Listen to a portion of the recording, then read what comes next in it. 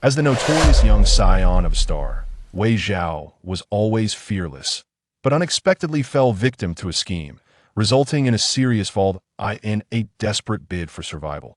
He was forced to awaken to the truth of the world, binding himself to the capricious villain Chu Yu, and began a life of humility and forced smiles. Amidst pouring rain, Wei Zhao looked at the bloodied Chu Yu, heart aching.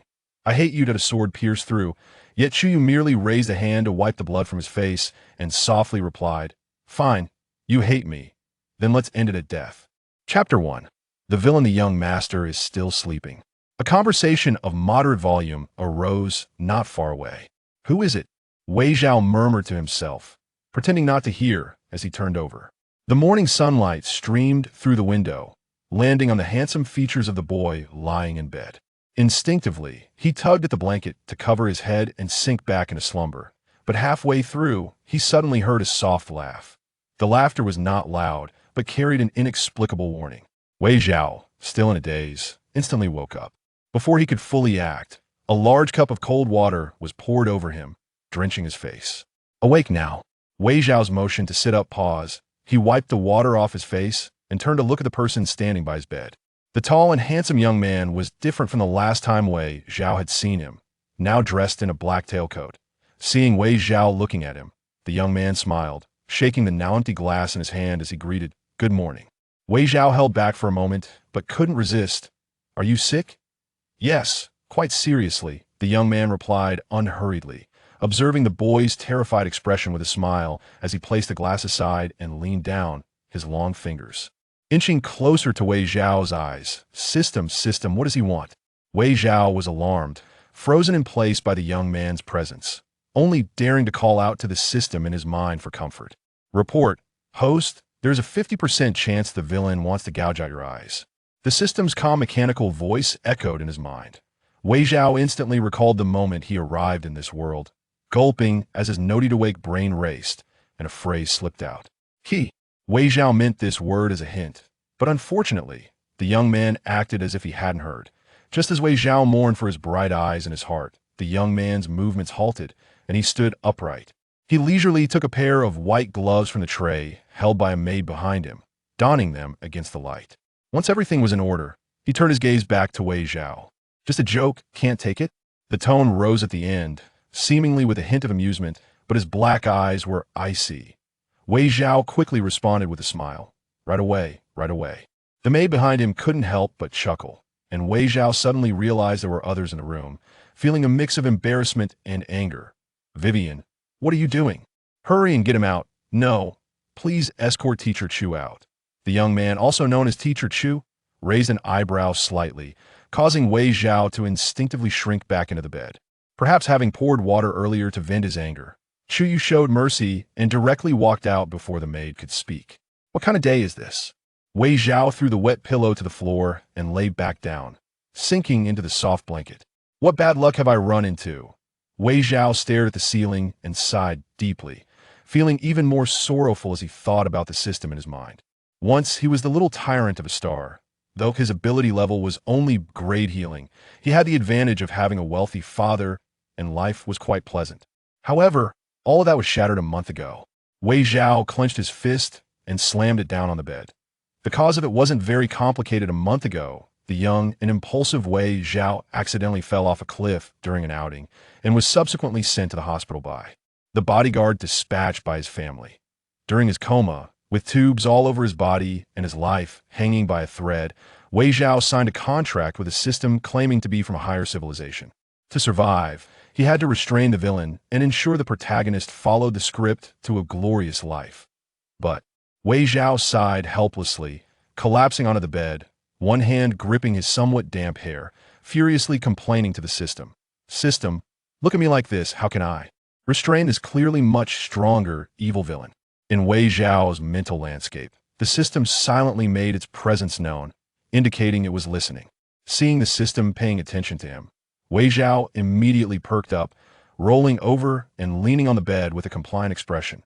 "Do you have any useful tools to help me protect myself?" When he was awakened by the system in the hospital, Wei Zhao had tremulously approached the imprisoned Chu Yu with the items given by the system.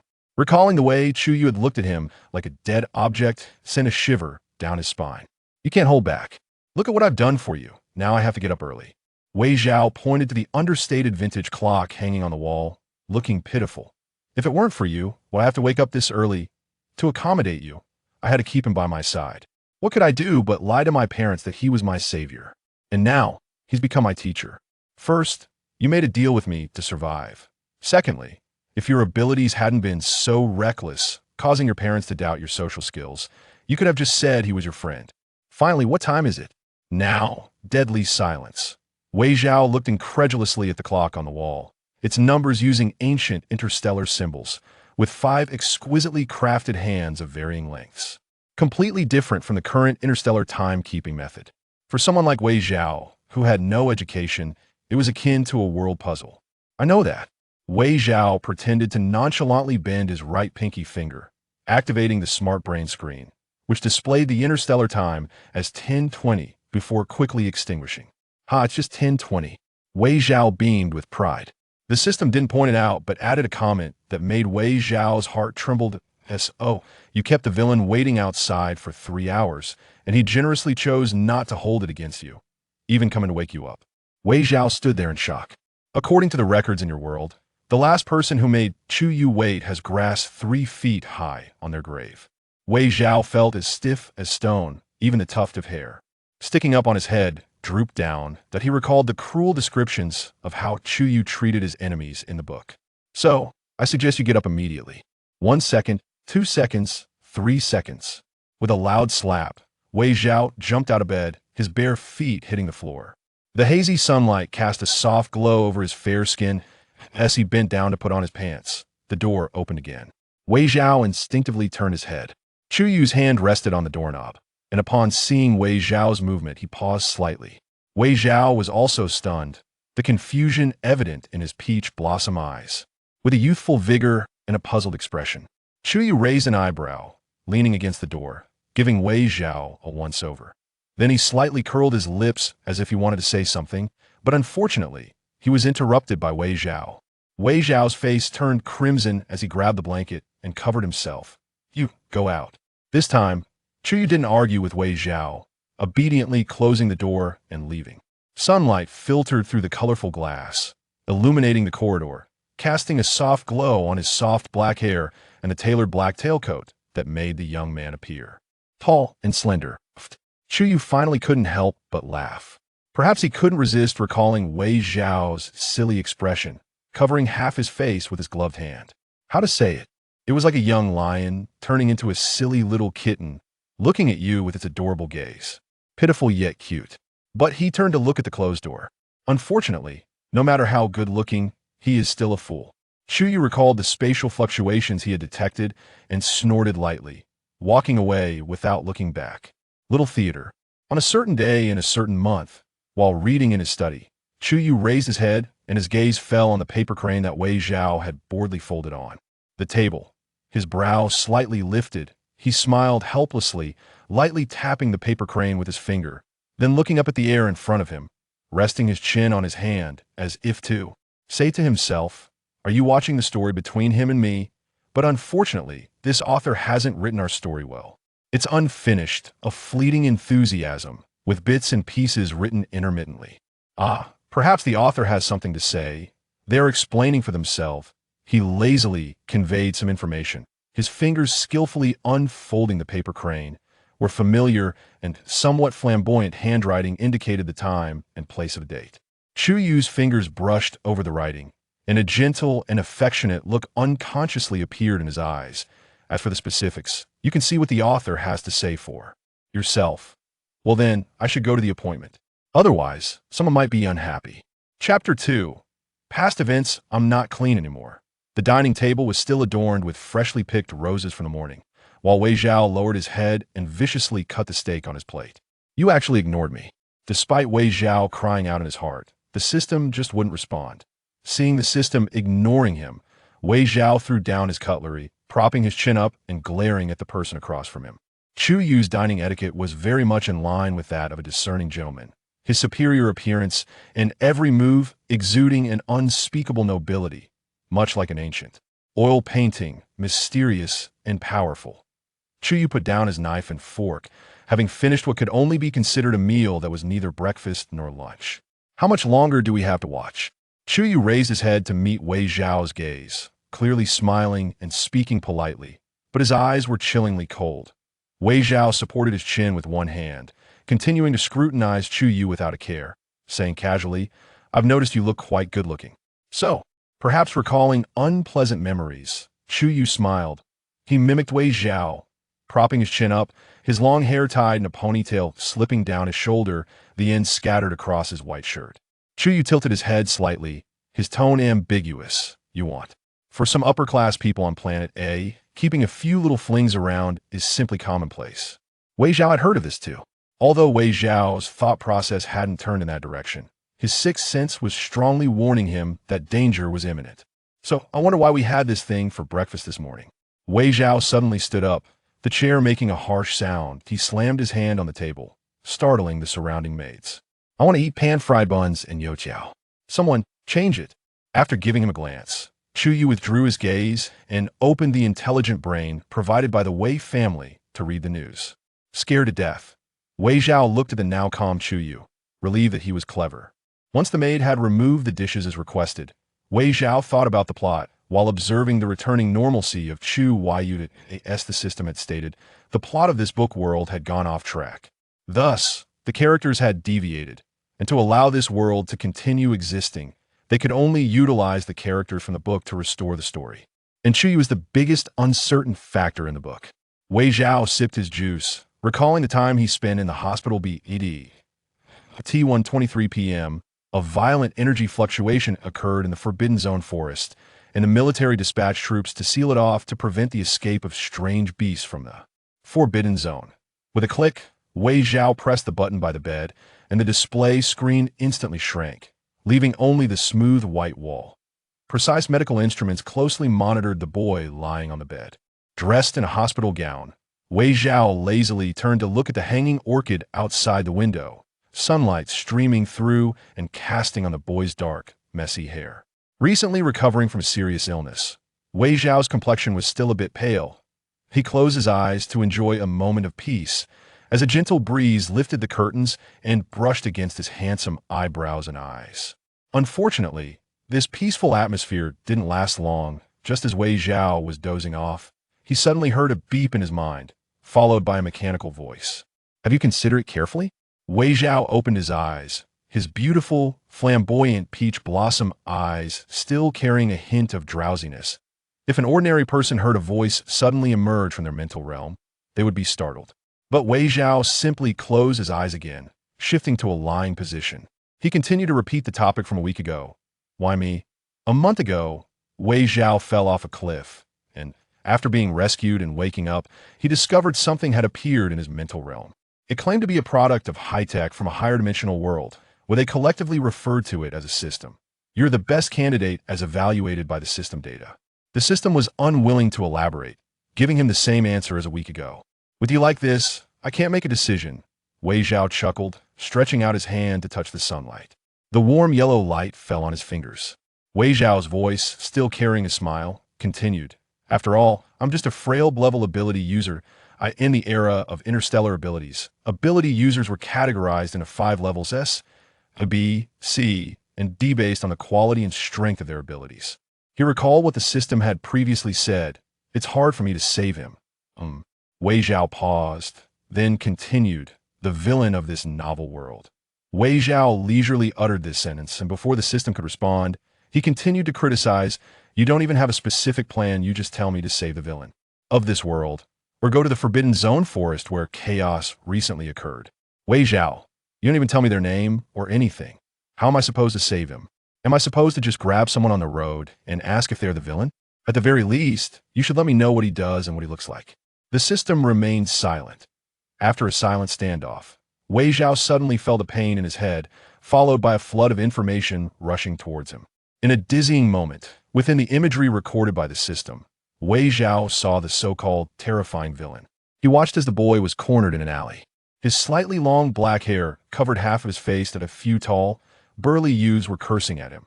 while the frail boy curled up in the corner, tightly clutching something in his hand. The curses were clamoring. The frail boy remained silent, stubbornly enduring. Damn, Wei Zhao cursed.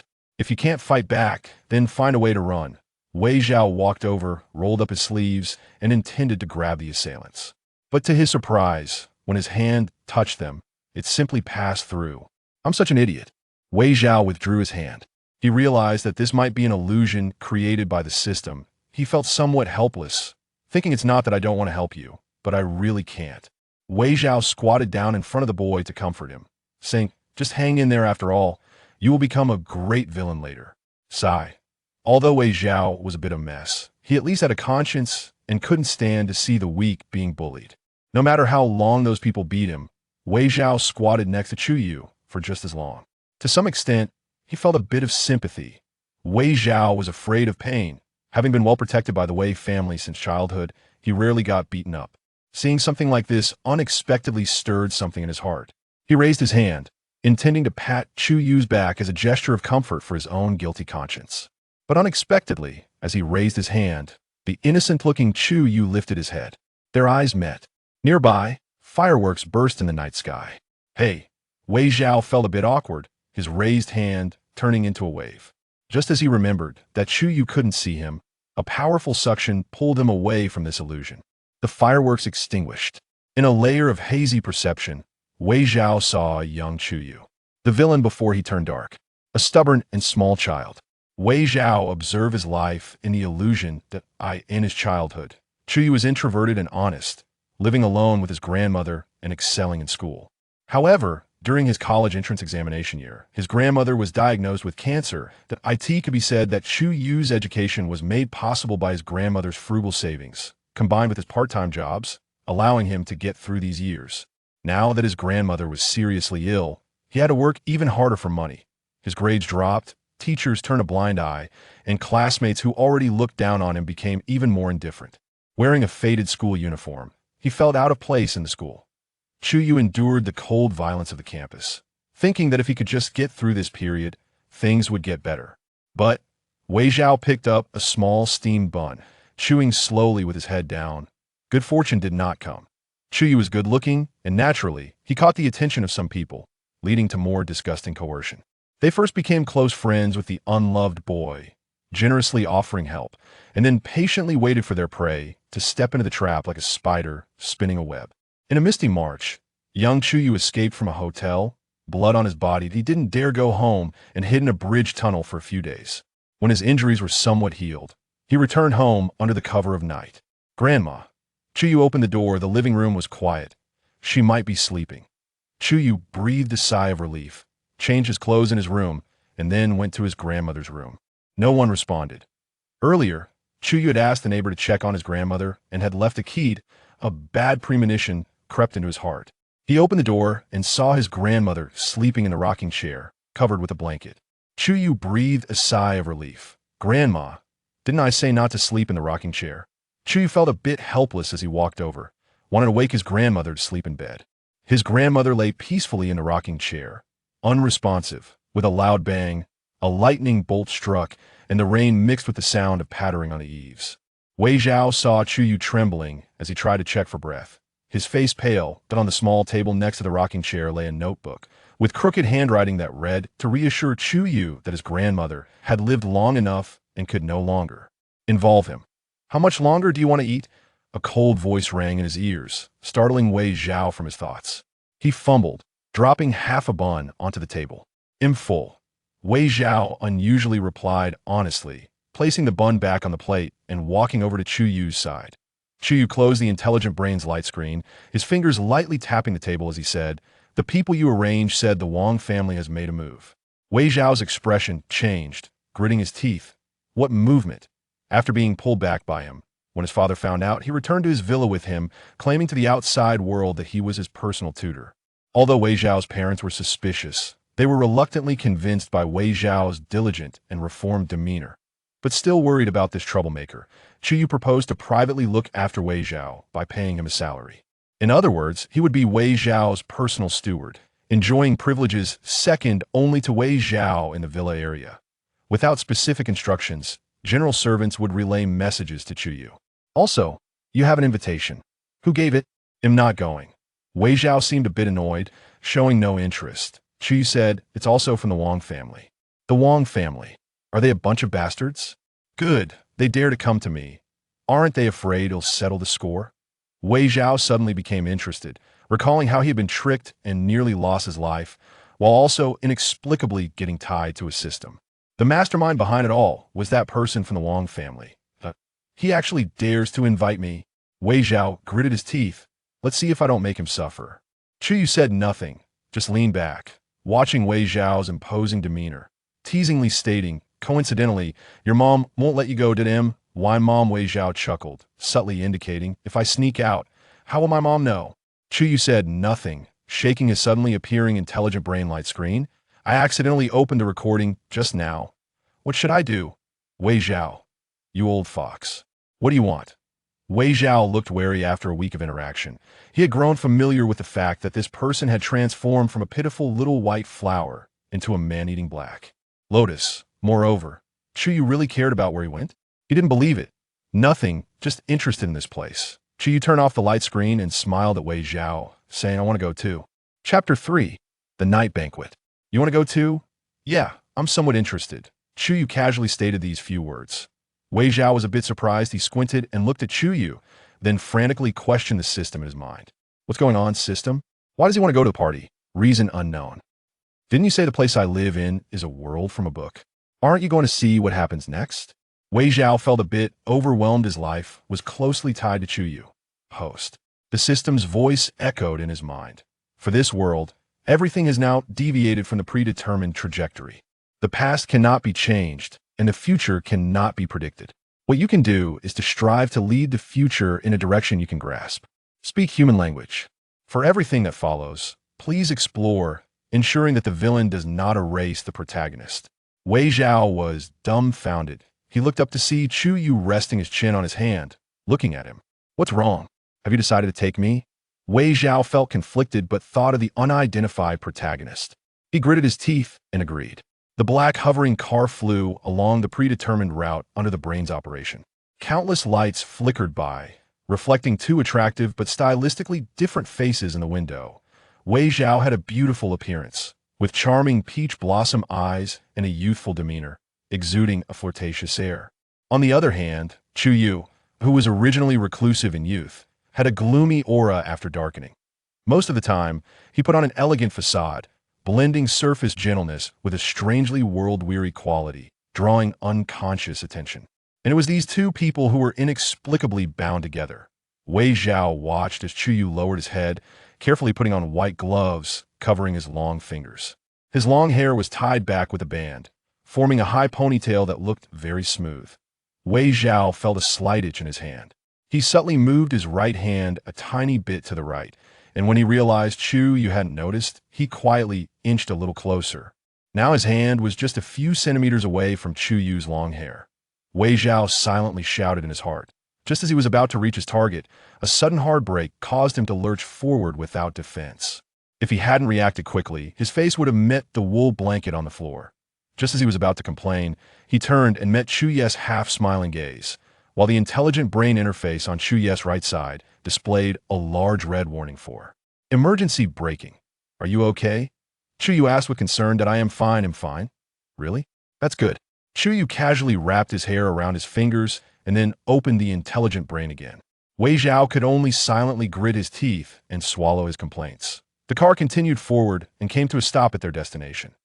The car door opened automatically, and after Wei Zhao got out and adjusted his cuffs, Chu Yu followed behind him, standing aside and coldly surveying the magnificent building. Let's go.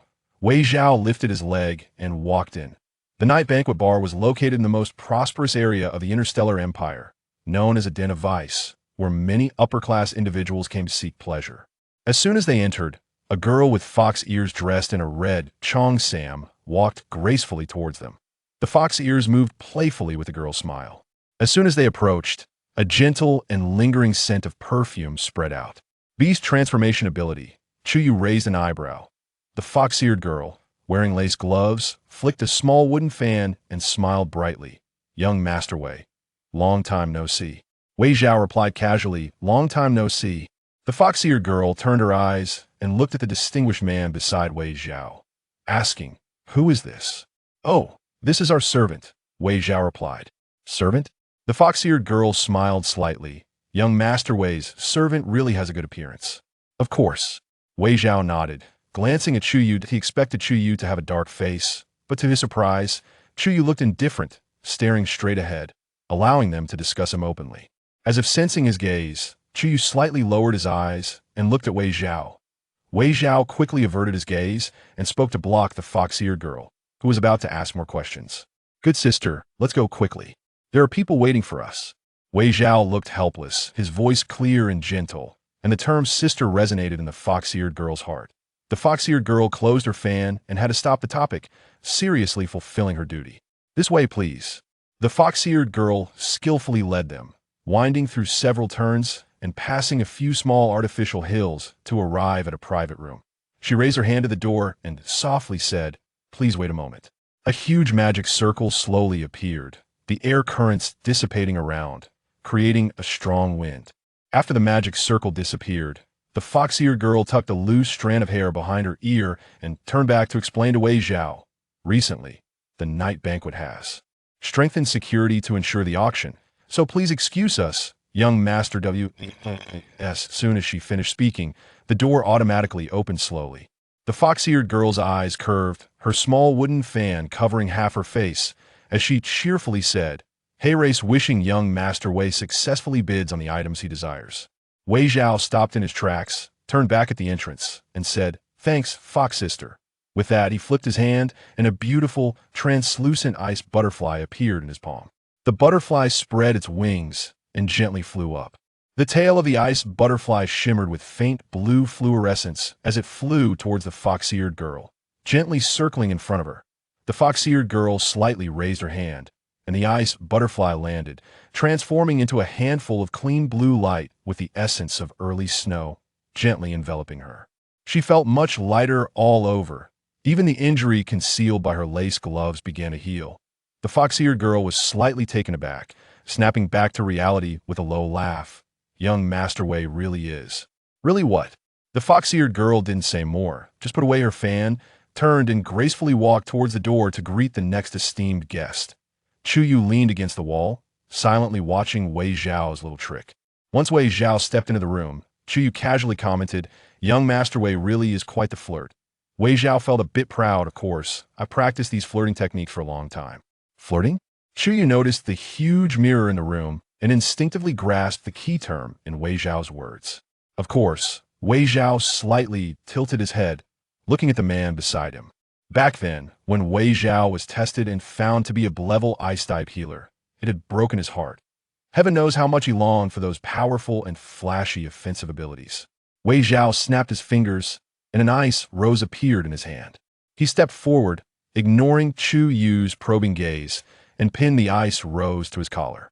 The red rose contrasted beautifully with the black suit. He looked up at Chu Yu, his affectionate peach blossom eyes narrowing slightly, and smiled, "This is for you."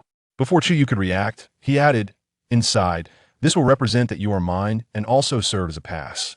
Vaguely saying this, without waiting for Chu Yu's response, Wei Zhao turned and walked away. The mirror, nearly the size of half a wall, was bordered with jewels, each gem under a forbidden spell. Wei Zhao walked directly towards the mirror. The moment he touched it, the mirror vanished, transforming into a silver-white hollow. In the next second, Wei Zhao disappeared into the private room. The mirror returned to normal, its smooth surface clearly reflecting Chu Yu still in the room. The warm yellow light cast on his profile as he lowered his head, delicately pinching the seemingly fragile ice rose with his gloved hand. The person in the mirror was leisurely examining the flower, his expression hard to read. He raised his head and walked over to the trash can. For him, it was just a small teleportation magic circle, easily done with a flick of his fingers. There was no need to rely on others. The rose hovered above the trash can, and at the moment it was about to fall, Chu Yu retracted his hand. For some reason, the image of that person with a smiling crescent-shaped eyebrow flashed through his mind. "Forget it," Chu Yu thought. He turned around and passed through the mirror.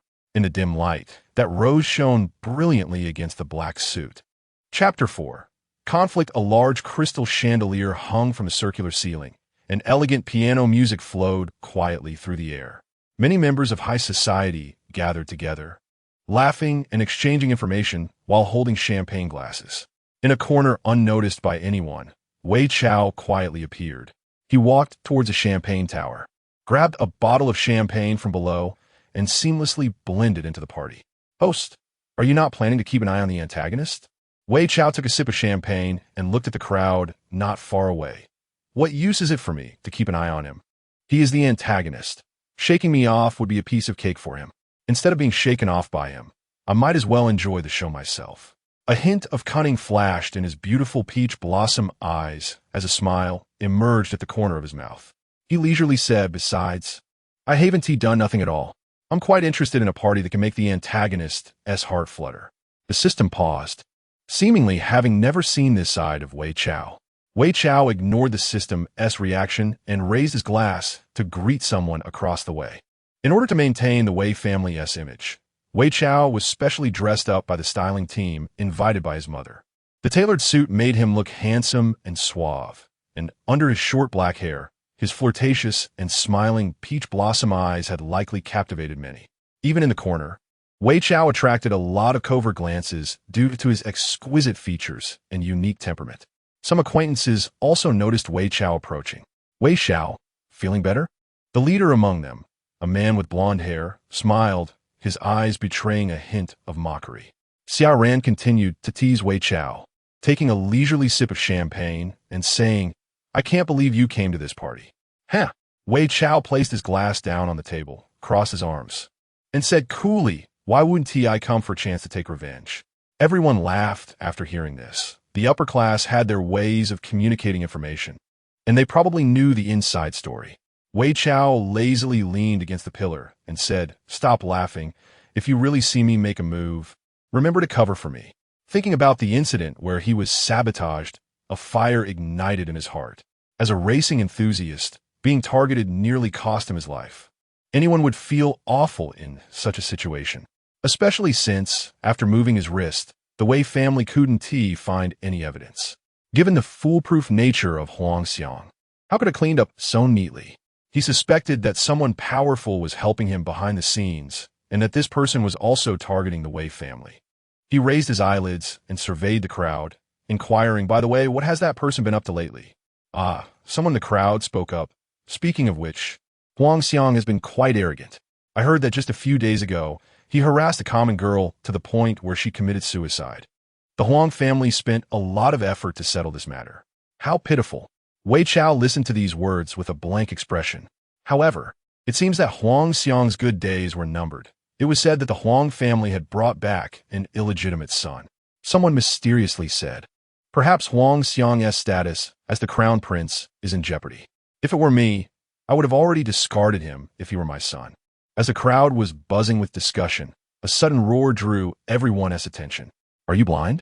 A man with a pale face stood by a dining table, and in front of him stood a service staff member with their head lowered, repeatedly apologizing.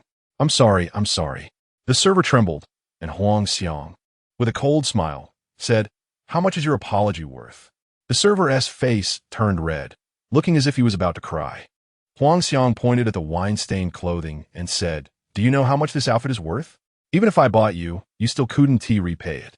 At this point, the server was truly scared to tears. He had come to earn some money. Who knew he would run into such a situation? Even if he went bankrupt, he still wouldn't be able to repay it. With a loud bang, the server knelt down, grasping Huang Xiang's pants leg with both hands, pleading, "Young Master Huang, please forgive me. I have elders above and children below."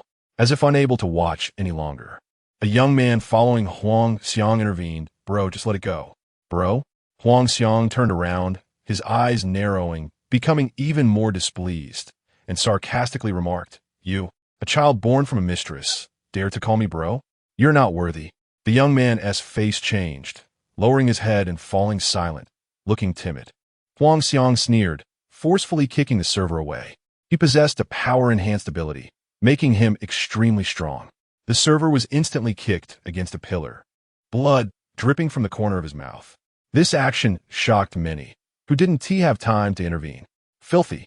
Huang Xiang looked at his pants. disgusted that they had been touched by someone of such low status. Calling over a woman, "Come with me to change." The woman he brought with her stepped forward, trembling, forcing a smile as she linked her arm with his. Huang Xiang had some special preferences when it came to women, and, combined with his immense strength, he changed women almost daily. They walked out under everyone's gaze. Huang Liang, the young man who stood behind Huang Xiang, walked up to the server and sighed, extending his right hand. A golden light enveloped the injured server, and the server's injuries slowly healed. His gentle voice rang out, "I apologize for my brother's behavior." Unexpectedly, this illegitimate son of the Huang family turned out to be a rare healer. Wei Chao's friends murmured beside him. It was well known that Huang Xiang was the only son of the Huang family. Now, with an older brother named Huang Liang appearing, the only one who could be following him to the party was the rumored illegitimate son that had been brought back. Huang Liang reached out his hand to help the server up, comforting him, "I will speak to my brother about this matter. You 1T have to compensate." "Just," Huang Liang said somewhat awkwardly, "my brother has a bad temper, so you might need to find a new job." The server didn't dare to quibble over a job that was now worthless. It was already good enough to save his life. He nodded, looking grateful, hurriedly thanking him and leaving the party. The people around were left with a good impression of Huang Liang due to this action. Many approached him to engage in conversation. This had earned him a good reputation. "This person is quite interesting. Let us go meet him." Wei Chao's friends also walked over, of course with some probing intentions. Indeed, they also noticed that Huang Liang had played a bit of a trick, subtly belittling Huang Xiang. But after all, he had saved someone, and the Huang family was powerful. It was unpredictable who would end up in charge. Wei Chao remained silent, refusing his friend's invitation to join them. He placed the champagne glass on the table and gazed in the direction the server had left, deep in thought. If he wasn't mistaken, it seemed like a black mark was exposed on the back of that person's neck. Wei Chao inexplicably felt it looked familiar, but he couldn't recall. Just as he was lost in thought, an ancient bell tolled. The lights in the venue dimmed. The auction was about to begin. A beam of light shone in the center of the banquet hall, and a crystal auction platform slowly rose from the ground. Accompanied by the soothing song of a merman's ability, a flower raccoon wearing a top hat jumped onto the stage. A small microphone directed towards the flower raccoon broadcasted its voice throughout the hall. "Ladies and gentlemen, the auction is about to begin. Please prepare your trading coins. This cat does not accept fish jerky as bribes." Chapter 5. A-Class Wanted Criminal Crow. A huge round ceremonial cannon suddenly erupted, and countless virtual ribbons flew in all directions. The vast banquet hall shattered in an instant, with tall walls and stone columns crushed by external forces. However, everyone remained unconcerned. When the wall pieces were about to fall and hit them, they suddenly floated in midair. A circular blue light appeared beneath the feet of the invited guests, and large, comfortable chairs appeared behind them. They sat down calmly, showing no fear of injury. Huang Liang relaxed his tightly clenched hands and sighed, imitating others as he sat on the chair that had appeared behind him. The moment he sat down, a protective shield enveloped him and carried him upwards. After adapting, he looked around without hiding his curiosity. Around him, various sizes of spheres floated at different heights. Moreover, Huang Liang noticed that even the sizes and materials of the chairs differed. He glanced at a person floating high above him, his eyes filled with intense envy and jealousy. One day, someday, he too would. Huang Liang quelled the surging desires within him. A raccoon wearing a top hat stretched out its limbs and scratched the little tie around its neck, saying, "This opening speech is a little surprise for everyone. Now, let us get started." The little raccoon jumped down, and as it touched the ground, its size gradually increased. The crowd looked on with anticipation, eager to see what this raccoon would look like. After all, ordinary people couldn't host a night auction. Even Wei Zhao curiously peeked in, as their smart-brain friend group buzzed with excitement, engaging in a no-prize guessing game. "Friend, look at its delicate appearance. I bet it's definitely a stunning beauty." "No way. Remember when we guessed that mimicking Fox was a guy? He was even more feminine than a girl. So I think this one is also a girl." The group chattered away, and Wei Zhao's mischievous side surfaced as he cheekily commented, "Who knows, it might actually be a big raccoon." The group unanimously replied, "Impossible.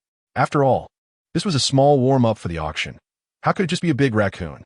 Under the expectant gazes of the crowd, the white light gradually faded. The black cloak was lifted by the wind, revealing a tall figure as the white mist dissipated. A life-sized raccoon appeared before everyone. "What are you all staring at?" The big raccoon spoke with a thick northeastern accent from ancient Earth, and upon realizing something was off, it cleared its throat. "Ahem. Hello, everyone. I am today's host. You can call me Big Raccoon." The curious crowd fell silent. "Ha!"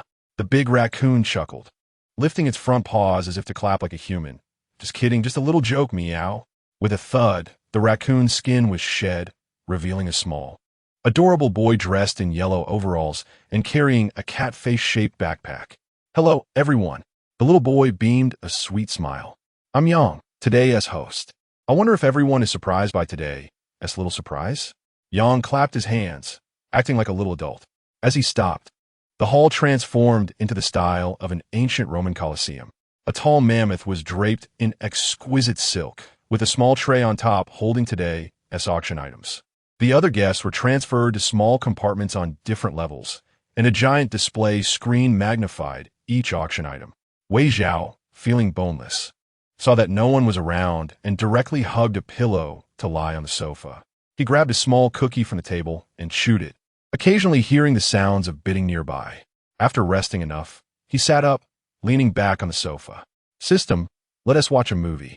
Wei Zhao chuckled lightly and snapped his fingers. A huge water mirror appeared in front of him. The surrounding lights dimmed, and Wei Zhao grabbed a bucket of popcorn, cradling it in his arms, and raised his chin. "Here, the good show you like is starting." The image began to shake slightly, and then a door appeared, footsteps echoing softly in the open corridor, finally stopping at a private room, 2303. Ding dong. The doorbell rang. Wei Zhao lightly swiped upward with his index finger, and a cold, handsome face appeared on the screen. The person slightly bowed his head, shadows slicing across his face. Indeterminate emotions were hidden in the darkness. The system was somewhat shocked, not for any other reason, but because this was the greatest villain, Chu Yu, a person even the system could not monitor. "How could you? No, you're not just a B-class healing type. How could you have this ability?" "Sure." Wei Zhao made a shushing gesture and whispered, "You have to be quiet while watching a movie, little system. What on earth is going on?" The system was a bit at a loss, causing it to subconsciously quiet down and follow Wei Zhao's rhythm. The scene continued. There seemed to be no response from inside the door. Chu Yu remained unbothered, continuing to ring the doorbell as if he were strolling in a garden. After 7 or 8 rings, a rustling sound came from inside. A slightly heavy dragging sound stopped at the door. Chu Yu stood straight, knocked on the door, and finally raised his hand to cover the peephole. Crow opened the door. There was no response from inside. Just as Chu Yu's patience was running out, the door opened. Chu Yu sneered and walked in. "You should be grateful you opened the door." Chu Yu moved his fingers, and the door closed automatically. The room was dim, heavy curtains blocking out the light. Not a single lamp was turned on. "I knew there would be a day like this." A somewhat manic and neurotic voice emerged from the corner. Chu Yu shifted his gaze, and the decorative candles on the table automatically lit up, faintly illuminating the speaker. Wei Zhao clicked his tongue, somewhat dissatisfied with the brightness. The person sat at the edge of the bed, a huge black cloak nearly covering him entirely. He lowered his head, his hands fidgeting restlessly. The words he spoke dripped with anxiety. I knew it. That place couldn't hold you. How'd you get out?" The hoarse voice suddenly sharpened. Chu Yu leaned against the table, arms crossed, coldly watching the person before him. Upon hearing the question, he merely moved his eyes slightly and smiled in return. "Guess." The person seemed pained by that smile. "You shouldn't be like this. You shouldn't What do you think I should be like?" "Chu Yu ziplit nonchalantly." The person stammered, seemingly wanting to express something. "I know I am guilty." But the person finally lifted his head. On his somber, melancholic face, those green eyes were filled with fear. Everything has its reason, that rainy night. Who would have thought that the A-class criminal Crow, wanted across the stars, would openly show his face on social media to provoke the interstellar police, now appearing so fearful? It seemed that the long psychological suggestion had given him some courage to look up at his friend before him. He slightly opened his mouth, just as he was about to continue speaking. Chu Yu straightened up, moved his wrist, and spoke, but his words were clearly not directed at Crow. next. It's not something you can see or hear. Crow was taken aback, not reacting in time, dumbfounded as he watched Chu Yu take a rose from his chest and then mercilessly crush it, letting the tiny fragments of ice crystals slip from his gloved hand. Chapter 6: The Truth of This World next. It's time to deal with my matters. Chu Yu took off his gloves and smiled at the crow sitting on the bed. A strong source of energy swelled at his fingertips, illuminating the terrified expression of the person on the bed.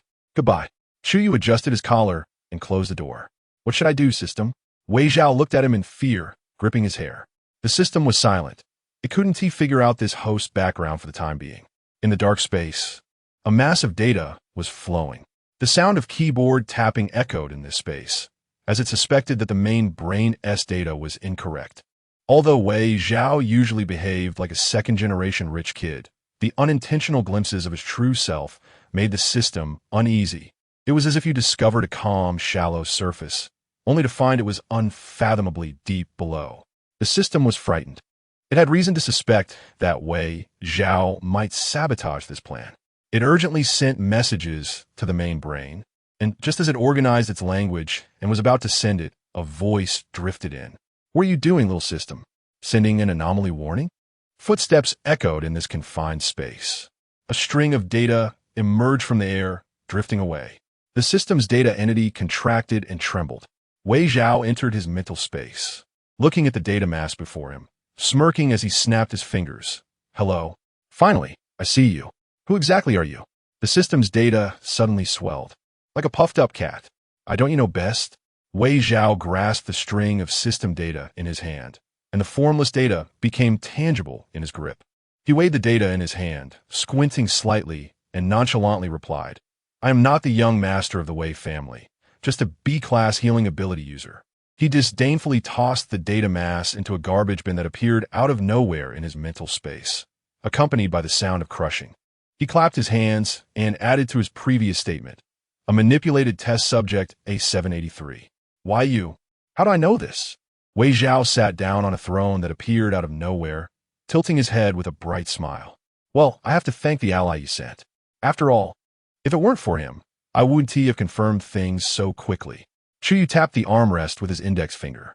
How should I put it? Wei Zhao recalled. It should be from the very beginning of my existence. No, to be precise, from the initial launch.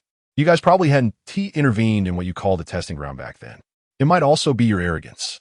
Do you know how many times I've seen repeated dialogues? The leaves that fall outside my window every day are just one, and the TV is always stuck on news reports. My parents, whose faces I can't see, are beside me. In this world, I am the only one awake. Wei Zhao's smile grew brighter. He saw the changes in this world, the establishment of high-rise buildings, and roads beginning to appear outside his once-empty home. The main star he couldn't leave began to become escapable. The summer of this second turned into a snowy winter the next. The names of passers-by were only A, B, C, D. He watched as the creator erased unqualified things and replaced them with satisfactory ones, constantly modifying. In this world, he was the only one out of place, the only one awake, and he was the only one who retained memories. Impossible. Wei Zhao covered his face. I think it's impossible too. I even suspect whether there's something wrong with my mind. So he began to seek death frantically, yet he couldn't die. His actions were misinterpreted as a passion for extreme sports. His unreasonable behavior was seen as a sign of incompetence.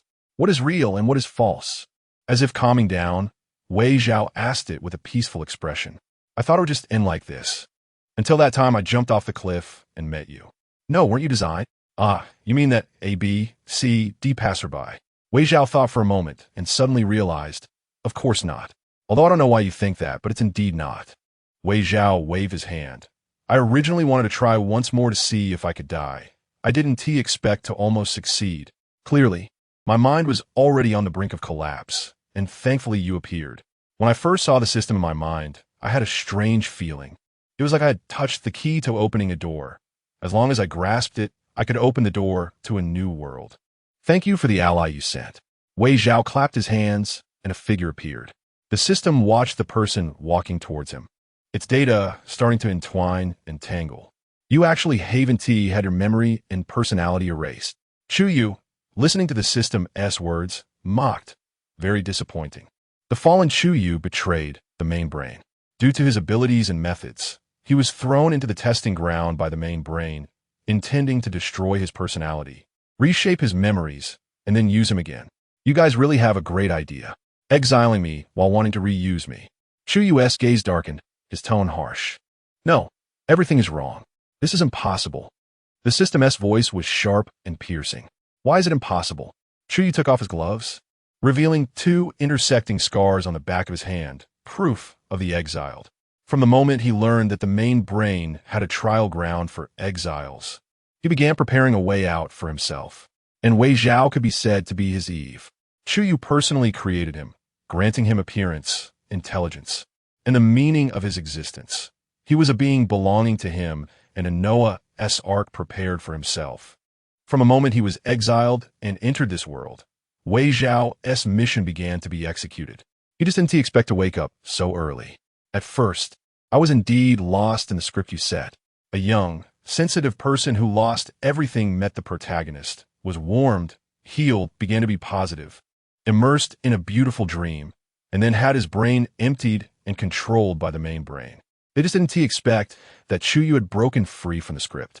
So they started sending the system to intervene externally, possessing what was originally a cannon fodder Wei Zhao. The Noah's ark began to activate. From the moment the system arranged for them to meet in memories, the plan began to proceed as Chu Yu envisioned. When Wei Zhao saw Chu Yu for the first time, he understood his mission. He had to perform well in this play with Chu Yu to deceive the main brain and take advantage of the situation. The fireworks at that moment were a signal, confirming that Chu Yu had received the instruction from Wei Zhao. Thus, everything proceeded in the dark. Chu Yu always wanted a quick resolution, placing part of his powers on Wei Zhao and the important supporting character, the crow, arranged in the first script. While the system monitored Chu Yu through Wei Zhao, they were also monitoring the main brain. Now that Chu Yu had regained his powers, everything was about to end. The script here no longer concerned them, and they no longer had to pretend to be puppets. After understanding everything, the system went mad. You will not succeed. The data on the system began to flow rapidly, blue data turning bright red. The air became extremely hot and hard to move. It wanted to self-destruct and destroy everything. Chu Yu said nonchalantly. He flicked his fingers, and the data that was about to explode stopped immediately.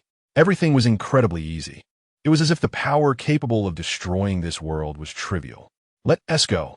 He turned to look at the boy sitting on the throne, saying casually, I'll take you to see the real world. Chapter 7 Train Encounter. Dear passengers, the ticket inspection for train 4573 heading from Weiji to Shuyang is about to begin. Passengers taking train 4573, please organize your luggage and prepare for ticket inspection at the gate. The location is set in Weiji, a backward and impoverished city, filled with the poor, including homeless individuals, fugitives, and scammers, a mix of all sorts. It is referred to as a forgotten dump. Most people here cannot leave, as everything is dominated by the mainframe, and due to extreme poverty, information technology is not widespread, limiting the mainframe's control. This place has become a favorite transit point for many. Wei Chao changed out of his custom suit and put on a simple short-sleeved shirt, topped off with a black baseball cap. Unlike the environment of the trial ground, there was no advanced technology here. Wei Chao lowered his head, took out his ID, and scanned it to open the gate and walked in. A green train approached from the distance, clattering along, slowing down, and finally stopping. Wei Chao joined the crowd and boarded the train. He looked at the ticket in his hand and found his seat, which was in the aisle. Next to him sat a middle-aged man, hunched over, with a heavy white plastic bag at his feet. Wei Chao glanced at it and then withdrew his gaze, sitting down to rest his eyes, leaving it already consumed too much energy. Wei Chao closed his eyes and was unwilling to speak. Across from him sat two people, a man in a black suit and a woman dressed provocatively. The girl leaned against the man's shoulder, occasionally whispering sweet nothings. Their voices gradually became louder as they began to play and tease each other. The woman's foot accidentally kicked the bag, which was hard, causing her to yelp out loud. What is this? The woman was spoiled and couldn't tolerate even the slightest pain. Looking at her swollen ankle, she couldn't help but voice her discomfort. The middle-aged man immediately became nervous, trying to right the knocked-over bag, and in that moment of bending down, the woman caught a glimpse of what was inside. She nudged the man in the suit, raised her eyebrows toward that direction, and leaned in a whisper, "There seems to be something good in there." The suited man slightly moved, but said nothing. The train passed through a tunnel. Wei Chao's eyelashes fluttered slightly as various dialects intertwined on the train and at mealtime. The smells of different foods mixed together. He uncomfortably opened his eyes, stood up, and walked toward the dining car following his memory of the direction. His powers had been exhausted in the trial ground, and having come out, he was nearly drained. At this moment, he appeared very weak. The dim light cast on his profile made him look fragile, like delicate glass. With a cold expression, he walked through the carriage. At the dining car, he ordered a regular box meal. The attendant picked up a box meal from the cart and asked, "Cash or Alipay?" "Cash," Wei Chao replied coolly, as he took out a 100 yuan bill to hand to the attendant. Just as he was about to take the meal, a long and powerful hand reached over his shoulder to take the box. "Excuse me, can I have another one?"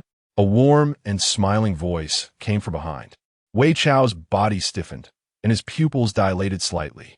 The train roared its horn and moved forward under the twilight sky. Chu Yu had his left hand on Wei Chao's shoulder, and with his right hand, he held the metal box meal. Enjoying the shocked and puzzled look on Wei Chao's face, he raised an eyebrow playfully and smiled wider. "Yes, this gentleman will pay." The attendant looked at the scene, a bit uncertain, glancing at Wei Chao, hoping he would say something. Wei Chao frowned, feeling the increasing weight on his shoulder, and ultimately compromised, saying, "Okay, I'll have another one." The attendant had no choice but to get another meal and handed the change and the box over. Wei Chao didn't take it, elbowing backward. Feeling a muffled grunt from above, his mood slightly improving, he gestured, "Go ahead." Chu Yu said nothing, walked around him, took the box meal, and stood in front of him with a half smile. Wei Chao lowered his head, adjusted his cap, avoiding his gaze as he walked to the dining table and found a spot to sit. The train environment was not great. The table was messy and had some grease on it. Sitting opposite each other, their legs inevitably brushed against each other. Wei Chao took a box meal and was about to eat when Chu Yu spoke up. Aren't you going to say anything?" Wei Chao was taken aback.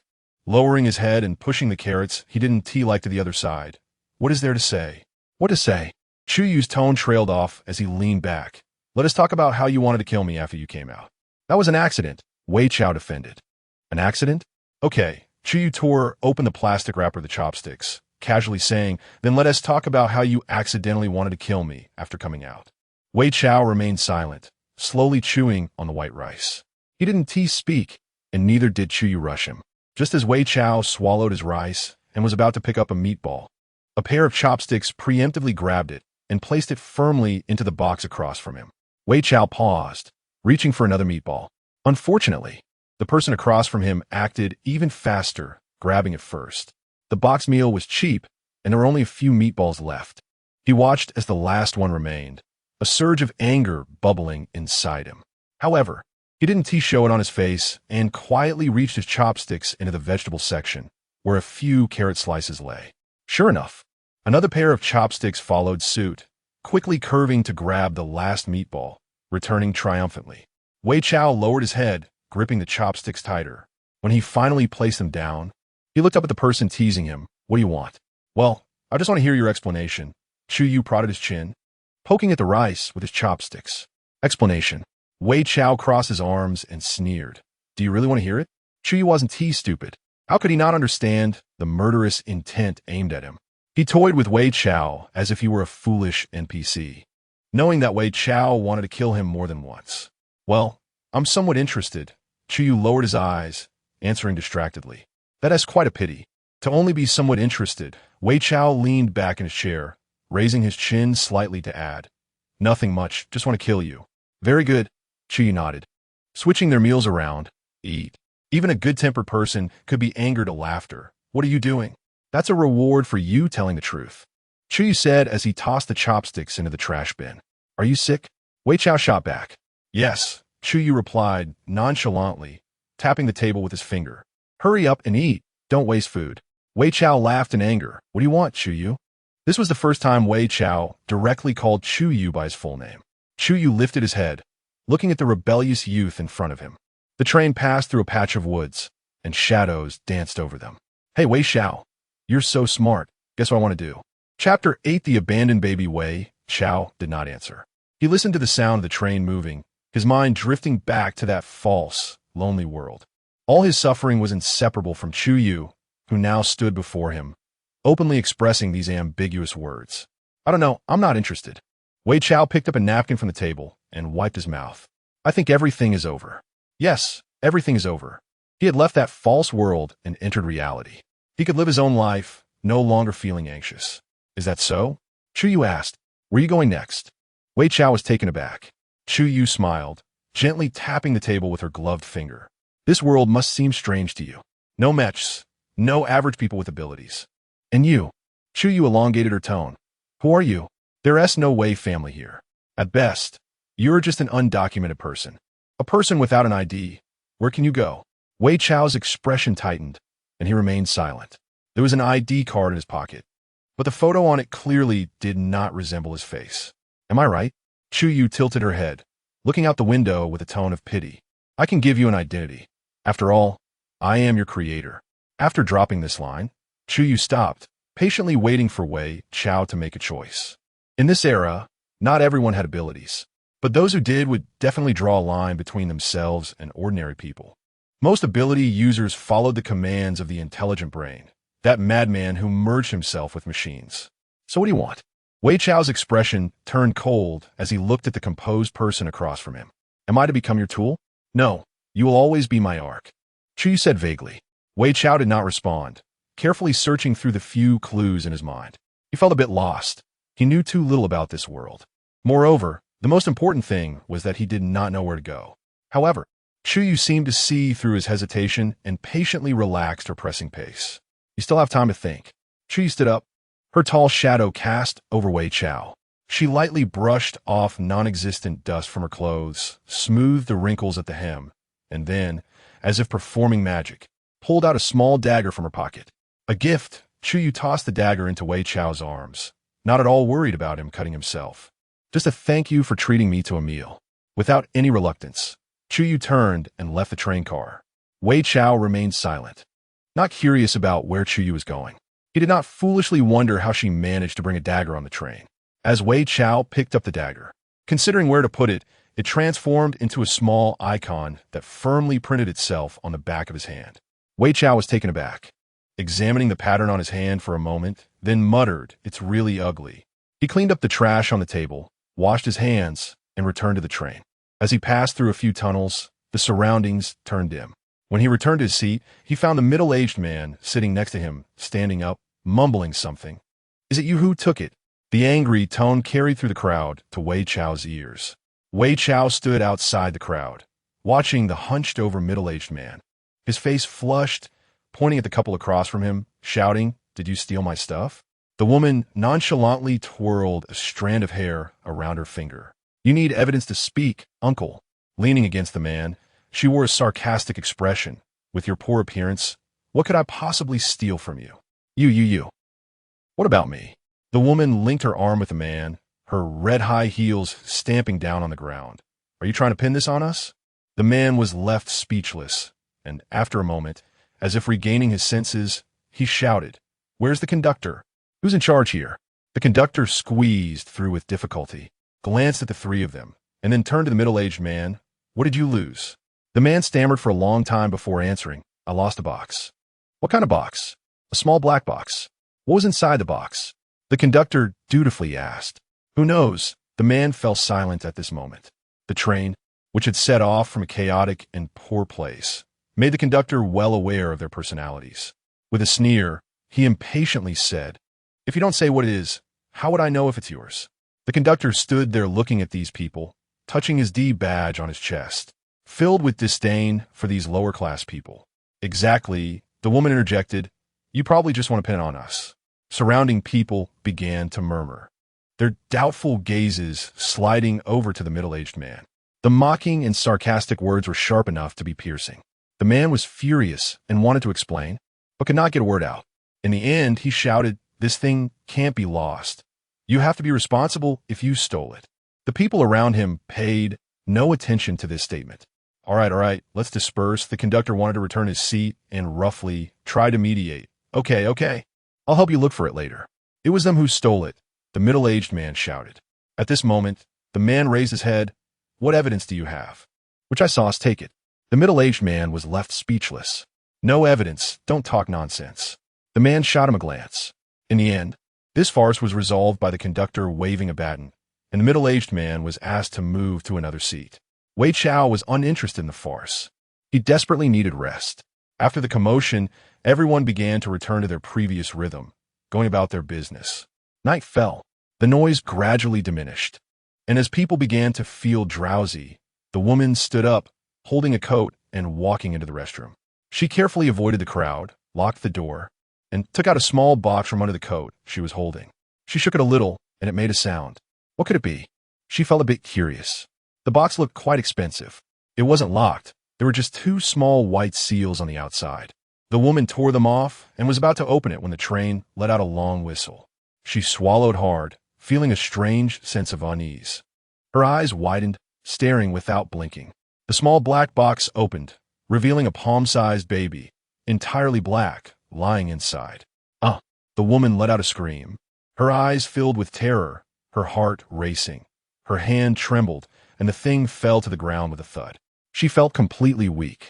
The restroom's light flickered, and a chilling aura emanated from the object. Thud thud. Chapter 9. The supernatural train in the quiet space. The sound of knocking accompanied by the heartbeat reverberated. Like an animal sensing danger, the woman, despite her trembling legs, lunged at the door and forcefully pressed down on the doorknob. But the lock did not budge at all. Faint sounds came from behind her. The woman turned in terror, her hair disheveled around her face. The dead baby that had fallen to the ground stretched its dark, withered body under her gaze. At that moment, fear reached its peak. What was happening? The person inside hadn't come out yet. Someone outside was impatiently mumbling. The woman suddenly snapped awake, pounding on the door with all her might, trying to make a sound to alert the person outside. But hearing the footsteps grow fainter, she realized her efforts were in vain. A sharp cry of a baby pierced through the frozen atmosphere. The wrinkled baby was fully awake now, its bloodshot eyes staring at the living flesh before it, crawling on all fours. After a scream, only the sound of a dripping old faucet remained, echoing with the drops of leaking water. The pale light illuminated the floor covered in bright red blood. An uncomfortable crunching sound began to resonate in the narrow bathroom. Black leather shoes stepped into the stall. "Baby, are you full now?" A middle-aged man opened the bathroom door, his face displaying a strange mix of tenderness and madness. He was unfazed by the bloody scene before him, watching the monstrous creature with bloodied fangs as if admiring the greatest masterpiece in the world. "Let me think. Who else is there?" The man stepped over the blood on the ground, squatted down, and, ignoring the struggles of the monster beneath him, patted the dead baby's withered head like one would a dog. He recalled the looks and scrutiny of those people at noon, and an uncontrollable rage surged within him. So be it, he thought, patting the baby's head, a sinister light flashing in his eyes. "Baby, let me treat you to a little extra." He pulled out a yellow talisman from his pants, the writing on it blurred and looking like a child's doodle at first glance. Such a pity. Huang Xie stroked the thin yellow talisman, feeling a pang in his heart, recalling the hefty price he paid for it in the black market. But it didn't matter. He looked at the struggling beast beneath him, a proud smile creeping onto his face. As long as he refined this thing and obtained the association's pass, he could have everything, money and beautiful women. His eyes widened, his breath slightly chaotic, as if everything was right before him. Now, he just needed to make this thing, neither human nor ghost, obedient. He coldly changed his expression, his tone strange, his heavy and honest voice lowered to a gentle, affectionate whisper, like a young mother soothing her child to sleep. The mirror reflected this bizarre scene, the dull middle-aged man fervently staring at the monster he had created. "Baby, you have to listen to mommy, right?"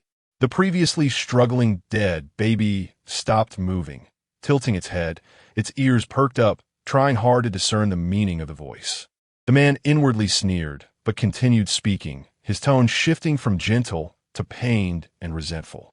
"Baby, mommy has been bullied. Will you help mommy take revenge?" A big man calling himself mommy. The dead baby, clearly not of normal intelligence, made an angry, gurgling sound from its throat, expressing its sympathy for its mother. Good child. He pulled out a square cloth from his pocket, opening it to reveal a bloody finger. Good child, he murmured, tossing the finger in front of the dead baby. When Wei Zhao woke up, he found himself alone across from the empty seat on the train. He rubbed his sleepy eyes and yawned. When he was about to check the time, he realized something was off. Something was very wrong. Wei Zhao instantly sobered up, his eyes clear. The people around him were sleeping too soundly. It was so quiet that one could hear a pin drop. Especially, Wei Zhao touched the wall, a layer of invisible membrane isolating the entire carriage. The space was sealed off. Wei Zhao furrowed his brow, and before he could think deeply, footsteps came from the other end of the carriage. He immediately lay back down, shut his eyes, and discreetly lowered his hat brim. In his limited line of sight, he saw a middle-aged man striding in aggressively, followed by a strange dead baby. Huang Xie looked at the sleeping people with satisfaction, thinking about how these people had looked down on him today, and now they could only become food for the dead baby, unable to suppress a laugh. Wei Zhao silently summoned the dagger given to him by Chu Yu, gripping it tightly. Where to start? Huang Xie smirked, unable to contain his laughter. He looked around, finally fixing his gaze on Wei Zhao. Let's start with you. You, sitting beside me. Huang Xie patted the dead baby's head and said, Baby, let's start with him. The baby crawled toward Wei Zhao, its limbs on the ground. It seemed it couldn't wait. Wei Zhao quickly raised his hat, and as the dead baby sensed something was off and lunged at him to bite a piece of flesh, he swung the dagger in his right hand. Black blood splattering everywhere. The dead baby was knocked to the ground, the sharp dagger sliding painfully against it. The middle-aged man watched this scene in disbelief, questioning Wei Zhao. Who are you? An ordinary person. Wei Zhao coldly stared at the two disgusting beings before him, snapping his left fingers, a crystal-clear diamond ice cone floating above his fingertip. Just a little bit of special ability. After uttering these words, the ice cone shot toward them, instantly splitting in mid-air into a flurry of ice cones, raining down upon them. Damn it! The middle-aged man hurriedly threw a bead, which landed and formed a wall, encasing him safely to avoid the attack. The still-developing dead baby was heavily injured from the unavoidable attack, barely clinging to life. Seeing his creation ruined, the middle-aged man's anger surged uncontrollably. His eyes were filled with rage, muttering something under his breath. With the blessing of the spell, the dead baby instantly expanded, its head hitting the ceiling of the carriage. Angrily shouting at Wei Zhao. Overreaching. The middle-aged man wiped the blood trickling from the corner of his mouth. This time you won, TB, so lucky. Oh really? Wei Zhao looked up at the enormous, grotesque figure. Although he looked disdainful, he was secretly taken aback. His little bit of regained ability was already depleted. The enlarged dead baby swung its fist at Wei Zhao, who dodged it with a sideways roll. The middle-aged man saw his bravado and sneered in disdain. How can you bully a little child? A lazy, weary voice responded.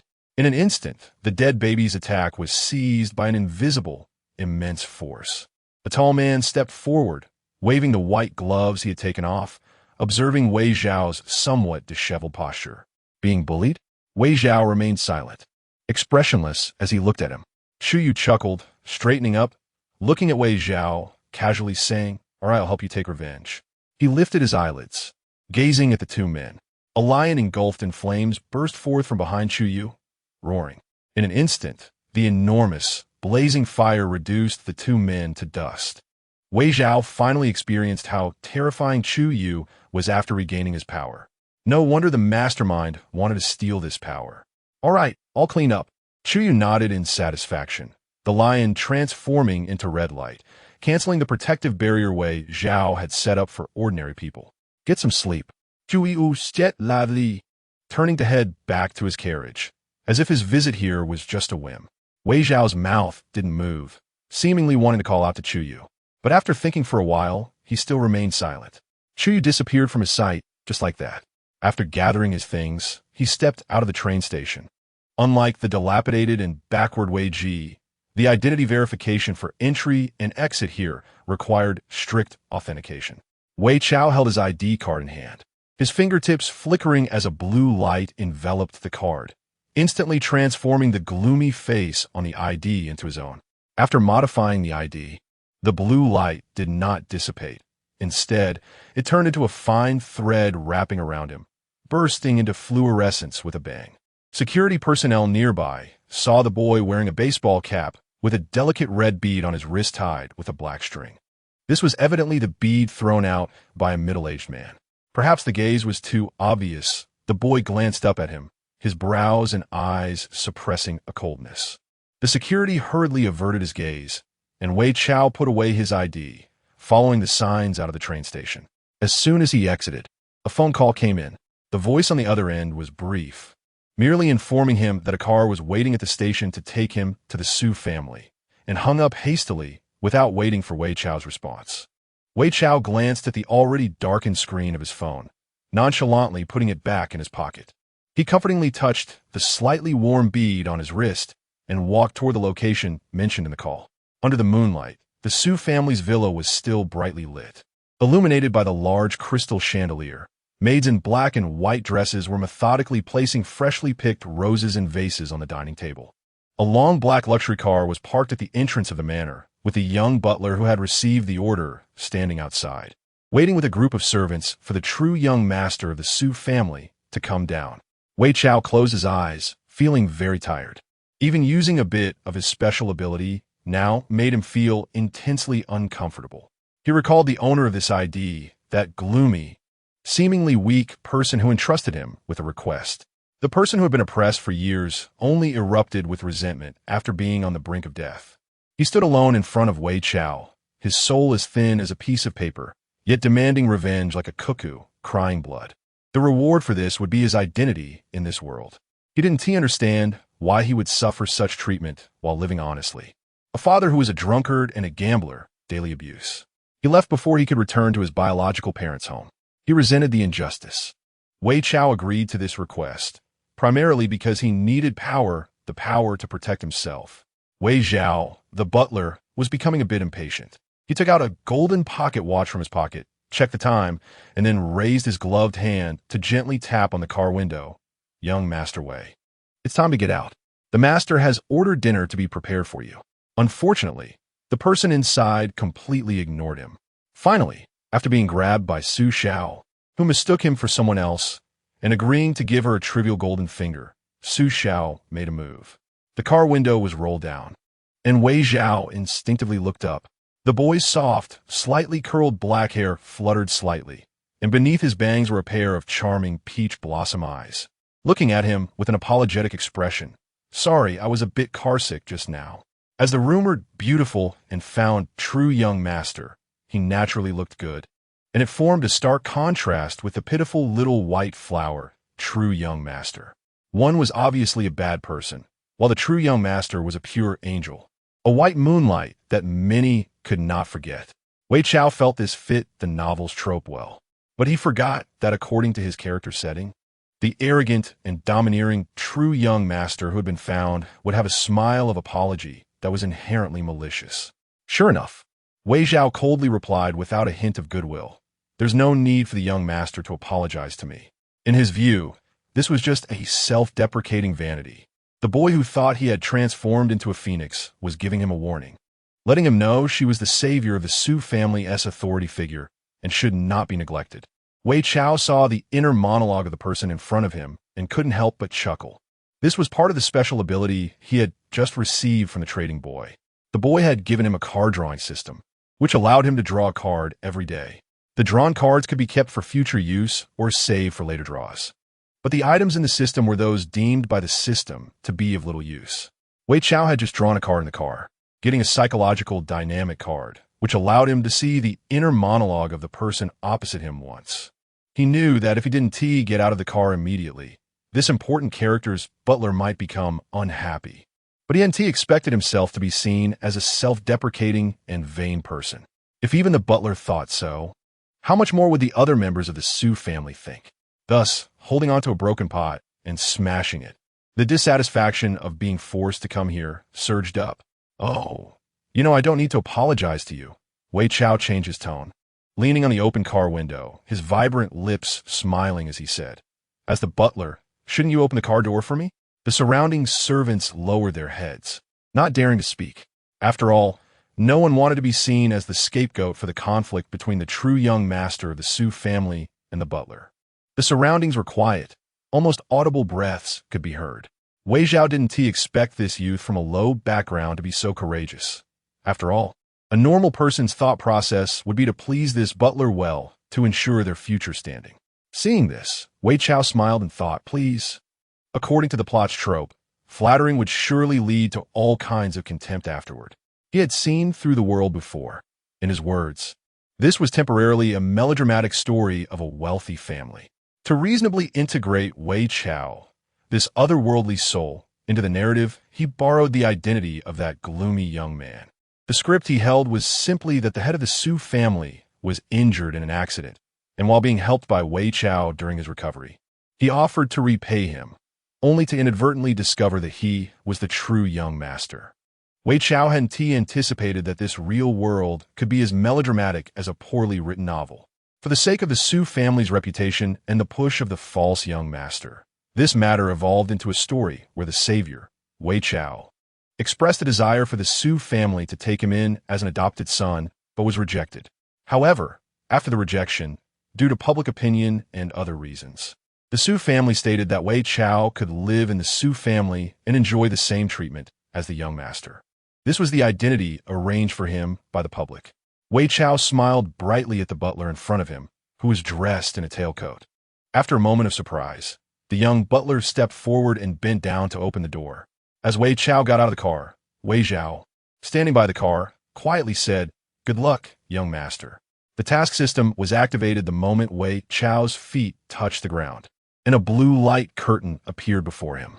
Wei Chao stopped in his tracks and quietly replied, "Of course, my family's butler." After saying that, he stepped forward, his black hair gently swaying. Next to the golden hollow wrought iron gate, several white custom-made cars were parked, with a servant in a black suit opening the door and bowing to invite Su Xiao inside. The scheming butler took off his monocle and placed it in his pocket. "Young master, because the courtyard is too far from the main residence. Young Master Su Bai is worried that the servants will have inconvenience, so he suggested using a car for transportation. Young Master Su is truly kind-hearted." Then he shifted his tone. The eldest young master, upon hearing this, directly took out his car to have the young master customize a batch of cars, all bearing the initials of young Master Su Bai. In this way, it seemed that young Master Su Bai was truly diligent in calling for help. It appeared that this way Butler wanted to secretly stoke the flames, trying to provoke his jealousy. After all, Su Bai, young Master Su, was the acknowledged true young master of the Su family. Unlike him, he could only obtain everything in the capacity of guest. In this world, the status of the Su family can instill fear in others. Wei Zhao smiled slightly and said, "I will thank my good little brother, whom I've never met." Once in the car, Wei Zhao leaned back in his seat and activated the light screen. The others couldn't see this screen. To them, Su Xiao was just dazing off in his seat. Wei Zhao looked at the screen, which displayed Task 1, revealing the secrets of the wealthy. There was also a progress bar below it. Task: the host is required to complete the exploration of the wealthy plot in the role of the antagonist. Life-threatening situations have been detected during the host period. Save mode has been activated. Life-threatening? Save mode? Wei Zhao was a bit stunned, and before he could think further, a series of beeping sounds suddenly rang out. Before he could react, a loud explosion occurred, and everything went black for Wei Zhao. It really hurt. That was Wei Zhao's last thought. In the main residence, Su Yao stood by the European-style window, watching the brilliant flames caused by the bomb not far away. The breeze lifted his slightly wavy golden hair, and he smiled sickly while holding a somewhat worn rabbit toy. "Hey, do you think this way? Brother won't have to worry about being sent away." The rabbit toy was pieced together from scraps of different colors, its smiling lips stitched together in a crooked manner. He tapped the window sill, thinking about how Su Bai would cry pitifully in a corner when he learned that his status might be threatened, and how he would only dare to tug at the hem of his clothes, looking wronged and not wanting him to tell their father. It was truly heartbreaking, brother. Su Yao pinched the rabbit toy's ear and smiled. "Since brother is so sad, then that person should just die. He released his hand and stepped away from the window. A remote control lay on the red carpet. A soft lullaby began to play in the dark room. How insidious to plant a bomb in the car. Wei Zhao stood in front of the white car, slightly dazed, still thinking about the last moment before his death. Time had returned to the moment he got into the car. Wei Zhao stood in front of the car, his face pale and his body trembling. Death, especially a painful death. At that moment, Wei Zhao experienced a deep-seated fear of death. As an ordinary person in a normal world, no matter how much courage he had, he couldn't remain indifferent to the impending explosion. If it weren't for the long-term depletion of his abilities leaving him weak, how could he possibly be so powerless to resist? Wei Zhao saw the boy who had just been demonstrating suddenly weaken and nearly collapse. He felt quite confused. "Young Master Wei, are you all right?" Wei Zhao asked in puzzlement. Wei Zhao wanted to respond, but found he couldn't make a sound. "Wei Zhao." The gloomy boy's voice appeared in his mind. Then the world went dark, and Su Xiao stood alone here, emitting a faint white light. A blue figure with an indistinct face appeared, hovering in the air. Su Yu didn't know how to comfort him, and could only worry silently. Perhaps giving up revenge was the best choice. He shouldn't involve others. But neither of them could choose that. The feeling of helplessness and unwillingness.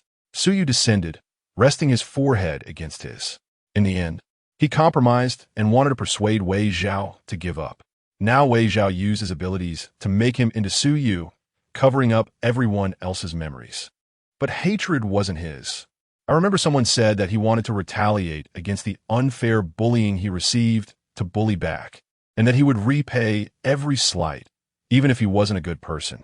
After that, the space fell silent. It was unclear how long had passed when Wei Zhao's fingers moved. Wei Zhao, his hoarse voice rang out, "We'll take revenge tooth for tooth, eye for eye. Not just for you, but for myself too." Chapter 10. The Su family. Upon hearing his response, Su Yu's body trembled. Wei Zhao slowly crouched down, then used his right hand to support himself as he lay back, his mind emptying, trying to drive away the painful memories of death. It had been a long time since he had experienced this feeling of being on the brink of death. His competitiveness, his unwillingness to accept defeat, and his anger all clamored for revenge. He had never been a good person. As long as he could live well, he did not mind adhering to the constraints of reality. But the rules were different now. Wei Zhao closed his eyes, thinking about the limited information Su Yu had given him. In Su Yu's psychic predictions, he was essentially a self-important villain here. And according to the rules, he would be punished by the fake young master in the name of justice and then die. What was he? He was a supporting character in the predictions, tormented by others out of jealousy for the true young master, leading to his demise. How could he survive?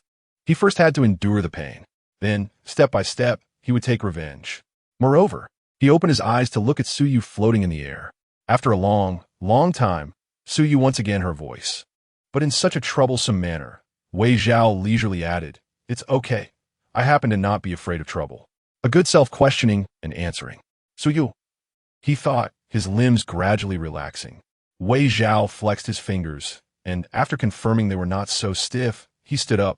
The white light grew brighter, and the surrounding darkness gradually dissipated. The system sighed in relief. It knew she had recovered. "Wei Zhao, good luck." Finally, the space shattered. "Young Master Wei, are you all right?" Wei Zhao asked in confusion. "I'm fine." Wei Zhao exhaled and said, "I suddenly don't want to take the car anymore. I want to walk and see the scenery of my future residence. What do you think, my butler?" Wei Zhao's expression remained unchanged as he advised, "Young Master, the Master and the others are already waiting for you in the dining room. I believe they won't mind waiting for the true young Master who has been lost for many years. Or do you think they will hold it against me?" Wei Zhao put on a big hat. As a butler, he shouldn't interfere too much in the Master's affairs and should understand his position, especially as the butler of the Su family. "You can ask me to take the car, but I suddenly find it displeasing." Wei Zhao took a step back, hands behind his back, and smiled at Wei Zhao. "Then you can take this one." Wei Zhao refused, saying, "Young Master, this is against the rules." "Is it? Then fine." Wei Zhao still got into that car, but Su Yao stood by the window, leisurely pressing the button as the moving car slowly approached. 3, 2, 1. Su Yao counted the rhythm, filled with joy. Su Xiao rested her chin on her hand, watching the scenery pass by outside the window. When he counted to 1, nothing happened. The car continued to run smoothly. "What's going on?" Su Yao muttered. Then he threw the remote control down on the ground. "Rabbit, do you think someone helped him?" Su Yao's left hand gripped the rabbit's neck tightly. The rabbit's neck visibly sank. The rabbit toy, of course, could not answer him. The young man's face was half illuminated by the moonlight, half hidden in darkness, harboring terrifying thoughts unknown to others. "Young master, we have arrived." The servant opened the car door, and Wei Zhao stepped down. 2 rows of maids stood on either side, bowing their heads silently to welcome Su Zhao's arrival. Wei Zhao led Wei Zhao over as the villa's main door slowly opened. As they walked, Wei Zhao introduced young Master Wei. "The carpet you are standing on is customized by the Su family, with every process handcrafted according to young Master Su Bai's preferences. This painting was acquired by the eldest son of the Su family, your brother Su Zhe, from an auction because he heard young Master Su Bai liked it. This." Wei Zhao could no longer bear it. "Although I know you want to stir up resentment, this method is too low level." He didn't know what trouble Wei Zhao was in, but he was fed up. Therefore, Wei Zhao took out his trump card, pretending to shyly pinch his sleeve, as if he had uncovered some secret. "Butler, do you like young Master Su Bai? Otherwise, why would you pay so much attention to him?" The main theme was nonsense. Even the things done for his elder brother and younger brother were so extensive and clear. Could it be? "I get it. You must feel inferior because of your identity and dare not express your love for Su Bai, so you can only silently observe him from the shadows." Exactly. Wei Zhao had shamelessly taken it upon himself to regard the Su family's powerful figures and the eldest young master as his father and brother. Although the Su family recognized him as an adopted son, he did not care for this identity, but did not mind disgusting others. The butler. He truly did not expect Wei Zhao to react this way. Wei Zhao was about to explain, but realized they had already arrived at the dining room door. So he had to retract his explanations. He extended his right hand to his chest, slightly bent, and bowed to the 2 people opposite him. Wei Zhao clicked his tongue behind him. The veins on Wei Zhao's forehead bulged. It was evident he wanted to hit someone. At the rectangular wooden table, white candles burned quietly in golden candlesticks, and red rose petals were scattered on the table, creating a beautiful atmosphere. The head of the Su family, Su Qian, wearing gold-rimmed glasses and dressed in a casual suit, was reading the financial daily of the day. To his left was Su Zhe, the eldest son of the Su family, who in name was also Wei Zhao's elder brother, and was looking at a company report. They did not spare a glance for Su Xiao. Just as Su Xiao was about to speak, a boy holding a rabbit pulled her. The boy, with slightly long golden curly hair, had golden eyes that blinked not once as he looked at her, his face pale and sickly. "Are you the new male servant? Why are you dressed like this? Did they bully you?" The boy examined the clothes the young man was wearing. "How cheap." The boy released his grip and washed his fingers in the water basin brought by the maid. "Little young master, she is the savior of the Su family." "Wei Zhao, young Master Wei."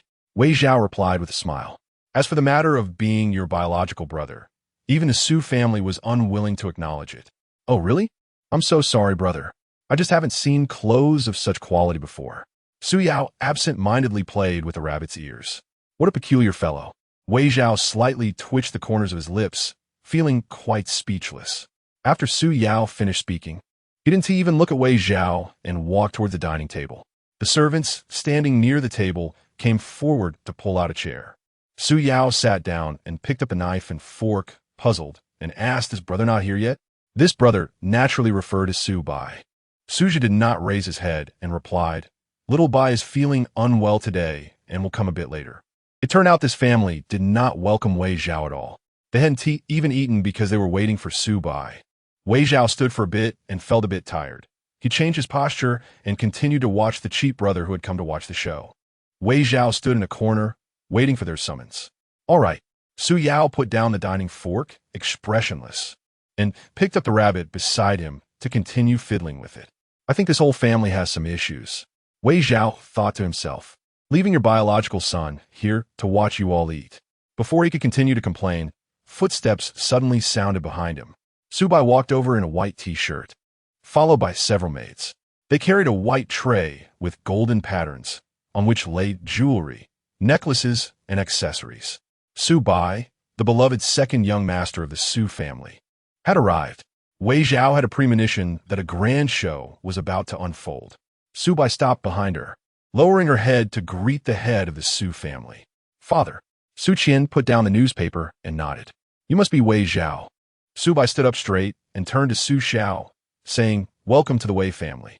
Wei Zhao smiled slightly upon hearing her words. The main act had begun. Su Bai put on a pitiful expression. I heard you've suffered a lot outside since childhood. After saving the Su family's leaders, you couldn't wait to come to the Su family upon learning your true identity and wanted to be adopted. Wei Zhao calmly replied, yes. Su Bai's expression froze. She didn't expect Wei Zhao to respond so directly. Then she continued, Look, these are gifts from my father and brother. They said once they give them to me, they are mine. Although I really like them, now that I know I might have a brother, I plan to give them to you. Wei Zhao replied, I don't like second-hand things, and I'm not your brother. For now, I have no connection to the Su family. Su Bai bit her lip, looking pitiful as she said, Sorry, brother, I didn't mean to. Wei Zhao said, You should think more in the future. Su Bai, how am I supposed to respond to that? Seeing his sulking little sister, Wei Zhao felt delighted inside. This was the person predicted by the system to possibly be the protagonist.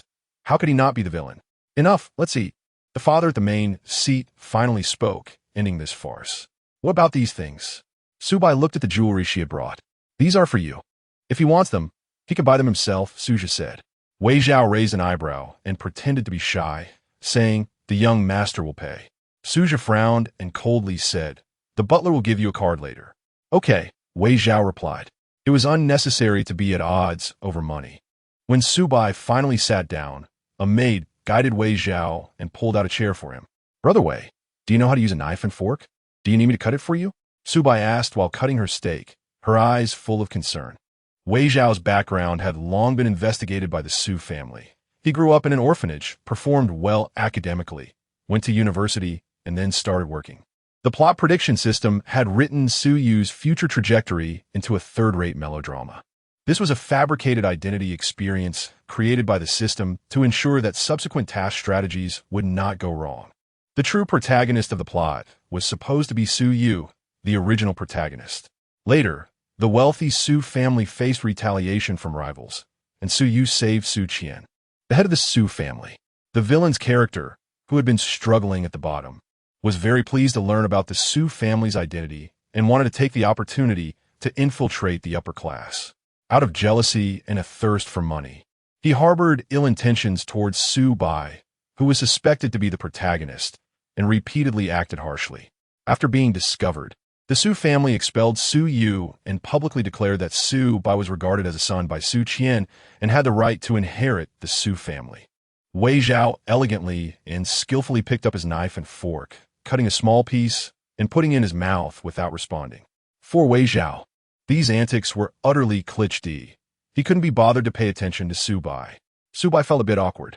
Su Yao put down his toy rabbit and poked at his steak with a silver fork. Sister, can you cut it for me?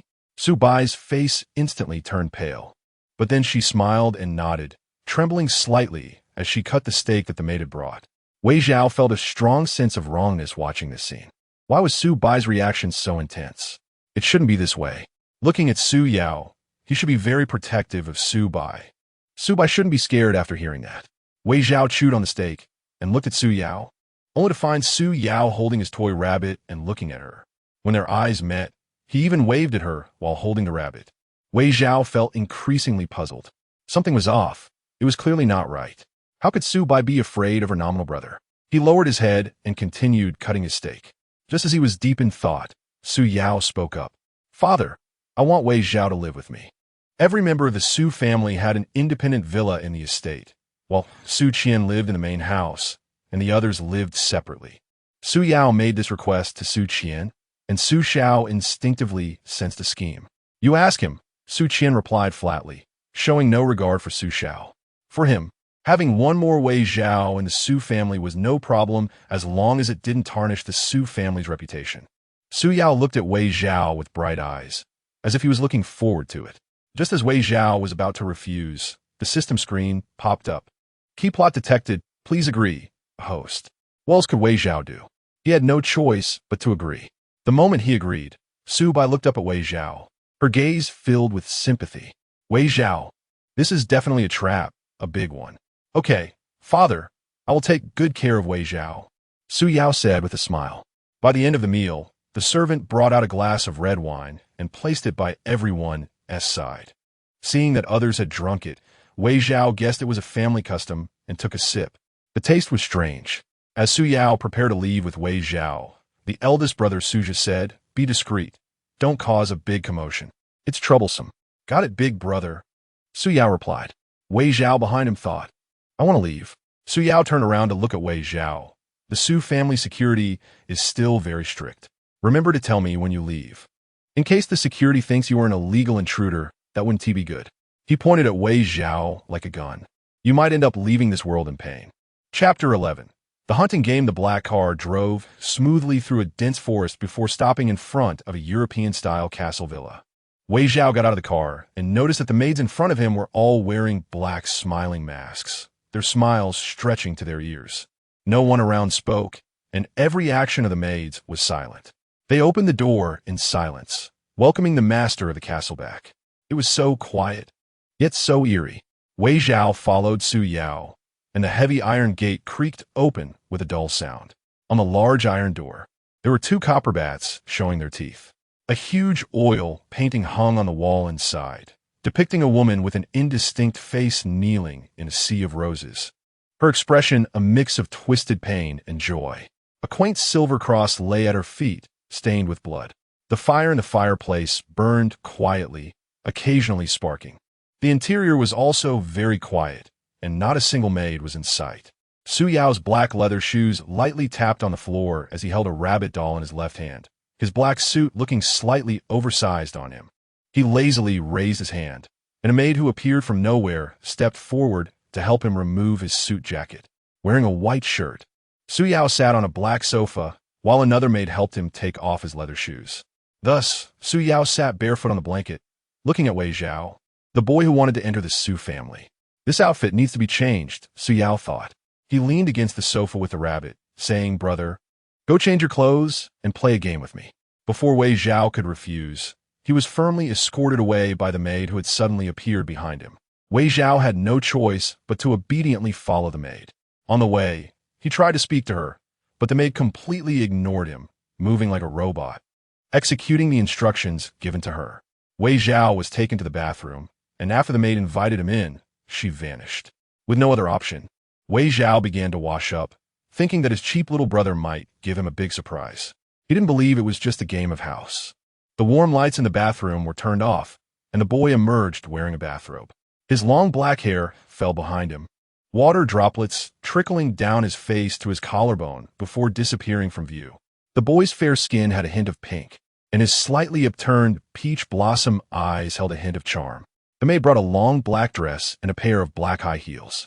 Wei Zhao was firmly positioned in front of the vanity, and the maid silently applied makeup on him.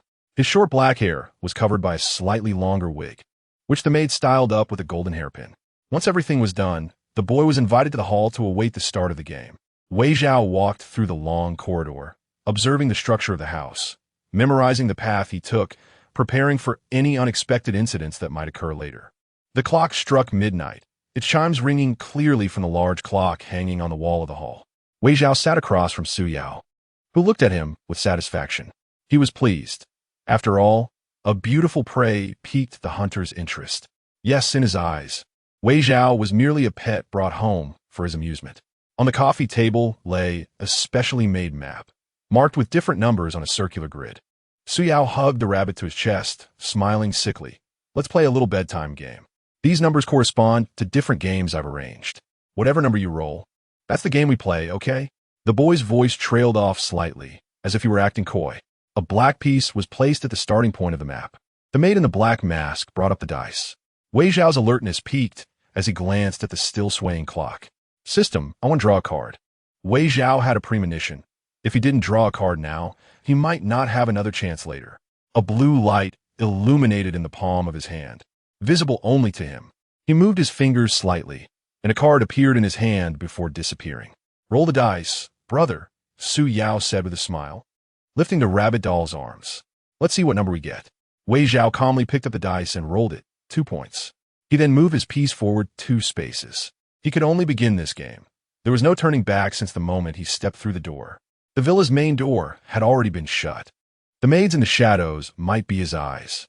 Moreover, he still had to complete the task given to him by the system. So he had no choice but to win this game. In games, losing anything was not an option, especially not his momentum. Chu Yu eagerly picked up a stack of cards nearby, the back of the cards displaying a black and white jester's smiling face. He took a card marked with the number 2 in the upper left corner and flipped it over. It read hide and seek. It's this one, Bunny, Chu Yu said, lifting the rabbit to cover his face, speaking in a strange tone. Hide and seek is one of Bunny's favorite games. You have to hide well for about 5 minutes. The game ends in 3 hours.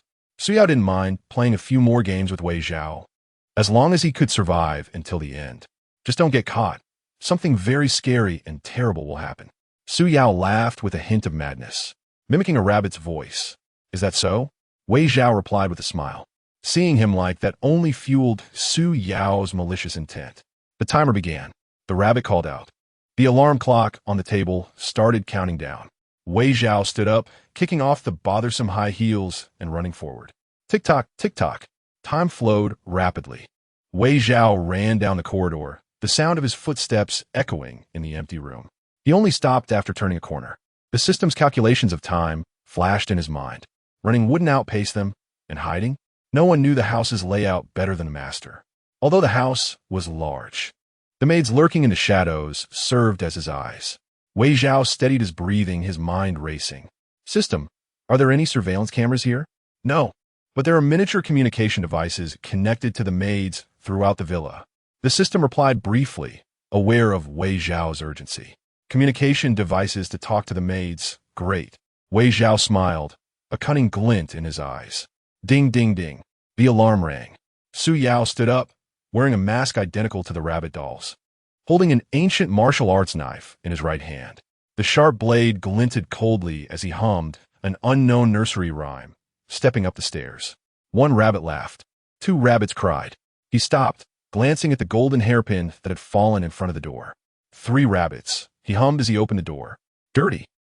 He elongated his tone, the brown leather boots on his feet stained with dried blood, the red light on the microphone by his ear blinking. The maid hiding in the shadows informed him that Wei Chaotian had entered this room. How foolish, only hiding. He tapped the hilt of the sword with his right index finger. The room had little furnishings, an obviously empty bed, and some useless luxury decorations, leaving only 2 hiding spots under the bed and the closed wardrobe. Chu Yu continued to think. It wasn't sealed too tightly. The corners of clothes peeked out from the cabinet's cracks. It seemed the person inside was trembling, causing the cabinet door to make faint sounds. Hiding in the wardrobe, Wei Chaotian listened as the footsteps grew closer, his heart pounding more violently. He almost held his breath, trying to lower his presence. Talp, talp, talp. Each footstep sounded like it was stepping on his heart. Chu Yu placed his hand on the doorknob, and the wardrobe door was suddenly pulled open. Chu Yu saw Wei Chaotian hiding in the corner. At that moment, a vase that appeared out of nowhere above the wardrobe fell down. With a thud, the heavy vase accurately smashed onto Chu Yu's head, instantly shattering into pieces. Now's the time. Wei Chaotian rushed out and pushed Chu Yu down. Chu Yu was hit, but wasn't he seriously hurt, just a bit dazed from the impact. Taking advantage of this moment, Wei Chaotian knocked him to the ground. Chu Yu was suddenly thrown down by the tremendous force, and as he regained his senses, he wanted to swing the samurai sword in his hand, aiming to take out the person pressing down on him. The sharp blade sliced through the air, coming at him. Wei Chaotian turned his head, and without hesitation, grabbed the swinging sword with his left hand. The blade dug into his palm, blood dripping down onto the floor. Chu Yu let out a sickly laugh. His eyes filled with madness, like a wolf that had been caged for too long, going wild. Wei Chaotian's black hair scattered on the ground, his brows filled with fierce intent, especially after seeing Chu Yu's laughter. Although he didn't know who had placed the bomb in his car, his intuition told him this matter was closely related to Chu Yu. Without hesitation, he picked up a shard of porcelain from the ground and stabbed it fiercely towards Chu Yu's right eye. The intense pain made the young man on the ground cry out, blood sliding down Chu Yu's cheek. He was too weak to hold the sword. It was now in Wei Chaotian's hands. Under the dim light, the boy stood up with the sword, wearing a red long dress with blood on the blade, and the young man on the ground covering his eye. Wei Zhao seemed like a devil from hell, lowering his gaze to examine Su Yao lying on the ground, as if assessing where to strike first. The alarm from the communication device had already been triggered when Su Yao fell, countless footsteps rushing towards him. Wei Zhao no longer hesitated and directly plunged the martial arts knife into Su Yao's heart, twisting it around. Su Yao laughed maniacally, coughing up blood as he said, "Not bad, but unfortunately you can't kill me." The blood flowing from his chest suddenly transformed into red mist, swirling around Wei Zhao. "Brother, you should run faster. Don't let me catch you," Su Yao said with resentment. "Really?" Wei Zhao replied. Although he was unsure how Su Yao hadn't died and was certain he couldn't kill him, it didn't stop Wei Zhao from delivering a few more strikes. Thus, the Su Yao lying on the ground suffered torment that would be etched in his memory for a lifetime, just as he had tormented others on countless nights, making them wish for time to pass quickly. "I hope you have the chance to catch me," Wei Zhao said as he turned to leave. He tore off the obstructive long dress and opened the door, running to the left. Just moments ago, he had been listening to the maids in different locations report Su Yao's movements when he noticed a place name that raised his suspicion. He continued through the corridor and discovered a group of masked maids searching for him ahead. Wei Zhao quickly hid in an inconspicuous corner. At this rate, he would eventually be caught by the numerous searching maids. Since he couldn't escape or fight, he decided to join them. He took out the trap card he had just drawn. Due to system limitations, this card's function had been significantly weakened. He had just used it against Su Yao, and now it could still be used 2 more times. Su Yao held onto the card and dashed out. The nearby maids saw him and immediately chased after him. Wei Zhao recalled the route he had taken and remembered that going forward led to the balcony. The number of chasing maids was increasing. He kept dodging until he finally reached the balcony. He stood up there. A gentle breeze blew through the torn edges of his dress, and Wei Zhao laughed freely. A maid brought a gun. Su Yao had already given the order that regardless of life or death, they should just capture him. The maid pulled the trigger, and the bullet shot toward Wei Zhao, piercing his chest and splattering blood as he fell from the balcony. In the room, Su Yao was surrounded by red mist. And after hearing the maid's latest report, he smiled with satisfaction. The rabbit mask had been thrown to the ground the moment he fell, and it was now stained with his blood. Enduring the pain in his body, Su Yao gave the order, "Wait for me to come over." Chapter 12. The river of memories red mist was mending Su Yao's battered body, especially around his heart, where a large amount of mist swirled. Next to him lay a rabbit brought by the maid, its black eyes now a vivid red, and the smile on its face increasingly eerie. The 5 rabbits huddled together, and the last wound was stitched up by the red mist as Su Yao hummed a nursery rhyme and stood up. After picking a coat from the clothes handed to him by the maid, he lifted the rabbit from the ground. How nostalgic this is. He couldn't wait to see Wei Zhao. Su Yao grabbed his gun and strode outside. The garden was already surrounded by maids. He waded through the crowd and arrived at the spot where Wei Zhao had fallen. Before him lay a girl, unknown whether dead or alive.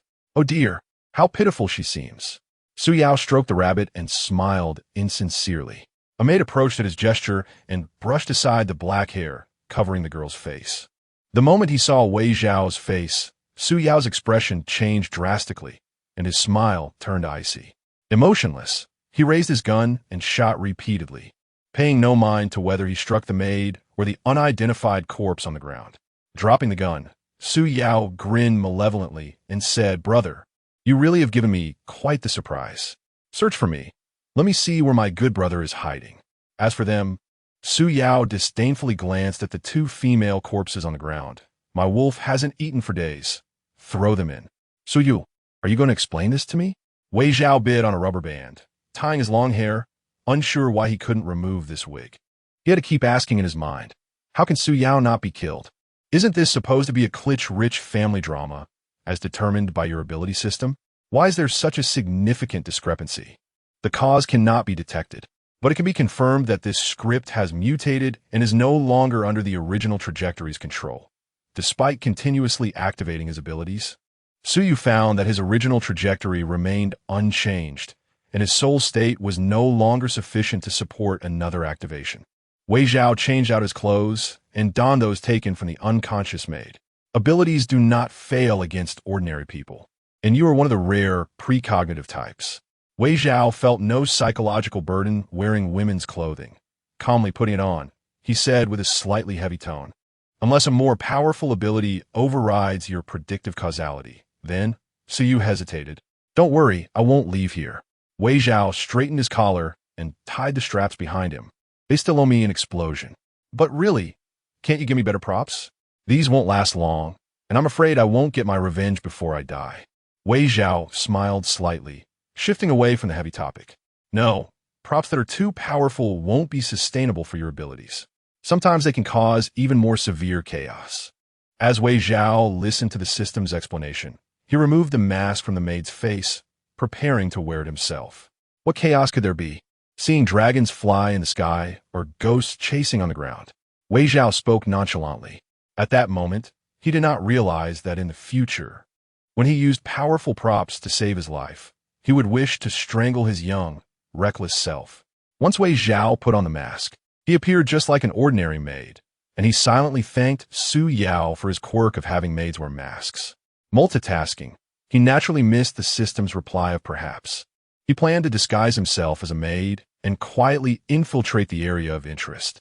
He walked calmly out of the room. Most of the villa's maids had been called to the garden, leaving only a few behind. When he earlier connected the system to Su Yao's communication device, he heard mentions of a basement. According to the novel's trope, there must be something fishy about this basement. Wei Zhao prepared to investigate while Su Yao was distracted by the virtual doppelganger he set up, while stealing the maid's clothes. He also took her communication device and put it in his ear. Their communication device was a small black bat-shaped ear clip. At that moment, the communication channel was filled with reports from servants about the search results. A large number of people were dispersed looking for the missing Wei Zhao. Wei Zhao avoided the crowd and followed the route provided by the system to find the basement. He knocked out the guard using the system's props. As he descended the stairs with a flashlight he had tricked the system into giving him, he heard the sound of chains dragging. When he reached the bottom, he was surprised to find a woman locked in a cage. In front of the cage was a bowl with some slightly rotten food. When the woman saw Wei Zhao, she shrank back in fear to a corner of the cage. She was filthy. Her long golden hair was messy and disheveled. Don't come closer. Don't come closer. The woman shouted repeatedly, her chains clinking with her movements. Wei Zhao did not approach. He examined the woman before him and noticed that her features bore some resemblance to Su Yao. Wei Zhao asked, "What is your relationship with Su Yao?" Although he did not expect a reply from her, who knew that upon hearing Su Yao's name, the woman screamed wildly. Wei Zhao was startled, fearing the maid chasing him would hear the noise and expose his location. "Su Yu, I need help. Look, we found a crucial clue. You wouldn't want to see us fail, would you?" So seeing that the silent Su Yu finally responded to him, Wei Zhao immediately flattered. "I need something that can make a person unable to scream. One must know when to be submissive and when to be assertive. Being a sycophant when necessary is the way to survive." A blue light flashed, and Wei Zhao waited eagerly to see what good item the system would give him. Then he discovered he had a roll of tape in his hand. That's right, just ordinary tape. Wei Zhao could hardly bear to look at this as a high-level abilities auxiliary tool. "Stop thinking. High-level props will increase your physical burden." "All right," Wei Zhao replied. He stepped forward and used the tape to seal the madwoman's mouth. The system-produced tape was indeed useful. The woman could no longer make piercing sounds. Only soft whimpers that could be heard up close. You can understand what I'm saying, right? Wei Zhao squatted down to be level with the woman in the cage. Seeing that she was still frightened, he removed the mask from his face. The young girl smiled at him, her eyes clear and bright, like a fresh spring, filled with a unique, youthful vitality. This gaze was not that of a lifeless maid, nor that of a crazed member of the Su family. AI Ingna gradually calmed down.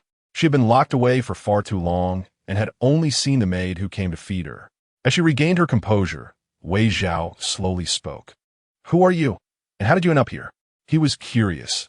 The tattered long dress she wore was adorned with intricate patterns, and the jewelry around her neck hinted that she was not an ordinary commoner. But if she was of high status, why was she locked in a cage? Subjected to inhumane treatment? The woman wanted to answer, but could only make muffled sounds. "Sorry, I forgot to take off the tape," Wei Zhao said, removing the tape so she could speak. The woman opened her mouth, but after a long period of screaming and not communicating with anyone, Her words came out slowly, her voice hoarse and strange. I am AIing Na, Su Yao's biological mother. Oh my, Wei Zhao exclaimed, shocked to discover that Su Yao had locked his own mother away. What hatred must one have? But then he remembered it was Su Yao, that crazy person, and felt it wasn't too surprising. AIing Na saw Wei Zhao's shocked expression and immediately knew what he was thinking. He grabbed the railing with both hands and said frantically, "You think it's strange too, right? That's because he's a monster." Ha ha ha. As AIing Na laughed, the system's prompt sounded. Key character activated. Would you like to enter the memory observation point? Yes or no? Before Wei Zhao could fully digest the information, a sneer came from behind. Oh dear, how could my mother say such things about me? I'm so sad, Bunny. Su Yao stepped down the stairs, his little rabbit hopping on his shoulder, its ears gently swaying. He held a gun and looked at his mother, who was locked in a cage, smiling as he said, "Good evening, mother. It's really rude to let a little mouse disturb your sleep." Upon seeing Su Yao, AIing Na screamed loudly and kept retreating against the cage, trying to hide, repeatedly shouting, "Monster, monster." Su Yao ignored the crazed man and looked at Wei Zhao with burning eyes. "You actually found your way here. How did you know? That's quite a bother." Su Yao touched the gun, saying it didn't matter. If he died, he wouldn't know anything. Wei Zhao looked at the madman in front of him and provocatively said, "Is that so? It's a pity you haven't caught me a few times. Are your injuries healed? That knife felt pretty good. I quite liked it." Wei Zhao kijoli ikvotu always wound. Su Yao recalled the dozens of stabs he received from Wei Zhao, and anger surged within him. Su Yao raised his gun.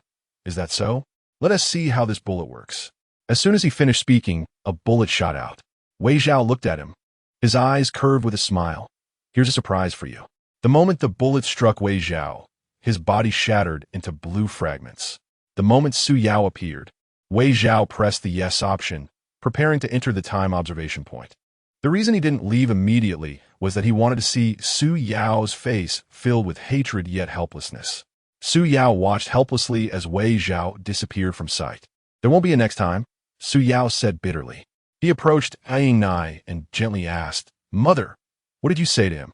The rabbit's eyes glowed red. AIing Na didn't dare to answer. He knew the person in front of him was already extremely angry.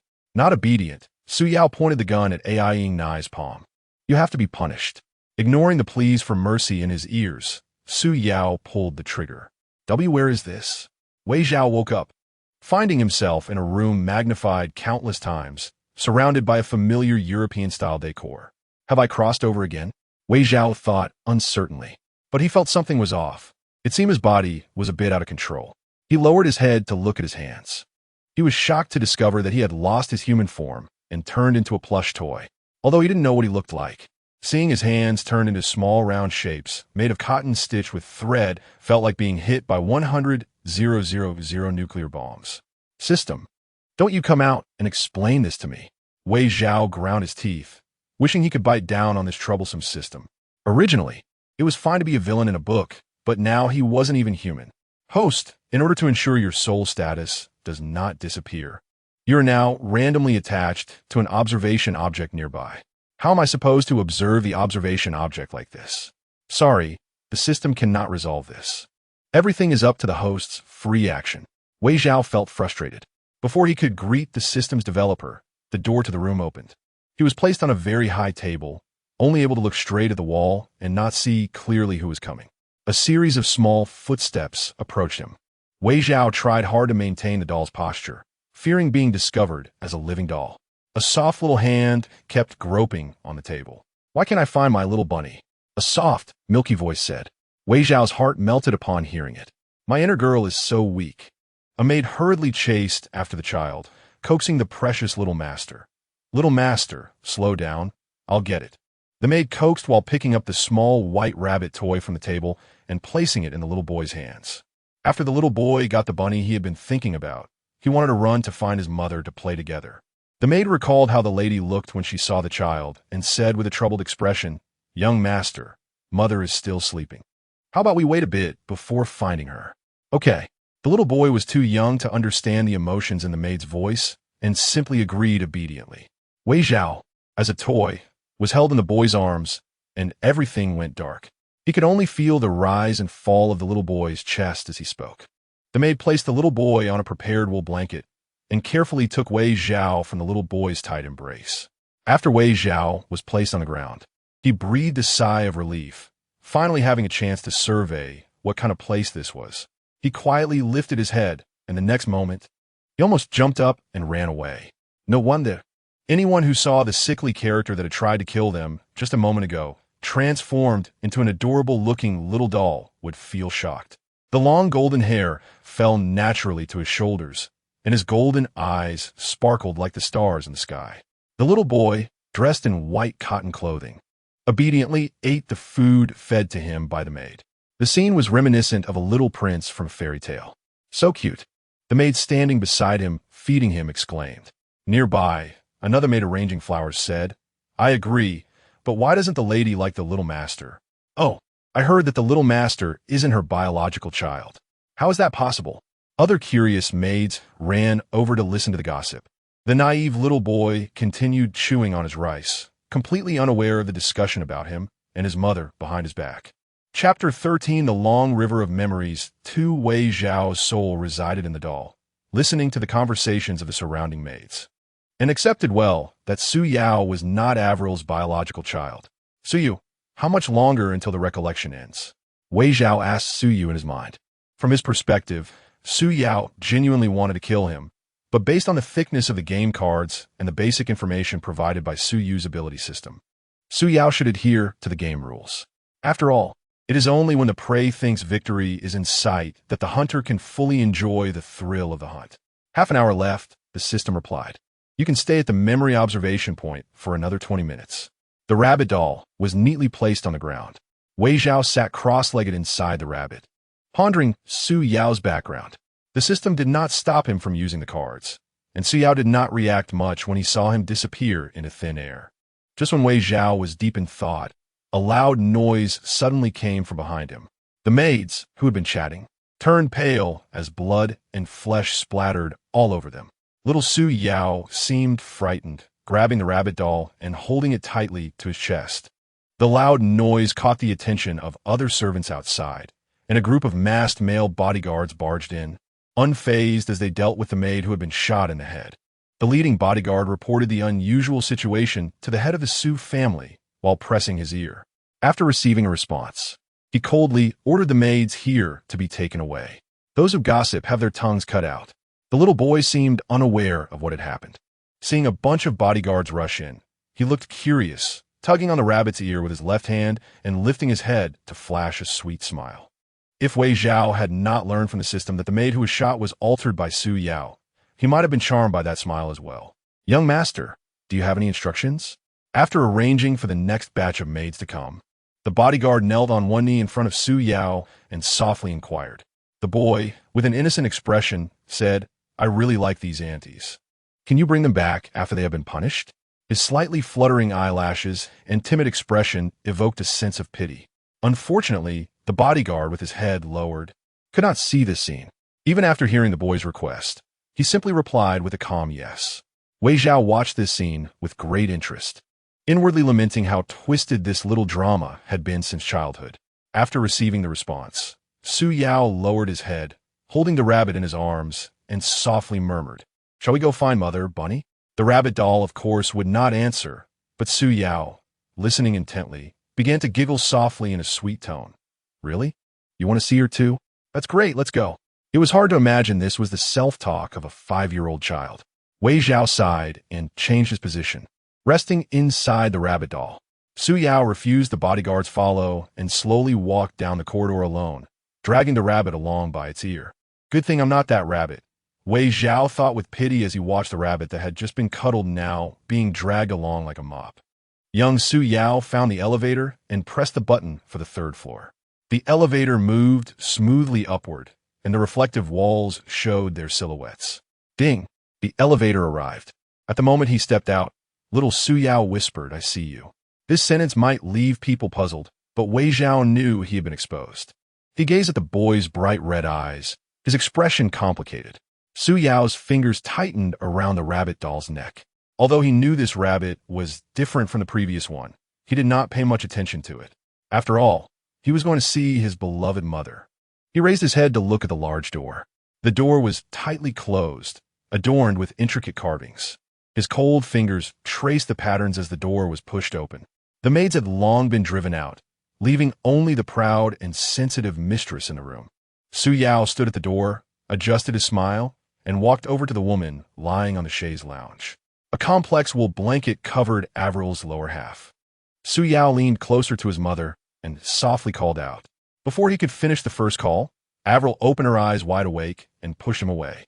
Chu Yu was violently shoved to the ground. "Monster, you monster!" Avril's face twisted in rage, her hands trembling.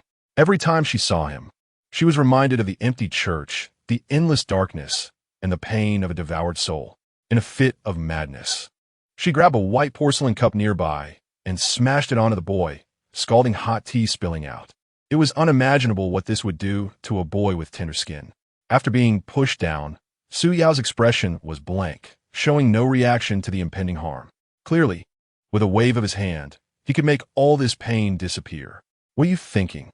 Wei Zhao stood up in the rabbit doll space, emanating a faint blue light. He saw the fleeting sadness in the boy's eyes and couldn't help but recall the diary he had seen while fleeing in the castle.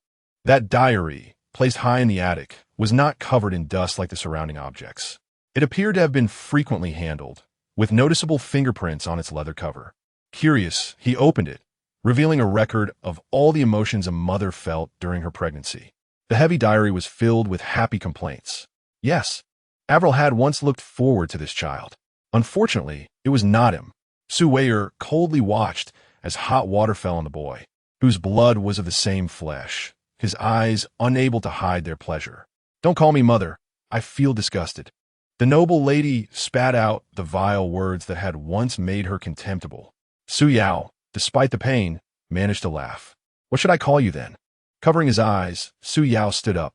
Moments later, as if recalling something, he enunciated container, parasite, or mother body. The boy's white clothes were soaked through with scalding water, revealing large areas of red skin. He lowered his hands, looking at the toys piled beside Avril. Each one was exquisitely crafted, yet none belonged to him. The only one he looked at was the rabbit that had fallen to the ground. Avril followed his gaze, seeing the rabbit doll she had sewn with her own hands. She rushed over like a madwoman, grabbed the scissors used for trimming flower branches from a nearby basket, snatched the rabbit doll, and with her long nails, viciously stabbed into the cotton doll, cutting it into pieces with every stroke. "This isn't yours, this isn't yours." Avril muttered in grief and anger as the doll's body was shredded, falling to the ground. "This isn't his." Tears welled up in Avril's eyes as she looked at the doll and said, "You destroyed him. You harmed him." Chu Yu did not step forward to stop her, merely watching coldly from the side, with his back to the light streaming in from the balcony, like a solitary tree shedding its leaves. As the cutting continued, and only half the body remained, Chu Yu finally couldn't help but burst into tears, her tears streaming down her fair cheeks. The sunlight elongated their shadows. Even though they were in the sunlight, it felt exceptionally cold. At the moment Avril brought down the scissors, Wei Zhao's soul floated up into the air. His gaze fell on the crucifix necklace around Avril's neck. That necklace resembled the painting he had seen when he first arrived at the castle. The crucifix, the strange red liquid in the chalice, that's. Even someone like Wei Zhao, who did not enjoy reading extracurricular materials, had heard related terms among classmates. Blood clan. It seemed that the setting here was not a simple urban melodrama. Wei Zhao curled a lock of black wig that floated to his chest, tilting his head thoughtfully. Interesting, he thought. Chu Yu had shown no shock when using his system abilities. This was part of the hidden plot. He lowered his eyes, and his long eyelashes cast a shadow on his fair cheek. Chapter 14. Turning a Yandere into a loyal dog. How long do you think we can stay here? Wei Zhao lazily said, sitting on a branch and looking up at the brilliant sun in the sky. He was under a huge banyan tree, and the tender green leaves made Wei Zhao's soul appear very transparent. Chu Yu stood beside him. The gloomy boy had now washed away his burdens, and he appeared calm, peaceful and gentle. Perhaps there weren't so many surprises, and Chu Yu might become the only normal person in the alternative Su family. Wei Zhao rested his chin on his hand, thinking lazily. Below him, The carefully tended flowers bloomed vibrantly.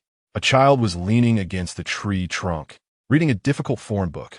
Wei Zhao swung his feet, his hands propped behind him, while the scene not far away was shrouded in fog, indistinct and unclear. They had once tried to leave Su Yao to explore, only to find they couldn't escape this area. Su Yu crossed his arms coldly and said, "I don't know." In the Su family, he generally showed little enthusiasm, as if their roles had reversed. Wei Zhao's weak abilities here were slowly recovering, and the coldness from deep within his soul was gradually dissipating, returning him to the previously annoying and disliked young Master Wei. Su Yu's life experiences had also rendered him taciturn and not good with words. Since it's like this, Wei Zhao stood up, clapped his hands, and waved away the non-existent dust. "Let us do something big." Su Yu turned to look at him upon hearing this. "I want to train a dog." Wei Zhao turned back, smiling at Su Yu. "Turn a wolf into a dog, take out its fangs, and make it only lower its head and beg for mercy under your command." Su Yu replied, "So you've been thinking about this for the past few days." Wei Zhao had been staring thoughtfully at the past Su Yao. "You have to know, a young wolf is still a wolf." Su Yu turned his head away. He didn't want to be someone who diminished his own prestige while boosting others. It was just that every day, surrounded by Su Yao, he watched him innocently instruct his bodyguards to deal with those who made mistakes. First, he had a gentle face forgiving those who erred, and then, while the servants were grateful to tears, he shot their legs with a gun, tossing them into the wolf's den while commenting, "Consider this entertainment show as your apology gift. As long as you survive, I won't hold it against you." Recalling these bloody and violent matters made Su Yu feel a wave of nausea. Why didn't Yu just kill him in the past? A few times Su Yu had wanted to act, but was stopped by Wei Zhao. "Do you remember that strange red mist?" Wei Zhao said, "We can't kill him now. It would only alert him." Su Yu knew that Wei Zhao was speaking the truth, but he felt a surge of anger within, wishing that these people would be torn to pieces. Wei Zhao gently nudged Su Yu's shoulder, comforting him. "I want let him go." Su Yu remained silent, and after a long while, as the wind rustled the leaves, he pressed his voice down and asked, "What do you want to do?" Wei Zhao clapped his hands together, his eyes bright. "Do you know about the PUA technique?" "Pua?" Su Yu looked confused. Wei Zhao explained with interest. "In simple terms, it's about being a scumbag, first gaining his trust, then hitting him, using both rewards and punishments to make him obedient." Su Yu's mouth twitched slightly. The more he listened, the more unreliable it seemed. "Where did you get this inspiration?" "It's just hearsay." Well, actually, Wei Zhao also seemed to have a vague understanding. Su Yu's faint anger and unwillingness suddenly deflated like a punctured balloon, leaving only the glaring absurdity in his heart. "You." He was too exhausted to complain. "What about me? What about you?" Wei Zhao still wore a cheerful expression, putting his arm around Su Yu's shoulder and whispered conspiratorially, "This plan needs your help." In that moment, Su Yu hated the sudden and annoying camaraderie. His voice involuntarily rose slightly. "You want to gamble again?" There was a hint of breaking voice in it. It wasn't he that Su Yu was overly worried. For the past few days, Wei Zhao had overdrawn his abilities too much, looking pale and weak as if half a foot was already in the coffin. Wei Zhao touched his nose, this isn't because of circumstances. Su Yu didn't relent, listening coldly to Wei Zhao's excuses. After much back and forth, Wei Zhao sighed. "It's just for the sake of revenge." Su Yu's expression turned colder, his face shifting from overcast to stormy in an instant. "Fine, let us say you're doing it for revenge." Su Yu gritted his teeth and summoned the ability system. Wei Zhao internally chuckled. He knew Su Yu was sensitive, and this statement made it seem like Wei Zhao was avenging him, as if it were unreasonable for him to borrow some abilities. Wei Zhao softened his voice, saying helplessly, "Brother Su Yu, don't be angry. I just want to end this quickly." Su Yu's expression was like hail falling. Although he didn't know how Wei Zhao could read his mood so accurately, it was undeniable that Su Yu truly regarded Wei Zhao as a friend. Despite the hail, Su Yu ultimately couldn't hold back. Fearing that Wei Zhao might play himself to death, and angrily asked, "What do you want to do?" Well, Wei Zhao elongated his tone, winking at Su Yu. "The first move of a scumbag is to make him interested in me." Chapter 15. The first step of the PUA plan. Interested? Uh-huh. Wei Chao nodded. Su Yu was completely at a loss. "How do you want to make him interested?" Wei Chao didn't respond. instead looking down at a large spinning wheel displayed on the system interface, where various items were covered by question marks. He extended his index finger and clicked on the Start Drawing text in the middle of the screen. The pointer slowly spun before suddenly coming to a halt. With a sound reminiscent of cracking eggs, 2 cards slowly fell from midair. Wei Chao reached out to catch the 2 cards, and, after looking at them, he whistled fluently. His mood lifted as he said, "Got them." Chu Yu leaned over to take a look. One card had a crooked inscription that read Manifestation Card, while the other was obscured by Wei Chao's hand, with a hint of the first character being sent. Before Chu Yu could see it clearly, Wei Chao tucked it back into his pocket. Chu Yu frowned. "You." Before he could finish his sentence, Wei Chao took a step forward, waved his hand behind him, and said, "Watch me." As soon as he finished speaking, he jumped down cleanly. The wind lifted the corners of his clothes, and the boy's carefree attitude was written all over his face. "Hey!" Chu Yu didn't have time to stop him, and could only watch as Wei Chao fell. With a loud thud, Wei Chao landed steadily on the ground. He stood up, flexed his wrist, then turned his head slightly to look at Chu Yu, mouthing the word "safe" before walking away from him towards the people under the tree. "That bastard." Chu Yu squatted down, exasperated and angry, watching Wei Chao's every movement. Su Yao, dressed in a British-style long-sleeve shirt, still carried a youthful innocence on his face, quietly holding a book while sitting on the grass against a large tree. In the past, the flow of time felt distinctly different from reality. Although it hadn't been long since Wei Chao saw the young Su Yao. In the blink of an eye, he now saw the teenage Su Yao. At this time, his bloody and terrifying reputation had spread throughout the entire manor. The not-so-small garden had become his territory, and the servants dared only to wait on the outskirts, vigilantly awaiting Su Yao's summons. The koi in the fountain flicked their tails, sending ripples across the water. Wei Chao stood a few steps away, his head down, pondering what kind of entrance would make him stand out, unique and eye-catching. "Got it." Wei Chao snapped his fingers. A gust of wind stirred the flowers in the flower bed, sending petals fluttering toward them. Su Yao's bangs danced slightly as he casually turned a page. In the process, the petals were suspended mid-air, and an invisible red light instantly crushed them into powder. Not far away, Chu Yu rubbed his forehead in frustration. Wei Chao's complicated feelings about trying to create a fitting normal childhood fairy tale entrance were evident. He blinked, and suddenly had a flash of inspiration. With a loud bang, an apple the size of a fist appeared above Su Yao and fell with a swoosh. Thud. As expected, a protective barrier appeared around Su Yao, and the apple bounced harmlessly to the ground. Su Yao closed his book and coldly looked ahead. What kind of monsters can enter the Su family? Su Yao glanced at the apple on the ground and scoffed. Centered around him, an invisible red mist spread out. Domain lockdown. Wei Chao, unfazed, flexed his fingers, unperturbed by Su Yao's sudden murderous intent. Su Yao placed the book beside him and stood up. "Aren't you coming out?" There was nothing in front of him. Su Yao, with his hands in his pockets, swayed the silver tassels on his chest slightly. No one answered. "Then I hope you really don't come out." With that, countless wind blades appeared, tearing through everything around. Chu Yu, watching from a distance, stood up abruptly.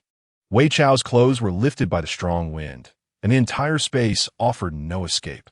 He flipped his hand, and a layer of blue light appeared to shield him. "Is it over there?"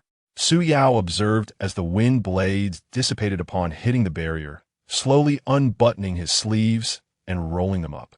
"Let's see what you can do."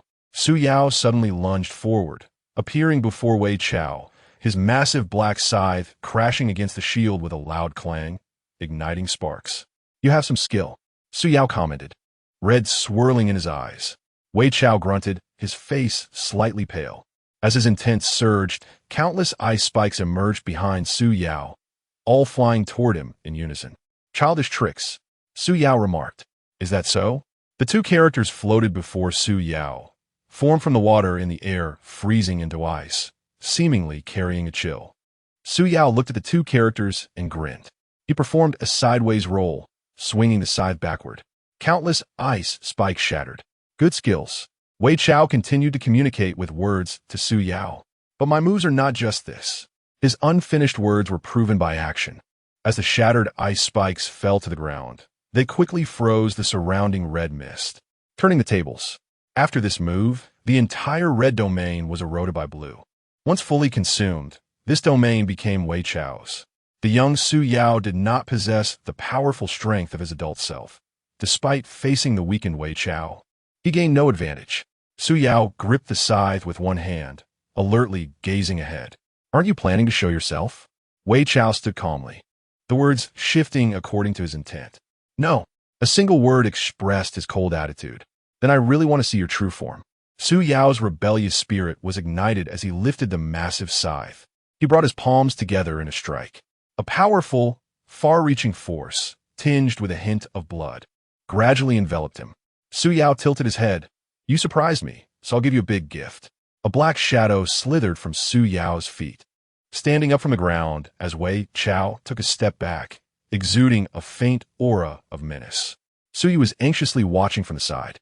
Although he couldn't see the situation within the domain clearly, seeing the red domain instantly turn blue, imbued with Wei Chao's aura, was undeniably a massive expenditure of supernatural power. "Don't get yourself killed, Wei Chao." Su Yu gritted his teeth, feeling a surge of anger. Wei Chao, who was being targeted, looked at the black shadow coalescing into an ugly monster before him and suddenly remembered the dead baby on the train. He wiped the blood from the corner of his mouth and slowly felt the card in his hand with his fingers. It's a big trouble. In his mind, after weighing himself against the opponent with the remaining supernatural power, Wei Chao casually arrived at this conclusion. If Su Yu could hear Wei Chao's inner monologue, he would probably want to curse him for 3 days and nights.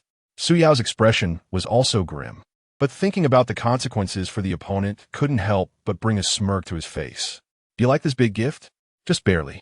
The phrase "losing face" is not an option echoed in Wei Chao's mind, and as those words came out, the hatred value skyrocketed.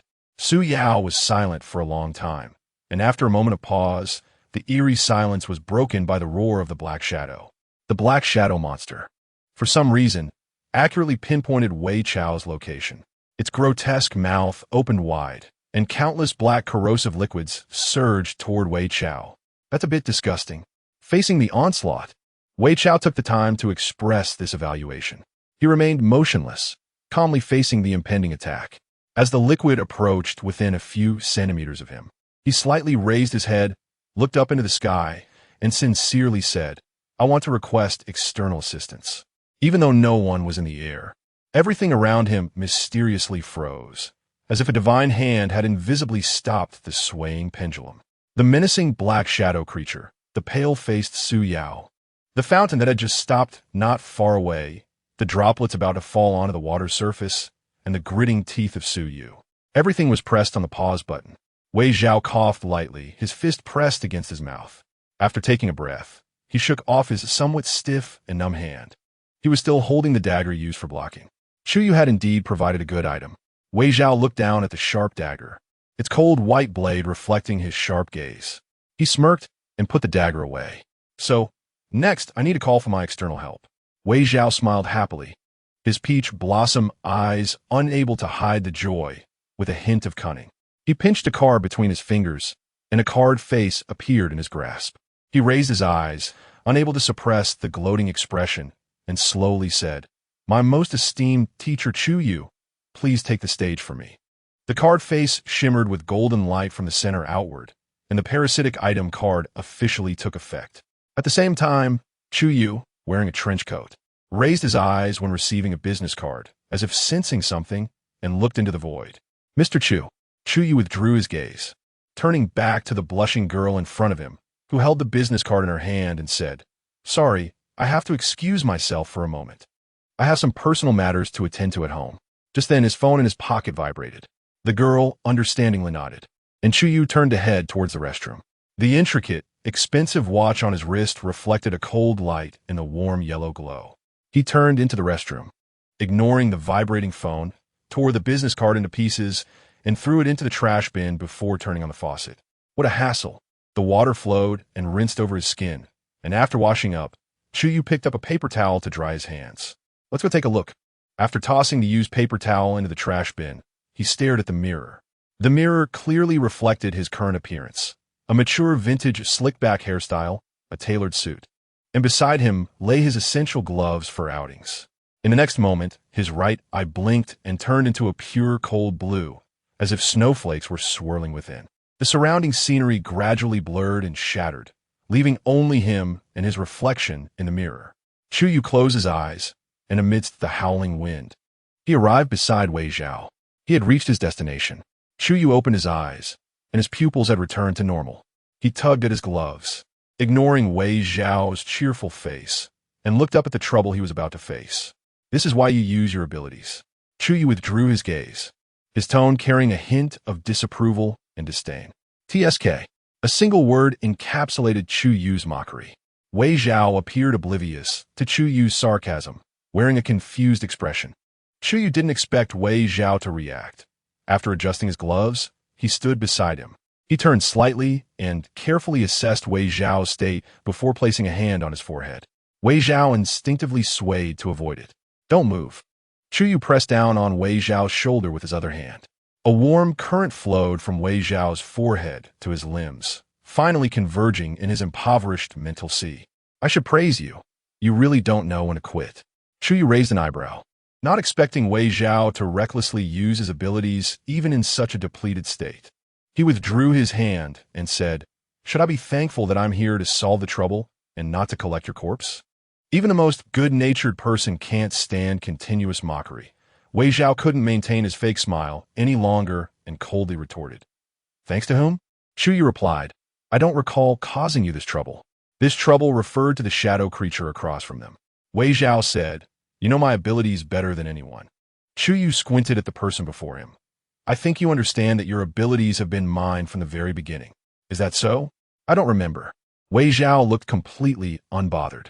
Chu Yu chuckled softly, then suddenly turned serious, his expression cooling rapidly. Handle it yourself. After saying that, he turned to leave.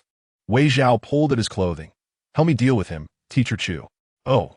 Chu Yu stopped, turned around, and looked at Wei Zhao's hand tugging at his clothes. Lifting his chin slightly, I won't help for free. Implicitly, it meant there had to be some benefit for him. That old fox. Wei Zhao gritted his teeth and said, You will receive a banner of honor from the kind-hearted young Master Wei. Chu Yu pondered for a few seconds and said, That doesn't seem very valuable. Are you short on money? Wei Zhao looked at his lavish attire, his tone challenging. I wasn't before, but now it's hard to say. Chu Yu responded without a hint of embarrassment. As you can see, this outfit has already drained my savings. Is Prosecutor Chu still short on money? Wei Zhao pulled out a business card with Chu Yu's new identity from his pocket. I am. No blush, no racing heart. Chapter 16. Offsite Assistance. Wei Zhao had a proud expression, withdrew his hand, and with a slight movement of his right finger. An overlooked dogtail grass that was swaying slightly in the wind suffered misfortune. The grass was uprooted, its roots shaken clean of mud by the wind. And in that moment it flew in front of Wei Zhao, catching Chu Yu's eye. The grass was suspended in midair. Wei Zhao understood and did not let the grass float back. Instead, he carefully used the wind to wash it like a fountain, then cut it to the desired height. A layer of ice shaving spread and wrapped around a dogtail grass. Finally, under the gaze of the great designer Wei Zhao, the grass was twisted into a twisted ring shape, its leaves neatly tucked against the main root. Chu Yu stood by with his arms crossed, patiently watching Wei Zhao show off his skills.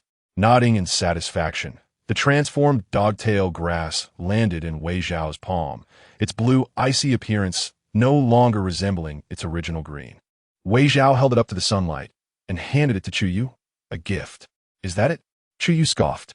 He casually raised his hand, revealing an expensive watch on his wrist. This gesture made Wei Zhao resolve to harbor a grudge against the rich from that moment on. It seemed there was no place to wear it. Chu Yu's face showed a hint of frustration. Wei Zhao ignored Chu Yu's words and directly pulled his right hand to put the ring on. The blue ornament sparkled against his fair skin. Wei Zhao, like a little rogue, whistled and with a guilty conscience said, Perfect. Chu Yu looked down at the shabby item and repeated in Wei Zhao's flirtatious tone, Perfect? Wei Zhao nodded. Chu Yu felt a bit helpless, swatted Wei Zhao's hand away, and didn't he even look at the dogtail grass bracelet. Time was tight. They needed to finish quickly. As he spoke, time began to flow. Su Yao felt an inexplicable eeriness, a chill creeping up his heart. He tried hard to ignore this unsettling thought. When the shadow's attack struck Wei Zhao's position, Chu Yu made his move, without any strange or hesitating actions. He merely raised his hand slightly, and a powerful ice-type ability transformed into a massive shockwave, launching a direct frontal attack. The previously disadvantaged situation began to reverse. Chu Yu glanced at the time. A giant lion appeared behind him on the train. Bright, blazing flames danced in the air, and the lion, dissatisfied, pawed the ground, showing great displeasure at being called out to perform. "Alex, behave," Chu Yu perfunctorily soothed the disgruntled lion. Wei Zhao stood aside, secretly observing the beast with supernatural abilities. The lion, unhappy with Chu Yu's dismissive response, emitted a low growl. When Chu Yu wasn't looking this way, it had to give up protesting and took a few imposing steps forward. Su Yao could see them clearly, but as the summoned lion, he understood the situation perfectly. "You got some skill," he said. Wei Zhao, feeling emboldened, began to flaunt his power, acting like a tyrant. He felt secretly pleased, yet did not show any signs on his face. He restrained himself and used a bit of supernatural ability to respond to Su Yao. After all, without some skill, the monsters wouldn't dare approach the Su family. Chu Yu glanced sideways at Wei Zhao, who seemed ready to fly off the handle. Su Yao angrily said, "I hope you didn't speak too soon." The lion had long realized that someone was standing next to its master and was the culprit who forced it to work overtime. It grumbled, releasing a huge cloud of smoke from its nostrils. In a sudden charge, it kicked off its hind legs, splattering large amounts of dirt towards Wei Zhao. Damn it! Wei Zhao, unable to dodge in time, got splattered with mud, while Chu Yu remained clean. Chu Yu didn't care about the battle situation. Instead, he took the opportunity to tease Wei Zhao. "You're dirty." Of course, Wei Zhao rolled his eyes. Given his current state, the mud shouldn't have stuck to him. He didn't know what trick Chu Yu had used to get him dirty. "So petty. Are you cursing me?" Chu Yu's voice sounded in his ear. Wei Zhao, caught in the act of complaining, stopped abruptly, and in his anger, he accidentally voiced his thoughts. "No, you heard wrong." Wei Zhao turned away to avoid Chu Yu's gaze and awkwardly changed the subject. "It's not over yet. It shouldn't be. After all, on the train, the lion was capable of one-hit kills." Chu Yu withdrew his gaze, looking at the scene of the fight in the distance, lightly tapping his index finger next to his pants. "Finish it quickly." Alex, the lion, which had been playing happily, suddenly tensed. In an instant, Su Yao noticed that the lion's aura had risen significantly, flames flickering violently, and amidst its roar, the struggle came to an end. Su Yao stood in disbelief. A wave of blood surged from his heart, and he collapsed to the ground, suffering from the backlash of torment. The two of them didn't even glance that way. Chu Yu resolved the problem for Wei Zhao and, looking at the person in front of him, left a phrase, "I'm leaving," and turned away without hesitation. Wei Zhao could only suppress the words he wanted to say. At the moment Su Yao fell, the domain restriction had been lifted. Su Yu quickly ran down from the tree to see how Wei Zhao was doing. "Are you okay?" Su Yu was worried that Wei Zhao might have overexerted himself with his ability and ended up in trouble. "I'm fine," Wei Zhao said. His face flushed to an unbelievable degree after the intense battle. "What's this?" Su Yu couldn't figure out what had happened since he couldn't probe into the situation inside. "Returning light," Wei Zhao nonsensically said without care. "Goddamn returning light." Su Yu was so angry at Wei Zhao's nonchalant attitude that he was about to explode. Wei Zhao also didn't want to disclose anything about Chu Yu. For Su Yu, knowing less was not a bad thing. "Did you use a skill card?" Su Yu asked. "Yeah." Wei Zhao shifted the blame onto Su Yu's system ability. "What card was that?" Su Yu continued to ask. "Oh, I forgot." Wei Zhao, too lazy to think of an excuse, shrugged. "Then I'll ask one question, and you must answer me." Su Yu felt very helpless. He pointed at the fallen Su Yao. "What do you plan to do next?" He couldn't say he didn't know. "Well, I haven't thought it through." You. Su Yu was so frustrated he could barely speak. Wei Zhao finally vented a bit of the pent-up frustration from dealing with Chu Yu, feeling much better, and explained to Su Yu. All right. Wei Zhao analyzed their plan's progress. "We're about halfway through our first step."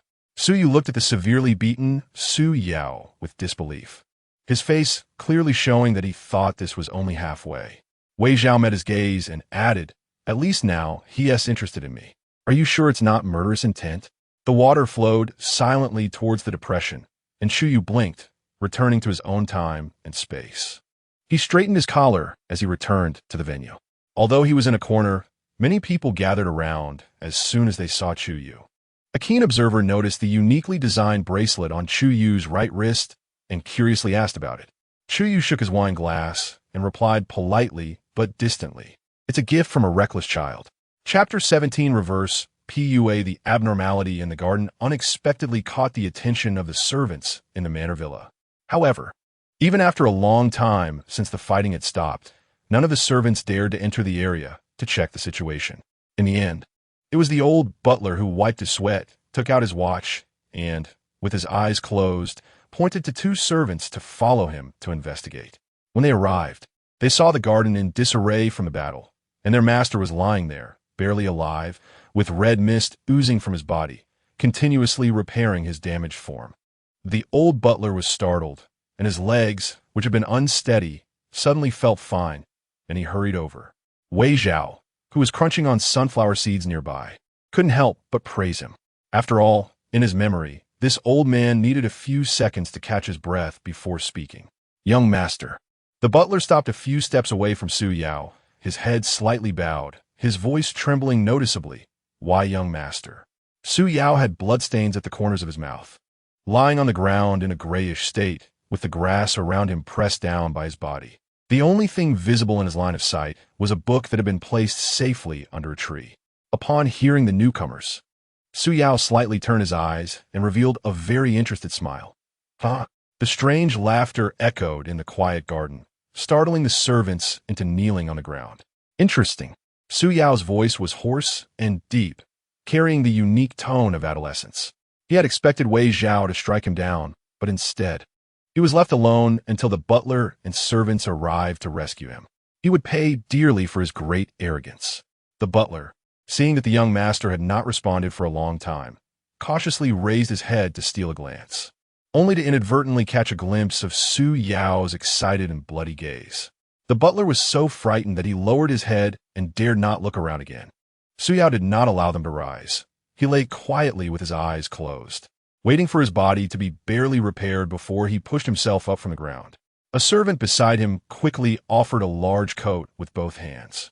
After Su Yao put it on, he walked over, dusted off the book, and left the garden without looking back. On the way back to his room, the butler reported to him with his head down. "The main house will send a doctor over tomorrow." Su Yao paused. "I know." The warm sunlight shone on the underground tiles. Su Yao had been staring at the light for a long time. Hearing the question, he slowly raised his head to look at the doctor sitting at the table. "How are you feeling today?" As if sensing Su Yao's distraction, the young doctor repeated his previous question. Not bad," Su Yao replied. The doctor took down his medical records, leaning slightly forward, his cold yet gentle eyes looking at him. "Have you remembered anything?" "No." Su Yao shook his head, recalling that when he tried to remember, a splitting headache would ensue, causing his complexion to pale slightly. No need to force it. The doctor's pen tapped on the table, distracting Wei Zhao. After Su Yao gathered himself, he capped the pen and said, "I estimate the awakening of the ancestors' memories has taken quite a while. I will report the relevant checks to the head of the Su family."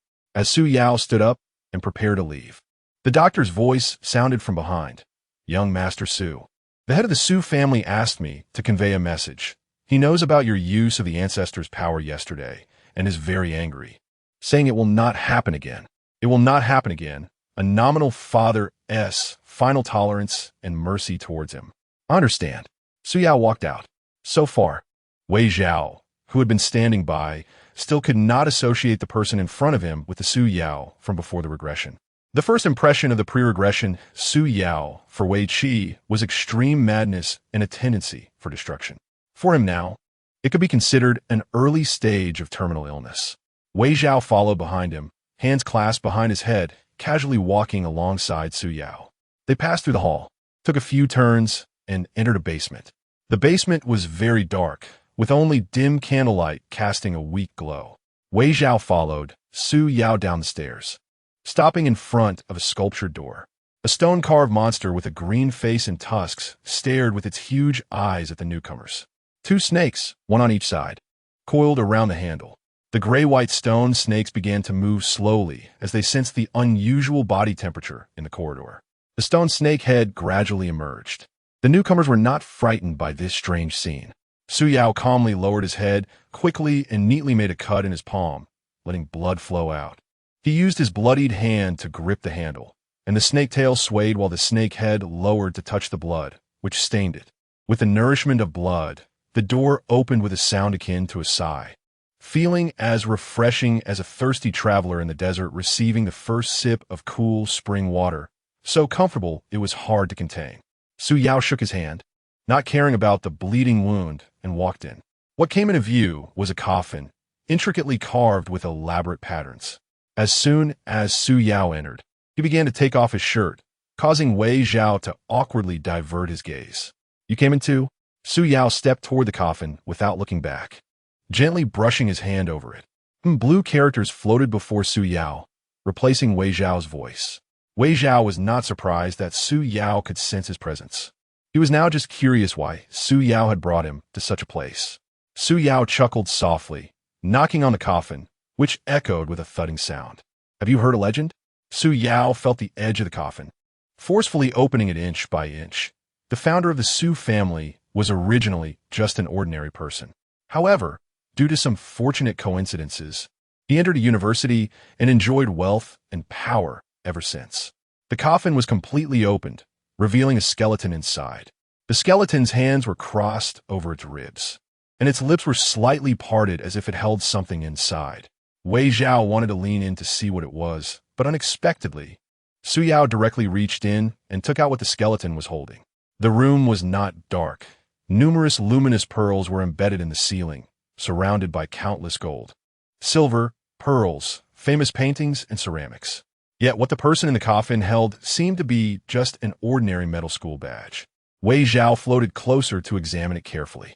The badge was engraved with the sun on the left and the moon on the right, and beneath the two patterns were two capital letters. "S-Y, Su?" Realizing something, Wei Zhao looked up. "S-Y, Su Yao." Su Yao directly revealed the answer, shaking the badge and looking straight at Wei Zhao. "It's my name." Wei Zhao felt uncomfortable under Su Yao's intense gaze and shifted slightly, only to find that Su Yao's gaze followed him. "You can see me." Wei Zhao wrote a few words to ask him. "Su Yao is Mirkith."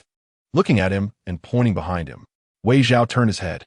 The stone wall behind him transformed into a thin layer of glaze under the light of the luminous pearls, clearly displaying Wei Zhao's figure. Wei Zhao was startled and quickly distanced himself from Su Yao. Su Yao did not care about this action. He withdrew his gaze, half sitting on the edge of the coffin, playing with the badge in his hand, his expression cold. "Who are you?" Wei Zhao stood with his hands in his pockets, saying nothing. Su Yao did not mind. To him, perhaps Wei Zhao's name was not very important. "Then let me ask in another way." Su Yao flicked the badge into the air. The metallic badge reflected a few rays of light. "What is your purpose?" Wei Zhao's gaze followed the badge as it soared before returning to Su Yao's palm. "You wouldn't want to know." Wei Zhao shrugged. "Is that so?" Su Yao put the badge into his pocket and switched the topic. "Do you know my mother?" Su Yao recalled, his words sharp, a silly sweet girl living in a honey jar. At this moment, the developing Su Yao was still growing taller, his figure slender, radiating a powerful aura. Believing in the sweet words of the Su family, a blind and foolish fool. During her pregnancy, she was deceived by the Su family, trading her unborn child for someone else's revival. Wei Zhao listened quietly. Su Yao's eyes seemed to reflect that great fire, with a helpless woman kneeling on the ground, pleading in agony. These scenes should not have appeared in his mind, yet he could clearly know everything from that time. It was strange. He had not yet been born, but he knew exactly how he came into existence. The first moment he opened his eyes was accompanied by a piercing scream and countless probing gazes. Perhaps the place of his birth was too weak, leading him to still be unable to strip away the longing for parents that a child has, resulting in constant setbacks. A streak of red spread across Su Yao's shoulder blade. In the existing memories, inexplicable memories began to occupy his mind. Clearly, in one moment, he was young Master Su Yao, and in the next, he was submerged in memories, becoming the Su family master, in others' words. "Sometimes I also doubt who I am." Su Yao shook his head, his tone lowering. "But it doesn't matter. The red formed a half circle, crawling all over his back. Who I am doesn't matter. In the scorching pain, black wings emerged from his flesh. The key is who I want to become. With a swish, the newly born wings unfurled in the dim light, each feather shining a glossy black, powerfully declaring its existence. A hint of a smile appeared on Chu Yu's pale face, and amidst the intense tugging, he successfully completed the first step of his baptism. Well, this person seemed to have not thought of the right words, and the following words remained unspoken. Chu Yu stepped down from the coffin, standing a step away from Wei Chao. Speaking affectionately and gently, you are the first to witness the first step of the Su family's baptism, although this baptism may not be formal. Chaotic footsteps sounded from behind, the flashlight's beam overlapping haphazardly on the ground. Before a large group of people rushed in, Chu Yu withdrew his wings. In the last moment before losing consciousness, he looked at Wei Chao and said, "No matter who you are or what your purpose is for staying by my side, you should know that once you come, it won't be easy to leave." Wei Chao stood still, stepping forward to check amidst the crowd. He was in a spiritual state, and no one could touch him. Countless noises, anxieties, worries, and fears were all irrelevant to him. Amidst the blurred crowd, he stood indifferently, his gaze fixed on the two long, thin wounds that appeared on Chu Yu's back from the growth of the wings. Chapter 18 Reverse PUA2 is simply too chaotic. The doctor who checked on Chu Yu in the morning looked at the fluctuating numbers on the monitor through the glass. Unexpectedly, someone ran off to undergo preliminary baptism. The doctor frowned as he examined the test results in his hand. A nurse hurried over and handed him the phone. "Yes, it's fine, he is not dead."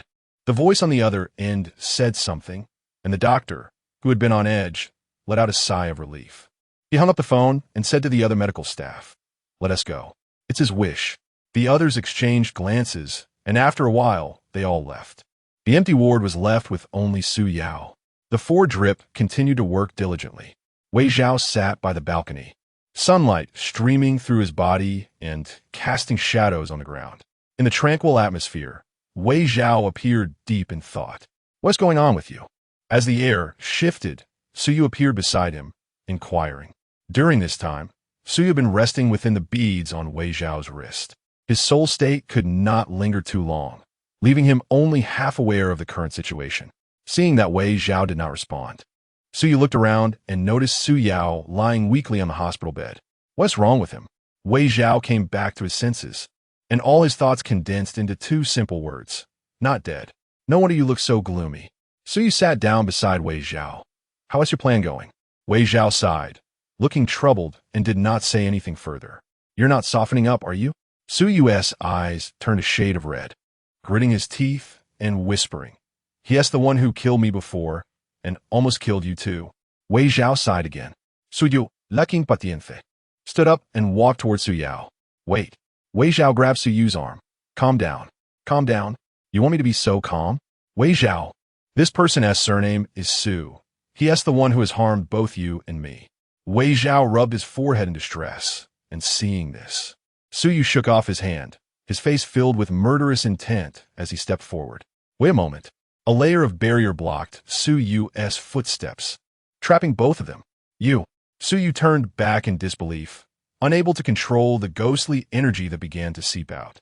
Chu Yu's face turned pale, his nails elongated, and his aura suddenly became gloomy, thick, and lifeless. "Listen to my explanation." Wei Chao reached out to touch Chu Yu, but was hurt by the ghostly energy. Sigh. Wei Chao looked at the blood seeping from his arm. "I just feel a bit defeated." The unexpected words stunned Chu Yu, and his impending attack halted. Seeing Chu Yu's confused expression, Wei Chao sighed again. "I just feel like I'm not as skilled as others." Chu Yu's dark transformation paused. "Wei Chao, I seem to have, perhaps, been reverse PUA'd." Wei Chao explained. "It turns out the tactics I walked through were just someone else's casual manipulation." He hadn't expected Chu Yu to play such a flexible game, making him realize after a while that Chu Yu was trying to follow the same path as him. First, to attract others' interest, which was already established, as Wei Chao had been interested in Chu Yu from the very beginning. Then, to overturn the previous persona, allowing Wei Chao to see a turning point. Undeniably, that day in the basement, Wei Zhao was indeed a bit taken aback that Su Yao had chosen the path of suffering, trying to establish that he was not as miserable as he seemed, but had become this way due to psychological trauma, sparking Wei Zhao's desire to change and save him. After fully expressing his thoughts, Su Yu pointed out a critical point with some skepticism. How did you know? If Su Yu hesitated a bit, after some internal struggle, he still voiced it. As these were his genuine reactions, Wei Zhao looked at Su Yu. Su Yu, you should know if you want to kill someone, it has to be clean and decisive, without hesitation. Whether good or evil, those who live often suffer the most. If you truly want to strike him down, you shouldn't hold onto any kind thoughts for him. If Su Yu really could take action, he shouldn't refute Wei Zhao's words, thinking of Su Yu in a good light, especially in this kind of predatory situation. A look of struggle and regret appeared on Su Yu's face. Wei Zhao still couldn't bear to see him tangled alone, taking out a system card and explaining to him. Because of this, Chapter 19 Instant Fame Wei Chao, I never expected you to be a traitor. The red fire clouds stain a large part of the sky. Lilith knelt on the ground, covered in wounds, her clothes tattered from the fierce gunfight. She leaned against the wall, looking up at the young man, pointing a gun at her. Sorry, Lilith, Wei Chao drawled, smiling as he apologized to his teammates. I just like both sides to bet, Wei Chao said with a certain delight. Blood still stained his face, sliding down from his strikingly beautiful brows. You are truly shameless, Lilith sneered, a mix of anger from betrayal and despair from failures swirling in her heart. She had suspected countless people along the way, but never once did she doubt the person beside her. Who would have thought that someone who charged into battle for his teammates, always the first to take on the most dangerous and deadly tasks, was a traitor? Moreover, he was a handsome young man. Thanks for the compliment, Wei Chao nodded. Then, without hesitation, pulled the trigger. Bang! Lilith's pupils constricted as the silver bullet pierced her heart. The scene before her instantly faded to black and white. Good night, Lilith, he said with a hoarse voice tinged with amusement. Player has fallen. Game over. The game's view finally rested on the line of bright red text. Filled with rage, Lilith logged out of the game and unwillingly posted the game footage on the gaming forum. She angrily typed on the keyboard. The post titled, Never Trust Good-Looking Men with a Cry. As a somewhat famous gamer, her post instantly attracted countless players' attention. Impressive. This guy doesn't hold back when it comes to betraying teammates. Looks like this handsome guy isn't swayed by beauty. What a pity for this beautiful lady. Do I think this young man's voice is nice? The love-hate relationship of handsome men and beautiful women? I like it. Within minutes, the game footage went viral on the gaming forum, with views and shares skyrocketing. Does anyone know who won in the end? Report from the front, here's the link. After seeing Lilith's devastated expression, Wei Chao turned away without a hint of emotion. Wonderful, applause came from the alley, and a man in a dark green military uniform appeared in Wei Chao's sight. The man adjusted his military cap, looking at Wei Chao with a hint of amusement. Numerous bodies lay scattered on the ground, blood pooling everywhere, winding several meters away. I think so too, Wei Chao unceremoniously agreed. The man examined Wei Chao's condition. After a heavy barrage of fire, Wei Chao's clothes were already in tatters. His abdomen was torn, exposing the bandages wrapped around his waist.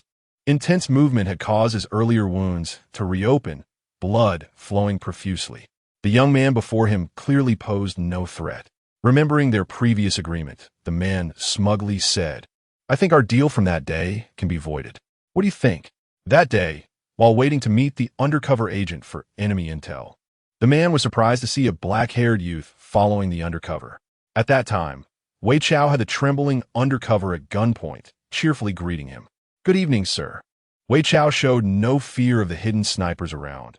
He could easily become a target if he wasn't careful. The man looked at the young man before him with some unease, unsure of what he was plotting. The game had a 3-month limit, and under unfavorable conditions. Wei Chao's team had been at a disadvantage for more than 2 months of tug-of-war and firepower contests.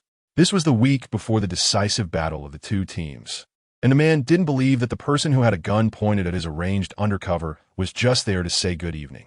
Wei Chao, noticing the man's tense expression, softened his tone. I'm here to discuss a deal. A deal? I really need points, so this time I want to cooperate with you. Saying this, Wei Chao casually pointed his gun at the undercover and continued. You know he can't obtain the core information. My side is already at a disadvantage in this game, making a comeback difficult, so I think we can exchange. I'll provide you with information, and you let me survive until the end. I'll let you in the game early. That way we both get points. Wei Chao asked. The man thought for a moment and said, Then you can't kill him. He must be kept alive, and I want you to wear a listening device all day. The man half threatened, winning against you is just a matter of time. Don't think about playing tricks. After all, I don't know about this undercover. Wei Chao did not oppose his demands, lowered the gun, aimed at the undercover, and smiled. Then it's a pleasant cooperation. The man also smiled. Pleasant cooperation. They reached a verbal agreement. As long as Wei Chao helped him obtain information and eliminate troublesome teammates to secure victory, he would let him live until the end of the game. Subsequently, Wei Chao was fitted with a listening device and returned to the team with the undercover, while the man ordered his subordinates to monitor the opponent's every move to prevent any surprises. He never believed that Wei Chao would obediently surrender. But after seeing him shoot his teammate and become injured, he couldn't help but mock this troublemaker. The deal is void. Wei Chao lowered his head upon hearing this. His shadow, elongated by the setting sun, his black short hair gently swaying in the wind. I think it's not that great. Wei Chao's fingers moved slightly, and a smoke bomb exploded instantly. The soldiers behind the man reacted, and gunfire erupted, sweeping towards Wei Chao's position. But when the smoke cleared, Wei Chao's figure had vanished, leaving only a walkie-talkie behind in the dense gunfire. The man frowned, somewhat displeased. After all, he had let a point-giving figure escape. But now, what was the use of escaping? The man thought disdainfully. Given the current game situation, he had already gained overwhelming advantage. Capturing him was just a matter of time. He looked at everything before him, feeling somewhat smug.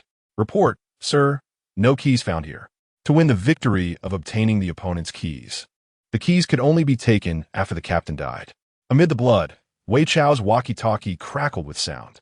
Here's a gift for you. A familiar voice, breathless, rang out. Do you like bombs? Wei Chao asked. The man's gaze sharpened, somewhat incredulous. Retreat. Before the order was finished, the bomb buried at the alley entrance was detonated, creating a loud explosion. Wei Chao leaned against a tree, watching the brilliant flames not far away. The blood-stained key quietly rested in his pocket. Wei Chao, holding his injured abdomen, laughed recklessly. Game over. Game over. The same person, yet equally thrilling, the forum exploded once again. Such a handsome guy. Give me his game ID and info within 3 minutes. Worship. Also asking for ID. A huge reversal. Lilith deleted her previous post, apologized, and posted a new one praising this incredible player. The protagonist being discussed in the forum had just logged out of the game pod, took off his helmet, and walked toward the washroom. As he woke up, the smart butler steadily adjusted the indoor lights and temperature. This game was very draining on mental energy. Just moments ago, Wei Chao had been smiling in the game, but now his expression was weary. He took a glass of water and washed his face. The splashed water dampened the strands of hair on his forehead. Wei Chao picked up the towel handed to him by the robot and wiped his face. Chow Chow, it's time for you to eat. The pink cylindrical robot took the towel that Wei Chao had used to wipe his face, and a worried emoticon appeared on its display screen. Wei Chao replied with a grunt, just give me a nutritional supplement. But the little robot said, looking aggrieved, you've been drinking nutritional supplements for a week. In the interstellar era, while nutritional supplements could provide a large amount of nutrients needed by the human body, they tasted terrible. Tonight's dinner is egg fried rice. Can you just eat a little bit? Wei Chao paused in his steps back to the gaming pod, his already listless expression growing a bit more forlorn. He turned around and walked towards the dining room. The little robot showed a happy expression and followed Wei Chao to the dining room. Wei Chao sat at the dining table, eating the egg-fried rice carefully with a spoon, and after there was not a single grain of rice left in the bowl, he silently returned to his room. Chow Chow. The little robot saw the young man leaving and displayed a frustrated and worried expression.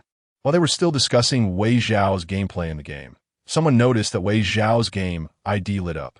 He's here, he's here. As soon as Wei Chao logged in, a flood of private messages and friend requests came pouring in.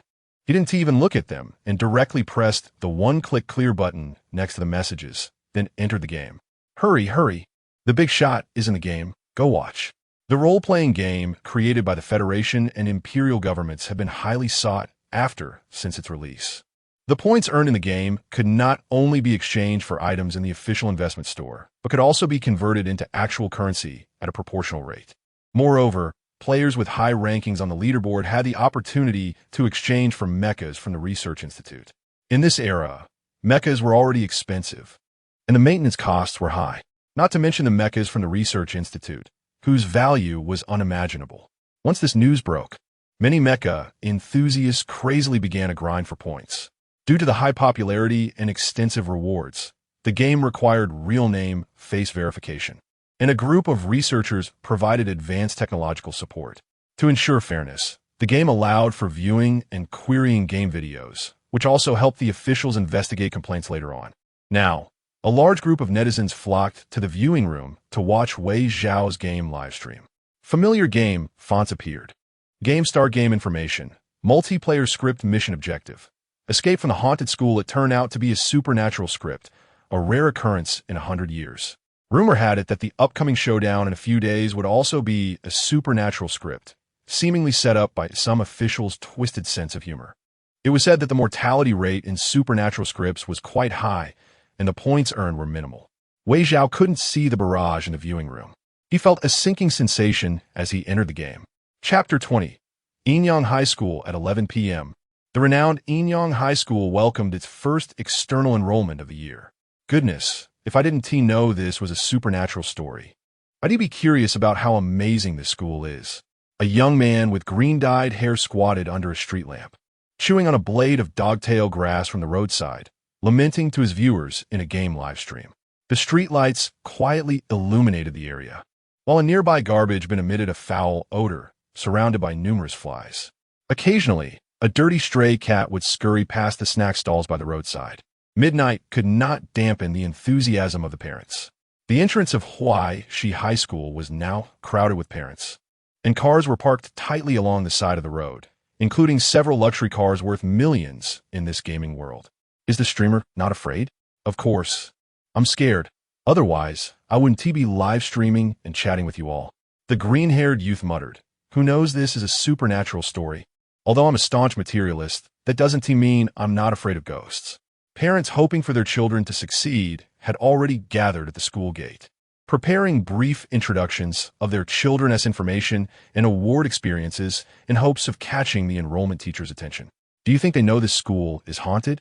The green-haired youth chewed on his grass, observing the parents jostling for a good spot nearby. They probably don't know. Why don't you go ask? A clean and crisp voice came from behind him. Go ask. Sure, the green-haired boy replied without thinking, but as he raised his eyes, he noticed the barrage of comments on his screen had suddenly stopped. He paused, unconsciously biting down harder on the grass in his mouth, and stiffly turned around. Go school. Street lamp. Voice. A multitude of supernatural stories flashed through Cheng Yang's mind, along with various grotesque faces. He slowly turned around, preparing to scream loudly. But the sound got stuck in his throat, and he couldn't make a sound. Behind Cheng Yang, there was nothing strange. Just a handsome boy with short black hair, standing there. You scared me to death. The green-haired boy thought to himself, feeling wronged. Seeing the boy squatting in front of him turn around, Wei Zhao politely greeted him. Hello, I'm Wei Zhao.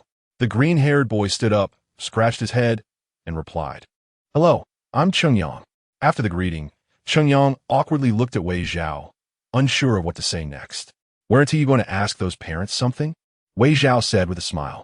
Although Cheng Yang didn't consider himself a looks-oriented person, seeing a handsome boy with a youthful vibe smile warmly at him made his head feel a bit dizzy. He nodded aimlessly, his face slightly flushed, and walked over to the parents not far away. Oh no, this face-loving guy. The comments started rolling in after Wei Zhao's introduction, with many players who had run over from his stream silently watching. Cheng Yang approached a parent who was still trying to squeeze in and patted him on the shoulder, hoping to get the parent's attention. Who knew the parent wouldn't react at all? Cheng Yang patted harder, but the frustrated parent turned around and shouted loudly. What do you want? Feeling wronged, but not daring to say it, Cheng Yang had to shout back. Do you know this school is haunted? So what? As long as my kid can get into this university and become rich, besides, The students here are like transformed ones, very obedient. Even if the school is haunted, it's still good. Many tired parents around who had squeezed in turned to look at the commotion. ISNT that the kid who was just talking to the air by the roadside, looking at his green hair, he probably doesn't study well. The surrounding murmurs showed no fear of being overheard by the person in question. Hearing these comments, Chengyang felt very unhappy, especially when he heard someone attacking his trend following. Praise green hair. Chengyang fearfully shouted back, "What is wrong with green hair? I was the top student in my elementary school." He originally wanted to say that they couldn't see the game livestream window and that it was unfair to blame him, but suddenly a bony hand covered his mouth, stopping the words he wanted to say next. "Sorry, my younger brother has been under a lot of study pressure lately," Wei Zhao said as he pulled Chengyang away. Chengyang, being dragged, squirmed. Wei Zhao smiled and whispered, "If you don't want them to hit you, then don't squirm." Chengyang obediently let Wei Zhao pull him away. Once out of the crowd, Chengyang squatted on the ground, silently feeling sad and muttering about how they looked down on his hair. Wei Zhao silently shook his head. This idiot. Just as Chengyang was regaining his composure, the school gate opened and a male enrollment officer dressed in black walked out. The previously chaotic parents suddenly stopped, even their breathing slowed, wearing fake smiles, afraid of leaving a bad impression on the teacher. In the middle of the school gate, a set of tables and chairs that were dark red appeared out of nowhere, with a white box on the table that had the words tuition fee printed in large black letters. The enrollment officer sat down, his murky eyes scanning the crowd, and spoke in a hoarse voice, "The selections have been made. You can leave now." What? Before the protest could finish, the speaker's head exploded instantly, blood spraying the surrounding parents, who fell to the ground, staring blankly.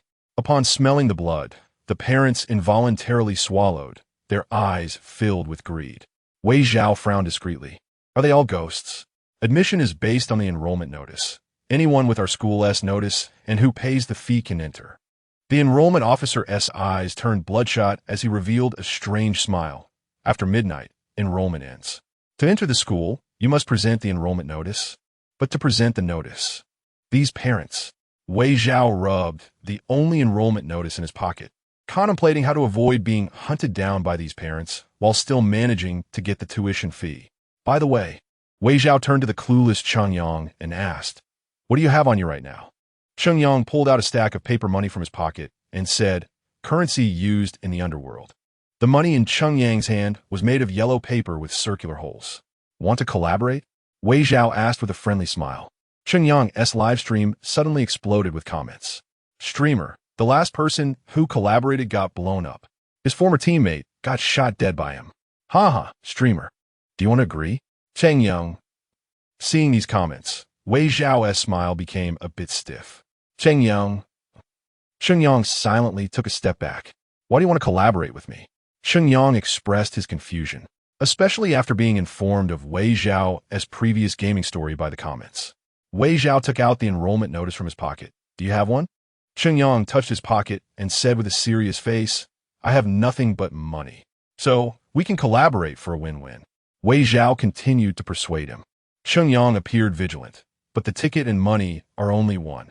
"But this is a two-player story," Wei Zhao added. "If we start off by killing each other, then there's no need to continue this game.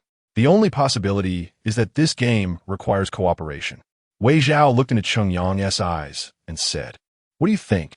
Chengyang hesitated a bit, but thinking that relying on himself might not allow him to pass this game, after much deliberation, he agreed to this collaboration. "What do you want to do?"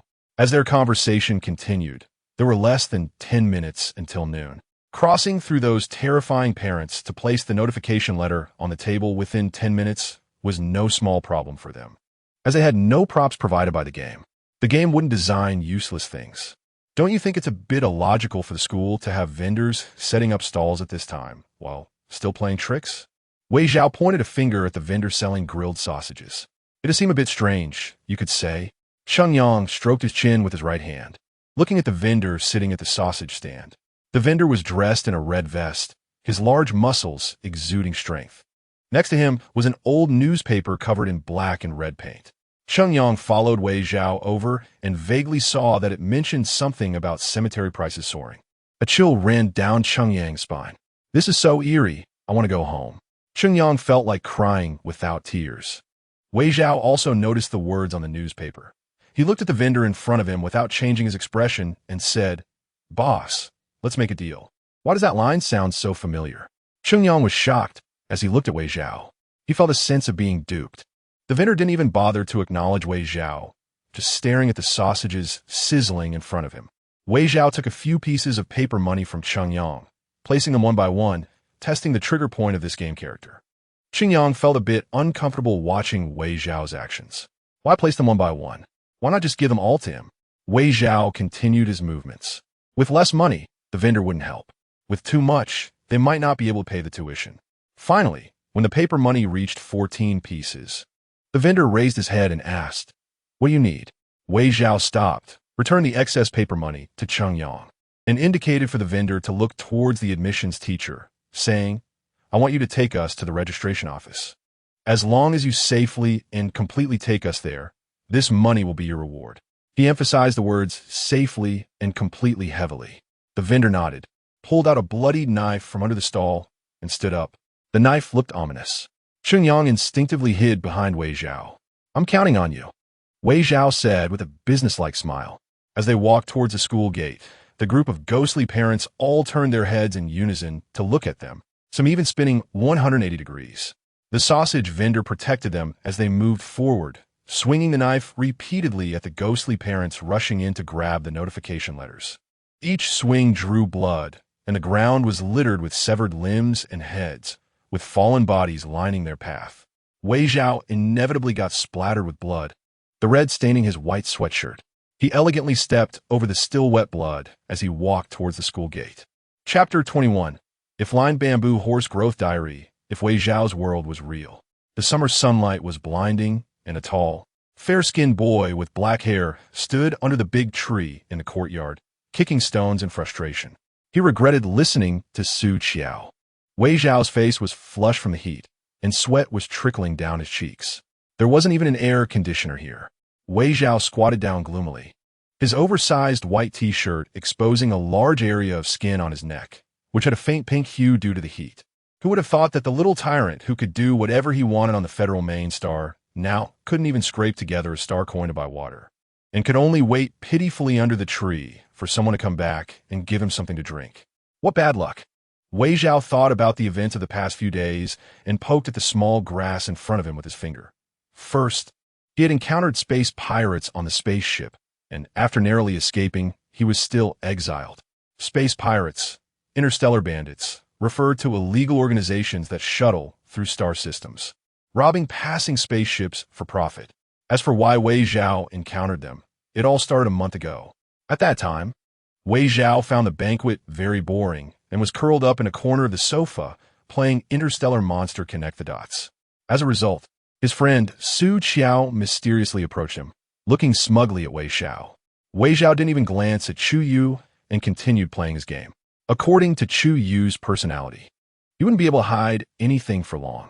Sure enough, less than a minute later, Su Qiao couldn't hold back anymore. He moved closer to the sofa, leaned near Wei Zhao, and whispered, "I got something fun." Golden hair fell onto Wei Zhao's ear, tickling him a bit. Wei Zhao pushed Su Qiao away, who smelled strongly of alcohol, and frowned. "What is it? You smell so much of alcohol." "Oh, don't mind the details," Su Qiao said, touching his nose quietly. "I got my brother's spaceship key." "Really?" Wei Zhao immediately became interested. Su Qiao's brother's spaceship was a limited edition on the main star, designed with reference to military ships, and the Research Institute was working on it. Wei Zhao had been envious for a long time, but he just couldn't get his hands on it. Really.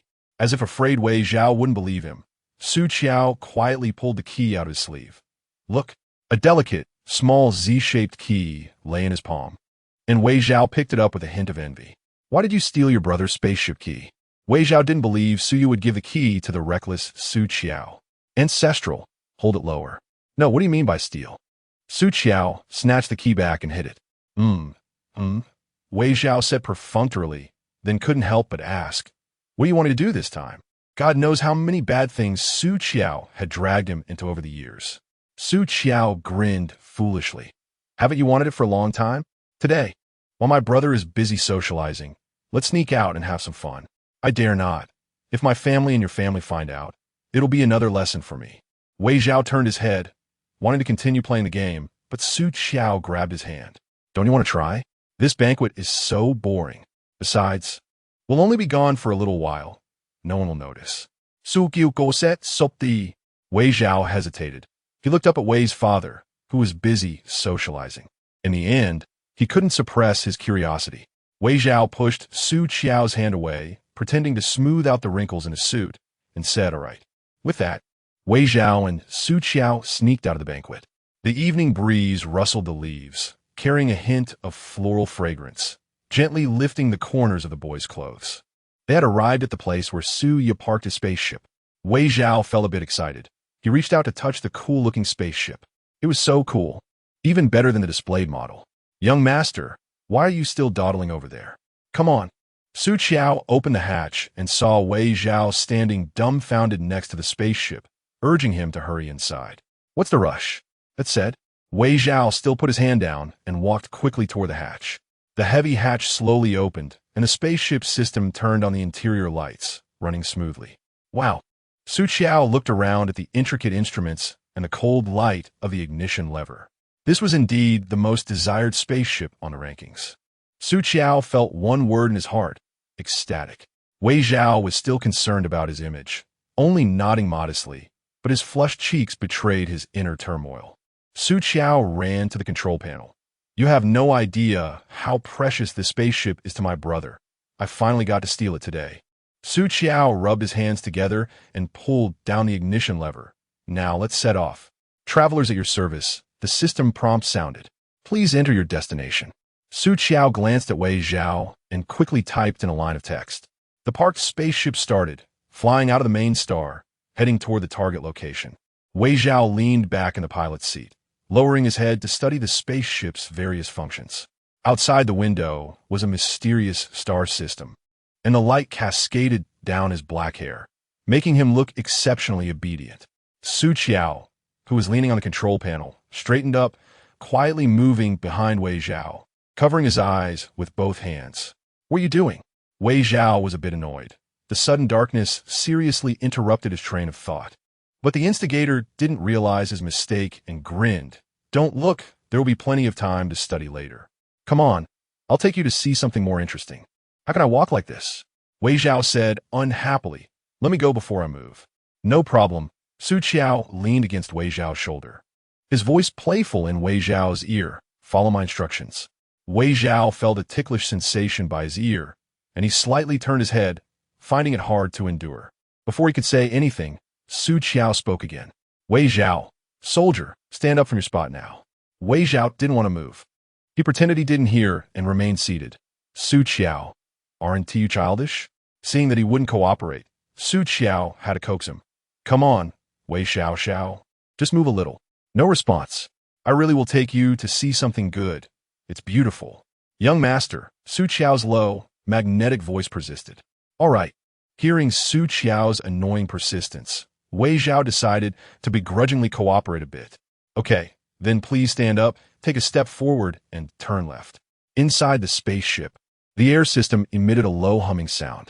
The golden-haired, blue-eyed boy straightened up as the black-haired boy moved. Although Wei Zhao was already 1.8 meters tall, he was shorter than Su Qiao, allowing Su Qiao to see the boy's hair whirl with a slight downward glance. "And then, walk 3 steps forward, then turn right." Su Qiao walked around the chair and continued directing. "Walk forward." Wei Zhao walked a few meters by feel. "Do I need to go further?" Keep going." "Okay." Remembering that he had boarded the spaceship, Wei Zhao continued to walk forward. "All right, stop. You can open your eyes now." Su Qiao released his hands. Wei Zhao's eyelashes fluttered slightly, and he opened his eyes. "What is it?" Before his words fell, he saw the brilliant blue bubble nebula outside the window. "How is it? Isn't it beautiful?" Su Qiao stood beside Wei Zhao. Wei Zhao retracted his dazed gaze and cleared his throat. "It's okay." Just as Su Qiao was about to say something to tease Wei Zhao, the spaceship system prompt suddenly sounded. "Alarm! Alarm! Unidentified spaceship approaching." Su Qiao's expression changed. They hurried to the display screen, which showed 3 pitch-black spaceships surrounding them. Space pirates? Wei Zhao was a bit confused. Yes, Su Qiao quickly activated the spaceship's defense system, setting the coordinates to prepare for a jump. Unexpectedly, the space pirates on the opposite side were experienced. To prevent them from escaping, they chose to open fire directly, hitting the side. The spaceship shook violently. There's no other way. We have to go all in. Su Qiao steadied himself and quickly pressed a few buttons. The bottom of the spaceship opened, revealing several electronic light cannons. After Wei Chao saw the cannons firing from the opposite side, he immediately opened his holographic computer to contact the Wei family for support. Just as he finished sending the message, his holographic computer shook violently. Ignoring the video call from Wei father, Wei Chao stood next to Su Qiao and asked, "How is it?" "It's okay. The wings are not severely damaged," Su Qiao replied, looking at the data provided by the system. "Wei Chao, do you remember the interstellar game we played back then?" Wei Chao understood Su Qiao's meaning in a second. "You want to play a real game?" "Uh-huh." Su Qiao nodded, his golden hair swaying slightly with emotion. "Weren't you just bored playing games on the sofa? Now we have a real, thrilling game, and it's still a two-player mode. Do you want to play?"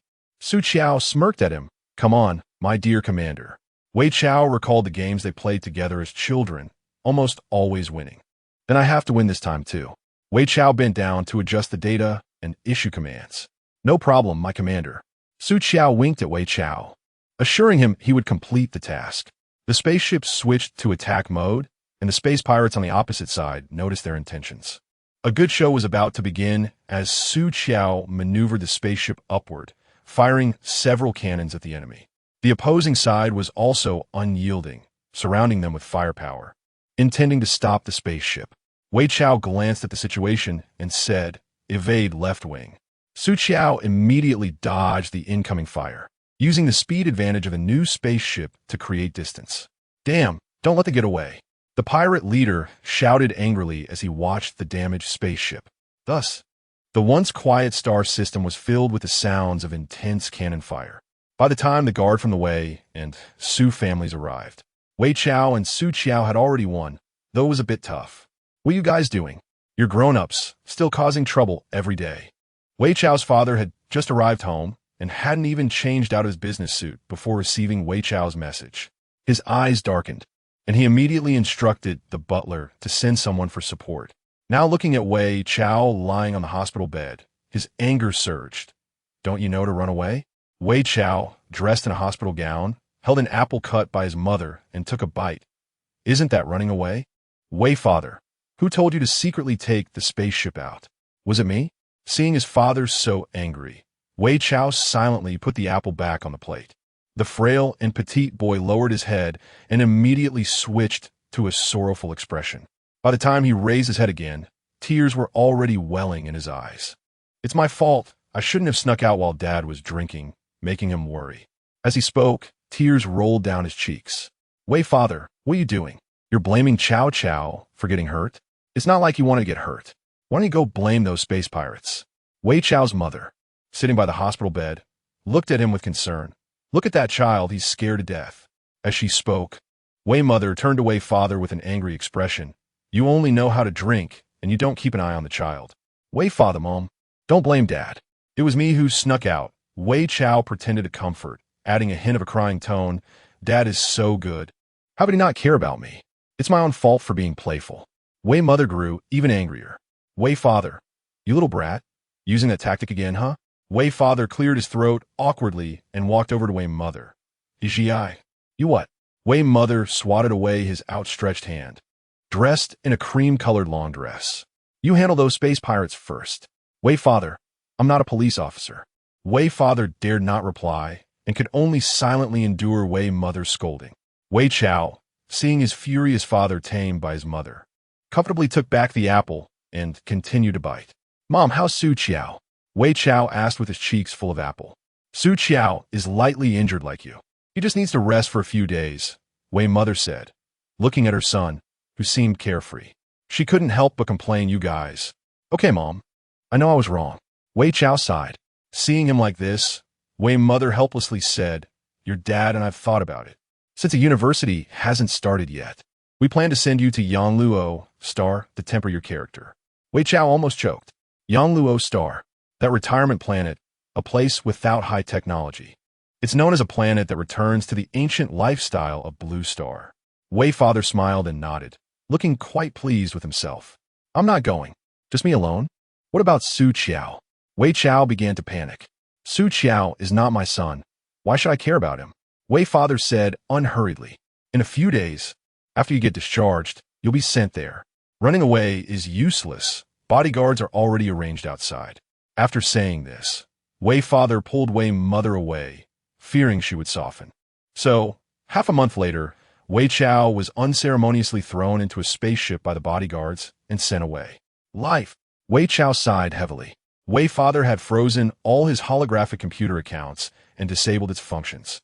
Now, the holographic computer was only useful for basic functions. It felt like being a hostage tied to a deserted island. Wei Chao sighed, isolated and helpless. Come on, you a tall young man, a person walked over and, upon hearing Wei Chao's self-talk, mercilessly mocked. With you like this, how could you be tied up? You're practically our guest of honor. This statement had its basis. The so-called hostage would complain about the cleanliness of the house and refuse to stay until he personally watched it being cleaned thoroughly before stepping inside. Even during meals, he would be picky, complaining about this not being fresh and that not being as good as home. Chu Fu expressed he felt like he wanted to die at that moment. Wei Chao was too lazy to respond to him and lazily waved his hand, with a hint of feigned exaggeration, saying, "Where's my water? I want ice-cold water." Chapter 22. Ghost School Classroom in the Era of Brain Control and Advanced Technology. From a certain perspective, it is comparable to Wei Chao's world in some aspects of technology. Following the signposts, Wei Chao arrived at the classroom. The classroom was empty, with dilapidated desks and chairs, high stacks of books, a blackboard half filled with writing, and a dust-covered floor. The moment Wei Chao stepped in, a low cough echoed. He heard mixed laughter of boys and girls, accompanied by the sounds of desks and chairs clashing. Wei Chao halted, alertly observing everything around him. Hey, what class is next? Why does old Wang love to drag on so much? I don't even have enough time to go to the bathroom. Xiao Mei, I heard you recently got a boyfriend. Is he handsome? Everything seemed to come to life.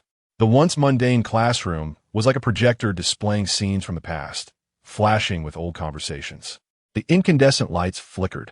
Wei Chao coldly surveyed the empty classroom, his right leg slightly retreating, his body in a defensive posture. His right hand, adorned with cracked beads, trembled slightly. At the slightest hint of danger, his dagger would heed his call.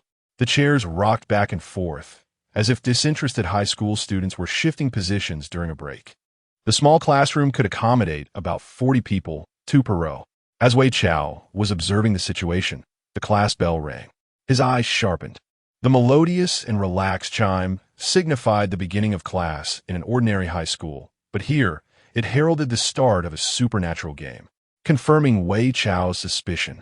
After the bell rang, the classroom's playful noises ceased, returning to the previous silence. If it were someone else, their heart might race, paralyzed with uncertainty. In contrast to others, Wei Chao's reaction was straightforward. He summoned his dagger and gripped it tightly. He quickly assessed the situation, moving away from the doorway and leaning against the wall on the left side of the podium, ready to escape the classroom at the first sign of trouble. Top, top. Footsteps sounded, and Wei Chao turned his head to look at the door. Under his watchful gaze, new footprints appeared on the dusty floor. As the footprints stepped inside, the flickering lights suddenly dimmed. In the silence, Wei Chao remained motionless, watching as the footprints approached him step by step, each leaving a mark on the dusty floor. Wei Chao remained exceptionally calm, a thin line of ghostly blue appearing along the blade of the dagger in his right hand. The footprints stopped just half a meter in front of him. He could sense faint, weak breaths. Lowering his head, he focused on the footprints on the floor. If another footprint appeared, he would strike without hesitation. He mentally counted the intervals between each footprint's descent. It's coming, he thought. He watched the ground, and under his scrutiny, a footprint landed. The fingers of his right hand tightened momentarily and then relaxed. The newly arrived footprint had its heel facing Wei Chao, toes pointed forward, one deep and one shallow, moving toward the podium. Wei Chao breathed a sigh of relief. With his abilities nearly depleted, he did not want to confront the ghost head-on. The footprint halted behind the podium. A half-used piece of white chalk on the podium was picked up by an invisible entity, which began writing on the blackboard with great effort, the handwriting crooked and laborious. Wei Chao's gaze followed the chalk's movement. After finishing, the chalk hovered in midair. "Welcome, new student." Upon recognizing those 5 words, a gust of wind stirred beside Wei Chao's ear. An unseen gaze fixed intently on him.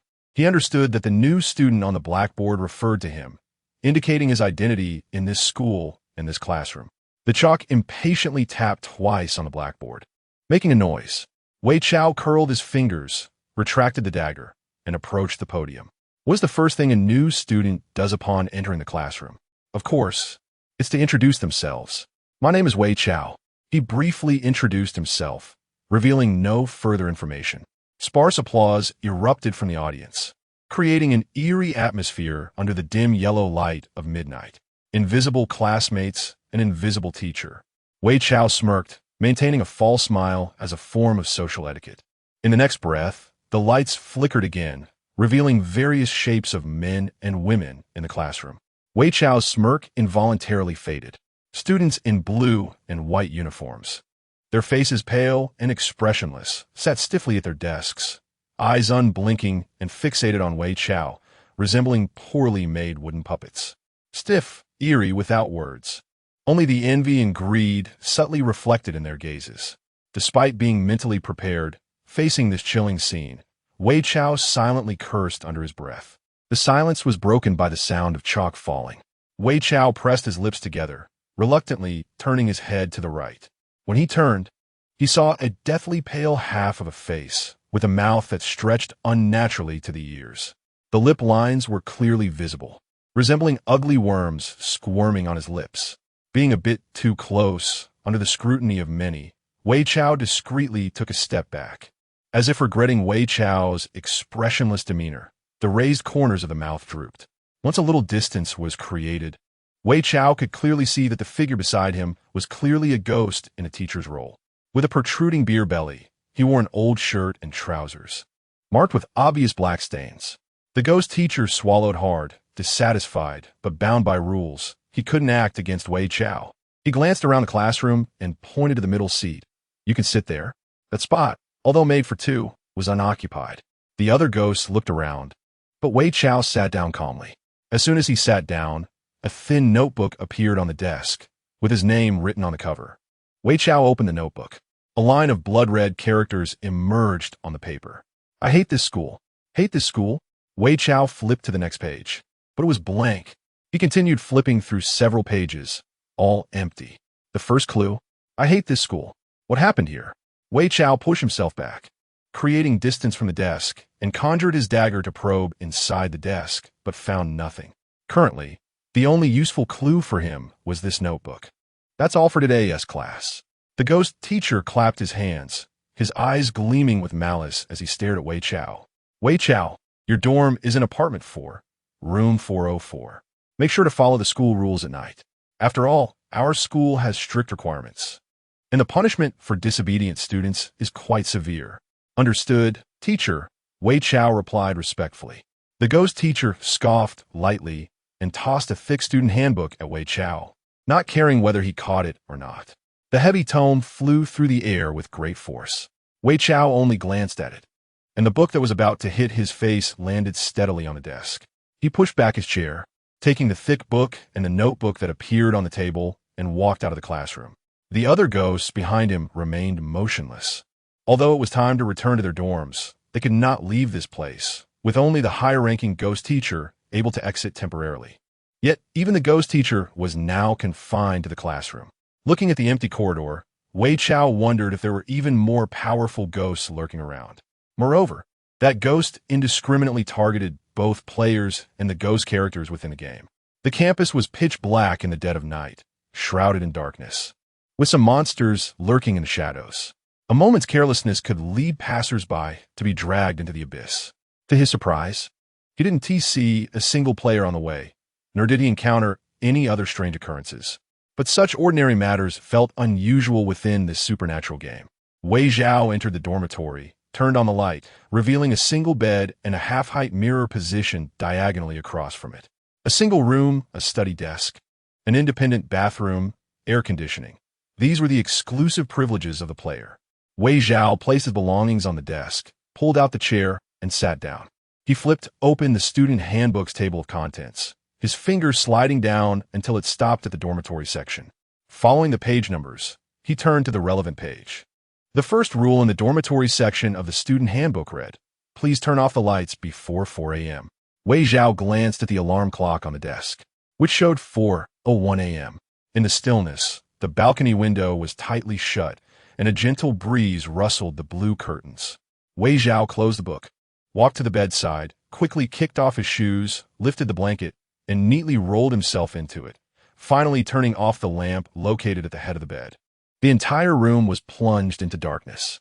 After the light was turned off, the bathroom door seemed to release some sort of seal, gently swaying and making a thumping sound, while a faucet that wasn't tightly closed dripped water into the sink. The curtains continued to flutter silently.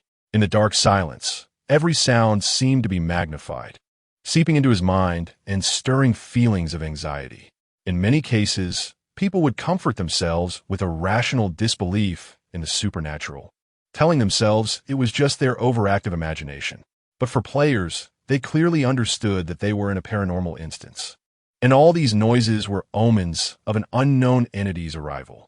They were acutely aware of what they had to face, and they understood that at this unclear beginning, the game had seemingly not provided them with any life-saving items. The only somewhat useful thing was the student handbook, which reminded them to rush to their dormitory the moment class ended to avoid the risks at the start. In other players' beginnings, after introducing themselves, the ghost teacher would hand them the student handbook, leaving it up to them whether to read it. As for Wei Zhao, it was evident that he had been set up by the ghost teacher. In the darkness, Wei Zhao lay on his back under the blanket, gripping a dagger tightly in his right hand, his mind blank. All his attention was scattered across the corners of the room. After about 3 minutes, Wei Zhao felt the temperature in the room drop significantly, as if the air conditioning had been turned on at midnight to its lowest setting of 16 degrees. And he lay there naked and cold. The chill crept over his exposed skin, inching up his body. Wei Zhao closed his eyes, veins bulging in his hand that clutched the dagger. Although he saw nothing in the darkness, he instinctively kept control in his own hands. Wei Zhao, Wei Zhao, Wei Zhao. He heard someone softly calling his name, which grew louder and even slightly off-key.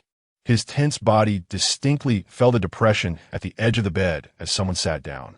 The calling stopped, with a subtle sound of rustling. He sensed a clear gaze looking down at him from above. Something smooth and slick fell down. As that gaze drew closer, Wei Zhao became highly focused. And as he felt the object above him nearing, he moved. Wei Zhao suddenly opened his eyes and swiftly swung to the left without hesitation, the sharp edge of the dagger instantly piercing the creature in front of him. Channeling all his abilities, Wei Zhao twisted the dagger deep into the creature. The monster let out a howl and quickly retreated from the blade. Wei Zhao sat up and accurately threw the dagger toward the source of the sound. Then, he groped for the light switch and pressed it down hard. He still wanted to see what kind of monster it was. Almost simultaneously, as Wei Zhao turned on the light, the monster shrieked and grotesquely fled the room, the dagger falling to the ground. When the light once again illuminated the entire room, Wei Zhao squinted, slightly unaccustomed to the brightness. The mirror in the corner of the bed was covered in cracks, his reflection split into countless pieces, looking exceedingly bizarre. Wei Zhao rolled off the bed, grabbed a roll of toilet paper from the bedside table, and wrapped the dagger in it. There were still drops of blood on the floor, and Wei Zhao disdainfully shook off the dagger without paying attention to the bloodstains. He took the dagger to the bathroom to rinse it before putting it away. He turned on the faucet, splashed water on his face, and vigorously wiped the area where the mysterious threads had touched. Water flowed continuously as Wei Zhao leaned against the sink, his gaze coldly fixed on his reflection in the mirror, noticing some moisture on the beads in his right hand. In the emptiness of his mind, he couldn't help but recall that moment of regression. It was the biggest mistake of his life. Su Yao, dressed in a hospital gown, suddenly woke up after their conversation, blocking Wei Zhao from Su Yu, who had already passed away, and the beads that ultimately fell. Although Su Yao died at his hands, he could not accept this outcome. It felt too powerless, too much of a failure. Wei Zhao closed his eyes, suppressing the surging anger, washed his hands again, and walked out. Now was not the time for such thoughts. Only by obtaining that thing could he make them pay the price. Wei Zhao returned to the room and did not turn off the lights again, according to the first rule of the student handbook. According to the game's rules, the first day was often just a warning, a buffer time for players. After this monster, there should be no other ghosts set up. Wei Zhao sat back at the desk, looking at the words Yinyang High School printed on the student handbook. Yinyang? He couldn't help but associate this school's enrollment time being at midnight. And the ghost in the classroom also taught at night. Since nighttime was the time for ghosts and monsters, what about the daytime? People? Wei Zhao tapped the desk, and after a brief moment of thought, he opened the book and began to read the contents carefully. Chapter 23. Hide and seek. Wei Zhao. What are you doing standing here? You're blocking the way. A hand pushed Wei Zhao from behind, causing him to stumble, still not fully awake. What's wrong with you today? Still not awake? Wei Zhao came to his senses. Surrounded by students in white and blue uniforms, grouped in 3s and 4s. Many were holding textbooks, taking a breather during break time, exchanging school gossip. He felt a bit dazed. In his memory, he had been flipping through the student handbook at his desk. How did he end up here without realizing it? And it was still daytime? It was clearly night before. What is this? Before Wei Zhao could think it through, the boy who had spoken to him earlier put his arm around his shoulder, looking concerned. What's wrong? Did studying make you dumb? It's nothing. I just haven't been sleeping well lately. Although he wasn't quite sure of the situation, Wei Zhao went along with the boy's words. The boy laughed heartily. As they were talking, a girl with long hair happened to pass by. Her long, straight black hair, fair skin, and elegant swan-like neck set her apart. Even though she wore the same loose school uniform as everyone else, she exuded a charm that others lacked, like a blooming, vibrant flower, bright and youthful. As she walked by, it seemed as if the air was filled with fragrance. The boy's gaze followed the girl into the classroom, and he nudged Wei Zhao with his elbow. Did you see that? Our class is beauty. Wei Zhao shrugged off the boy's hand from his shoulder. I saw it. The boy chuckled, his expression a bit lewd, glancing around before lowering his voice. I've heard some interesting things lately. What? Wei Zhao asked him, feeling that a clue was about to come. I heard from someone that Xiao Mei is being kept by someone. Xiao Mei was the girl who had just passed by. Upon hearing her name, Wei Zhao instantly recalled the whispers he had overheard when he entered the ghost classroom. That rumor about Xiao Mei having a boyfriend flashed through his mind. Wei Zhao's expression turned serious. For high school students, such rumors could be very damaging. Seeing that Wei Zhao didn't believe him, the boy added, someone saw it with their own eyes. What if it's a relative of Xiao Mei's? Impossible, the boy quickly dismissed. Wei Zhao put his hands in his pockets. How do you know? The boy looked conflicted, and after some inner struggle, he finally opened his mouth. They saw the guy who was keeping Xiao Mei. It was, as the words were about to escape his lips, the entire scene faded like a desaturated ink painting, and everything in front of Wei Zhao began to blur. His head felt like it was exploding, a sharp pain tearing him away from here. After a burst of white light, Wei Zhao struggled to wake up. He gasped for air. His fingers clenched until they turned white. Was it a dream? He came back to his senses. The student handbook was still open on his desk, and a small clock was ticking away. In this quiet dormitory, every second's ticking felt like a knife piercing the heart. He looked around. The dormitory still looked the same as when he was asleep, the only difference being the mirror. The mirror's surface was smooth, showing no signs of cracks. More perplexing was that the mirror faced the desk. This meant that while Wei Zhao was trapped in a dream, the mirror had quietly healed its cracks and, unbeknownst to him, changed its position. A chill ran down Wei Zhao's spine. When did I fall asleep? Wei Zhao turned to face the mirror. His youthful, handsome face was clearly reflected in the mirror. A murderous intent flickered in his eyes. Wei Zhao picked up a dagger and stepped closer to the mirror. The silent smell of gunpowder spread throughout the dormitory. Wei Zhao detested being spied on. If this mirror had shattered before, then let it break again. Wei Zhao thought as he stood in front of the mirror. The mirror was about his height. As he approached, a figure identical to him appeared in the reflection. Just you wait. Wei Zhao pressed the blade against the mirror's surface. Outside the window, it was still pitch black, not a hint of light. The curtains began to flutter without wind, and the sound of claws scraping against the door grew louder. Amplifying like a warning, trying to stop Wei Zhao's next action. Wei Zhao quietly watched everything through the mirror. The person on the other side mirrored his expression, even mimicking his movements. Two Wei Zhaos, separated by a mirror, as if they were in two different worlds, like day and night, yin and yang. Heh! Wei Zhao scoffed disdainfully, applying more force to his wrist. The mirror creaked, cracks spreading spiderweb-like from the blade center. The lights flickered again. The person in the mirror should have followed Wei Zhao's movements and pressed down without hesitation. But after Wei Zhao acted, they suddenly looked up with a face full of resentment. Inside and outside the mirror, their actions were reversed. Wei Zhao was not surprised. He applied more force, and the cracks instantly covered the mirror, slicing the figure inside into countless small pieces. With hundreds of people who looked like Wei Zhao glaring at him with resentment.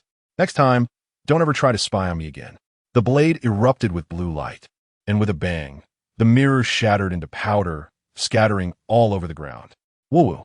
The window had somehow been pushed open a small crack, and air flowed through, making a wailing sound. Wei Zhao retracted the dagger and adjusted his slightly crooked cuff. After tidying up, he casually glanced at the window. With a loud bang, the window slammed shut with great force, shaking off the dust that had settled on the frame. Wei Zhao walked back to the desk and glanced at the time. 5 o'clock. Less than half an hour had passed since he last woke up. He lowered his head and closed the student handbook. 5 o'clock. No playing hide and seek in the teaching building. The player screen suddenly opened. The time tasks set by the system began to send notifications. Attention all players. Attention all players. Please gather in the teaching building at 5:10 for the hide and seek game. Requirements. Survive until 6 o'clock in the morning. Reward. The reward section was censored. The viewers in front of the screen began to flood the comments. Many of them learned about the school's rules through the student handbook in front of the camera. Oh, they're acting against the school rules. I like it. What? Isn't this teaching players to break the rules? So thrilling. To survive, you have to give up this task, but if you give up, you won't get any points. The barrage of comments dazzled Wei Zhao, and he directly turned it off. Indeed, as the comments said, the system's tasks were practically pushing players towards a dead end. The motives were impure. Just as the comments were discussing whether players should accept this task, Wei Zhao made a move. He clicked to accept on the system interface, and a flashlight appeared on the desk. Wei Zhao pressed the switch, opened the dormitory door, and walked out. The corridor was empty and pitch black. Even though Wei Zhao tried to be quiet, the sound of his footsteps was still unavoidable. Chapter 24. Encounter Chu Yu through the cold water he had just bought in front of him with annoyance. Here, the ice-cold water you wanted. Wei Zhao initially wanted to catch the water with one hand, but was disgusted by the way Chu Yu's voice trailed off, causing the water to hit the ground instead. Wei Zhao, you're so disgusting. He silently picked up the bottle of water that had fallen to the ground, stepped back a few paces, and his expression was almost screaming pervert. Chu Yu, so you're not disgusting, huh? He suppressed the urge to hit someone and reassured himself in his mind that he couldn't afford to fight this person.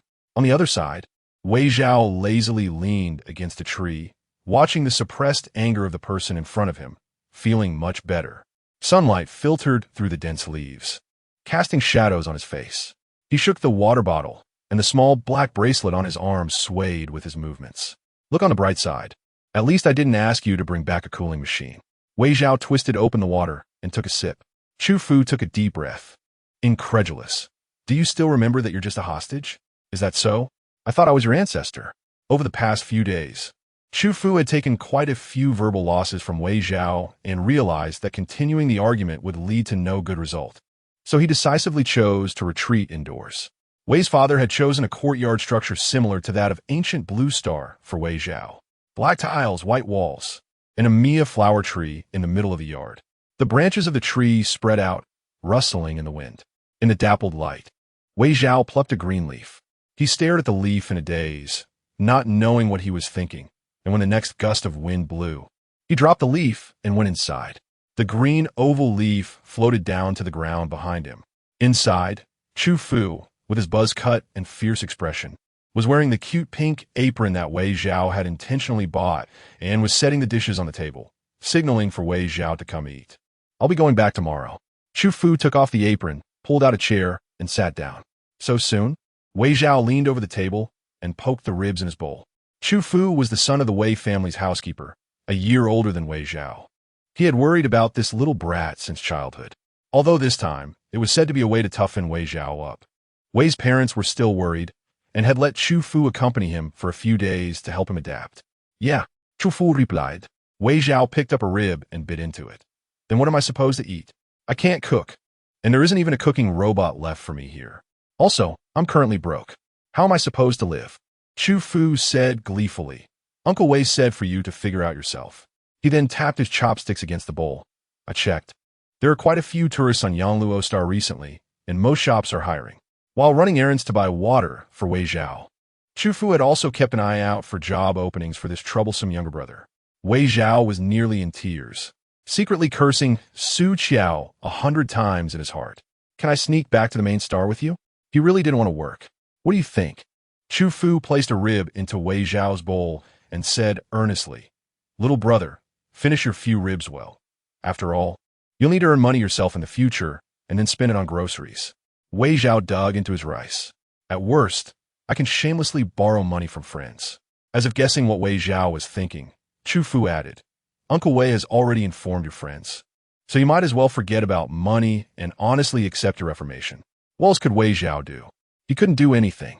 The next noon, Wei Zhao lay on the bed staring at the ceiling. The quilt bulged slightly as he turned over.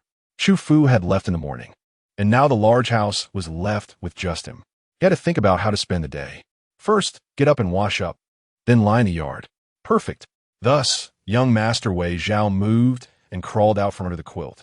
And only after washing up and lying comfortably on the bamboo chair under the eaves did he realize he had forgotten something important. He pulled down the comic book covering his face, rubbed his stomach, and sighed. All right, I have to go eat. He looked at the big door about 10 meters away and thought it was a bit far. Just hold on a bit longer. I'm not that hungry. 10 minutes later, Wei Zhao, wearing a white baseball cap and a white short-sleeved shirt, reluctantly opened the crimson wooden door. Two vividly carved stone lions squatted at the entrance, and he looked at the heat-radiating road outside with a helpless expression. Returning to the life of Blue Star before the establishment of the Interstellar Alliance was the advertising slogan of this planet. Right now, he really missed the cooling flying car and his robot housekeeper back on the main star. As Wei Zhao walked out while thinking, he completely overlooked the high threshold on the ground. Thus, in the moment he lost his balance, his desire to go home peaked. With a thud, Wei Zhao fell to the ground, his white shirt getting dusty. Ouch! Wei Zhao gritted his teeth and pushed himself up, his gaze inadvertently sliding past the stone lions. Momentarily stunned, the front of the Wei residence was paved with a path of bluestone bricks, traditionally used to ward off evil with stone lions. But now, a tuft of white hair was sticking out from beside the stone lion's feet. That's a bit strange. Wei Zhao stood up and brushed off his pants. But instead of rushing over, he sat down on the threshold, hesitantly pulling up his pant leg. Luckily, I didn't bruise. He exhaled. Wei Zhao was someone who might have been spoiled growing up, with some peculiar little quirks. For instance, he didn't like to have scars or marks from injuries on his body. When he was hospitalized before, he had insisted on using repair ointment daily to remove any traces of wounds, ensuring that he had no visible injuries. After confirming that his leg was unscathed, Wei Zhao finally had the mood to see what was beside the stone lion. He walked over, his long fingers resting on the lion's head, looking down at the small child squatting on the ground. A thin boy was huddled in the corner between the stone lion and the wall, with long, slightly curled white hair trailing to the ground. His clothes were torn and tattered, and there were several bloody scratches on his arms. Hearing the footsteps, the boy lifted his head, his white eyelashes fluttering gently, revealing a pair of red and black heterochromatic eyes. Wei Zhao couldn't help but be taken aback. In his impression, during the interstellar era, heterochromatic eyes were also extremely rare, especially since this boy was exceptionally delicate and pretty. The boy tilted his head in confusion and looked at Wei Zhao, appearing very silly. Chapter 25. The Midnight Hide-and-Seek begins. Attention all players. Due to dissatisfaction with the number of participants, the system will initiate compulsory random selection. System is randomly selecting. Number of selected players confirmed. Please designated players arrive at the game venue promptly. Damn it. Lying in bed, Yin Fei jumped up. He had originally declined this task, but who knew he would be selected? Cursing under his breath, he grabbed the clothes from the bedside table and put them on. Although this was a game, for someone like him, who had been overly sensitive to ghosts since childhood, it was no less than hell-level difficulty. Who knew what kind of sinister wind the game planners were blowing? After dressing, he picked up a flashlight, walked to the dormitory door, and the anger in his heart deflated like a released balloon. With a slight tremble in his hand, he opened the door and swallowed hard. The door creaked open, revealing an empty corridor outside. After mentally preparing himself, he stepped out. He crossed the corridor, went down the stairs, and arrived at the road.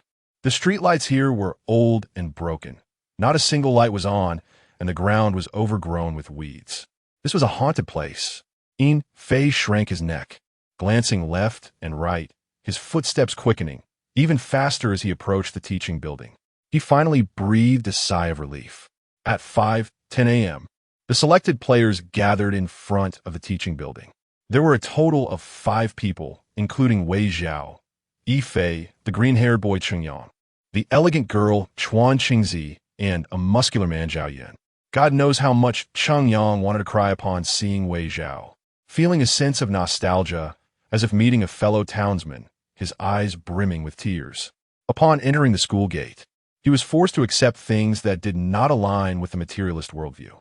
His naturally nervous disposition often made him slow to realize things, causing the audience in the live stream to want to smash their screens, shaking him by the neck to remind him that the ghost was right behind him.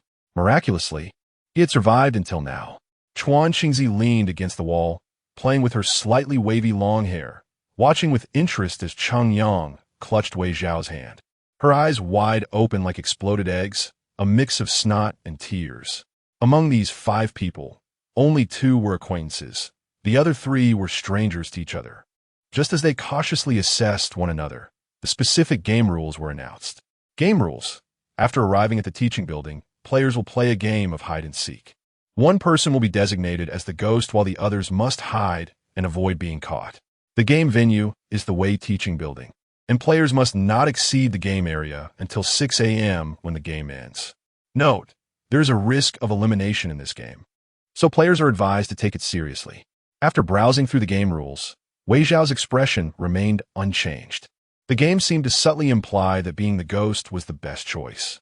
After all, there was a risk of elimination. It was obvious that players caught by the ghost would lose their qualification to play. Moreover, the teaching building wasn't very big, and there were limited hiding spots. It seemed that being the ghost was the most advantageous position. However, the school rules explicitly prohibited playing hide-and-seek after 5 a.m.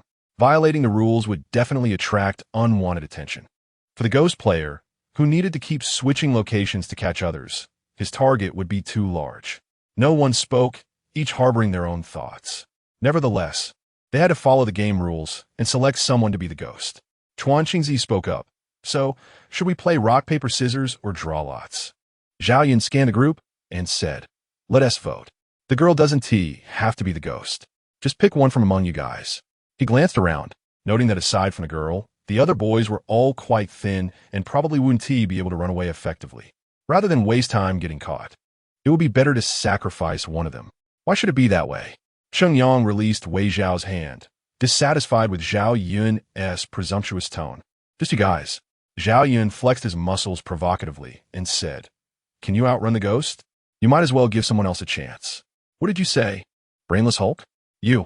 Cheng Yang's words infuriated Zhao Yun, who retorted, "Say that again and see what happens."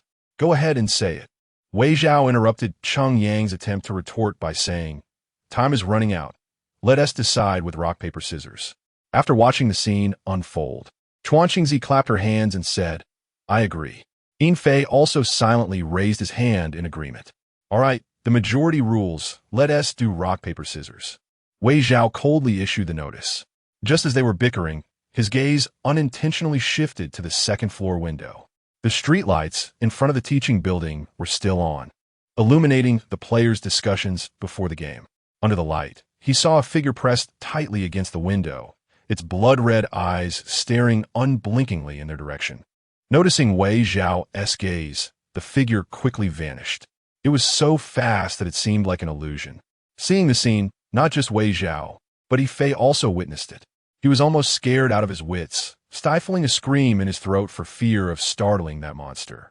After hearing Wei Zhao's suggestion to play rock, paper, scissors, he almost immediately agreed. He certainly didn't want to confront such a thing head-on. Thus, due to the pressure of time, they decided to use rock, paper, scissors, and the one chosen to be the ghost was Yifei. Yifei's face went pale, feeling his legs turn to jelly. Chunyang glanced at Yifei with sympathy. And so, the game officially began. According to the game rules, as the ghost, Yifei turned his back to them and closed his eyes to start counting. After counting, he would go find them. At the moment Yifei turned his back, the others exchanged glances and rushed into the teaching building. The fastest runner was Zhao Fei. As a self-proclaimed quality guy, he often went to the gym, so by the time Yifei had only counted a few numbers, he was already out of sight. Wei Zhao took a turn and ran towards the stairs. The teaching building had 5 floors. Besides offices, there were classrooms and restrooms. There weren't many places to hide. It was only possible to avoid being found by continuously moving and changing positions, but the fear of bumping into the ghost while changing positions loomed large. Whether it be the player ghost or a real ghost, Zhao Fei ran straight to the 3rd floor, where the only exit was downstairs. The 3rd floor had plenty of places for him to run and hide. As for the 4th floor, the number 4 in this game subconsciously made him not want to go up. The 2nd floor was too close to the 1st floor and was likely to be the first to be caught. He looked around and found a classroom to hide in first. Chunyang had the same thought and arrived on the 3rd floor, panting heavily as he chose an office to sneak into. He closed the door, pressed his ear against it to confirm there were no footsteps, and finally let out a sigh of relief to alleviate his stress. Chunyang chose to open the bullet comments. The screen was flooded with a barrage of comments. As he was a somewhat well-known streamer with consistently high viewership, due to the lighting, as soon as he entered the indoor light, the screen automatically adjusted its brightness. The comments were scrolling by quickly. Streamer run. I didn't expect there to be a ghost inside. So thrilling it's a real ghost. What is going on? An ominous feeling crept up his heart. Seeing Chunyang look at the screen with a puzzled expression. A big fan in his livestream room sent 2 flying ships and typed on the screen. Kid, the XXXX inside is a real ghost. It died a few minutes ago. This statement involves game leaks. Viewers are advised to pay attention to game rules. The system steward came online and harmonized the names of the game characters. Chunyang jolted, goosebumps rising all over his body. Oh no, I just glanced at it, and the top viewer was banned. Normal. But what surprises me is that the game manager didn't directly block this comment, only obscured one name. Is this creating panic? Let me try an abbreviation. XXXXX. Following the previous post, the abbreviation got blocked too. Chunyang saw this message, and half of his soul left him. This means the 5 of them are now playing hide and seek with a real ghost. I have to admit, the game is incredibly realistic. After that person died, the ghost gave me goosebumps. After all, it's a holographic game. Even the sense of pain is connected one-to-one with reality. I can't even imagine if that person will have psychological scars after dying. Chunyang leaned against the wall, weakly propping himself up in the corner. Who is the ghost? Yifei, Zhao Yun, or Chuan Qingzi? It can't be Wei Zhao, right? Chang Yang felt hopeless. Just as he was zoning out, the live stream was suddenly harmonized, and an announcement appeared at the top of the stream. Due to the special nature of the game script, interaction between the host and the audience is now closed. Please pay attention to the game rules. The only thing that could ease Chang Yang's tension was gone. Right now, he couldn't trust anyone else at all. The empty office remained desolate, with no sound around, but it only made the torment worse. Who is the ghost? He couldn't just stand here, foolishly waiting. After all, if found, he might die too. This ghost game doesn't even teach him any hiding methods. Meanwhile, Yifei had just finished counting and noticed there was no one behind him, causing him to shiver involuntarily. Don't be afraid. Don't be afraid. I'm the one catching others. He stepped forward, somewhat mechanically walking towards the teaching building. Chapter 26. I see you. Kawasaki Haruko also went upstairs, not staying on the 1st floor. She was well prepared and changed into soft-soled sneakers as soon as she entered the game. The flashlight's beam illuminated the steps as she climbed up. Recalling the fleeting hints she had encountered on the way, deciding to head to the archives on the 4th floor. With each step on the staircase, she inexplicably felt something was off. Strange. She stopped in her tracks, gripping the flashlight tighter. Was this staircase really this long? She suppressed her rising fear, stiffly lifting her hand, directing the flashlight's beam ahead, inadvertently shining it on a face. The flashlight fell to the ground with a thud and rolled down the stairs. Afterwards, the place returned to dead silence. Zhao Fei pressed against the door, vaguely hearing a scream. So soon? Zhao Fei's heart raced. He glanced down at his watch. It was 5:25 with 35 minutes left before the game ended. That scream seemed very close, which meant that the ghost was also near him. This wouldn't do. He contemplated briefly and decided to hide somewhere else. Taking a few deep breaths, Zhao Fei quietly turned off his flashlight and opened the door crack. Good, no abnormalities. He wiped the sweat from his brow and decided to go upstairs. After all, going downstairs might encounter Yifei, who was out catching people. 35 minutes felt incredibly long, despite being such a short time. He cautiously turned on the flashlight and moved forward. The classroom windows reflected his anxious expression.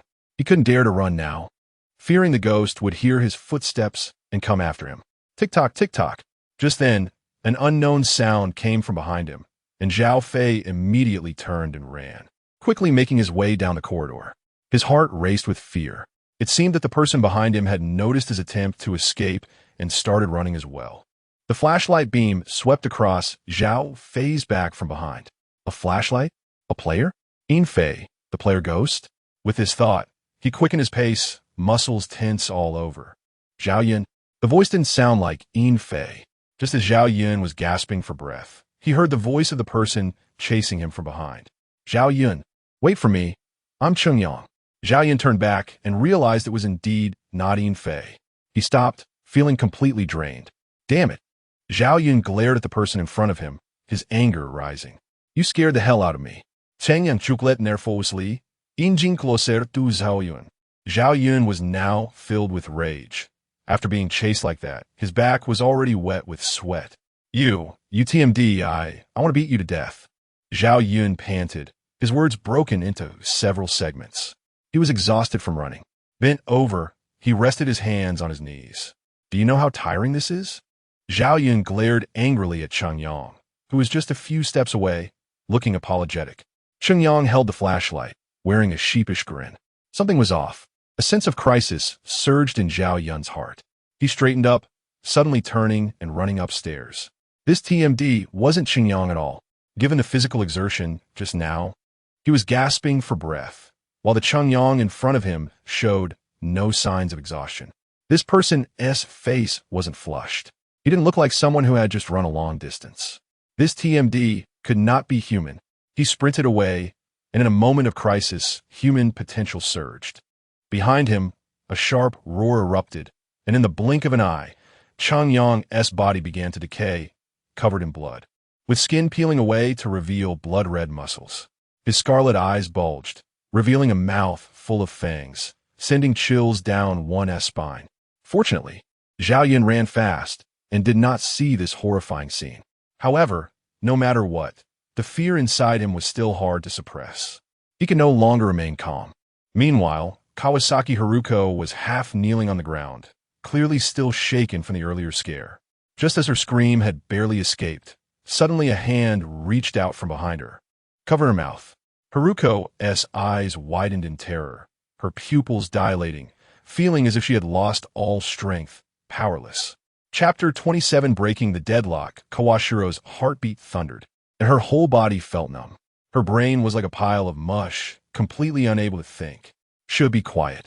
A somewhat familiar voice came from behind. Kawashiro's voice suddenly soared from hell to heaven. It was someone from the players. The flashlight that had fallen to the ground shone straight ahead. Kawashiro knelt on the ground, and Wei Zhao covered her mouth from behind. Where the light illuminated, a figure could be vaguely seen standing on the stairs, facing them. He was positioned at the intersection of the 2nd and 3rd floors. It was a large, empty turn. Wei Zhao's mind stirred, and a holographic screen appeared on his left.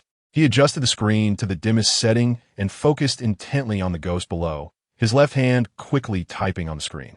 Don't move or make a sound no matter what happens, understood? Kawashiro nodded. Wei Zhao slowly released his hand from covering Kawashiro's mouth and nose. He assessed the distance of the fallen flashlight, which was about 1 meter away from him. One step. Wei Zhao estimated the distance and came to this conclusion. He stood up, and his clothes made a slight rustling sound. Then he cautiously and slowly took a step forward. The ghost on the stairs seemed to have heard some noise and began to descend. Kawashiro was terrified. Who could remain unafraid when faced with a ghost? It was getting closer. A voice in Kawashiro's mind screamed frantically to run, run. In just a few seconds, it felt like a century had passed for Kawashiro. Should she trust Wei Zhao? As she struggled with her thoughts, Wei Zhao stretched out his arm and touched the flashlight. When he picked it up, the flashlight's light was instantly turned off. Wei Zhao successfully extinguished the light source and pressed the send button. A loud bang echoed. It was like something had collapsed, sending a jolt through the heart. The ghost on the stairs paused in its descent. Kawashiro bit her lip hard, trying her best to overcome her fear and not make a sound. The ghost above stirred slightly, as if pondering. With a crack, another loud bang rang out. The ghost finally moved. Its head turned a full 90 degrees, and its exposed eyeball rolled around. Then its foot lifted, walking toward the source of the noise. Hoo-ha! After waiting for a few minutes and confirming that the ghost had left the area, Kawashiro gasped for air. In a life-and-death moment, she was scared out of her wits. Why did this damn game have to be so realistic? Once Kawashiro completely calmed down and looked at the young man in front of her, she instinctively felt that the noise was somehow related to Wei Zhao. Thank you for saving me. Kawashiro braced herself on the ground and tried to stand up. Her legs were still a bit weak. It's okay. Wei Zhao extended his hand and pulled her up. What on earth is going on? You found a way out. How did you create that noise just now? A barrage of questions came flying at Wei Zhao. After she spoke, Kawashiro realized that it wasn't very appropriate to interrogate Wei Zhao right after being rescued. Her face turned slightly red as she tactically smoothed her messy bangs. Wei Zhao, unaware of her embarrassment, simply handed her the fallen flashlight. I found some clues just now when I went upstairs. Although it was a guess, I only learned it was true evidence after verifying it just now. A guess. Kawashiro couldn't help but feel a jolt in her heart. In such a dangerous moment, he was relying solely on a guess against a malevolent spirit. Her expression became somewhat subtle as she asked, "Have you considered what would happen if you guessed wrong?" Wei Zhao casually avoided the topic, saying, "We should leave here first." Although Wei Zhao's reasoning was sound, they needed to leave quickly to avoid the ghost's return. She couldn't shake the feeling that he seemed a bit guilty. If he were to know her true thoughts, he might even curse her as crazy. At that critical moment, Wei Zhao truly hadn't considered the possibility of a failed guess. In fact, without Wei Zhao, Kawashiro might not have been able to escape the ghost's pursuit unscathed. In the spacious corridor, 2 beams of flashlight illuminated the way, one in front and one behind. The circular light spots danced on the smooth floor as Kawashiro closely followed Wei Zhao. "Where are we going?" she asked. She followed Wei Zhao up the stairs. Wei Zhao cautiously shone the flashlight around and, multitasking, answered Kawashiro's question, saying, "We're going to meet Cheng Yang." "Cheng Yang?" Kawashiro recalled. "Is he the green-haired kid who was pestering you earlier?" Upon hearing her description, Wei Zhao couldn't help but chuckle. "Yes, that's him. The noise just now was made by him." Wei Zhao led Kawashiro to a door, and a sign on the wall beside it read, "Archives." "We're here." Wei Zhao pushed the door open. "You're back," Cheng Yang exclaimed like a little dog seeing its owner return home. His tone lifted upon seeing Wei Zhao return. If he had a tail, it would probably be wagging vigorously. He rushed forward to grab Wei Zhao's hand and nuzzled against him, complaining, "You don't know how scared I was just now. Luckily, I ran fast and remembered the way in advance." After receiving Wei Zhao's instructions to get a few large cabinets, he had practically run for his life. Wei Zhao soothingly patted Cheng Yang's tear-streaked head. This strong sense of déjà vu made Kawashiro feel as if Cheng Yang had sprouted a pair of fluffy ears on top of his head. In fact, he hadn't expected Cheng Yang to obediently do as he was told. Ahem, ahem. Although Kawashiro didn't want to interrupt this scene, the situation was urgent, and she was eager to know what Wei Zhao had discovered, since it was enough to make the ghost leave. Cheng Yang stood obediently to the side. Wei Zhao smoothed out his wrinkled sleeves. He pulled a piece of paper from his pocket. This is what I found in the archives. Games generally 1T give players a dead end. They will leave clues, and how players discover them depends on their skills. There are still 20 minutes until the game ends. A yellowed piece of paper appeared before everyone under the light. It was a sheet of paper with an embossed design, featuring faint yellow flowers. Cheng Yang squinted, trying to see what was written on it. The handwriting was messy, and it looked like a poem? No, it seemed more like a person's inner monologue. My ears hear your insults. In silent speculation, I remain submerged in the tide, hiding in the dark, while those laughing at me draw nearer. I want to ignore those voices. I hide in the shadows, unable to see a glimmer of light. I try to explain, but no one believes me. If possible, let their mouths rot, let them bear my pain, pry open their hearts, and see what color their hearts are. Come, swallow my suffering. Cheng Yang read each word, and the more he read, the stranger it felt. Kawashiro's expression also turned a bit fearful as she unconsciously rubbed her arms that had goosebumps, asking Wei Zhao, "Is this the clue you found?" "Yes." Wei Zhao nodded, saying, "Although I don't know who wrote it, at least it gives us hints." "Hints? Where are the hints?" Cheng Yang asked, a bit confused. Wei Zhao pointed out several keywords on the paper: insults, footsteps, shadows, sound, and light. Kawashiro instantly recalled the moment Wei Zhao saved her. Wei Zhao first turned off the flashlight, avoiding one of the conditions of light, which aligned with the shadows mentioned in the text. Secondly, Cheng Yang made a huge noise, and the light disappeared. He would then adhere to the second guideline, so the ghost was attracted by the loud noise caused by the cabinet falling. But Cheng Yang voiced his doubt. "Isn't our conversation also making sounds?" Wei Zhao shook his head, also a bit puzzled. It might not match the insults inside. From the perspective of game design, there might not be any sounds of insults, so the sounds of players' footsteps were added in. However, based on our previous separation when going upstairs, I guess sound and light are two essential conditions. Wei Zhao put away the paper, recalling the previous encounter. In the case where both conditions do not exist at the same time, it is estimated that the ghost leans towards the side with greater opportunity.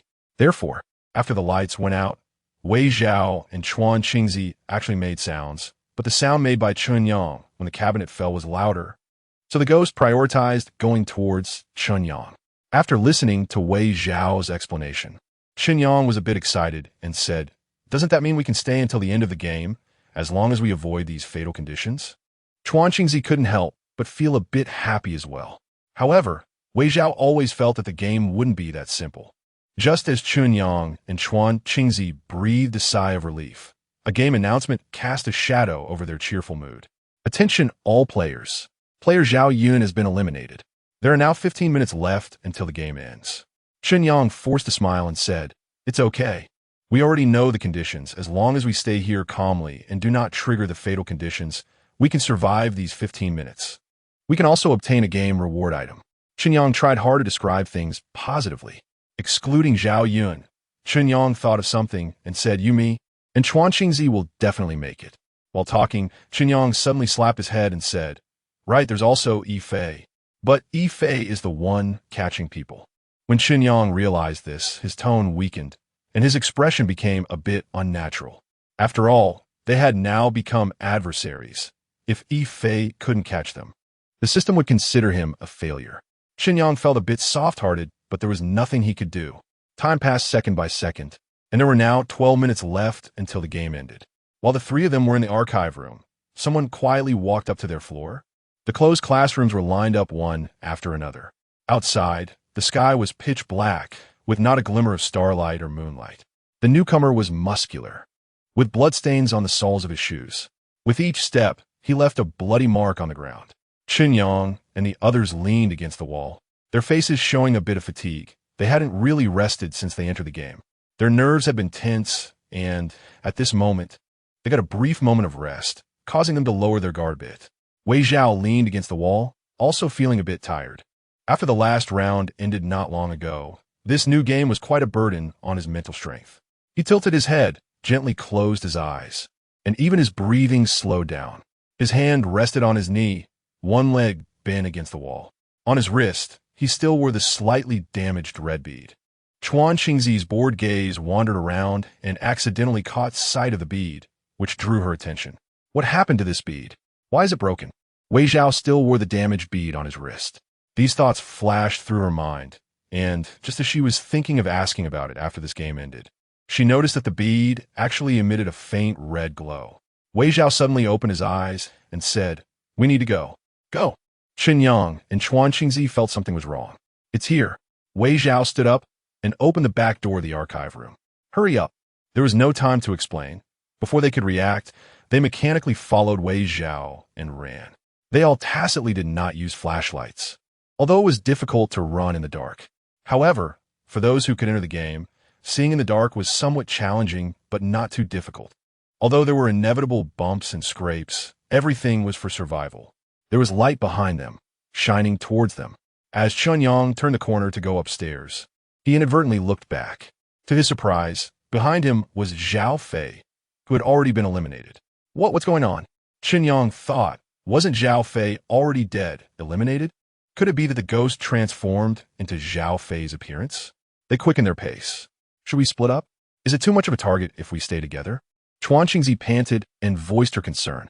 Chen Yang nodded. Let us split up. So they separated at the next turn. Wei Zhao continued upstairs.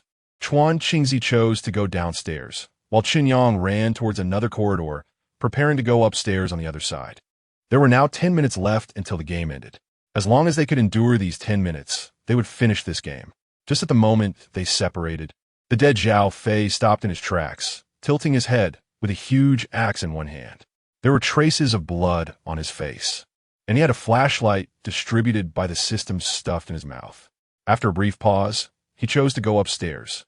After Chuan Qingzi went downstairs, she realized there was no sound behind her, as she couldn't help but breathe a sigh of relief, feeling a bit guilty but mostly grateful. Nevertheless, she still dare not stop. She was now on the second floor. In the darkness of the night, her eyes suddenly widened. The flashlight at the corner illuminated the path ahead as she ran. Almost in an instant, Chuan Qingzi turned around and ran back. What's going on? Who is it? Chuan Qingzi. A voice came from behind her. Yi Fei, holding a flashlight, suddenly appeared behind her. Then footsteps began to run. Wait, don't run. I'm not going to catch you. Chapter 28. Victory. Kawashiro Haruko could swear that all the vows made by boys to her throughout her life could not compare to the words spoken by Yi Fei at this moment. It was absurdly fake. He was no longer coveting her beauty. He was thinking of deceiving her life. Her feet wouldn't stop. As she heard the footsteps getting closer, Kawashiro Haruko was already exhausted. No, running any further wouldn't help. She stopped and ran into a classroom. At the moment she entered, she locked the door behind her. Through the door, she asked the approaching Yi Fei, "You really won't catch me?" Yi Fei, holding a flashlight, stopped at the classroom door. He didn't rush to open it. Instead, he stood outside with a sinister smile and said, "Of course. I just need to catch one, and I want you to help me catch the others. As long as you help me." The deal began.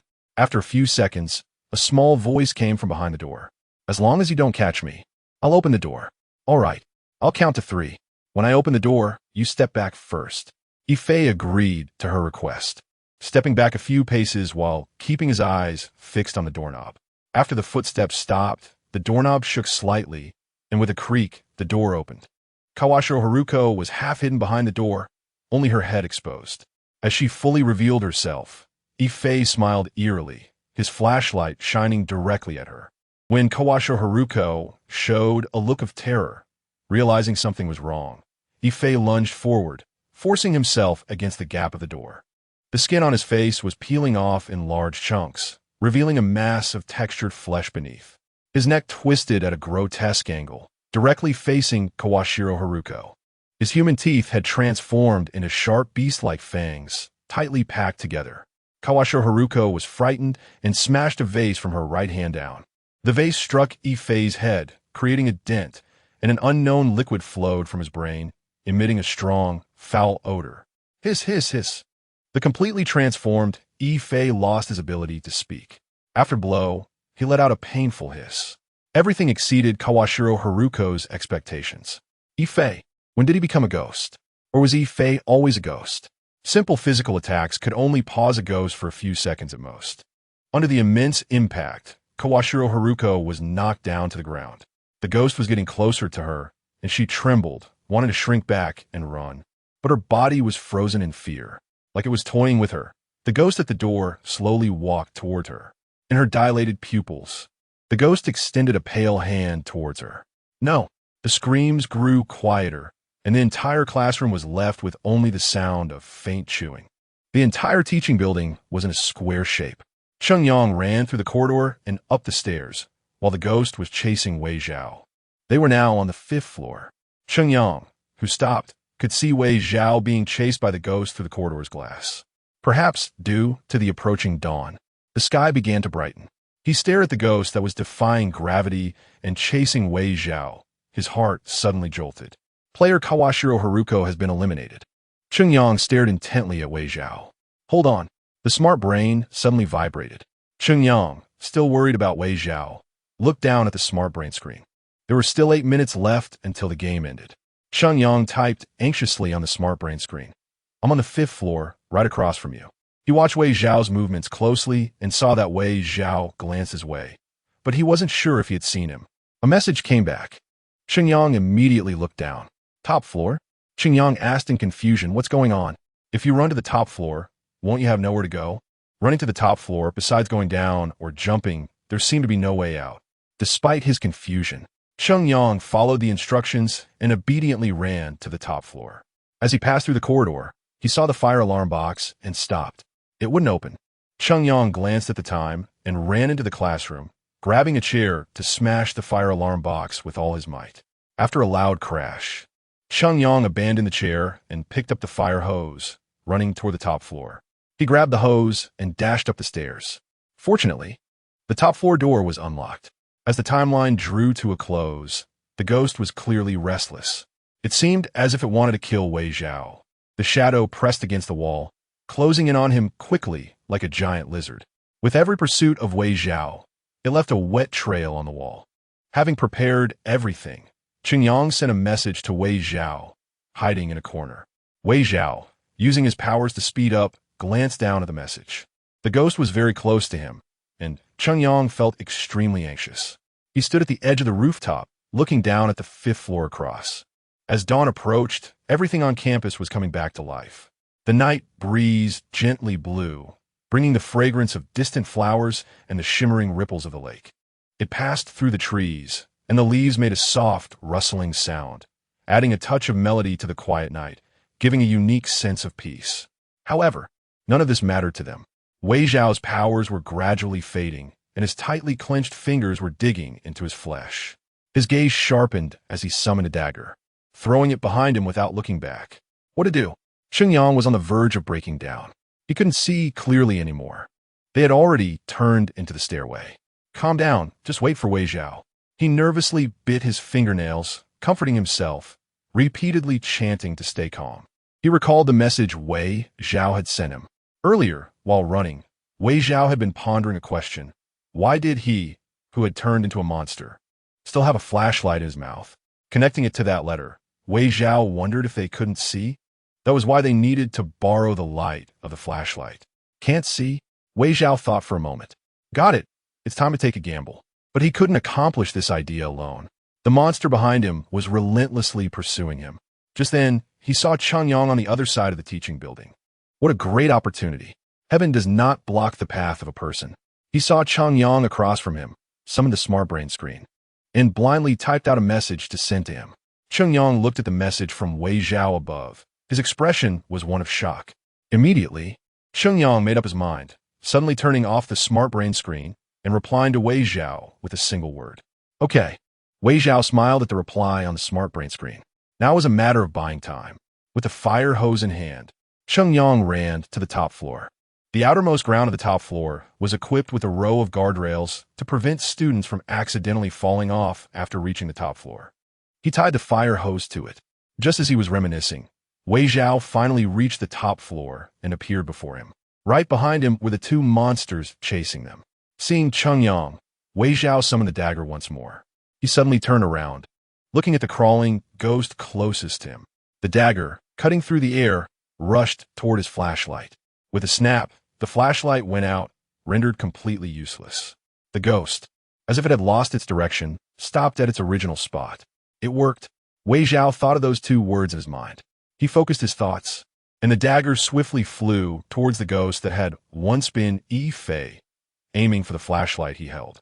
His powers were restricted by the game, and the dagger infused with powers could no longer kill them.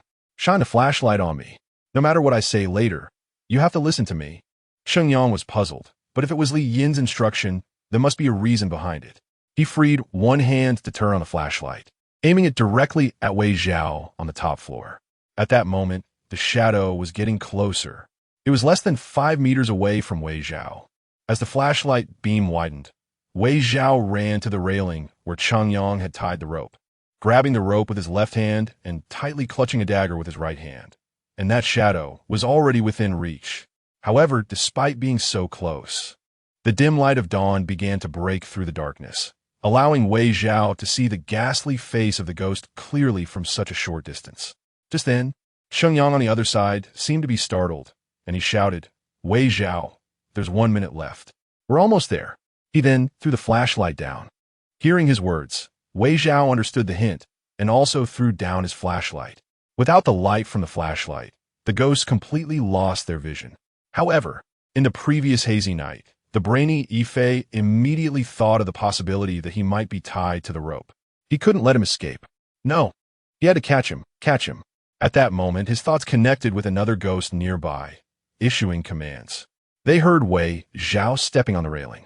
With a thud, Wei Zhao's feet left the railing. The two shadows immediately jumped down, trying to grab Wei Zhao tied to the rope. The two figures lunged fiercely but caught nothing, only managing to snag a coat that was tied to the rope. Wei Zhao, in his roll, lunged towards the adjacent open space and fell heavily to the ground. He did not fall down, but rebounded sideways. Sheng Yang immediately understood, hearing that their time was running out, and then saw Wei Zhao standing on the railing tied to the rope, thinking that Wei Zhao would fall. When Wei Zhao jumped away from the railing, it seemed as if he really had jumped down. The dark sky and the ghost's shortcomings had helped them tremendously. In the final seconds, a ray of sunlight broke through the dark sky, and the golden dawn gradually stained the eastern horizon red. The two hideous ghosts were now nearing the ground, and the thrown-down flashlight had already landed on the ground. It seemed that the two ghosts had realized it was a trap, but it was too late. Their bodies had already solidly fallen to the ground. At the moment of contact with the ground, their eyes were filled with resentment, their faces showing deep unwillingness. What was the use of this? Time was up, and the ghosts couldn't come back up. The game was over. Sheng Yang initially did not understand the purpose of Wei Zhao asking him to do this. Just when he thought Wei Zhao would be caught and left with no way out, suddenly a miracle happened. The large, ugly, ghostly shadow on the ground seemed to be weathered away, its body gradually turning into a pool of pus, and then slowly disappearing. Sheng Yang was dumbfounded and took a long time to react. The ghost disappeared? He quickly picked up the smart brain screen, glanced at the time, and excitedly called out to Li Yin on the other side. Wei Zhao, we won. The ghost has disappeared. Wei Zhao stood up, brushed off the dust on his clothes, and a sense of relief appeared in his eyes. Sheng Yang ran over and pounced on Wei Zhao, hugging him tightly. Wei Zhao, caught off guard by Cheng Yang's momentum, stumbled back a few steps. We finally won. Cheng Yang recalled the hardships of the night and couldn't help but shed tears. By the way, what just happened? After venting his happiness, Cheng Yang began to ask Wei Zhao how he came up with this method. After all, if they had been a little later, they would have lost. Wei Zhao smiled and said, because the ghosts have to abide by the rules set by the school. They cannot violate them. Violate the rules? What rules? Cheng Yang asked in confusion. Do you remember the paper we found? The clues on it are their rules. Wei Zhao took the paper out of his pocket. So, from the very beginning, after discovering the clues, Wei Zhao had let Cheng Yang run to the top floor. After Cheng Yang had done everything, he went to the top floor and knocked down the flashlight, which served as their eyes. Once the flashlight was destroyed, they lost their vision. The light from the flashlight on him would deepen their misjudgment of Wei Zhao's final actions. After all the flashlights were thrown away and extinguished, they could only rely on footsteps to judge a person's position. At that time, the sound of Wei Zhao jumping from the railing would mislead them. Of course, this plan had risks. For instance, they might not fall for it and might not jump down, or they might not have anticipated that there would be two ghosts. However, The fortunate coincidence was that Yi Fei, who had already turned into a ghost, understood their words. So, as Cheng Yang hinted that time was running out, it made the only semi-rational Yi Fei anxious and blindly follow Wei Zhao to jump down. In the end, their plan succeeded. Congratulations to players Wei Zhao and Cheng Yang for completing the task and surviving successfully. System reward points are being calculated. Rewards have been issued. Please check players. The viewers in the live broadcast room were also filled with excitement and began to discuss. In the forum that Wei Zhao and the others couldn't see, a post quietly climbed to the top. The doors of the gaming chamber slowly opened, revealing a young man curled up in a chair. The lights in the house began to turn on, adjusting to a warm yellow hue, quietly illuminating the space. The boy's white fingers on the bright red gaming chair slightly moved, and then his eyes opened. He slowly exhaled, feeling a bit dizzy, a side effect of the high-intensity gaming session. To ensure everyone's mental strength, the game progress would pause after players have been playing for a while, preventing some players from ignoring their mental limits and blindly continuing the game to the point of collapse. Chapter 29, Do You Not Recognize Me? A slightly worn-out bus arrived at the station. A boy dressed in a white short-sleeve shirt, carrying a crossbody bag and wearing a black baseball cap, lowered his head to look at his smart device. There were only a few scattered people around him, most of whom were middle-aged or older. It was rare to see young people getting up so early here. This was an elderly district in the area, far from the city center, where housing prices were cheap, and most of the basic infrastructure was supported by government welfare.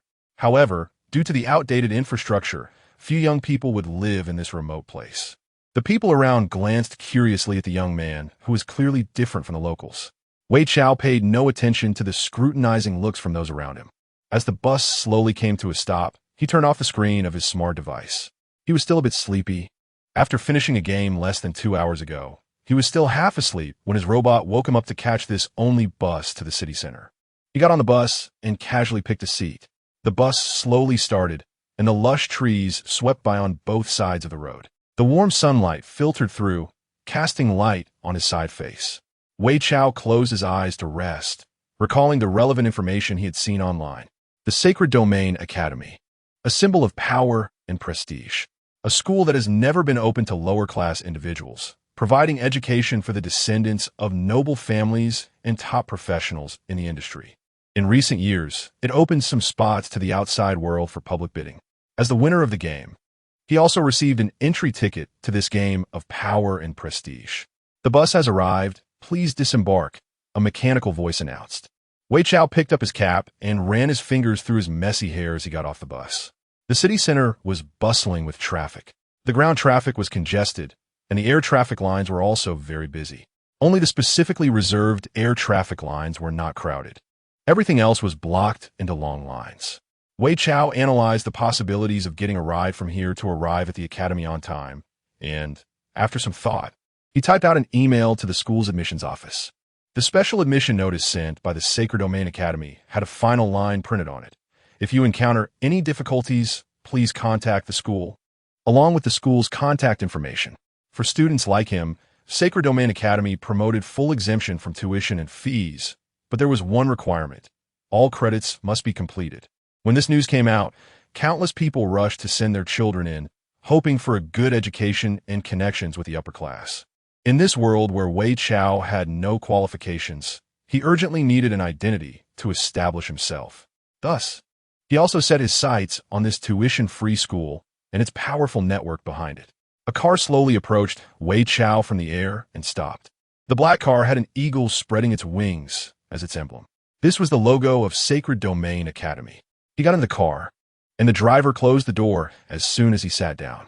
No one spoke until they reached the destination. The driver bent down to open the car door for him and said, "Welcome to Sacred Domain Academy." In front of the main gate of Sacred Domain was a wide avenue, with a huge marble sculpture outlining the silhouette of a majestic eagle, and next to it, the school's name, Sacred Domain, was carved in calligraphy on another marble. Someone was already waiting at the school gate. The person held a folder, stood tall like a pine tree, and wore a school-customized uniform, with the school emblem on his chest shining brightly in the sun. His black short hair contrasted with his jade-like fair skin and a gentle smile appeared on his handsome and refined face upon seeing Wei Chao. Like a dashing young gentleman from ancient tales, he exuded a scholarly aura. With just one glance, he could easily disarm anyone's defenses. "Are you the new student reporting in?" The wind lifted the grass on the ground like waves in the sea, layer upon layer rolling. "Yes," Wei Chao answered briefly. "Hello, I'm your classmate, Song Ling." Song Ling tilted his head slightly, his eyes filled with a smile, and said, "I'm also responsible for guiding you and introducing the school staff today." Wei Chao thought for a moment. A student council member. "Yes." Song Ling moved closer to Wei Chao, maintaining a polite distance, and handed the folder to him. "Here is your school emblem." Wei Chao opened the folder, which contained a small, exquisite jewelry box. Unsurprisingly, it held the school emblem. "What do you want to visit first?" Seeing that Wei Chao hadn't opened the box and was casually holding it, Song Ling understood he wasn't in a hurry to see the emblem. "Just the dormitory will be fine," Wei Chao replied. The email Sacred Domain Academy sent him included a map of the school, which he had memorized before coming. He wasn't very interested in the school, and, after staying up late, he just wanted to rest. Noticing Wei Chao's drowsiness, Song Ling didn't ask further and started leading the way. They walked along the tree-lined path of the school, passing small groups of students, and arrived at the entrance of Wei Chao's dormitory. A wooden door had a metal number plate reading 312. "This is your dormitory," Song Ling said, standing by the door. "The school should have already input your biological information. You can open the door." Wei Chao nodded, grasped the doorknob, and a light flashed at the edge of the handle as the door slowly opened. The dormitories at Sacred Domain Academy were single rooms for each person, 2 people sharing a unit, with complete facilities. Song Ling didn't enter, nor did he mention showing Wei Chao around the school. He stepped aside, glanced at another closed door in the room, and finally kindly reminded his classmate, "Your roommate is also in our class. But," he said meaningfully, "he has a bit of a bad temper." Most of the people who lived opposite him had applied to change dorms. Bad temper? Wei Chao raised an eyebrow upon hearing this. But Song Ling didn't elaborate. He just gave Wei Chao a deep look and said, "Since you're back in your dorm, I'll be leaving now." Then Song Ling turned around, waved his hand back, and pressed the elevator button, disappearing from Wei Chao's sight. How strange. Wei Chao thought for a moment, his gaze falling on that room. Who lived there? A fleeting question crossed his mind, but ultimately, sleepiness took over. He closed the door, took off his cap, and placed it on the table, stretching his back. He walked to the coffee table to pour himself some water before taking a nap. Just as he was pouring water, the tightly closed door opened. Wei Chao turned to the sound. The moment he saw the person, he nearly choked on the water. The person behind the door was dressed in a black robe, with messy hair, as if just waking up. His cold, ethereal face bore a hint of annoyance, with furrowed brows and tightly pressed lips, giving off an unapproachable demeanor. Hearing the noise, the person looked over, revealing an impatient and irritable expression. "Chu Yu, what are you doing here?" Wei Chao put down the cup and looked at the person who was closely related to his past life. The person looked over, his tone impatient. "Who are you? He doesn't recognize me? Is he pretending?" Wei Chao's fingers gently rubbed the glass cup. "Do you not recognize me?" Wei Chao raised his head and asked this question. "Are you famous?" With a tone laced with sarcasm, Chu Yu spoke as if he had just woken up, irritated by the interruption. Naturally, his words were unpleasant after being woken from sleep. It was surprising that Chu Yu, who seemed to be putting on an act, would say something so blunt, making Wei Chao feel a bit intrigued. Although he wasn't sure if the person in front of him was Chu Yu, the person looked exactly like him, especially with that face. It was all too strange. Moreover, when Wei Chao called out Chu Yu, the person didn't deny it. It wasn't him. How interesting. Wei Chao put down the cup and looked at him apologetically. "Hello, I'm your new roommate." Chu Yu, with his eyelids drooping, clearly didn't want to pay him any attention. "Remember to keep the noise down in this dormitory." Wei Chao took off his hat and sat on the sofa, looking at him. How quiet should it be? Chu Yu, leaning against the door, glanced at the cup of water Wei Zhao had put down and said, "What do you think?" Wei Zhao replied, "I remember the school dormitory has the best soundproofing." Chu Yu nodded and said, "But since you live in this dormitory, you have to follow the dormitory rules." "What rules?" Wei Zhao instinctively opened his mouth. As soon as the words came out, he regretted it. Chu Yu lazily lifted his eyelids, a slight smile on his lips, and listed a long list of prohibited items in the dormitory. After listening, Wei Zhao couldn't help but grind his teeth. Chu Yu, are you messing with me? Upon hearing this, Chu Yu's demeanor changed. Although I don't know how you know my name, I don't really care. Chu Yu stood up straight, looked Wei Zhao up and down, revealing a gentle smile, and said in a low, hoarse voice, taking his time, I advise you, it's best not to provoke me. With a bang, the door closed. Only Wei Zhao remained in the living room. After the door closed, Wei Zhao wasn't as angry in front of Chu Yu. He embraced the sofa with a thoughtful expression. A little blue light had gathered on the tip of his right index finger without him noticing. He raised his hand and gently wiped it away. The blue light naturally disappeared into the air. A hint of disbelief flashed in Wei Zhao's eyes. That person not only had the same appearance and name as Chu Yu, but also shared the same source of spiritual power. Was this Chu Yu's lost brother?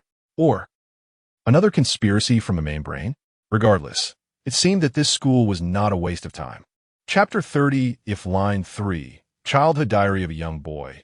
Unexpected fatherhood. Wei Chao's residence is located in the outskirts of the city, surrounded by forests, with a pond of moderate size in front of the house. It's not a place that is easy to find unless one is specifically visiting. Seeing the dazed expression on the boy's face, Wei Chao quietly opened his light brain and pressed the call button. Hello, police? There's a lost child here. This child seems to have some intellectual disability. The address is... After hanging up the phone, Wei Chao noticed that the boy was still looking at him with a confused and innocent expression, as if he understood that disturbing others while they were on the phone was not the right thing to do.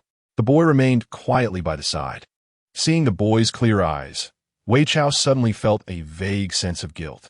He walked 3 meters closer to the boy, squatting down to meet his gaze. The summer cicadas were still chirping, carrying the unique charm of the season. The boy, dressed in white and black, took off his hat, letting the brim touch the ground without caring. What's your name? Wei Chao asked softly, afraid of startling the boy. The white-haired boy looked at Wei Chao's face, blinked, and slowly, somewhat awkwardly, uttered a few words as if he were learning to speak for the first time. Father. Father? Wei Chao was taken aback. Just as he was beginning to doubt whether he had misheard, the boy stood up and lunged into his arms. Little friend, are you looking for your father? Wei Chao hesitated to touch the child, letting his hands hang at his sides. The child had too many injuries on him, with bloodstains on his clothes, making it hard not to suspect that he had suffered some harm. No, the child emphasized each word in a hoarse voice, with an inexplicable sincerity. You are father. Wei Chao was now flustered. He didn't want to unknowingly take on a child from who knows where. He avoided the injuries on the boy's arms, trying to pull him away first. The boy obediently complied with Wei Chao's actions, his red and black heterochromatic eyes looking at him like cat's eyes. Wei Chao felt a bit at a loss. Little friend, what's your name? The child didn't respond, standing barefoot in place. The outdoor temperature was still a bit high, and Wei Chao wiped away some sweat. He glanced at the mysterious child, silently assessing the danger level of this child in his heart. In the interstellar era, appearances and identities could be fabricated. Perhaps the old lady you saw on the street yesterday might be tomorrow's serial killer in the light brain. The scorching sunlight shone on the stone slab, and ultimately, Wei Chao's heart softened. He resignedly said, Do you want to come into this house with me? Wei Chao pointed to his residence, pondering whether the child could understand. Sure enough, Wei Chao looked at the child, who only stared back at him with a helpless expression. Sighing, he took the child's hand and led him inside. Wei Chao was afraid of trouble, especially trouble from unknown sources. But seeing a child suffering persecution, his hesitation was suppressed by his conscience. Unexpectedly, he became an unexpected father at such a young age, with one hand holding the unknown child and the other half covering his face. Wei Chao exuded an aura of indifference to life. It should still be a while before the police arrived, and Wei Chao and the child sat staring at each other. As a young master-born with a silver spoon, Wei Chao had never taken care of a child, especially since he was currently being punished and had no servants around. Looking at the child in front of him, he couldn't help but feel it was a tricky situation. Forget it. He might as well change the child's clothes before the police arrived. He thought for a moment, and took the child into the bathroom. finding clothes he wore as a child from the cupboard. Wei Chao used to come here for vacations, so his old clothes were still left behind. Wei Chao's mother was nostalgic, and everything from his childhood was well preserved, so these clothes were washed and placed here by the servants. Holding the medicine, he squatted in front of the small child curled up in the corner and said, "I'm going to apply medicine for you. It might hurt a little." Wei Chao had never spoken so softly in his life, and even he felt goosebumps when he heard those words coming out of his mouth. The child, however, responded well to his tone, obediently complying with Wei Chao's actions and allowing him to take off his clothes. Chapter 31, Conversation. It hurts. It really hurts. In the blend of reality and illusion, dreams weave in and out, and his mind is a chaotic mess. Finally, under the intense palpitations, Chu Yu suddenly wakes up. He sits up, his right hand hovering over his forehead, still unable to fall asleep. For ordinary people, each sleep is an opportunity to relax, but for Chu Yu, it is a torment. He closes his eyes, and his mind feels like 1,000 ping-pong balls bouncing around, making it impossible for him to find peace. He takes a deep breath, leans his head back, exposing his long neck, the collar of his pajamas wide open, revealing a large expanse of skin. Can't sleep. Still can't sleep. Every time he closes his eyes, something pops up in his mind, preventing him from falling asleep. Just when he is alone and troubled, he hears a soft sound. Light seeps in through the crack of the door. Still not asleep? Chu Yu feels a wave of irritation.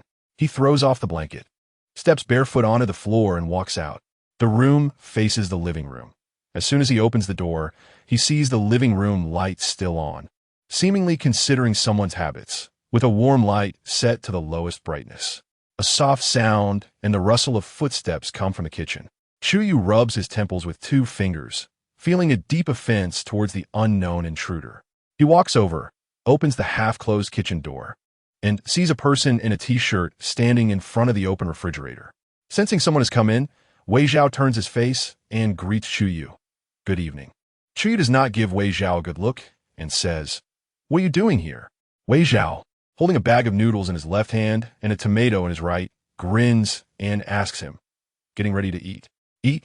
Chu Yu glances at the time. "It's almost 10 p.m. You're eating now?" "Yes. Is there a problem?"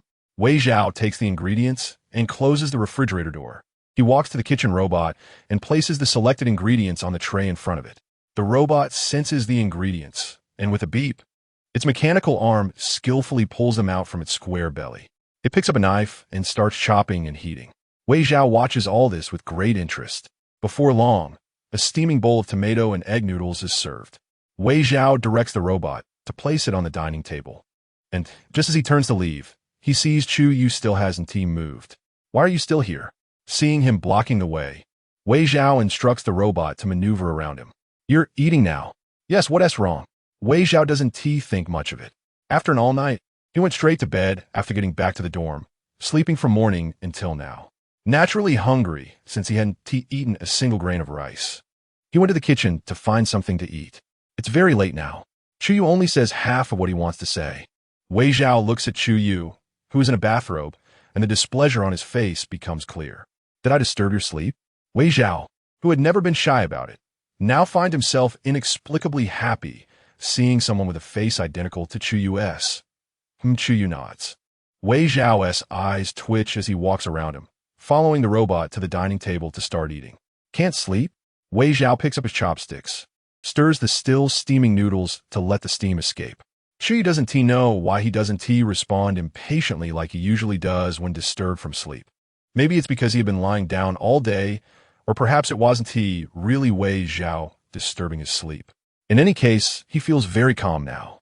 For some reason, Chu Yu also walks over, pulls out a chair, and sits down across from Wei Zhao. "You know me. It's not a question, but a certainty." Wei Zhao picks up a piece of tomato that has been cut into small pieces, blows on it, takes a bite, and a fresh tomato bursts in his mouth, making his appetite surge. Feeling a bit better, Wei Zhao lowers his head to start picking up noodles, replying to Chu Yu, "I don't know you, but I know someone who looks a lot like you. Very similar." Chu Yu rests his chin on his hand, watching the crown of Wei Zhao's head as he eats. How similar? Wei Zhao picks up a mouthful of noodles, hears Chu Yu's question, and maliciously says, "Well, it's hard to say similar, If we're talking about it, they look exactly the same. Even their names are the same. Hearing this, Chu Yu becomes intrigued. Is it a rare case for someone to look exactly like me? Very rare. Wei Zhao pauses his actions of picking up noodles. Looks up at Chu Yu. What is your relationship with him? Chu Yu leans back, his collar becoming even more disheveled due to his movement. Guess. Leaving those two tantalizing words hanging, Chu Yu does not answer. From a moment he first saw Wei Zhao, he wasn't curious, at most. He felt a little bit of interest, a bit stemming from those relatively virtual memories. So are you him? Wei Zhao puts down his chopsticks. There wasn't much noodles cooked, and during their conversation, Wei Zhao has almost finished eating. This question depends on how you think about it. Everything is left unsaid. Wei Zhao doesn't ask further, calls the robot to clean up the dishes, and stands up, ready to go back to his room. Behind him, Chu Yu remains seated without moving. After taking a few steps, Wei Zhao seems to remember something and turns back. Well then, please take care of me in the future. Classmate. Wei Zhao gets up in a hurry, a few strands of hair slightly sticking up, his eyes showing a hint of a smile. Instantly revitalized, he transforms from the aloof teenager who ignored everyone in the morning into a sunny, cheerful young man. The transition is too quick, making Chu Yu feel a bit surprised. Although he was prepared for this kind of personality, but Chu Yu looks at the bowls and chopsticks on the table, retracts his gaze, and walks back to his room. He feels much better mentally. He turns on the light and walks in.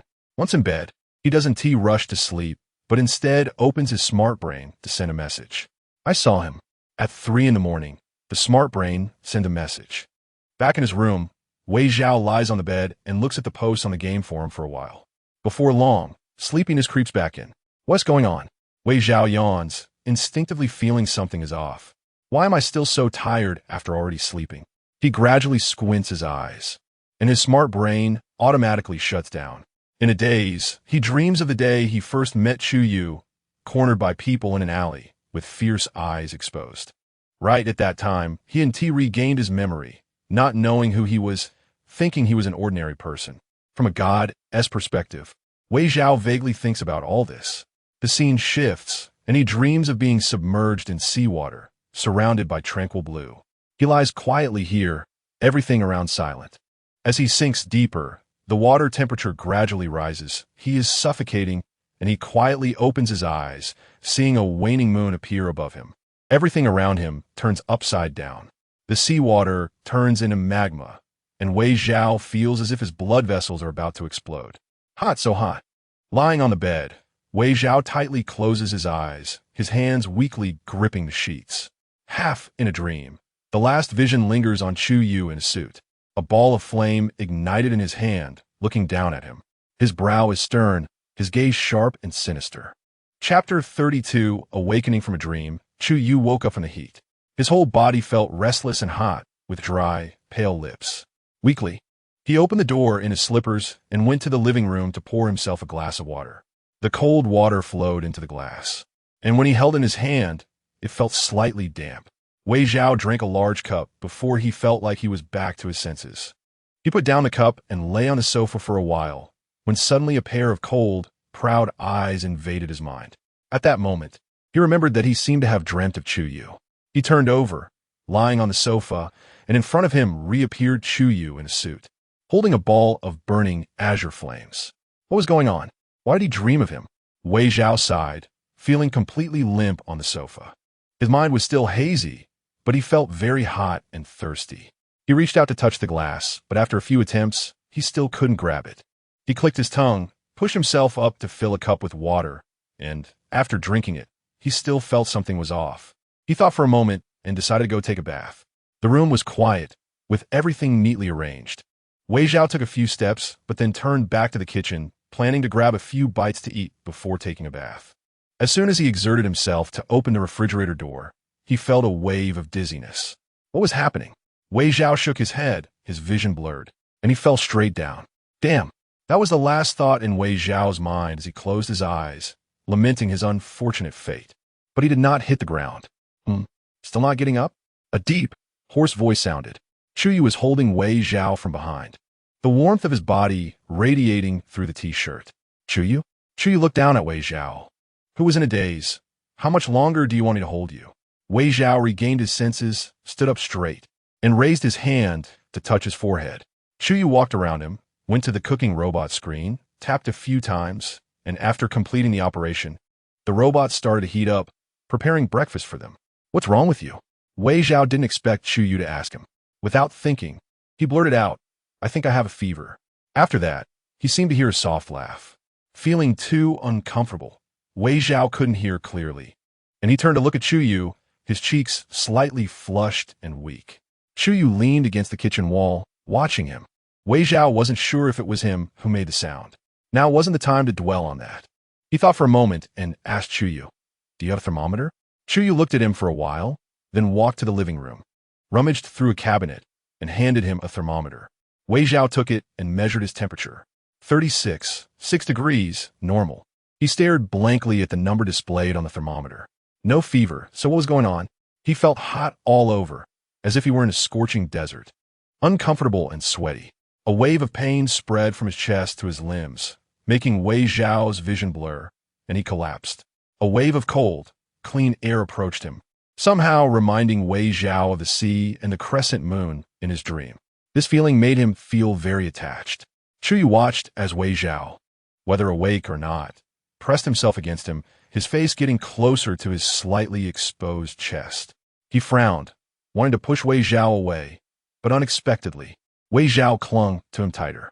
Sighing, Chu Yu picked Wei Zhao up and tossed him onto the sofa. Feeling his cooling presence moving away, Wei Zhao struggled.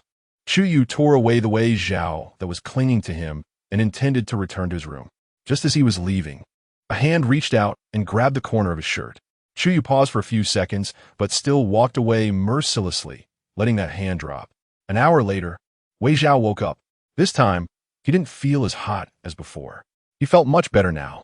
He squinted, lying on the sofa, and recalled the sea from his dream. Something was wrong with his body. Wei Zhao clenched his hand, and scattered light leaked from his fingertips. He couldn't even summon his abilities. What was going on? He recalled that he had never experienced this before, except for today. Could it be that he was secretly schemed against while unconscious? Thinking of this, Wei Zhao's imagination began to run wild for some reason. Poisoning or curse? After indulging in such thoughts, he couldn't help but laugh at himself. He hadn't done anything yesterday. He recalled his route from yesterday. He had only stayed up all night to go to school, then slept in his room. Could it be the all-nighter playing games? No. When did his immunity become so weak? So, confused Wei Zhao turned his head and remembered that there was still Chu Yu, and he also realized he hadn't thanked him. The bedroom door was closed, and everything was quiet. A robot walked up to Wei Zhao with a tray, which held a small bowl of porridge. The robot stopped in front of him, its display screen showing two big eyes smiling at him. Is this breakfast? Since he had things on his mind, Wei Zhao didn't think much and slowly drank it. He felt that it wasn't just his body that was the problem. There was one thing that left him feeling weak. He placed the bowl back on the tray, closed his eyes, and returned to his mental sea. The mental sea, which should have been full, had dried up due to coming to this world. Now, in order to maintain Wei Zhao's abilities and Chu Yu's soul fragments, it was nearly at a critical point. This was why Wei Zhao felt such a strong discomfort today. Wei Zhao sighed. It seemed he couldn't use his abilities for a while. The game already had high demands for mental strength, and he had used his abilities several times in the game. This led to his mental recovery speed not keeping up with the consumption rate. He could only try to replenish his mental sea before classes officially started. Thus, Wei Zhao officially began to integrate into his campus life. The Holy Domain School had its own forum, nominally provided by the school for students to solve problems and assist newcomers. In reality, it was used by students as a universal wall. Wei Zhao registered an account with a student ID and saw a bunch of colorful labeled posts. What confessions? Looking for someone, reward for hair loss shampoo. Wanting photos of a male god, and a series of strange posts. Although it wasn't an ordinary school, it was quite similar to regular schools. However, this forum was more about exchanging benefits and making connections. Leaning on the sofa, Wei Zhao began to browse the posts with great interest. Chapter 33: The Victory of the Liberals the next day. After thoroughly understanding the school's gossip through a whole post in his room, Wei Zhao was ready to go out for a meal. He searched for nearby restaurants, changed his clothes, and prepared to leave. Perhaps today was not a good day to go out. Holding the smart brain navigation, Wei Zhao, wearing a hat, looked blankly at the people in front of him who were fighting. He felt like he had stumbled into a scene from a fantasy film, watching a group of people beating each other with iron rods. The two sides of the brawl were clearly defined, with one group in white clothes and the other in black. Wei Zhao's mouth twitched slightly. He made a quick decision, turned off the smart brain, and walked back. A brick flew through the air in a parabolic arc and landed right by his feet. Since he was already there, he thought, why leave? Oh no, I can't get away now. A cigarette was pinched between long fingers, the crimson flame burning at the tip. The smoke rose to the corners of his narrow eyes. The person flicked the ash from the cigarette and stared at Wei Zhao's back. Wei Zhao turned around, his foot pivoting, misunderstanding I was just passing by. The person had golden hair, was dressed in all black, and had a row of studs in his right ear. Leaning against the wall, he looked at Wei Zhao and said, what a coincidence. The brawl had reached a fever pitch, and it was obvious to anyone that the people in white were retreating rapidly, with very few still standing. Bodies were sprawled all over the ground. Wei Zhao looked at the white t-shirt he had casually grabbed from the wardrobe and sighed about his bad luck. Unless absolutely necessary, he didn't want to get involved. Wei Zhao explained, I really was just passing by. He opened the smart navigation, which indicated a small restaurant that was quite famous in the area. The person casually glanced at it. Then I guess you're just unlucky. Before Wei Zhao could comprehend the situation, he saw other people in black walking towards him, surrounding him layer by layer. What was going on? Wei Zhao genuinely felt innocent. How could he encounter a brawl just by walking? The people in white had already fallen, leaving only this group of black-clad people and the man who had been leaning against the wall. The person across from Wei Zhao looked at him, a student by appearance, and raised a disdainful smirk while weighing the iron rod in his hand. They closed in step by step, clearly about to make a move. Wei Zhao, dressed in a white t-shirt, remained calm and showed no signs of panic at all. Just as the iron rod was about to strike him, Wei Zhao blinked, slightly raised his chin, and took off his hat. Wait, I have something to say. Wei Zhao sidestepped the attack, his eyes full of defiance. He moved quickly, dodging and then countering with a chop, causing the black-clad person to drop the iron rod as his hand went numb. The rod clanged to the ground. The blond youth with the cigarette had been looking down, but lifted his head when he heard the rod fall, glancing towards Wei Zhao. Not bad, he said, putting the cigarette in his mouth and swaggering over. The surrounding black-clad people parted for him. Wei Zhao looked up at him. He spoke with a slight mumble around the cigarette. You've got some skills. Wei Zhao humbly replied that he was okay. Really? The person took the cigarette out of his mouth, threw it on the ground, and ground it underfoot. Let us see if you can still handle it with so many people against you. Wei Zhao sighed. He really didn't want to get involved in something like this so soon after starting school. But there was no helping it. Under the watchful eyes of everyone, Wei Zhao adjusted his hat and straightened it. He mentally counted the number of people. Though hitting someone didn't take much effort, it wasted time.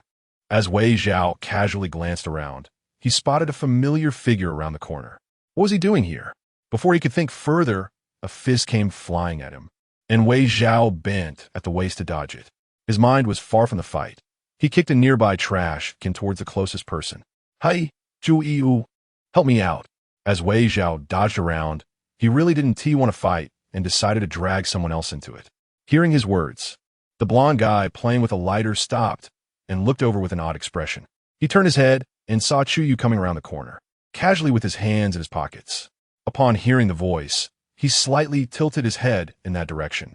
Damn, how does this guy know this big shot? The blond guy put away his lighter, a hint of surprise flashing across his face. Chu Yu, what are you doing here? Wei Huan looked at the surrounded Wei Zhao and then at Chu Yu. Chu Yu, do you know this guy? Chu Yu looked weary, slightly curling his fingers around a small plastic bag, standing there with an unreadable expression. He looked over the crowd and saw Wei Zhao surrounded. But he didn't say anything. It was clear what had happened without needing to think. Seeing that Chu Yu didn't speak, Wei Hong felt a bit uncertain. Finally, Chu Yu withdrew his gaze and said to Wei Hong, let us go eat. He didn't answer the second question, directly stating why he was there. Wei Hong moved his arms and walked over to Chu Yu's side. Let us go together. Watching this fight is tiring. Although he hadn't fought, it was boring to watch, and he had no idea where that fool had found helpers. Wei Zhao just watched as the two of them talked and walked away, ignoring him entirely. Even though it was Wei Hung talking to Chu Yu only casually replied with a few words. Wei Zhao looked at the crowd in front of him and flexed his wrists. The only words in his mind were, bastards. So are we still fighting?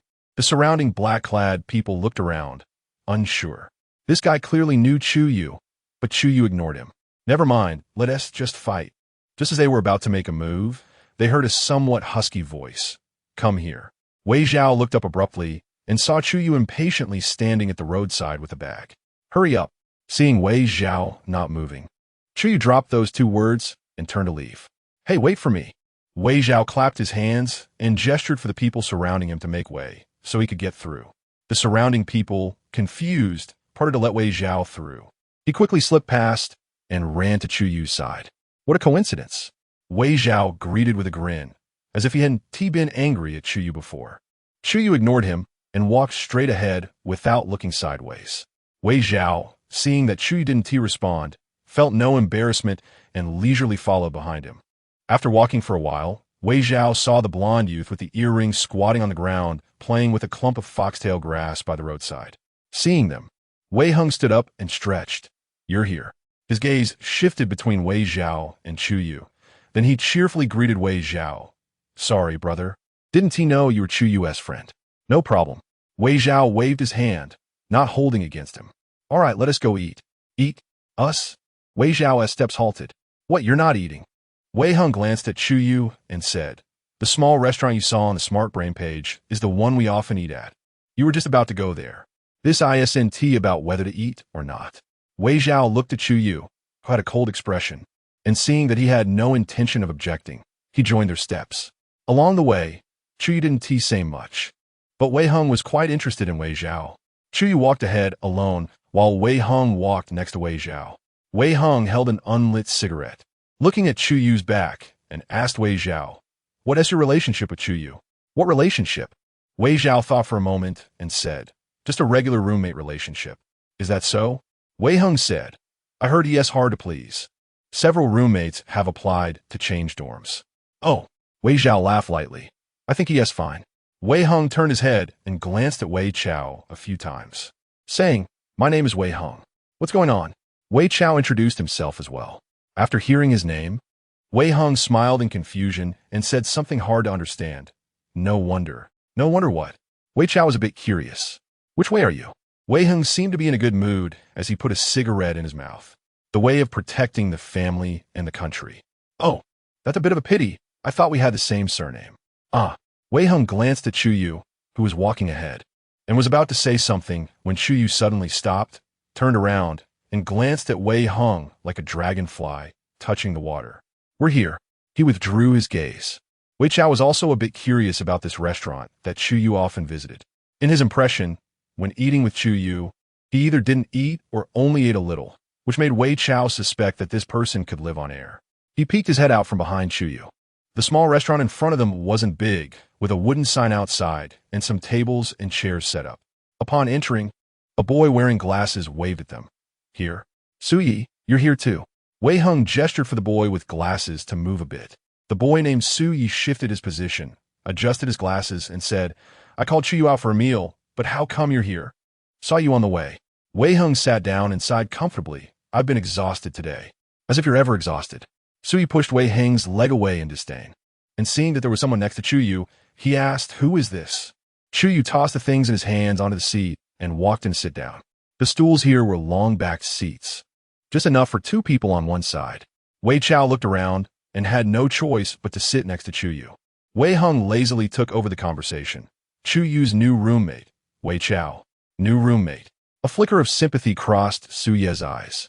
After all, Chu Yu's roommate changes were quite famous in school, even though Chu Yu hadn't done anything to them. Hello, I'm Suyi. Suyi just greeted him and was about to say something more when Wei Hung tugged at his clothes. Say, have you ordered? No more small talk. We can eat and chat. I'm starving. Suyi looked helpless, smiled apologetically at Wei Chao, and called the waiter for today's menu. The menu at this place changes daily based on the ingredients the owner gets. Suyi took a pen and marked a few dishes, handing the pen and menu to Wei Chao, continuing, you see what you want to eat. Wei Chao took the menu, glanced at it, and casually marked one dish. Is that enough? Su Yi asked him as he took the menu back. Wei Chao nodded, and the waiter took the menu and headed to the kitchen. Su Yi looked at Wei Chao and then at Chu Yu, who was leaning against the wall with his eyes closed. Finally, he tossed a question to Wei Heng. How did you bump into Chu Yu on the way? Wei Heng waved his hand. A few people came to cause trouble today, so I brought a few people to deal with it. That gang? Yeah. Wei Heng nodded, leaving Wei Chao, who was listening to their conversation, confused. Su Yi clicked his tongue, truly relentless, starting trouble even before school begins. Once school starts, we'll see him even more. Wei Heng thought of that annoying face, gritted his teeth, and hummed, Dare to compete with me for territory? Just wait until school starts. I'll make him regret it. A sense of underworld vibe washed over. Wei Chao looked at the slick Wei Heng, thinking about Chu Yu's cold and proud face. Finally, he looked at Su Yi, speechless, and repeated, Competing for territory? What's going on? No way. Is Chu Yu mixed up with the gang? Su Yi and Wei Heng only then realized that Wei Chao was completely unaware of these matters. They looked at Chu Yu, and when they saw he had no reaction, they explained to Wei Chao. Ahem, competing for territory means. Ah, you're a new student. Wei Heng had a puzzled expression, unsure how to explain. Su Yi saw that Chu Yu still showed no signs of moving, thought for a moment, and said, As a new student, you probably don't know our school is divided into two major factions. Factions? Wei Chao thought for a moment, and seemed to recall seeing a post about this on the forum. The eagle and lion conflict. Su Yi nodded. This faction traces back to the founding of the sacred domain. Two individuals from distinguished backgrounds had various disagreements, which led to them rallying others in the school to take sides. Plus, students at Sacred Domain Academy have plenty of time. So bored wealthy kids have been playing this game until today. Now the two factions are fighting over resources and the allocation of quotas to the school. Wei Chao pondered this and asked them, Which faction are you two in? Wei Heng smiled and said, Lion. Then, Wei Chao glanced at Chu Yu. Is he also? Wei Heng shrugged, saying, I wish he was, but he can't be bothered to participate. He's a free agent. Finishing up, Wei Heng clapped his hands. My brother Chu is a free agent who doesn't join either faction. Wei Chao held back a laugh. He is quite free. Chu Yu opened his eyes and glanced at Wei Heng. Wei Heng shrank his neck and stopped talking. Just then, the waiter brought up the dishes they ordered. So he called out, Eat, eat. He completely dared not provoke the low-pressure king across from him. Wei Chao obediently picked up his chopsticks, took a bite of the fish and crab made here, and found it quite nice. Seeing Wei Chao eat happily, the restless Wei Heng began to chatter again. Wei Chao, which faction are you planning to join? Me? Wei Chao thought for a moment, looking at Wei Heng's expectant face, and firmly said, I've decided to follow in my roommate's footsteps and be a free agent. Su Yi, who was drinking water, nearly choked. Even the carefree Wei Heng quietly lowered his head and silently picked up his food. Chapter 34. Is he drunk? Chu Yu not sopti. Wei Heng and Su Yi lowered their heads even further, and one might think they were trying to bury their heads in their bowls. Wei Zhao turned his head, holding chopsticks, and smiled at Chu Yu, revealing a patch of skin at his collar. Chu Yu remained silent, picking up a piece of tofu and chewing slowly. The weather was hot, and as they arrived at the restaurant, more people gradually filled the place. While eating, Wei Heng tugged at his collar, saying, I need something cold to drink. I'm going to melt. He called the waiter and ordered a few bottles of ice-cold beer. Wei Zhao took a few bites and felt not very hungry, so he casually picked up a little food to nibble on. Wei Heng poured the cold beer into glasses, and when he got to the fourth glass, he hesitated and looked up at Wei Zhao, asking, Are you drinking? Wei Zhao replied, Just a little. So Wei Heng poured half a glass for him. Taking it over, the cold touch against his palm chased away the summer heat. Wei Zhao wasn't fond of alcoholic drinks, so he symbolically took a few sips and set it aside. Wei Heng gulped down the beer, finishing more than half in an instant. So he put the beer aside and spoke to Chu Yu. Weren't you planning to move out of school? I found a few places for you. Do you want to take a look? Moving out. Wei Zhao heard those three sensitive words and lifted his head. The condensation on the outside of the glass dripped down. Chu Yu had almost finished eating. He placed his chopsticks on the bone dish, picked up the glass, and tapped the side with his fingers, as if in thought. After a moment, Chu Yu replied, Not moving. Not moving. Su Yi was a bit surprised, repeating the words in a daze, feeling it was unbelievable. After all, not long ago, Chu Yu had asked him where there were apartments with a frustrated look. Chu Yu answered him briefly. Ah, why? Su Yi almost blurted out, but was silenced by Chu Yu's cold gaze. It was clear that Chu Yu didn't want to elaborate. But you didn't want to live with your roommate anymore. Su Yi was about to respond directly to that statement, but remembering Wei Zhao was still there. He had to hold back his words. Wei Zhao thought for a moment. Actually, it would be fine if Chu Yu moved out. The whole dorm would be his own, and it would be quite comfortable. Just as he thought this, he heard Chu Yu say he wasn't moving. All right, no hope for living alone. When Wei Zhao put down his chopsticks, his fingers inadvertently brushed against some oil. He looked for a napkin, but it was on Chu Yu's side, and he couldn't reach it. He touched Chu Yu's arm resting on the sofa, and Chu Yu turned to look at him. Help me get a piece of paper. Chu Yu looked at him for a few seconds and took a few sheets from the tissue box and handed them over. Wei Zhao naturally took them and wiped the oil off his hands. After cleaning his hands, Wei Zhao noticed Wei Heng and Su Yi looking at him with inscrutable expressions. What's wrong? Wei Heng struggled to spit out a few words. You and Chu Yu seem to be quite close. Wei Zhao was a bit confused. Chu Yu usually doesn't like others touching him. Last time I accidentally touched his hand, he almost broke mine. Is that so? Connecting this to the white gloves Wei Zhao had worn before and his earlier fastidious behavior, he understood Chu Yu's dislike of being touched by outsiders. Feeling inexplicably awkward, Wei Zhao rubbed his nose and took a big gulp from his glass. I'm full.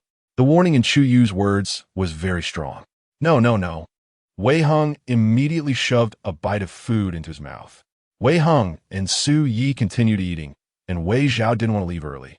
So he sipped the beer in his glass, feeling bored. The beer wasn't very strong, and given Wei Zhao's tolerance, he definitely wouldn't get drunk. But for some reason, by the end, Wei Zhao felt his head getting dizzier and a subtle warmth spread in his lower abdomen. Hey, Su Yi was the first to notice something was wrong. He asked drunk. His tone was clearly uncertain. Wei Zhao sat silently in his chair, his cheeks flushed, and everything around him felt like there was a layer of gauze separating him from reality, making everything unclear. His mind was hazy, and the sounds around him came and went distant and near. He's really drunk. Wei Heng leaned on the table, half of his body leaning forward, waving his hand in front of Wei Zhao. There was no response. Wei Heng waved for a while, but Wei Zhao didn't even give him a glance, staring blankly at the glass he was holding. Chu Yu lazily leaned back in his chair, tilting his head slightly to look at the drunken Wei Zhao. Does he really have such poor tolerance? Su Yi also seemed to find it hard to believe, but the fact was right in front of them. The only one who knew Wei Zhao's drinking capacity was Chu Yu. What should we do? Wei Heng looked at the leftover food on the table, then at the clock, saying, should we send him back to school? Chu Yu didn't speak, just picked up the small plastic bag he had brought. So he called the waiter to settle the bill and stood up, saying, he can't walk like this. Let's just take him to Chu Yu's dorm. All right. There was no other way. They couldn't just leave such a big guy here, especially since they were the ones who ordered the drinks. Wake up, we're going back. Wei Heng stood next to Wei Zhao, patting his shoulder to try to bring him back to his senses. Wei Zhao vaguely felt someone calling his name, but everything around him felt like sandpaper, making it hard to see clearly. He felt hot all over, unable to focus on anything around him. Chu Yu also sensed that something was off with Wei Zhao. He moved a little closer and looked down at him. Wei Zhao's hair was very short at the back, and when Chu Yu leaned down, he could see his neck. His ears were already red. Out of a subtle sense of responsibility, Chu Yu moved closer to Wei Zhao and instinctively placed his hand on the side of his face. It was hard to explain what his action was meant to convey at that moment. Wei Heng instinctively took a step back, inhaling sharply, then edged closer to Su Yi. Lowering his voice, what is going on? Why are Chu Yu and Wei Zhao so close? Su Yi didn't speak, nor did he dare to. Wei Zhao felt a cool, refreshing sensation approaching him, like the sea in a dream. A wave of longing surged in his heart. He wanted to get closer to that sea, especially as he felt the wet, cool seawater seemingly touch his cheek. After hanging his head for so long, Wei Zhao suddenly lifted it, looking dazed, his eyes shimmering like a clear spring as he gazed at Chu Yu, tilting his head slightly and gently rubbing against Chu Yu's hand. Su Yi and Wei Heng instinctively turned away quickly. The two leaned together, exchanged a glance, and silently turned back. The atmosphere was a bit awkward at that moment. Chapter 35, Difficult to understand, Chu Yu pushed Wei Zhao away, ordering impatiently, "Let go." However, he found that Wei Zhao held him even tighter. Wei Hing thought for a moment about Chu Yu's skills and, with his faint conscience, advised, "Don't argue with a drunk person." He couldn't understand either. Su Yi couldn't stand it anymore, turned around, and tried to pull Wei Zhao away. Unexpectedly, as soon as he placed his hand on Wei Zhao's shoulder, Wei Zhao reflexively turned his head, grabbing his wrist and nearly twisting Su Ye's hand off. Su Yi almost cried out, and Wei Hung wanted to help, but was met with Wei Zhao's fierce gaze, as if he were a bloodthirsty beast. Damn it! Having seen Wei Zhao's skills, Wei Hung dared not approach rashly. What was going on? Chu Yu sighed and grabbed Wei Zhao's hand. Wei Hung, with his heart in his throat, watched as a fleeting murderous intent flashed in Wei Zhao's eyes. Then, when Chu Yu's hand touched him, it was as if a fierce beast had seen its master. He happily retracted his fangs and obediently let go. After releasing his grip, Su Yi immediately retreated 3 meters from this now indistinguishable person. He understood that aside from Chu Yu, no one else could approach him now. Wei Hing asked, "What do we do now?" Chu Yu regained his composure, looking helpless. "What else can we do?" "Send him back to the dorm." Wei Hing took a few steps back. "Then it's up to you." Chu Yu tossed a plastic bag at Wei Hung, who quickly caught it and opened it to find a box of medicine. "What's wrong with you? You even bought medicine." He picked up the box, which was labeled for treating colds and fevers. "You have a cold and fever?" Wei Hung put the medicine back and looked at Chu Yu, who was helping a drunken person. "No. Then why did you buy medicine?" "Just in case." "Huh." Wei Hung was filled with disbelief. With Chu Yu's abnormal constitution, even if he were stripped and thrown into the snow, he probably wouldn't have any issues. Chu Yu ignored Wei Hung, managing to pull Wei Zhao out, lifting one of his hands onto his shoulder while wrapping his own arm around Wei Zhao's waist, preventing the drunken Wei Zhao from doing anything reckless. Wei Zhao felt uncomfortable with this position, frowned slightly, but still obediently accepted Chu Yu's arrangement. Wei Hung observed this somewhat bizarre scene in front of him. He really didn't expect Chu Yu to escort Wei Zhao back to the dorm instead of leaving him here to sober up and find his way back. After walking a few steps, seeing Wei Zhao so obediently following him without any extra movements, Chu Yu raised an eyebrow and tentatively began to slowly loosen his grip around Wei Zhao. A flicker of struggle crossed Wei Zhao's face, and just as he was about to make a move, he heard someone speak. "Don't move." It sounded so familiar that he instinctively obeyed the command. Wei Hung and Su Yi came out to see this scene. Wei Zhao was holding Chu Yu's hand, looking pitiful, while Chu Yu lowered his head.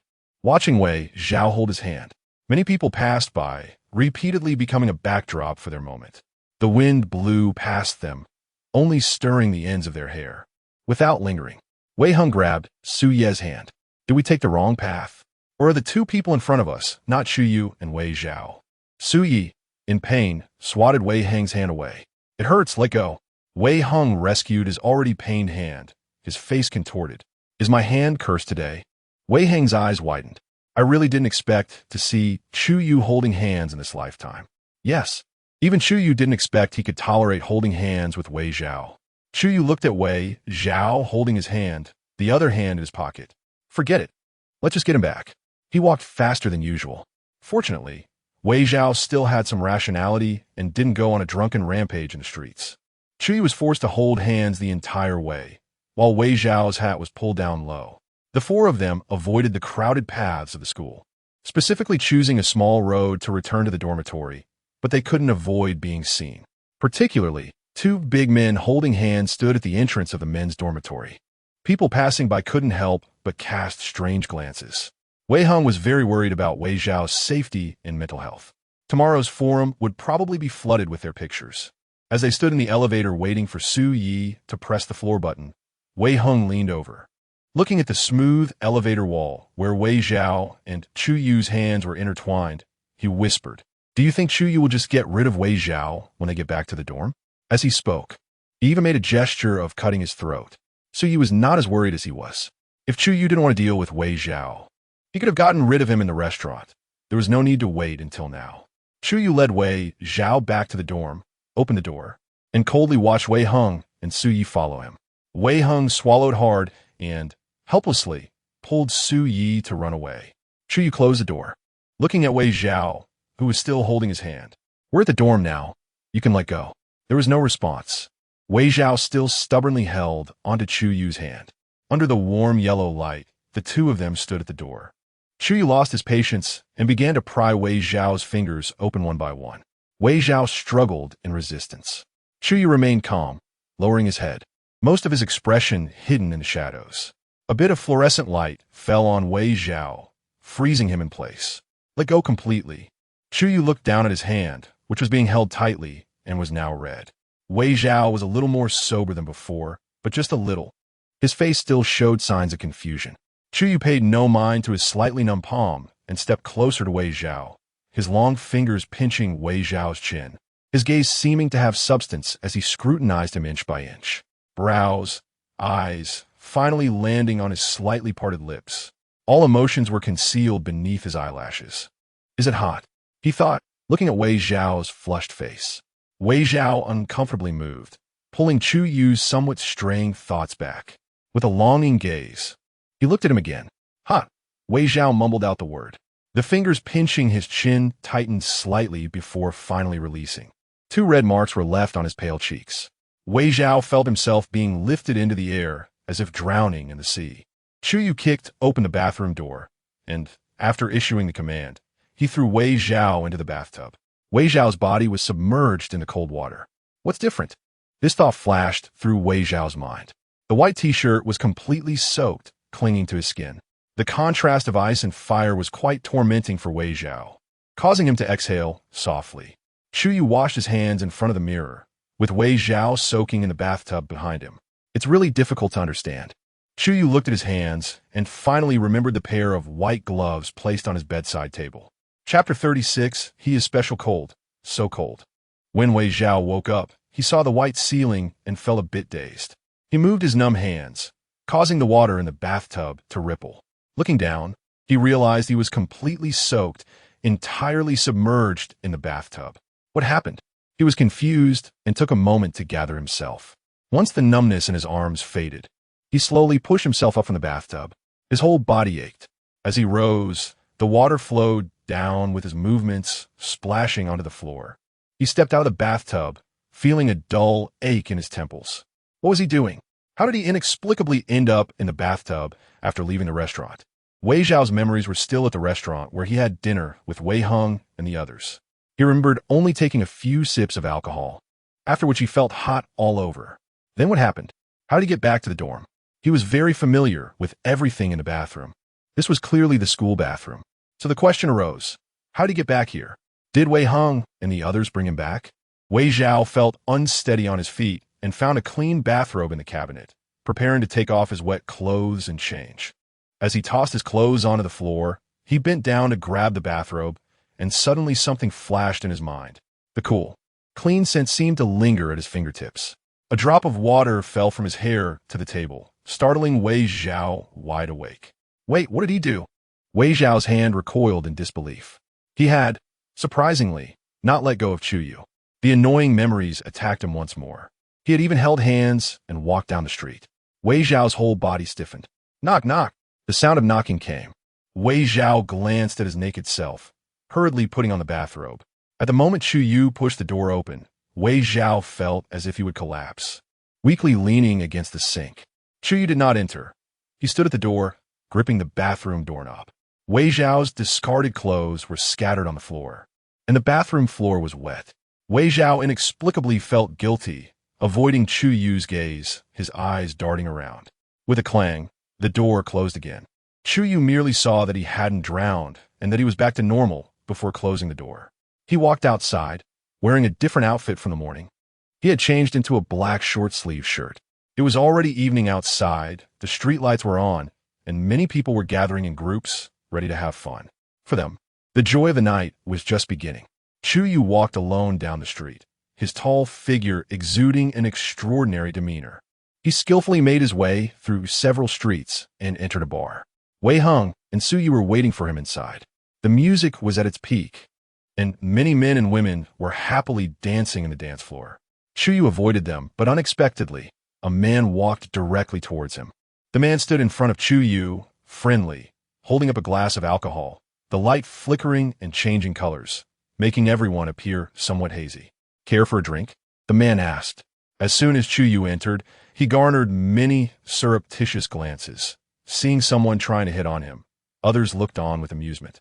Chu Yu glanced over and spat out a disdainful roll. Seeing that Chu Yu was uncooperative, the man reached out to block him. Chu Yu didn't even lift his eyelids. Just as the man's hand was about to touch Chu Yu, it was suddenly twisted by an unknown force. A sharp pain washed over the man's face, turning pale as he let out a scream.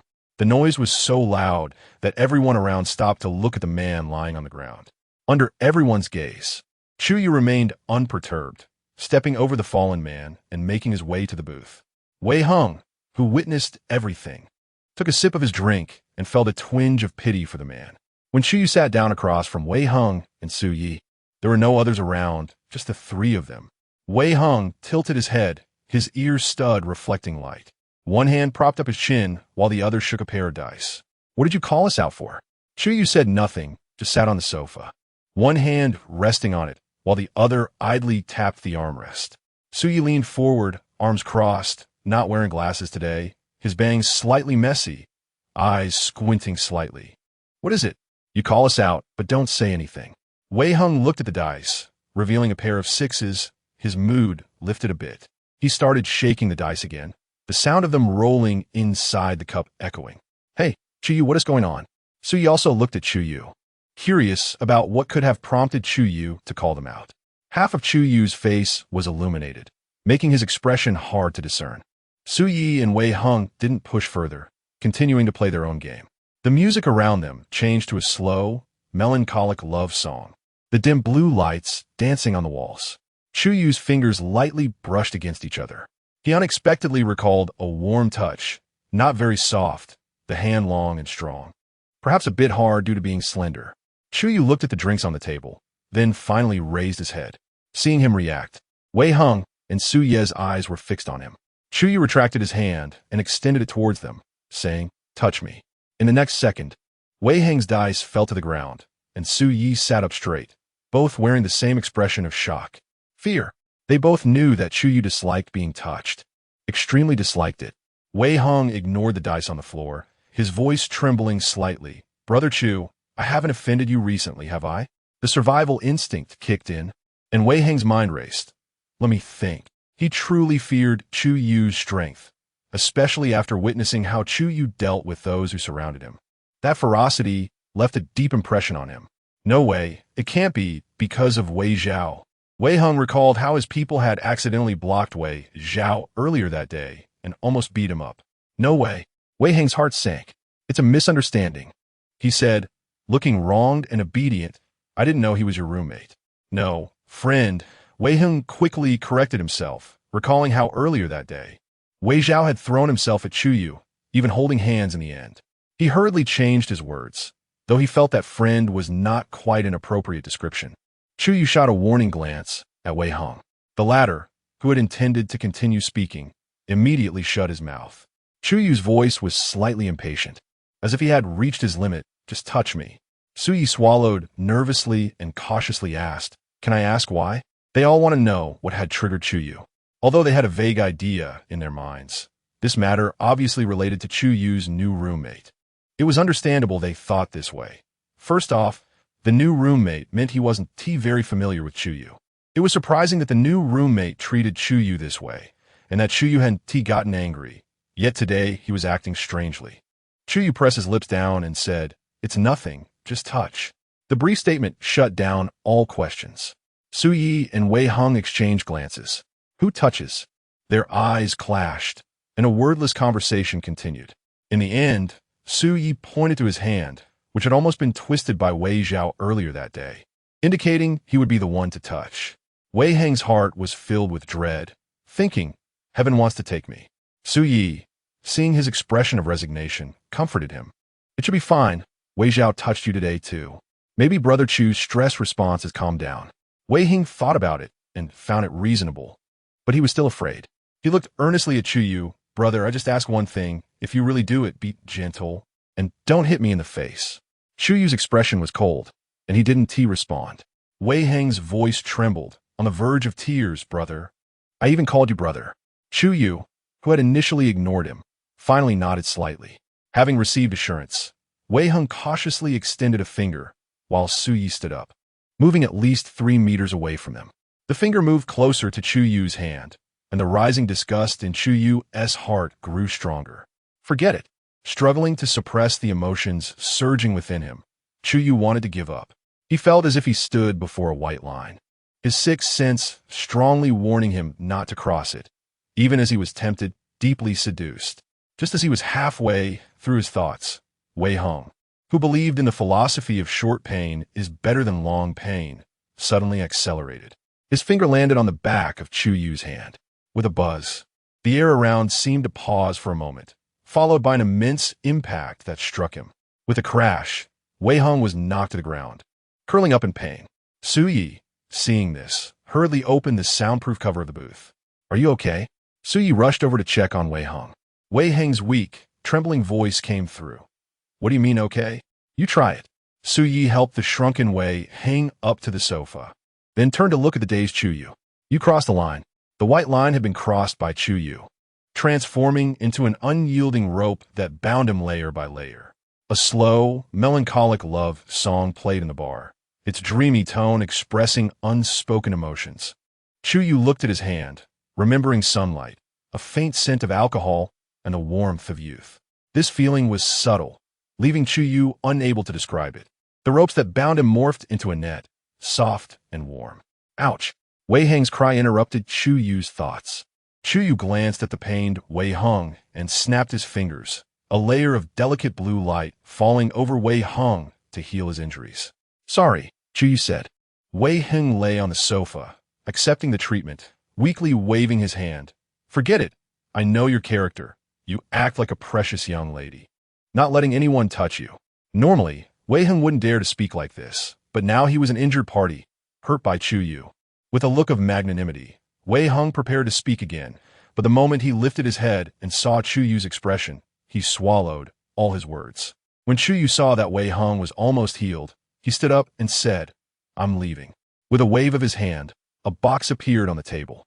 This is your compensation.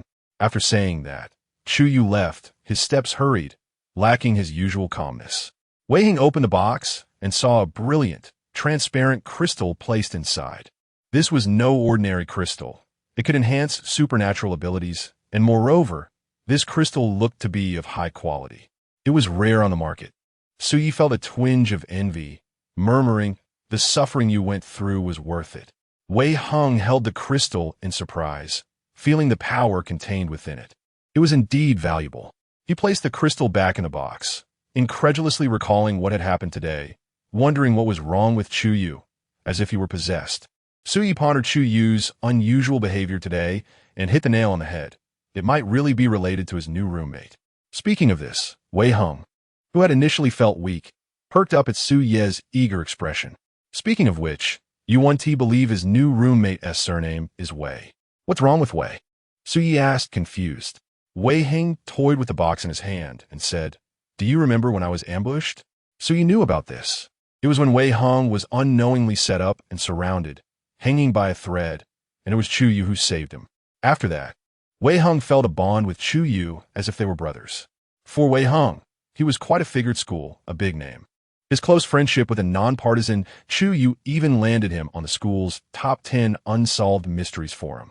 Wei Hung said, with Chu Yu's character, even if someone died in front of him, as long as it doesn't concern him, he would just walk past as if he didn't see anything. Wei Hung turned the box in his hand, recalling how Chu Yu had saved him that day. He remembered the heavy rain, being surrounded in an alley filled with blood and fallen bodies, soaked to the bone and in a sorry state. Chu Yu, holding an umbrella, seemed to be in another world, standing at the edge of the blood, looking proud and unattainable. Later, he had asked Chu Yu why he saved him since they weren't acquainted. Chu Yu, leaning on the railing with a blue cocktail in hand, gazed at a delicate flower on the ground and chuckled.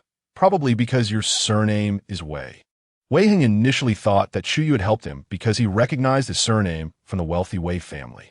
However, later he saw others who were aware of Chu Yu's abilities trying to befriend him, some of whom were even on par with or more powerful than the Wei family.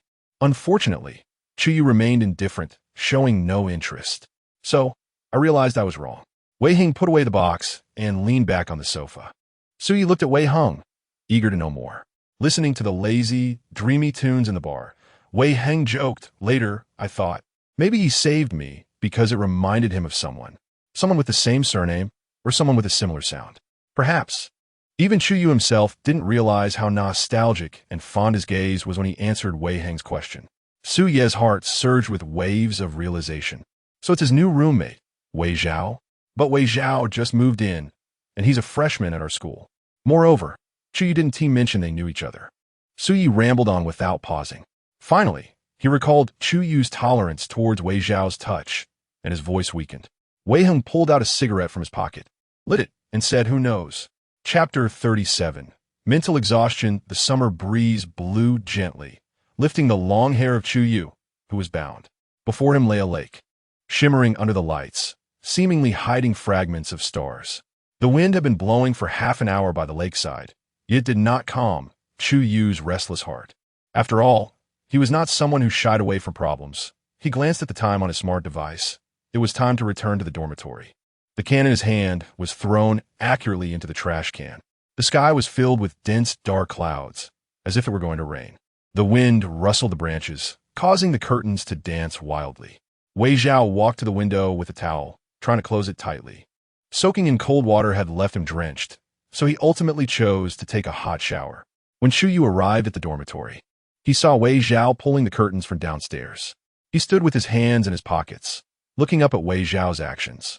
It wasn't until the last light was blocked by the curtains that Chu Yu withdrew his gaze. After closing the curtains, Wei Zhao stood by the sofa, his hair still dripping. He used the towel he had ready to dry his hair. The sound of the door opening caught his attention, and he turned to look at the door. Chu Yu appeared at the entrance, and their eyes met. Wei Zhao was taken aback, but still greeted, "You're back." Chu Yu nodded. Wei Zhao felt something was off with Chu Yu. He seemed unwell, but he couldn't quite pinpoint why. After all, he wasn't very familiar with this version of Chu Yu. He avoided Chu Yu's gaze, deliberately wiped his hair, and said, "It's good that you're back. I'll go dry my hair." Sensing something was amiss, Wei Zhao wanted to find an excuse to slip away. Chu Yu swallowed hard and closed the door. This sudden action distracted Wei Zhao, who was about to make his escape. Chu Yu looked at Wei Zhao's wet hair and said, "I'll help you." Wei Zhao was completely taken aback. His body stiffened. He doubted whether he was hearing things. "What is wrong with you?" Wei Zhao let go of the towel, which he had been gripping. He moved closer to Chu Yu, circling around him to observe closely. It was him, but Wei Zhao's doubtful gaze scrutinized Chu Yu from head to toe. Chu Yu pressed his lips together, his fingers feeling somewhat stiff. Something was wrong. He touched his forehead and collapsed onto the sofa. He couldn't bear to recall the moments of his earlier lapse. "What's going on?" Wei Zhao looked at Chu Yu, confused. Chu Yu's muffled voice emerged from under his arm. "Do you know why you're feeling inexplicably hot?" Wei Zhao initially wanted to ignore Chu Yu and dry his hair, but upon hearing this, his expression changed, and his tone turned serious. "I don't know." Thunder rumbled outside, and rain began to patter against the leaves. Wei Zhao couldn't see Chu Yu's expression clearly, but he sensed a shift in the atmosphere around him. Chu Yu stood up, his tall figure exuding a tremendous sense of pressure. He stepped closer to Wei Zhao, asking, "Do you want to know?" Wei Zhao instinctively shrank back into the sofa, his heart racing suddenly, blood surging, and a heat awakening within him. A more intense heat than before. What's happening? The towel slipped from his hand, and he lost control of his body, collapsing onto the sofa, breathing heavily and feeling quite uncomfortable. Chu Yu showed no surprise. He stood still for a long time before slowly approaching Wei Zhao. As the distance closed, the heat within intensified. Wei Zhao curled up, trying to resist this unusual reaction. He vaguely felt that this reaction was closely related to Chu Yu. Chu Yu remained expressionless, looking down at Wei Zhao. He extended his hand, slender and fair fingers glowing softly under the gentle light, resembling an artist's proud creation. His fingers touched the side of Wei Zhao's face, testing his hypothesis. The moment of contact made Wei Zhao tremble violently. Noticing the reaction, Chu Yu showed no emotion. He fully grasped Wei Zhao's face with his palm. The skin beneath his hand was warm, its texture smooth like silk, soft yet full of life. Indeed, Wei Zhao's thick eyelashes fluttered lightly as he lifted his gaze to meet Chu Yu's, his mind clouded, eyes dazed. It was as if they were shimmering with water, filled with emotion, and he looked at Chu Yu with a whisper, "See?" Chu Yu noticed and knelt down, watching Wei Zhao's lips move, tilting his head slightly. "Huh." Wei Zhao's voice was different from his usual clarity, slightly hoarse, tinged with an unknown grievance. "Very hot." Chu Yu asked, "Is it?" Wei Zhao softly replied with a mm. This response made Chu Yu smile slightly, a mischievous thought crossing his mind as his hand slowly withdrew from Wei Zhao's cheek. The only coolness was drifting away. Entrapped in a heat wave, Wei Zhao suddenly grasped Chu Yu's wrist with one hand while fiercely tugging at his collar with the other. The collar loosened, revealing his collarbone and large patches of skin, his face full of confusion. Chu Yu carefully observed the subtle expressions on Wei Zhao's face. Then, his fingers glowed with a blue light. Wei Zhao's pupils constricted, and his body relaxed involuntarily. So it was because of the ability. Chu Yu's long hair slipped from his shoulder, falling beside the sofa. The blue light from his fingertips grew stronger, and the ability burst forth from Chu Yu, continuously flowing into Wei Zhao's mental sea. Chu Yu did not hold back his ability. He looked at Wei Zhao, who was in a state of enjoyment, and his fingers gently tapped Wei Zhao's cheek. Is it really the case? Mental exhaustion. Outside, the rain fell heavier, tapping against the glass with a rhythmic sound. As Wei Zhao's mental sea was replenished, he slowly began to regain clarity. He made no move, simply lying on the sofa, allowing Chu Yu's hand to rest on his face. Even the slowest should have reacted by now. Wei Zhao sighed, feeling the ability within him that was of the same source. Mental exhaustion. His ability originated from Chu Yu, and to come into the real world, Wei Zhao had made a deal to return the ability to him. The ability underwent mutations within Wei Zhao. Although it came from Chu Yu, it was different from Chu Yu's. Thus, he could use the ability, but not too frequently. The result was still mental exhaustion. That was why he clung to Chu Yu, needing to press his entire body against him. "What did you find out?" Wei Zhao asked. "Just now," Chu Yu answered. Wei Zhao fell silent again. The scarcity of the mental sea could not be remedied overnight, especially since he still needed the ability to consolidate his own soul and Chu Yu's soul. He looked at the broken red bead on his wrist and fell into a dilemma.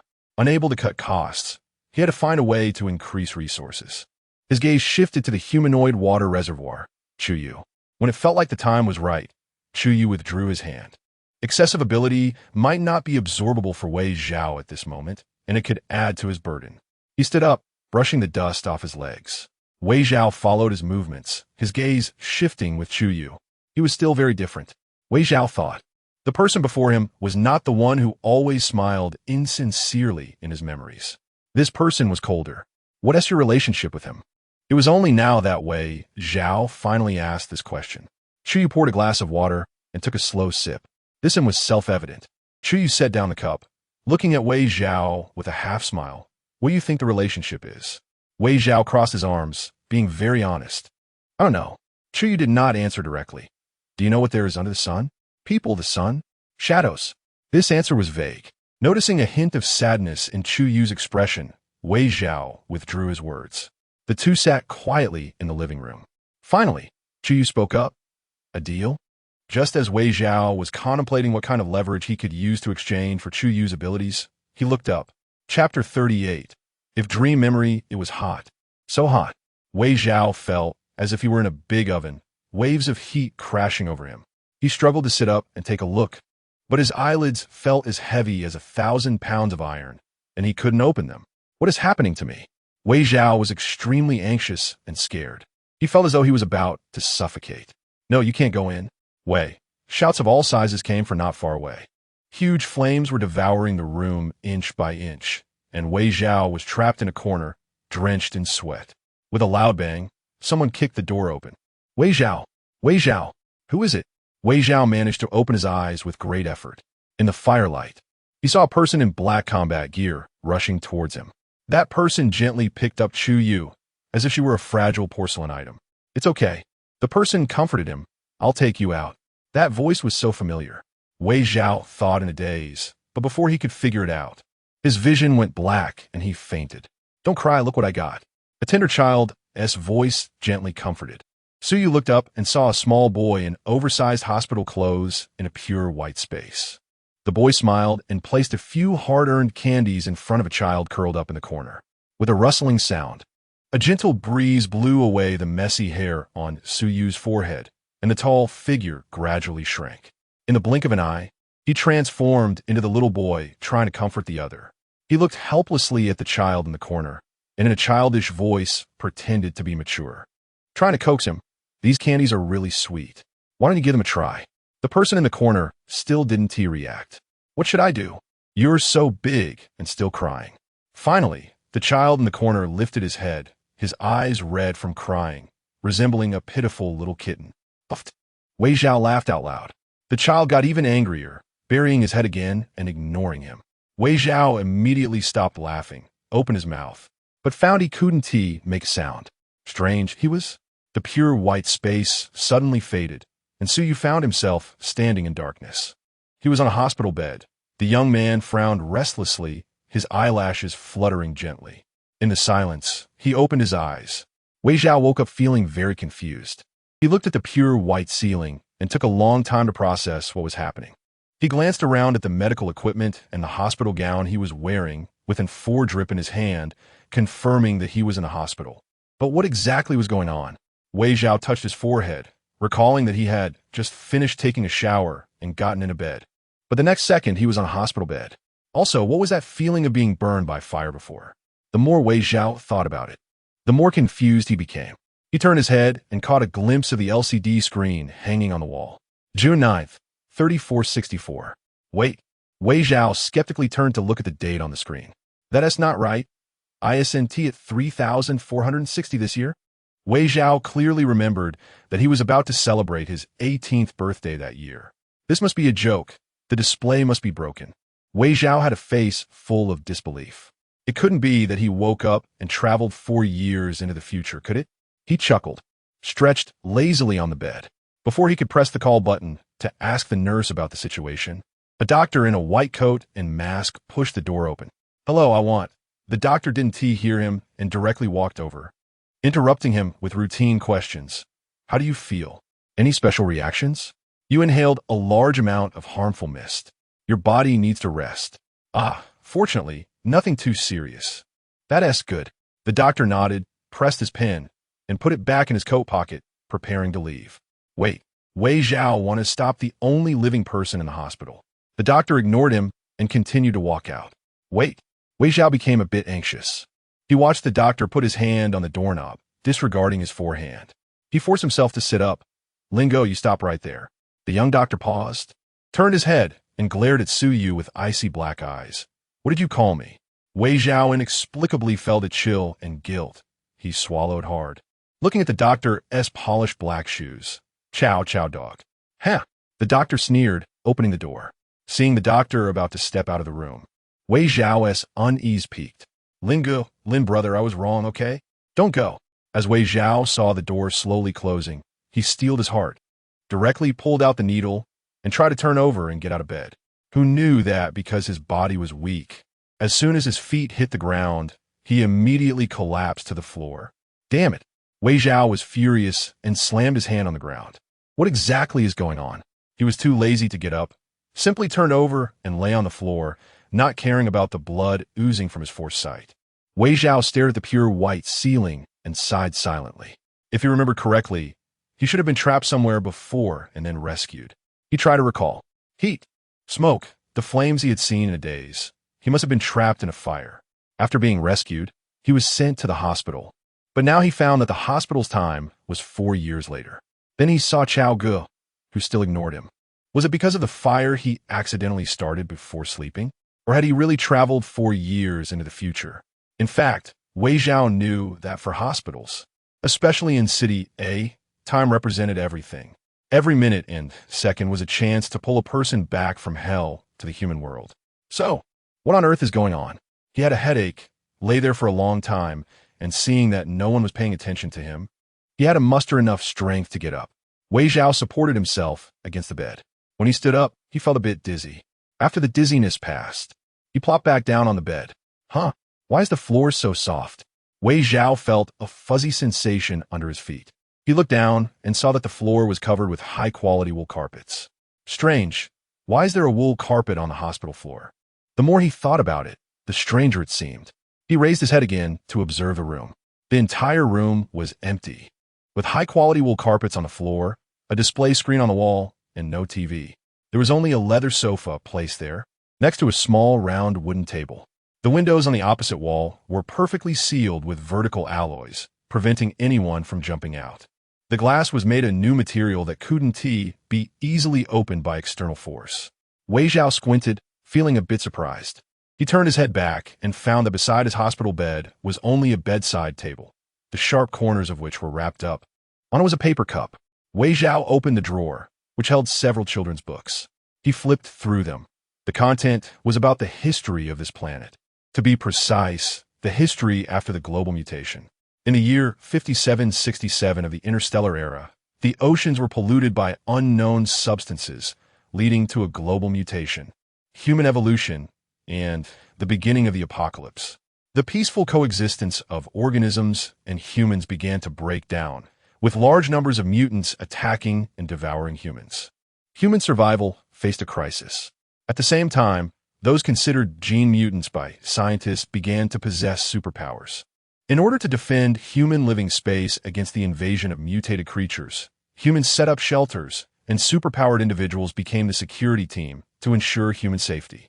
For Wei Zhao, who had received education in the shelter and was about to join the security team, this was simply childish play.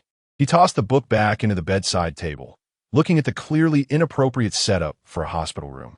It seemed that this setup was worried about and aimed to prevent patients from engaging in extreme behaviors, such as self-harm. He noticed that there were no sharp objects in the room at all. What's going on here? Wei Chao looked gloomy and leaned back on the sofa. I don't believe it. I have to go out and take a look. After thinking it over, he still felt the need to ask someone to clarify what had happened. He couldn't believe that ordinary force wouldn't work. A thought crossed his mind, and the corners of his mouth lifted slightly. Then let's try my powers. He raised his right hand slightly, gathering a faint red light in his palm. His eyebrows and eyes were filled with pride. Just watch me set this place on fire. Wei Chao thought. As if in response to his thoughts, the light in his palm grew brighter, but just as he was about to launch his attack, the light vanished in an instant. Wei Chao's face turned pale, and his hand trembled slightly. What happened? Why did his powers disappear? Chapter 39. The Star School. Wei Chao opened his eyes, and the sky outside was just beginning to brighten. He rolled over in bed and sighed as he looked at the alarm clock. Throughout the night, his dreams were filled with Chu Yu, especially the deal Chu Yu mentioned yesterday. He used Chu Yu to treat his illness, but unexpectedly, Chu Yu also used him to heal. Wei Chao buried his face in the soft blanket, leaving only his fluffy head exposed. The alarm he had set rang, and he reached out from under the blanket to turn it off. Today was the first day of school, and according to the procedures of the sacred domain, every student had to complete a specific opening ceremony. Wei Chao got up from bed and began to put on the special robe distributed by the school. The robe was white and long, with a golden laurel branch pinned at the shoulder, and had a belt around the waist with hanging jewels. With every step he took, the tiny jewels jingled with his movements. The Sacred Domain School had never been short of money, so they always made a grand display for such ceremonies. Wei Chao put on the outfit. The delicate white fabric and his tall figure made him look like an elegant young nobleman stepping out of an ancient Egyptian mural. The set included a foot accessory and a pair of wooden clogs. The accessory was a golden ring inscribed with Sanskrit. On the first day of school, all new students had to gather in the auditorium. Wei Chao walked down from the dormitory and onto the path, which was already decorated with balloons, banners, and a large group of students in formal attire. He strolled leisurely along the way, passing some girls dressed up and chatting in small groups with flowers in their hands. Wei Chao had never been interested in such things. He bypassed the dense crowd and chose a small path to the auditorium. The small road was surrounded by tall trees. Fewer people, and the sound of birds chirping could still be heard. Wearing this outfit made his movements slow down. Bored, Wei Chao looked around. Just as he took a step forward, a branch above him snapped with a loud crack. Wei Chao didn't look up. He quickly sidestepped. A huge white mass fell from the sky.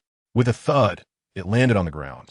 Wei Chao stood still, watching as a person lay sprawled on the ground in a big character shape, completely motionless. Wei Chao thought for a moment, then casually broke off a twig from a bush and poked the person lying on the ground. No response. Wei Chao estimated the height. Good. No hope for rescue. From the break, the branch had fallen from about 10 meters above the ground. Wei Chao took out his smart device, ready to dial emergency services, when a hand on the ground weakly touched his foot. "Classmate, could you hold me up?" A weak, muffled voice came from the ground. Wei Chao thought for a moment, crouched down, and poked the person with the twig again. "You should be fine, right? Falling from such a height and not getting hurt is quite a talent." "Classmate, shouldn't you pull me up first?" Wei Chao squatted there, bored, holding the twig. "Even if I don't pull you up, you should be able to get up by yourself, right?" The person on the ground silently let go of their hand. Wei Chao looked at the person with a head full of green leaves and smiled. Finally, he tossed the twig back and reached out to grasp the person's wrist, pulling them up. Using all his strength, his arm muscles tensed and veins bulged. "Huh." Wei Chao exhaled, pulling for a long time, but still not managing to lift them. "Do you want to get up or not?" Wei Chao realized he was using all his strength, but couldn't budge them at all, which clearly felt wrong. Finally, Wei Chao noticed the person in the pit move their fingers. He suddenly yanked, and golden hair flew up, revealing a face as warm and smooth as jade, with a hint of confusion and a mole under the eye that stood out on the fair complexion. Due to the fall, the person felt a bit numb all over and directly half fell into Wei Chao's arms, the sudden impact causing Wei Chao to stagger back a few steps. "Thank you." Chu Xing grabbed Wei Chao's arm to stand up, looking quite disheveled. He wasn't wearing the uniform given to new students, but instead was dressed in a blue casual outfit. The intricate stitching at the sleeves depicted an eagle taking flight. Chu Xing looked at Wei Chao's attire and smiled gently. "You're a new student, aren't you?" Wei Chao replied, "Yeah." Chu Xing brushed off the leaves on his head and said, "In that case, I'm still your senior." Once Chu Xing steadied himself, Wei Chao released his hand and curiously asked, "Why did you fall from the tree?" He was more interested in why someone would climb a tree out of boredom. "Well," Chu Xing pulled out a card from his pocket, which depicted a leaf falling onto the water surface. "I was following the instructions on this." Wei Chao was a bit confused. Chu Xing put the card away and said, "Actually, this is a small part of my ability. This card indicates certain specific events."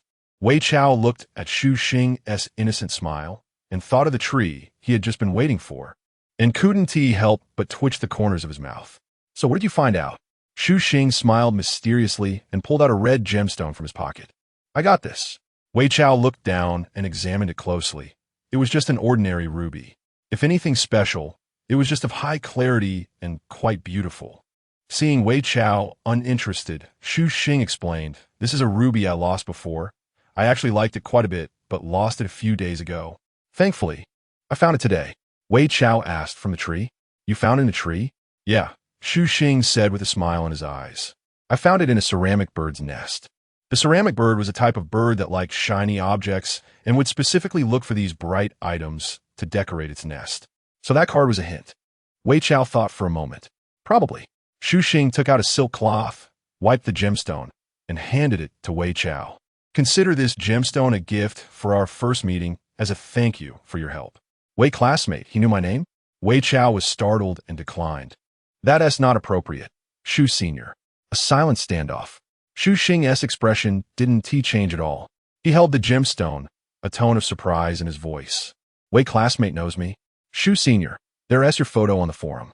As the leading figure of the hawkish faction in this year's school lion and eagle competition, Chu Xing's photo had long circulated on the school forum. As a hawkish figure, he was clearly more popular, and in the various circulated photos, he always appeared smiling and polite. Is that so? When Chu Xing smiled, the mole at the corner of his eye became particularly prominent. What a coincidence.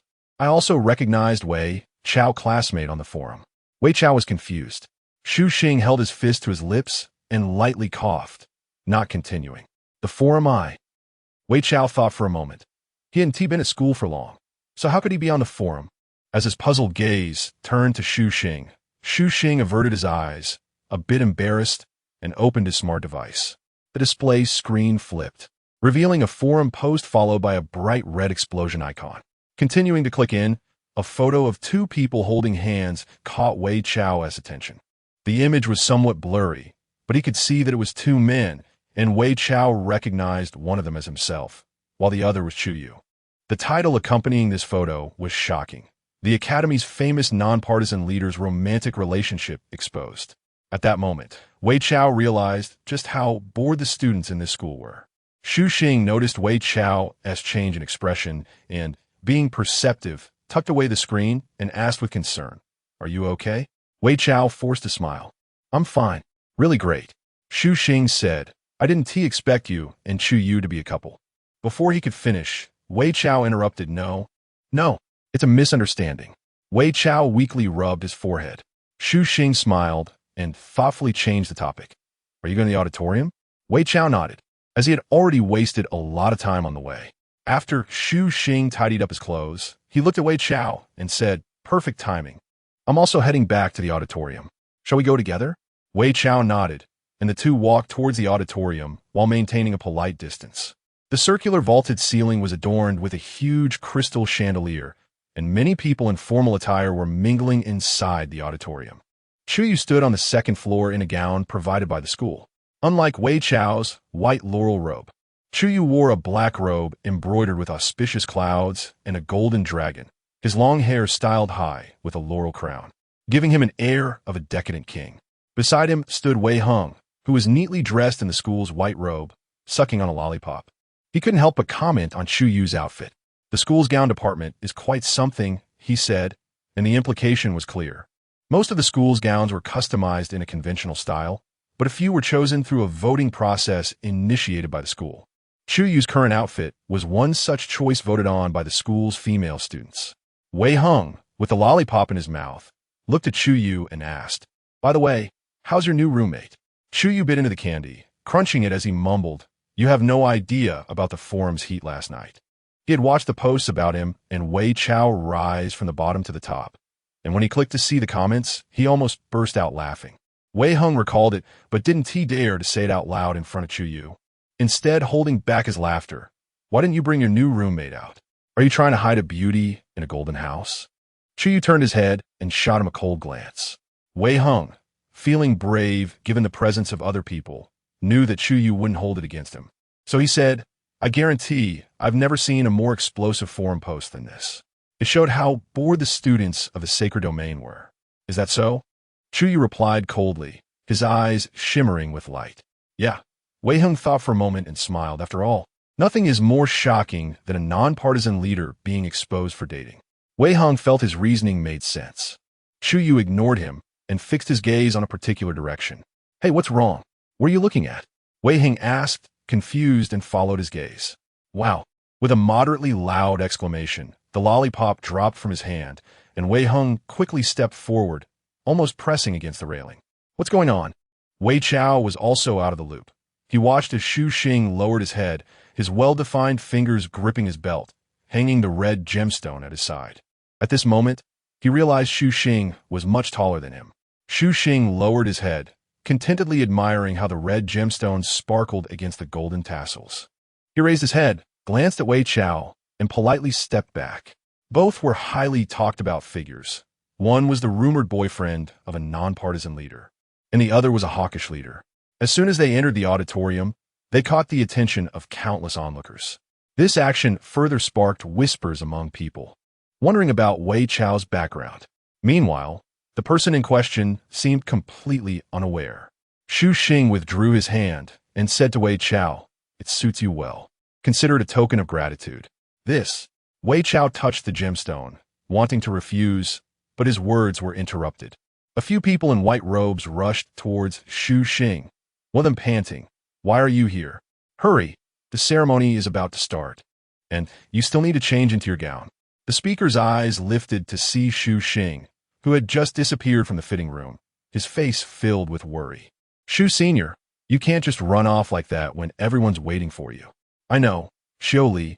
Xu Xing turned to look at Xioli. "Just as long as you know. This is the umpteenth time you've made everyone wait." Xu Xing patiently reassured him, "I promise I'll be on time next time." "A few next times," Xioli said, crossing his arms in annoyance, but then noticed another person standing next to Xu Xing, a stranger. Xiu Li stopped speaking, looked at Wei Chao, and stiffly asked, "Who are you?" Xu Xing explained for Wei Chao, "This is my new friend." Upon hearing this, Xiu Li grew even more worried, and as his gaze flickered, he stopped when he saw the red gemstone hanging at Wei Chao's waist. He looked panic-stricken, pointing at the gemstone. His eyes fixed on Xu Xing stepped forward and pressed down Xiu Li's hand, asking what's wrong. How'd he get that? Wei Chao couldn't see Xu Xing's expression, only hearing him speak. You mean this red gemstone? I found it in the nest of a ceramic bird today, and I accidentally dropped it from a tree. It was classmate Wei Chao who helped me. What? Xiu Li grabbed Xu Xing's hand in shock. You fell. I'm fine, Xu Xing said. All right, the time is almost up. Let's go change clothes. After saying this, without waiting for Xiu Li's reaction, he turned to Wei Chao, smiled, and waved goodbye politely. Wei Chao, unable to interject a word, could only watch them walk further away. He looked at the red gemstone hanging at his waist with a helpless expression. There was no way around it. He could only return it to Xu Xing later. Wei Hung lowered his head, looking at Wei Chao, then glanced at the departing Xu Xing, and finally his gaze landed on Chu Yu. I take back what I said earlier. Wei Hung recalled his previous statement about never seeing a more explosive forum post. Now he thought about it, considering the naming styles of those on the forum. Regardless, the rumored boyfriend of a nonpartisan leader actually has ties with a hawkish leader seemed like it would be an even bigger sensation.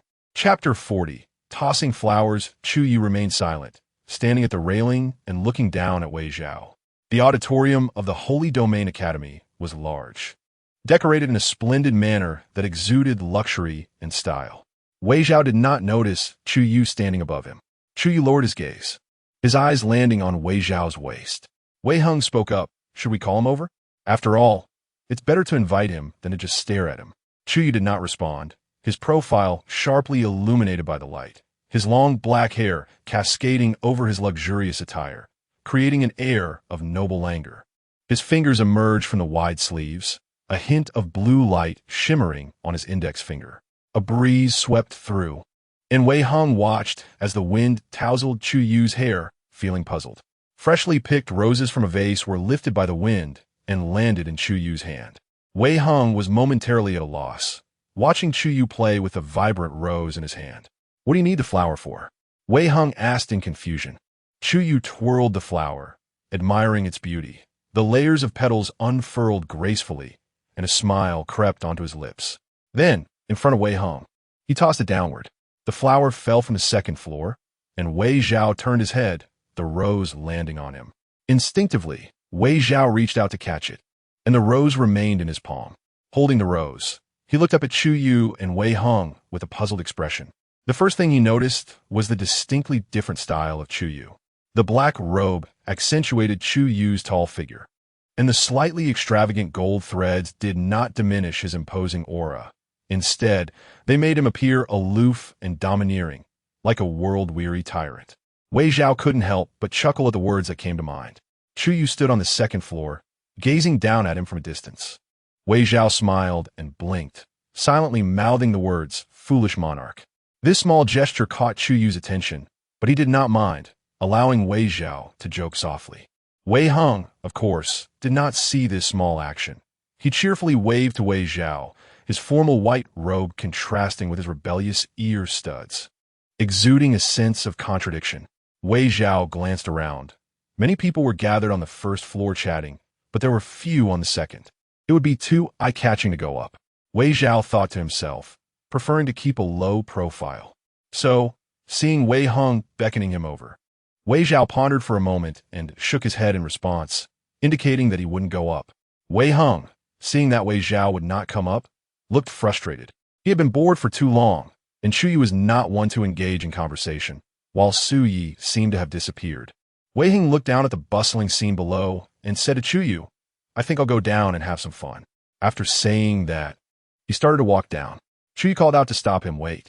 Wei Hung halted mid-step, turning to look at Chu Yu with a questioning gaze. Chu Yu took a few steps forward and said, "Come with me." Wei Hung instinctively stepped aside for Chu Yu, following behind him. "You're coming down too?" Wei Hung asked, surprised. The black robe flowed in an arc, And Chu Yu answered the question with Wei Heng's words, because I'm bored. Wei Heng paused, quickly catching up to Chu Yu's side. Actually find it boring? I don't believe it. Heaven knows, in the past, Chu Yu would stay on the second floor before the ceremony started, even complaining that it was too noisy on the first floor, finding the glances and hints from others quite bothersome. Chu Yu lightly parted his lips and coldly replied, "Why should I make you believe it?" Hearing this, Wei Heng let out a hum, rummaging through his vocabulary while glancing at Wei Zhao below, muttering, "I think your intentions are not purely about the ceremony." About whom? Of course, it's Wei Zhao. However, Wei Heng did not dare to voice the latter part, only daring to silently grumble in his heart. As Wei Heng and Chu Yu came down from the second floor, they attracted the attention of those present. One was cold and arrogant, while the other was flamboyant and unruly. Wei Heng ignored the gazes directed at them, accustomed to being the center of attention since childhood, as if he had a spotlight on him wherever he went. As Wei Heng aimed to walk over to Wei Zhao, he was stopped by Chu Yu. "Don't go. Why can't I go? Too many people." Wei Heng was still a bit confused. Chu Yu exchanged a few meaningful glances with Wei Heng, and although he didn't understand, he still showed understanding, calmly looking towards Wei Zhao. Wei Zhao, looking bewildered, gazed at Chu Yu. Chu Yu walked over to the drink table, picked up a glass, and tilted it towards Wei Zhao. Wei Zhao, holding the rose, was hidden among the crowd. In fact, he couldn't hide much. The undercurrents between him and Chu Yu had long been observed by those around them with a microscope, though subtly. Wei Zhao leaned against a pillar, idly playing with the rose. It wasn't yet time to enter, and he wasn't familiar with the other people. As time passed, the onlookers gradually shifted from discreetly observing to quietly discussing, then to openly chatting, almost circling around Wei Zhao as the center. Wei Zhao lowered his head, staring at the rose in his hand. What can I do to kill time? His fingers fiddled with the rose petals, and after a while, he pinched a petal and pulled it off from the core. The petal was a vivid red, light filtering through it revealing its texture. His eyes rolled around. Then, he used a bit of his restored abilities from yesterday. The petal seemed to come alive, twisting uncomfortably between Wei Zhao's fingers. Wei Zhao relaxed his grip, and the petal bounced into his palm. Wei Zhao nodded in satisfaction, and with a command, the petal shivered and took a diving posture. Wei Zhao gently blew on it. The petal began to unfurl and floated lightly into the air. It flew accurately, weaving around conversing individuals and avoiding those coming to assist, aggressively drifting towards Wei Heng. Wei Heng was talking to Chu Yu, who was lightly swaying the glass in his hand. Wei Heng said, "I heard that Master Sun has raised a pure white tiger. Last time I went to see." The rest of his words were almost inaudible. Chu Yu's gaze fell on the drifting petal, which danced briefly before finally landing on his sleeve. Chu Yu did not shoo it away, but watched as the petal settled on his sleeve, eventually curling up. With a bit of effort, the petal finally managed to rise. It swayed left and right, amusing to behold. Wei Heng grew interested. He leaned in closer, and the petal seemed to sense the gaze upon it, bending in an arc in response to Wei Heng's scrutiny. Then it continued to climb upward. Where did this little thing come from? Wei Heng reached out to pinch it, being careful not to exert too much force, fearing he might crush it accidentally. The petal was forcibly pulled from its intended path, struggling unhappily. Wei Heng laughed as he watched the lively petal at his fingertips. This is quite interesting. After struggling for a while, the petal gave up and remained still deflated. Wei Heng pressed down slightly with his fingertip, but the petal did not react. He recognized it as a rose, suspecting it might be something Wei Zhao had conjured. What was going on? Wei Heng looked around. Could it be that it has lost its powers? The petal lay on Wei Heng's index finger, and as he loosened his grip to check the situation, it swiftly floated down. No, it glided down with the breeze. It slowly drifted back into Chu Yu's sleeve. As soon as it landed, Wei Heng reached out to grab it again. Every time he tried to catch it, the petal would find a way to escape. The two of them, one person and one petal, were having a great time. Onlookers might have thought Wei Heng was acting strangely. However, Chu Yu didn't intervene and just watched the two of them engage in a battle of wits. The petal was panting from the play, and even its color began to lose its freshness. It stood in Chu Yu's sleeve, glaring at Wei Heng with unkind eyes. Then it bounced a bit, seemingly calling for reinforcements. Who knows how Wei Heng could interpret the petal's thoughts? Chapter 41. Petals. The petals lay on the ground, fluttering as if in anger. Wei Hung was amused by this. Wei Zhao lowered his head and fiddled with the rose, suddenly pausing as if he sensed something, raising an eyebrow slightly, and then curling his fingers in a triumphant manner. With a whoosh of wind, all the rose petals scattered from Wei Zhao's hand like a small flower rain, drifting away with the direction of the wind. There was a sense of inexplicable grandeur that drew people's attention. Wei Hung, with his back turned, could not see this scene. The disordered rose petals behind him suddenly formed a neat row, the leading petal bending slightly, as this row of roses circled around from behind. In Wei Hang's eyes, filled with disbelief, a large number of flowers swiftly flew by, slapping against his face with a rush. Initially, the petals were light and airy, so being slapped on the face shouldn't have been painful. However, just as Wei Hung thought this, the first petal hit his face, and he realized he was mistaken. Each petal struck his face with a tingling sensation. Though it was only a little painful for Wei Hung, the sheer number of petals made it overwhelming. Wei Hung quickly hid behind Chu Yu, trying to escape the onslaught. Little did he know that Chu Yu lightly swatted him away. Thus, Wei Hing jumped around, but ultimately could not avoid it. The vengeful rose petal army gathered together, forming a flower without a core.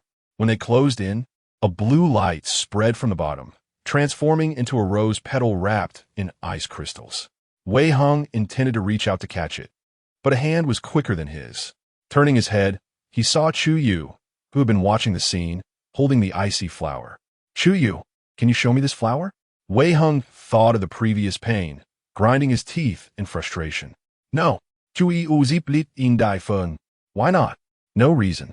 Unable to find a reason, Wei Hung thought for a moment and said, but slapped my face earlier.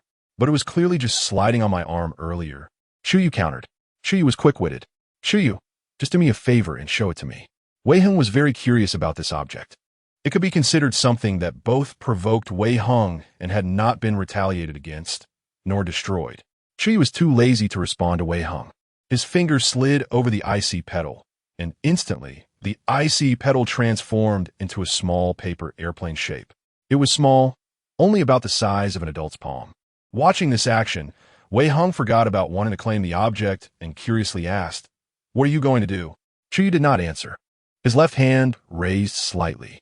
The ice rose petal paper airplane took off under Wei Hang's gaze, first hovering, then flying back and forth in front of Wei Hang's eyes, seemingly showing off its new form. It resembled a little person getting ahead of themselves. Wei Hung watched, wanted to snatch it down, but hesitated to act. Thus, the paper airplane began to take off in front of him, flying in the opposite direction from where it had come. The paper airplane flew effortlessly, especially since there were no obstacles in its path. Yes, everyone had noticed the unusual rose petals when Wei Hung was jumping around. As the ice paper airplane floated, the crowd's attention turned to Wei Zhao. When the paper airplane flew in front of Wei Zhao, it instantly disintegrated, drifting back to the flower core amidst blue fireflies. A perfect rose appeared before everyone. This surprised many. Wei Zhao also felt it was a bit magical. He picked up the rose and examined it closely. It looked as if it had just been picked. A small trick, but performed by the good-looking Chu Yu made it quite unique. Many of the girls present felt their hearts flutter. Wei Zhao had unknowingly become the center of attention among the crowd. This rose could be said to be the most curious object for everyone present. Someone approached Wei Zhao, wanted to ask to take a look at it. Pure curiosity, a simple but flashy little trick, and several handsome guys had already stirred the atmosphere of the opening ceremony. Wei Zhao shook his head, politely declining, and the ruby on him swayed with his movement. On the unnoticed second floor, a huge white lion lay on the ground. Its tail swayed, and its fur was smooth and soft, making one imagine how good it would feel to touch. This majestic white lion exuded an imposing aura, now lazily lying on a blanket, stretching its powerful body. Suddenly, its snow-white feline ears twitched, and the white lion stood up, its muscles tensing up, radiating a sense of power. Its golden beastly eyes stared intently ahead. Behind it, a pair of leather boots appeared, and a gloved hand reached up to stroke the lion's head. The mural behind them was solemn and dignified, with ancient inscriptions on the wall revealing a sense of antiquity. You felt its presence too, didn't you? The lion's eyes narrowed slightly as it gazed forward, letting out a soft call. The hand on its white fur moved slowly, as if confident of victory. Chapter 42. Shura Field Ding Ding. The large bell with a brown sheen rang out. Everyone stopped their movements and instinctively looked up at the second floor. The harp was gently played by delicate hands, and notes floated out. A female host dressed in a pink off-shoulder evening gown stepped out, exuding charm and youth. Beside her stood Song Ling, dressed in a black tuxedo. The lights in the hall dimmed. After a lengthy official speech, the female host intentionally sighed with relief, her tone lively. All right, the process is complete. And next is the segment everyone has been looking forward to.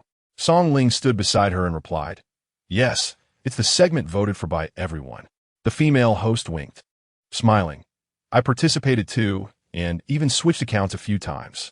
Song Ling, holding the microphone, said, "Such behind-the-scenes manipulation is being revealed." AI Yuan's green gemstone earrings sparkled. "Oh dear, to me, that's standard practice, especially since the vote count for a certain candidate has far exceeded everyone's expectations." Indeed, a certain candidate was leading by a wide margin over the number of enrolled students in the school. Su Yuan kidirit heartbroken. Her excitement barely contained. Then let's start today's free segment. With a loud pop, the cork from the champagne tower, propped up by a bottle, was ejected with great force, and golden liquid sprayed out, forming a small fountain.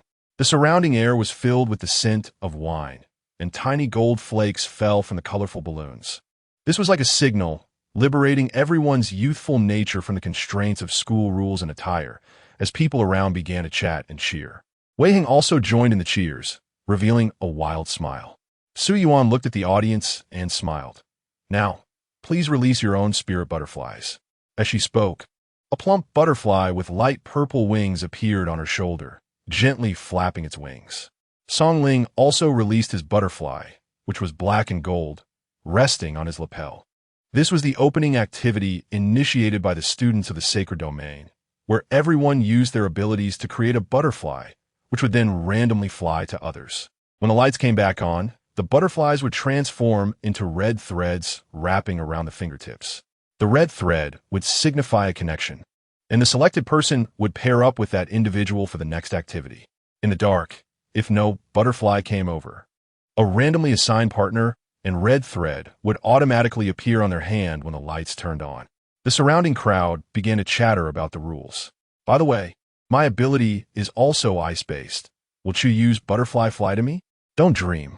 How could someone like him let a butterfly fly freely?" Two girls beside Wei Chao were chattering. Other boys were also excited. "I wonder if I'll get connected with Su Yuan." Dream on. There were also couples silently hoping the butterflies would land on each other. Song Ling smiled and said, following the script, "Everyone, please don't get too excited. The figures you've been looking forward to haven't appeared yet." The crowd began to hold their breath. 3 different lights shone on 3 different places, illuminating 3 individuals. Wei Chao looked up and saw that, as expected, the light shone on Chu Yu across from him. Chu Yu's long hair and ancient-style attire drew gasps of admiration. Wei Hung, standing aside, subtly shifted his feet. For some reason, he felt a hint of embarrassment, mixed with a smirk at Chu Yu. This entrance was somewhat, how should I put it, overly extravagant. Song Ling said, "To meet everyone's expectations, please let Chu Yu release his spirit butterfly." Yes, even though the spirit butterfly might not land on him, at least he could see what Chu Yu's spirit butterfly looked like. Chu Yu released his spirit butterfly, a blue ice butterfly adorned with tiny cracks, appearing on his fingertip. The black-clad youth stood proudly, the butterfly swirling around his fingertip. Many took the opportunity to sneak photos. Su Yuan noticed that the display time was almost over. She shifted her gaze to another corner, where it should be senior Xu Xing's turn now. Under the spotlight, Xu Xing wore a dark green robe, barefoot, with an eagle pattern extending from his shoulder to his waist. He had rings entwined with branches around his wrists and ankles, and a ruby adorning his earlobe, shimmering brilliantly. Xu Xing pointed in the air, and a dark green butterfly with long tail wings and red diamonds suddenly appeared. It obediently landed on his wrist, gently resting on the branch ring. After seeing these two, Wei Chao began to speculate about the 3 individuals under the lights. Chu Yu was independent. Xu Xing was an Eagle faction member. Then the last one must be from the Lion faction. Wei Chao looked over, but there was clearly no one in the last spotlight. The crowd was puzzled, searching for the figure of the Lion faction leader. A lion's roar came from another direction, boots thudding against the ground. Everyone looked over, and a majestic lion followed Shiran. Shiran was dressed in a red robe, with a golden lion pattern circling his chest. A blue jade pendant hung at his waist. The boy's wildness and flamboyance were cleverly blended together. The lion protected Shiran's right side, while a butterfly with golden and red patterns flew not far above Shiran's head as he stroked the lion's mane. Shiran said nothing and offered no explanation for his late arrival. He scanned the surroundings with a calm expression, as if he hadn't noticed anything, and then withdrew his gaze. The three prominent figures were all present. Song Ling looked at the excited students around and said, "Then let the game begin." The lights went out, and the butterflies in the hall glowed faintly as they appeared. Light and delicate, they flew up, gently fluttering their wings. In the darkness, it was impossible to see people's expressions. Only different glimmers intersected, missed each other, and landed. Wei Chao did not release a butterfly. He had overestimated his ability and had exhausted his quota for the day during that flower petal game. Moreover, Wei Chao looked at the glowing butterflies in the dark. The school would still assign teammates. He wasn't anxious. He observed that most of the butterflies had landed, closed his eyes, and paid no mind to the outcome. Just as he was resting, a faint glow approached him. As people started to look around to see where the three butterflies would fly, there were almost no butterflies left in the air. It could be said that only three remained. Under everyone's gaze, they slowly flew toward the same place. The gasps of the crowd woke Wei Chao from his reverie. The moment he opened his eyes, something landed on him. Wei Chao widened his eyes in disbelief. There were no butterflies in the air anymore, and the lights came on. Everyone looked in one direction. Even Wei Hung appeared surprised. This was too dramatic. On Wei Chao's wrist, 3 red threads were tied around his fingers. 3. And they were those 3. Many couldn't hide their eager expressions as they followed the red threads. At the end of the red threads was Chu Yu, who sat in a chair, leaning back lazily, looking at Wei Chao with a gaze that carried a hint of surprise. Xu Xing looked at the red thread on his pinky, then raised his head to see where the thread led, only to find Wei Chao. Xu Xing's expression softened, and his pinky slightly curled. Wei Chao was in disbelief, stiffly turning his head. A white tiger lay at Shiran's feet, and Shiran, in his red attire, lazily moved the finger bound by the red thread. As if sensing something, Shiran lifted his head and met Wei Chao's gaze. What was going on? Wei Chao avoided looking down, staring at the 3 red threads on his hand. Discussion érupted. Who is this guy? I can't believe it. 3 big shots are in his group. Who will he choose? I'm betting on Chu Yu. What about Chu Yu? Isn't Shiran's white tiger handsome? Didn't Xu Xing give him a ruby? A graceful young master in a turbulent world. Just as Wei Zhao looked confused, someone had already placed bets on the forum. Wei Hung had a TSK expression and casually bought a bet on Chu Yu. Song Ling and Su Yuan also noticed this situation, their hands tied together. Su Yuan glanced at Song Ling and asked him what to do. Song Ling thought for a moment and broke the strange immersion in the audience. It seems that Wei Zhao is quite popular. Song Ling smiled. He is Wei Zhao. Just him? Wasn't it Xu Xing who just gave him a ruby? Right. Now that you mention it, I feel like the ruby on him is just Xu Xing's earring. A commotion erupted. So, Wei Zhao, who will you choose as your partner? Song Ling and Su Yuan exchanged glances. They couldn't provoke these 3 big shots, so let Wei Zhao choose by himself. It felt like being in a dating show, with 3 male guests looking at him, while Wei Zhao stood alone, small and helpless. The audience watching with keen interest. Wei Zhao looked at Chu Yu, then at Xu Xing, and then at Shiran. This doesn't need much thought. Wei Zhao mindlessly chose Chu Yu. Although Chu Yu made him a bit unhappy, he didn't know the others well. Just as Wei Zhao raised his hand, ready to say a name, Xu Xing spoke up to stop him. Wei Zhao. Xu Xing looked at him gently and said, "Can you be in group with me?" Xu Xing thought for a moment and added, "I might need your help in the upcoming challenges." I'm quite good at some challenges too. With this statement, Chu Yu's name was blocked at the door.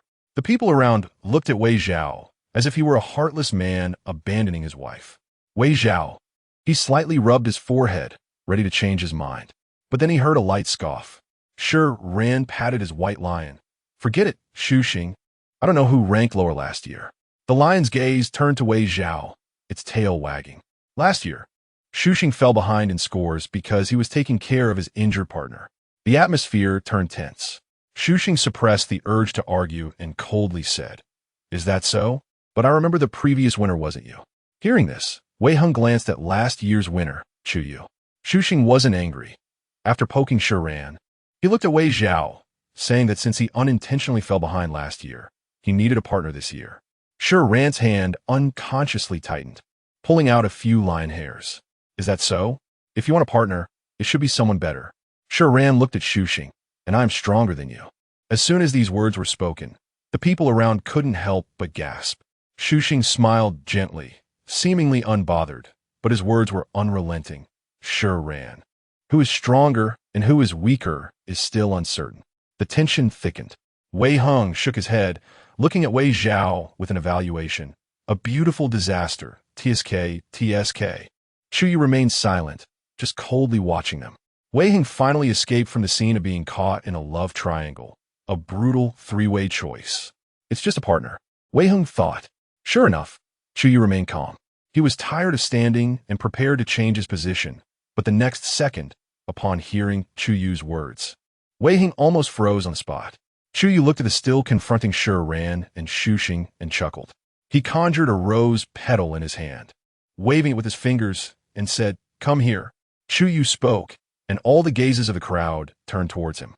Leaning against his chair, he exuded a natural aura of dominance and laziness, saying, "I'll lead you to win." These 4 words detonated the entire scene, pushing the atmosphere of the love triangle to a climax. The expressions of the other two turned somewhat ugly.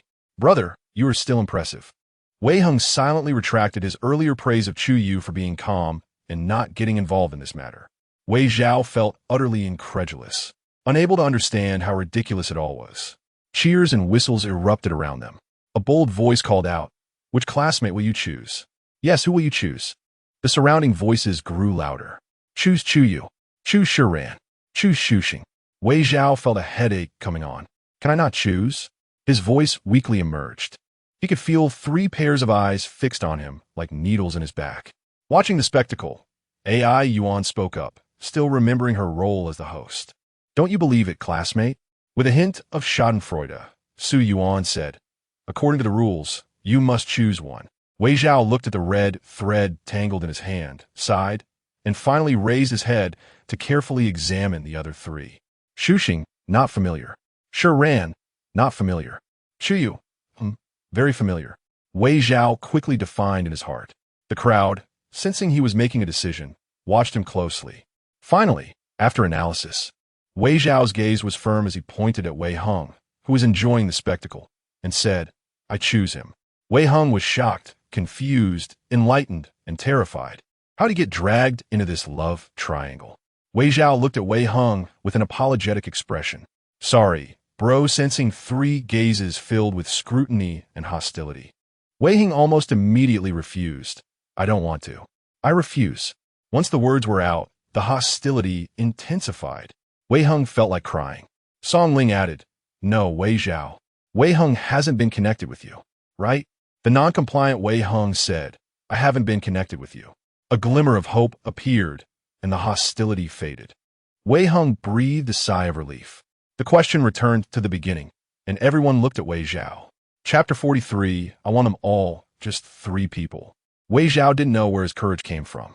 He leaned against the pillar, and the hand wrapped in red threads slightly lifted. At this moment, the atmosphere shifted.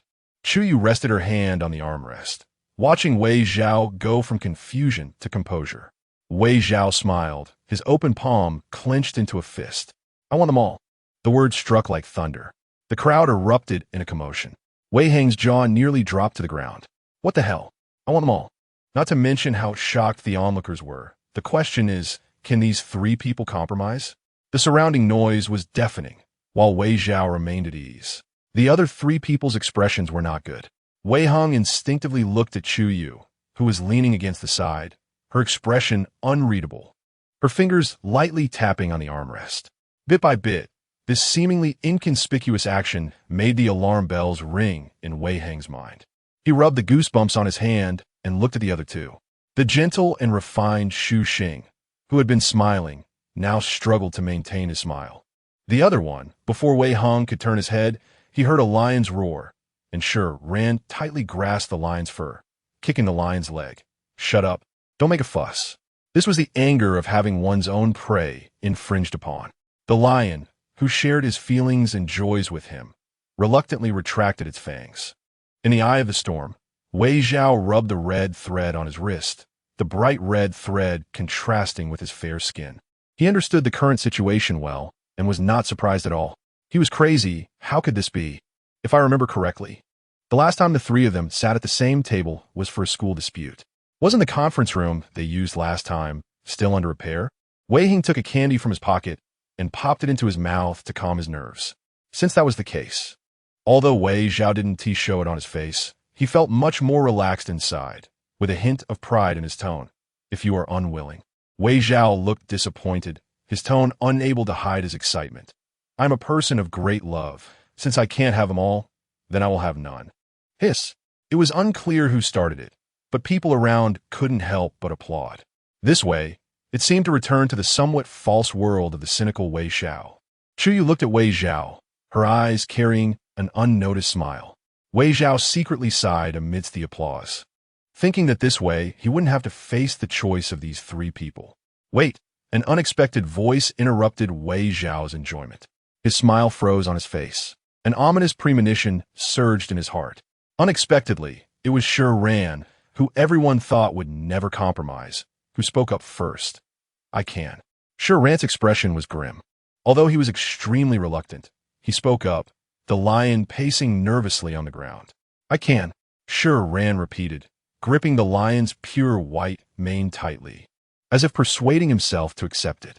No one expected that Sure Ran, whom they thought would never compromise, would speak up first. Wei Zhao's smile froze, as if he had heard something unbelievable. This was not the development he wanted. Deep down, Wei Zhao felt like the world was collapsing. "No, it's fine." Wei Zhao forced himself to remain calm. He stood up straight, subtly tugging at the red thread wrapped around his finger, the crimson thread intertwining with his fair skin. "I said, I'm a person of great love, unless it's all, otherwise I want none." Before Wei Zhao could finish his words, another voice interjected directly. Chapter 44. Side story of other NPCs encounters. Enter your own risk. A brief story belonging to NPCs if we shift our focus away from the main character. What would the encounters of others in that fabricated storyline look like? The story concludes after the scummy attacker and the shameless receiver. 1. Kiss her, kiss her. The cheers erupted after Shun Rang successfully proposed to Su Xian. Upon hearing this, Su Xian blushed and hid in Shun Rang's arms, with no one noticing his cold gaze. Shin Rang lowered his head and quickly kissed Su Xian's forehead in front of everyone. Fearing the relentless teasing from those around, he added, "I'll treat you all today. Enjoy yourselves. Your sister-in-law is feeling well today." Yeah, Su Xian just lost a kidney. The surrounding friends tacitly avoided mentioning the origin of the matter. Upon hearing this, they chuckled and let them be. However, as the protagonist of this proposal, Shun Rang was still dragged off to drink, while Su Xian found the noise too much and went to the balcony. Unexpectedly, you ended up with Shun Rang after all. Is this considered the conclusion of the story? Su Qing shook his glass of red wine and came to Su Xian's side. Su Xian did not respond. He looked up at the moon partially obscured by clouds. A gentle breeze brushed against Su Xian's face, bringing a hint of coolness. This day was meticulously chosen by Shun Rang. It was the date they first met. Everyone was congratulating the couple, marveling at Shun Rang's infatuation, disregarding his family's opposition to being with Su Xian. But only Su Xian knew how ridiculous this was. Seeing that he didn't respond, Su Qing immediately lost interest in watching the scene. He raised his wine glass, took a sip, and went to find other entertainment. 2. Did you know? They say we are a match made in heaven, destined to be together. Shun Rang stood in front of Su Xian, watching him take off his clothes one by one. The warm light spilled over Su Xian, illuminating the scars on his back. Shun Rang carefully examined every inch of his skin, his black-gloved hand gently caressing the back of Su Xian's neck. "Tell me, Why did Su Qian come to find you today? What did he say? Shen Rang leaned closer to Su Qian's ear, his hand slowly sliding to his face. Su Qian suppressed the nausea rising from his heart and coldly replied, "Nothing. He just said one sentence." "Is that so?" Shen Rang kissed his ear, but his other hand pressed forcefully on the scar on Su Qian's back. 3. Did he tell you that Shun Shu has been discharged from the hospital? Su Qian absent-mindedly fiddled with the roses in the garden, his mind replaying Shen Rang's words from last night, speculating about the intentions of this madman. Perhaps he should meet Shen Shu. Su Qian picked a blooming flower, then casually tossed it to the ground without a second glance before returning to his room. He went to where Shen Rang was on the phone, standing by the window, watching the vehicles passing by below. "Yes, sir. I have a meeting with Shen Shu at 3 this afternoon," came the voice from the other end of the phone. Then, several unclear photos were sent to Shen Rang's phone.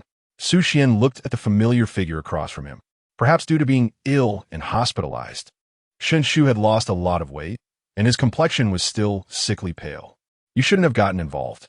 Su Qian shook his head, avoiding Shen Shu's gaze. Shen Shu pressed his lips together and remained silent for a moment before saying, "That day I saw, you can't do anything, you know. If it weren't for your family, you wouldn't be here now," Su Qian replied calmly. "If this continues, you'll get killed." Shen Shu stepped forward, gripping Su Qian's arm. "And that incident was an accident. It had nothing to do with you." Su Qian pulled his arm away from Shen Shu's grasp. He didn't want to bring up that matter. Thinking of his purpose for coming here, he asked, "Did you take the USB drive from my desk?" Upon hearing this, Shen Shu's body stiffened. "I just what? After he told you to give him the USB drive, he let me go and found another dog." Su Qian observed Shen Shu's reaction and smiled self-deprecatingly. "It's not like that. Shen Shu wanted to say something, but couldn't find the words. Su Qian glanced at the man in front of him, suppressing his anger and continuing, "Enough. This ends here. It was he who told me you were discharged. You think I could go out without his permission? That USB drive is useless now. Just throw it away." Su Qian turned to leave. Knowing that Shen Rang was already aware of the USB drive, he understood that this item could not instill fear in Shen Rang. 4. Su Qian walked down the street, feeling utterly powerless. As an illegitimate child, he had suffered bullying from peers in his early years. Sometimes, malice comes for no reason, especially when they see Su Qian's unwillingness to submit despite not being able to fight back. It excited them even more. For the wealthy children who had nothing to worry about, Su Qian was the perfect toy. That day, several people brought the small and frail Su Qian in front of a Tibetan Mastiff, telling him that if he could win against it, they would never bully him again. Su Qian could hardly believe their words. As he struggled to run away, they untied the dog's leash. To this day, Su Qian still remembers the bloodied stones and the terrified gazes of those around him.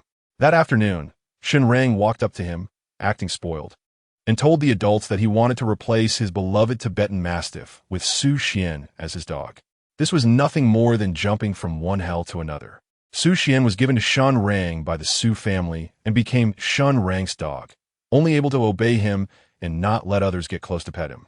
The children who had bullied him were dealt with by Shen Rang, and seeing those who had once tormented him begging for mercy, Su Qian felt an inexplicable disgust. "See? As long as you listen to me," Shen Rang said, stroking Su Qian's hair with a smile. Faced with Shen Rang's unpredictable demeanor, Su Qian desperately wanted to escape everything here, to flee from Shen Rang. He began to feign compliance with Shen Rang, gathering leverage that could allow him to leave. 5.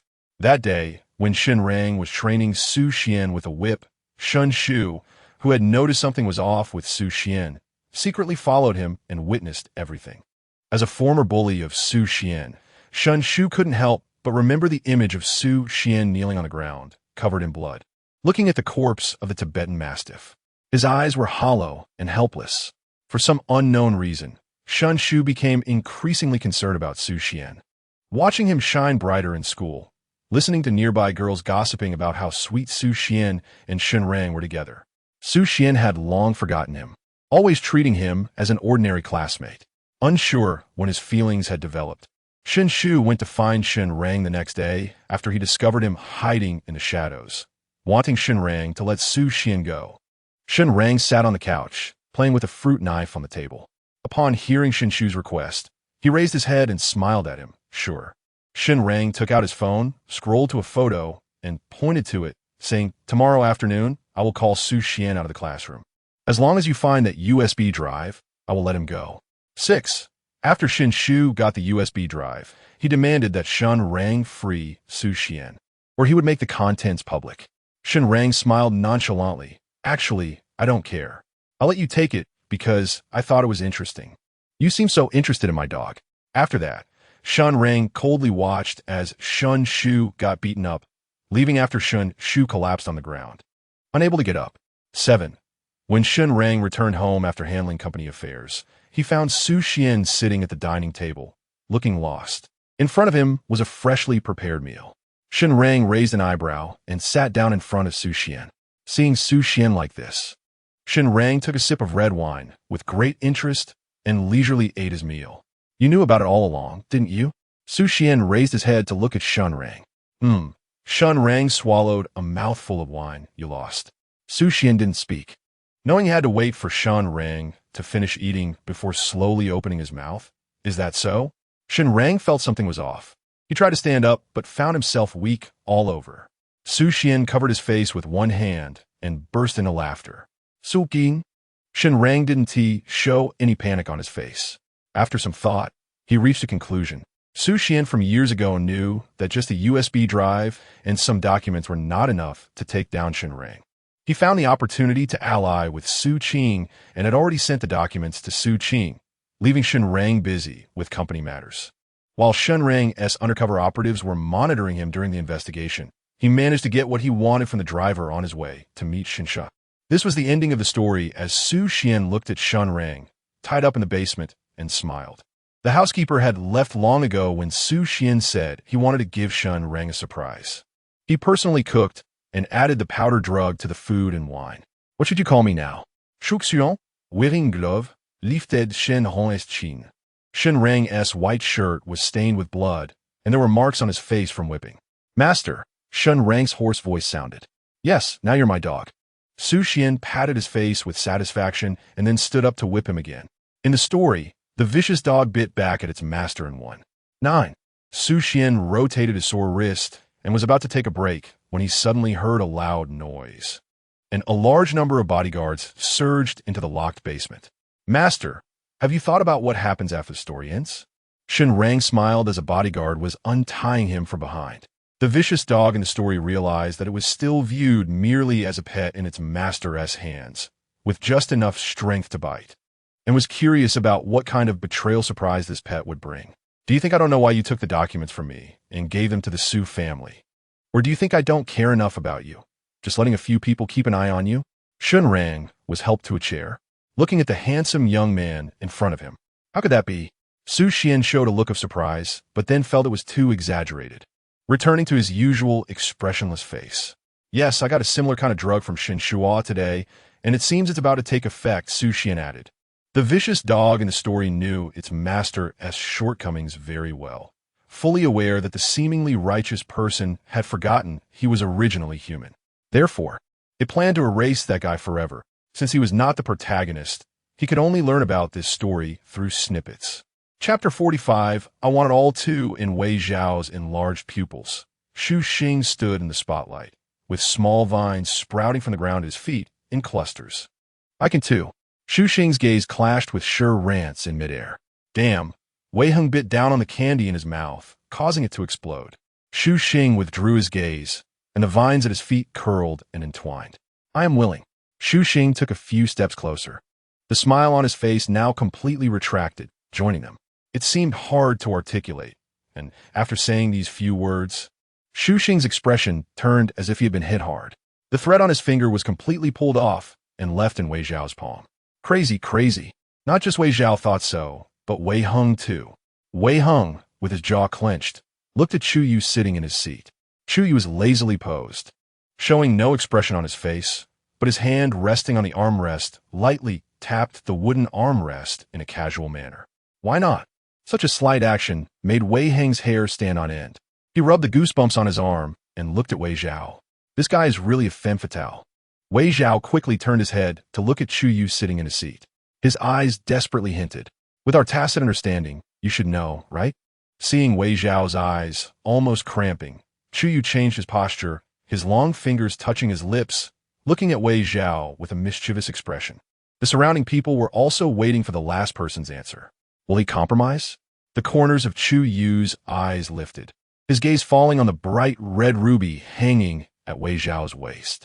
Then it wandered up, landing on Wei Zhao's right hand, which was entangled with several red threads.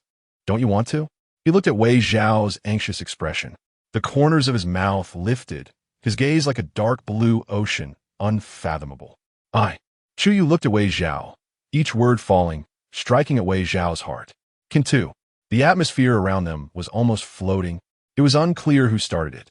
But applause began, and then waves of applause followed, leaving Wei Zhao, who was powerless, staring blankly at the red thread on his wrist.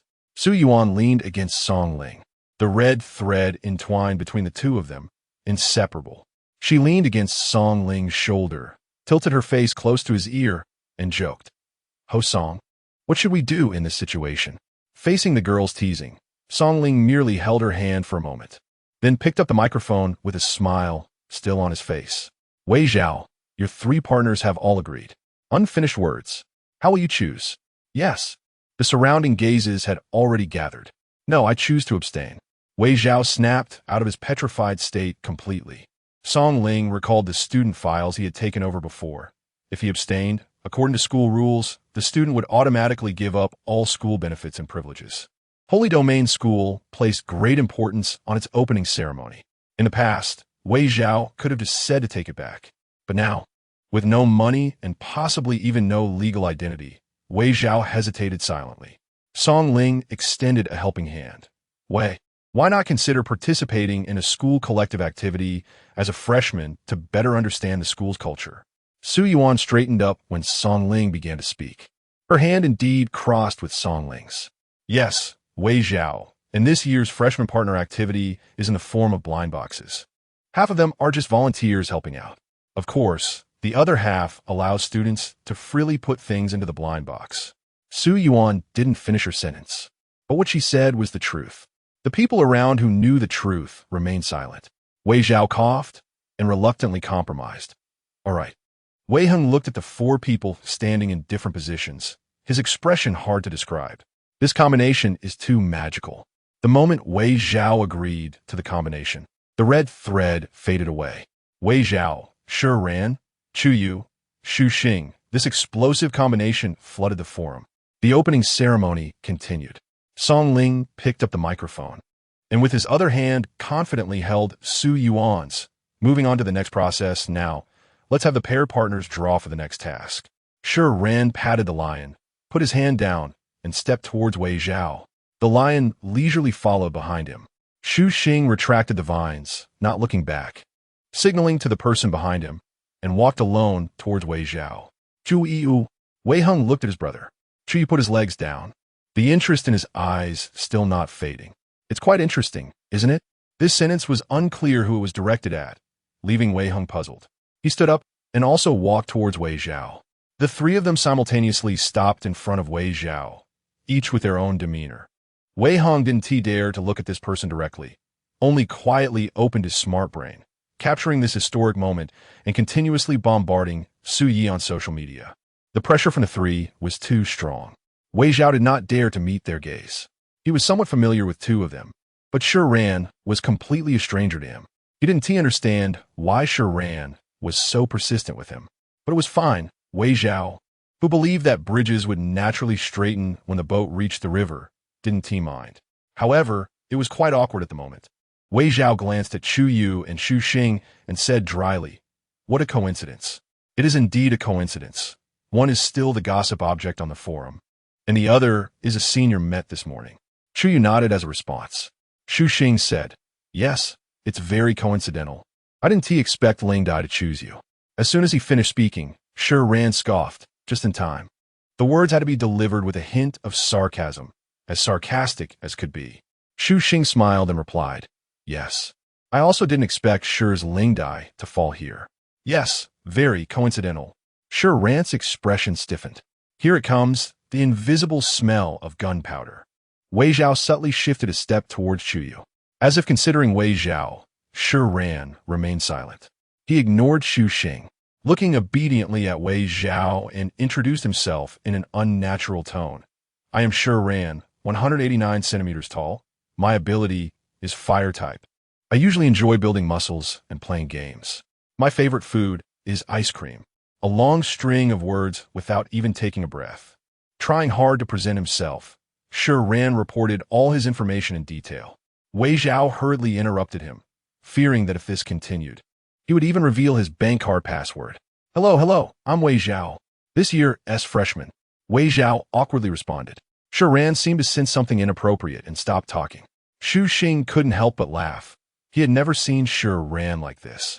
Upon hearing the laughter, Sure Ran glared back. The lion instantly switched to attack mode, baring its fangs. This was clearly a case of anger and embarrassment. Sure Ran wanted to speak, but noticed Wei Zhao still beside him, swallowing back the words that were about to come out. This situation was simply too bizarre. Xu Xing smiled at Sure Ran. Chu Yu remained detached. Wei Zhao felt utterly exhausted. Chapter 46. 3-day couple. I believe everyone is looking forward to the upcoming blind box partner collaboration. Su Yuan continues to host the process, and a huge interface is projected in the air for everyone to see. To keep the freshness of the opening ceremony, this time the blind boxes were created collaboratively by the school and the students. The forum's personal information interface has already displayed everyone's partners. At the top of the display screen is Su Yuan's personal account, now with an additional line of partner information below, showing the account of Song Ling with a profile picture. Please check the interface to see if it is linked to your partner. Wei Zhao, who originally wanted to find something to avoid awkwardness, instinctively opened his smart brain after hearing this, and indeed, there was partner information below his details. There were still 3. Xu Xing also cooperated with Su Yuan's hosting segment and checked his personal information. Unsurprisingly, the information below his was linked to Wei Zhao alone. In the hall, various smart brain interfaces lingered on the school's forum personal information page. Su Yuan looked at the time and continued, confirming that everything was correct, and everyone could now choose a blind box for the partner selection activity. Su Yuan did not look at Song Ling. Her finger directly clicked on the capsule machine below. The capsule machine was filled with blind boxes of different sizes and colors, and after clicking, the blind boxes began to roll, gradually slowing down, and then a pink ball rolled down. Su Yuan clicked to open it, and after a burst of yellow light, a crumpled note revealed a task to organize the library's reading room books by category. The Holy Domain library is large, containing mostly old paper books, including many manuscripts from famous people, with a high borrowing rate and a large workload. Su Yuan put down the microphone and quietly complained to Song Ling, "Oh, my luck is really bad. I thought I could draw an interesting task. Although it wasn't a difficult task, it was too monotonous." Song Ling comforted her. "We can go to the place you want after finishing the task." Su Yuan, a bit surprised, replied, "Busy person Song is not busy anymore." Song Ling patted her hand.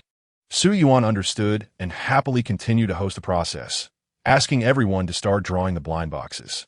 Wei Zhao looked at the 3 people in front of him and asked, "Who should draw?" Xu Xing gently said, "You go ahead." The words he wanted to say were preempted, and Sure Ran could only nod with a very poor expression. Wei Zhao looked at Chu Yu, who also had a nonchalant expression, allowing him to draw. Wei Zhao reached out, silently praying in his heart that it wouldn't be some bizarre task. Just as his fingers were a few centimeters away from the screen, his action was stopped. Wei Zhao looked blankly at the stage.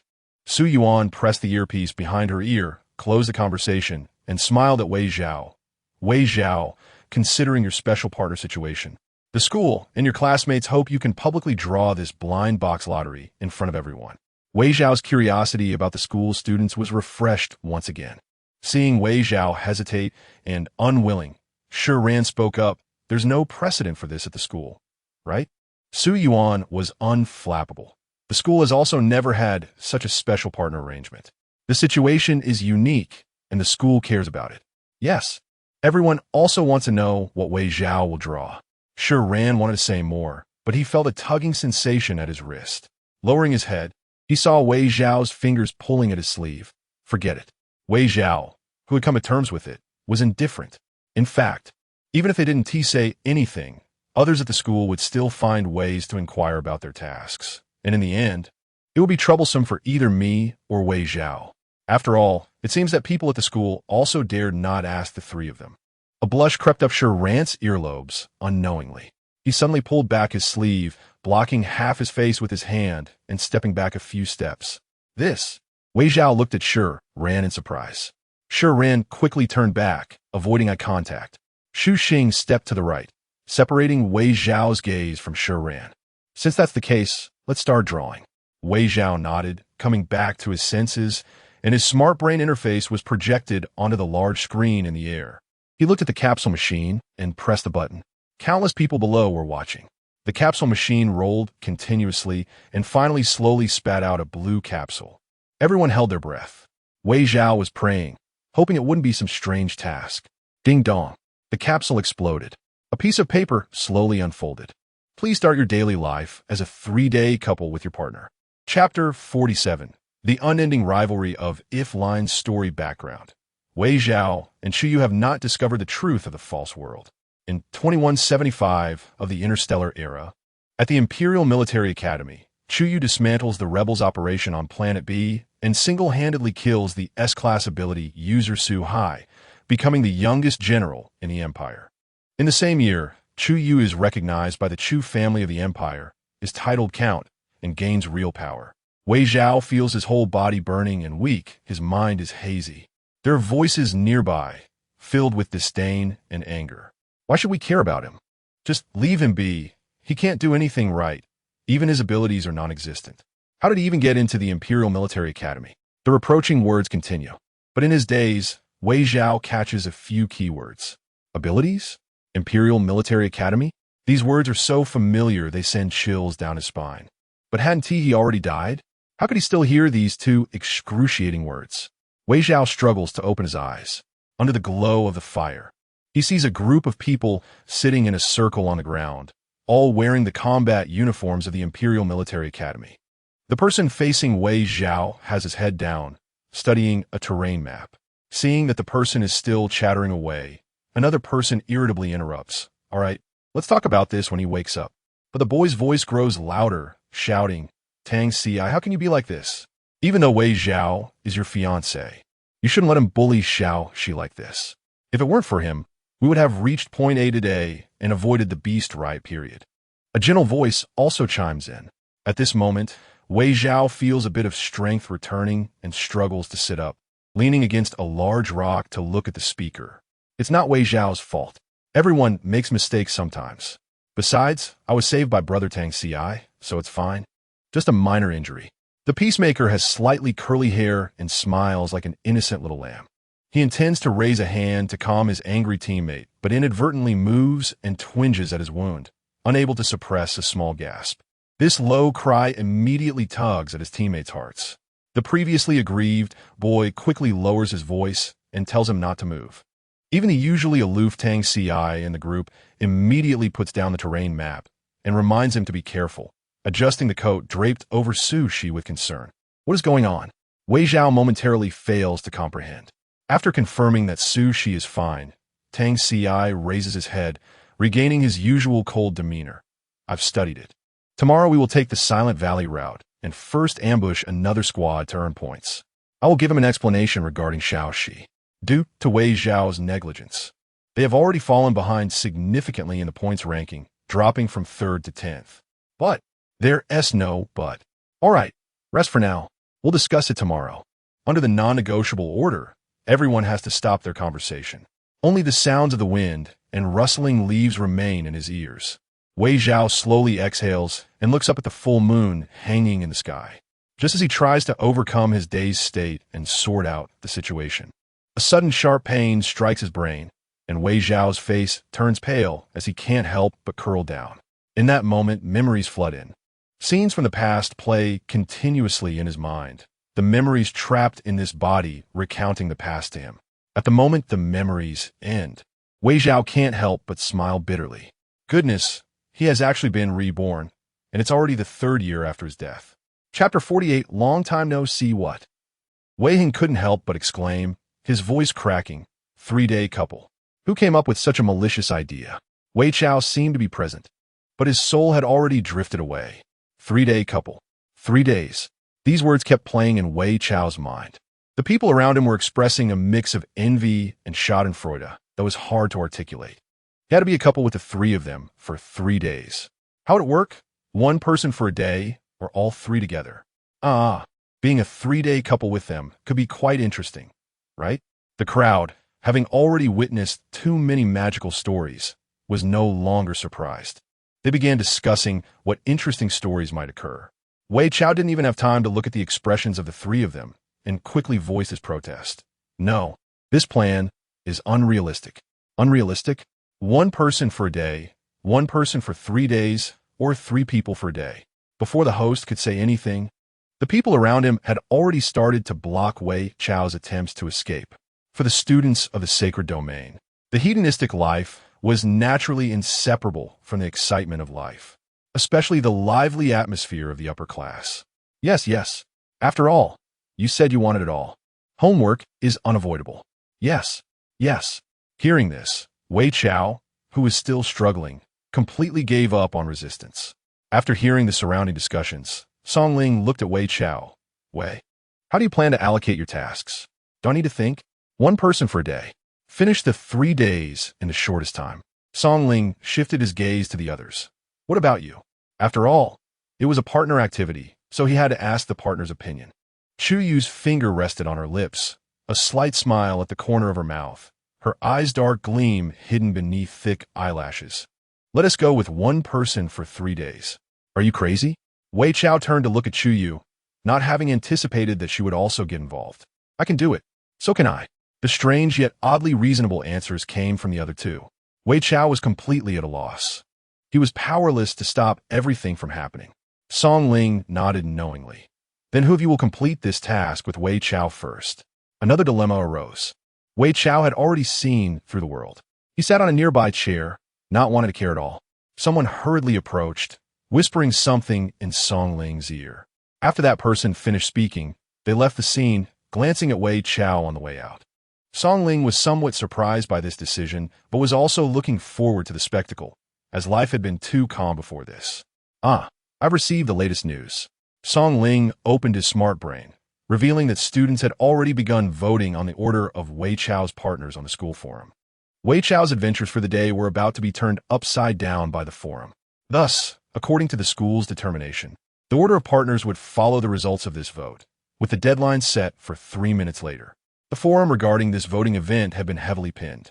Many people rushed in to start voting. Wei Chao had no reaction at all. Wei Hing opened his smart brain and quietly cast a vote for his brother Chu Yu. The vote count was very close. In the last 3 minutes, Xu Xing was far ahead, followed by Shi Ran, and finally, Chu Yu. After learning the results, Song Ling took the lead in congratulating Xu Xing. The beautiful and magical morning came to an end just like that.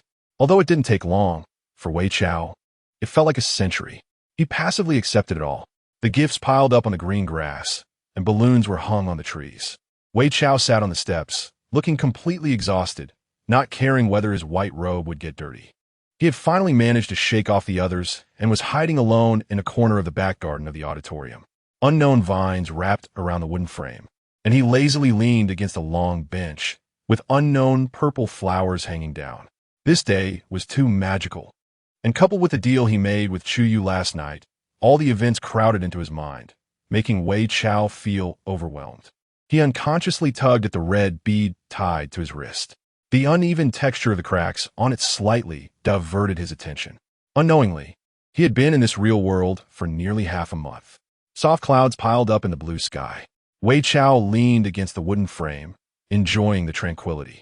Rarely, the noise of the school opening felt far away from him, and the temperature was quite comfortable. Wei Chao began to feel a bit sleepy, and his consciousness gradually blurred. A pair of white sneakers stepped onto the grass, approaching Wei Chao. He had his hands in his pockets, slightly bent over. Long black hair cascaded down his shoulders. A tall shadow obscured half of his face from the sun, but Wei Chao remained oblivious. With a smile, the person squinted slightly, reducing their sense of danger. Are you sleeping so soundly? A hand reached out and lightly touched the side of Wei Chao's face. You're quite well-behaved when you're asleep. Not all like when you're awake, all claws and teeth. The person thought for a moment, then reached out and picked a flower, leaning it against a pillar, plucking another from the large bunch and tossing it into Wei Chao's arms. Wei Chao's eyelashes fluttered, but he still didn't wake up. The person was not in a hurry and continued to pluck flowers, tossing one after another onto him, until there was a thin layer of flowers in Wei Chao's arms. He finally showed some signs of waking. The person then lost some patience, casually sticking the flower stems into the gaps of the wooden frame, stepping forward, and lightly patting Wei Chao's face with a cool hand. Wei Chao's gaze began to focus. Before he could clearly see the person's face, a light laugh reached his ears. This voice, this tone was too familiar. It sounded like Chu Yu. Wei Chao fully awakened, raising his head to look at the person standing in front of him. It wasn't the black robe style from the opening ceremony, but a simple casual outfit. A white shirt had a few purple petals stuck to it, and long black hair was tied up, with a small braid swept back and tied together. Blue jeans were complemented with a lightweight metallic chain at the waist. In the backlight, Chu Yu smiled at him. "What's wrong? Don't you recognize me?" Chu Yu noticed Wei Chao's confusion. This temperament, this smile, was exactly the same as the Chu Yu in the false world. In such a short time, the Chu Yu in the black robe couldn't have changed clothes. If it was impossible, then this was the real Chu Yu. "What are you doing here?" Wei Chao sat up straight. "Aren't you busy?" "Not busy with organizing the mainframe." Chu Yu plucked the flowers from his hair, his fingers brushing against the petals. "Not busy. I just had a bit of free time lately. Thought I'd stop by to see you." "Stop by." Wei Chao said. "You came to this area." Chu Yu didn't speak, silently acknowledging. Wei Chao thought for a moment, but didn't interfere too much with Chu Yu's matters. However, he was still curious, such as about the other Chu Yu. What happened with that Chu Yu?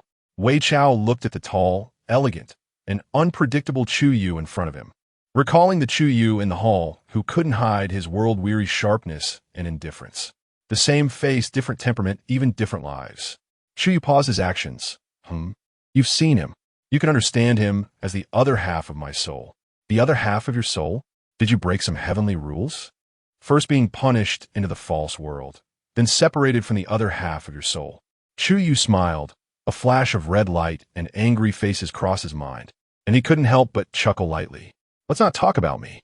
Chu Yu reached out, pinching his chin. "Why is your mental C so weak?" Wei Chao noticed that Chu Yu seemed to be in a good mood, feeling indignant. "Why do you think I'm like this?" Chu Yu glanced back, smiling lightly again. "Then I'll compensate you," Wei Zhao said. "Compensation? How do you plan to compensate?" Chu Yu bent down, his hand firmly grasping Wei Zhao's chin, and gently placed a kiss on the side of Wei Zhao's face. Like a wisp of breeze, it descended and then dissipated, leaving behind ripples. "What are you doing?" Wei Zhao was taken aback, flustered, his body losing balance and leaning back. After being pushed away, Chu Yu made no move, standing still and watching Wei Zhao fall backward. "Chu Yu, you bastard." Wei Zhao instinctively closed his eyes, protecting the back of his head. His body fell, but instead of hitting the hard ground, he was caught in a pair of arms. With a breath that came rushing in, slightly panting, the wide black sleeves intertwined with the white robe. Wei Zhao opened his eyes. "How did you?" Chu Yu pressed his lips together, not speaking. He helped Wei Zhao up, and their gazes met with another Chu Yu, one in dark robes, cold and distant, the other casual and indifferent. The casually dressed Chu Yu spoke first, looking at the black-robed Chu Yu with his hands firmly resting on Wei Zhao's shoulders, smiling with a hint of thorns. "You should come back." "Come back." The black-robed Chu Yu's expression stiffened. Then he responded arrogantly. "Why should I come back? You are you, and I am me." The black-robed Chu Yu replied decisively. "What belongs to you?" The white-robed Chu Yu was not in a hurry. After all, the black-robed Chu Yu was just himself, another less mature version of himself. "Your appearance, your abilities, even." He glanced at Wei Zhao. "The people you encounter are also mine. Without him, there would be no birth of another black-robed Chu Yu." Would he be afraid of such words? The black-robed Chu Yu said, "Yes, we are no different, so why can't I take your place? Even though you are the main personality, the one who separated me." The black-robed Chu Yu's hand moved toward the spot on Wei Zhao that had been kissed, rubbing with a bit of force, as if to erase something. The white-robed Chu Yu's gaze deepened. You know I won't tolerate you for long, especially this kind of coveting. Then let's see. The black-robed Chu Yu in the long robe replied without hesitation. You really surprise me. The white-robed Chu Yu lightly clapped his hands. What's going on? Wei Zhao listened, as the two seemed to be on the verge of fighting. Although he didn't quite understand what was happening, Chu Yu's character was already bad. Let alone two Chu Yes. The one who knows oneself best is always oneself. The white-robed Chu Yu wanted to say something more, but unfortunately, the smart device in his hand began to vibrate. He swiped open the device and glanced at the black-robed Chu Yu. After reading the information, the white-robed Chu Yu looked at Wei Zhao with some regret. The leisure time is really short. See you later. After saying this, the white-robed Chu Yu's body gradually disintegrated, the message disappearing. Damn, wasting abilities to do this kind of thing. Wei Zhao's face was filled with anger and jealousy. It's really a case of droughts killing the dry and floods killing the wet. Thanks to the unexpected kiss from the white-robed Chu Yu, Wei Zhao regained a bit of ability, but it was far from enough. Wei Zhao pondered how to get more abilities from Chu Yu when a large hand tightly gripped his wrist. The strength so great that Wei Zhao doubted it could crush his bones. Why did you meet him? Chu Yu, the black-robed Chu Yu questioned him. Wei Zhao winced in pain. Looking confused, he just suddenly appeared in front of me. Chu Yu noticed his loss of composure and released his grip, but his expression remained grim. I hope you can stay away from him. But he's not the same person as you? Chu Yu's expression was terrifying, as if he wanted to devour someone. No, we're not the same person. Seeing Chu Yu so resistant, Wei Zhao chose not to speak further. He didn't know what had happened to Chu Yu, why he would tear apart his other half-soul, and why his other half still refused to accept him. Let's go. After a moment, Chu Yu calmed down, his expression returning to normal, but the icy coldness surrounding him was even more intense. Wei Zhao followed behind Chu Yu, watching his back, silently noting to figure out this matter. He was very curious, perhaps because he was curious about the Chu Yu who brought him into this world. The accumulated curiosity made him involuntarily pay attention to this Chu Yu beside him. Just as they were walking, Chu Yu suddenly stopped, causing Wei Zhao to pause as well. What's wrong? Wei Zhao asked. Chu Yu turned around, clearly with the same appearance, the same source of soul, but the aura of the two was worlds apart. Are you running low on the abilities you replenished yesterday? Before Wei Zhao could react, Chu Yu stepped forward, a strong hand pressing down on the back of Wei Zhao's neck, and without further ado, kissed him. The kiss landed on the corner of Wei Zhao's mouth, carrying a unique breath. Chapter 49. Three-Day Couple. Shu Xiong, what's going on? Wei Zhao leaned against the student council door, feeling the curious glances from the people passing by. What did he mean? Unconsciously, he pressed his hand against his mouth, and, in his mind, the kiss from Chu Yu surfaced. No, not just that one, but two kisses. If the first kiss could be said to be a part of Big Chu Yu's wicked sense of humor, then what about little Chu Yu? The one who fills the spiritual sea?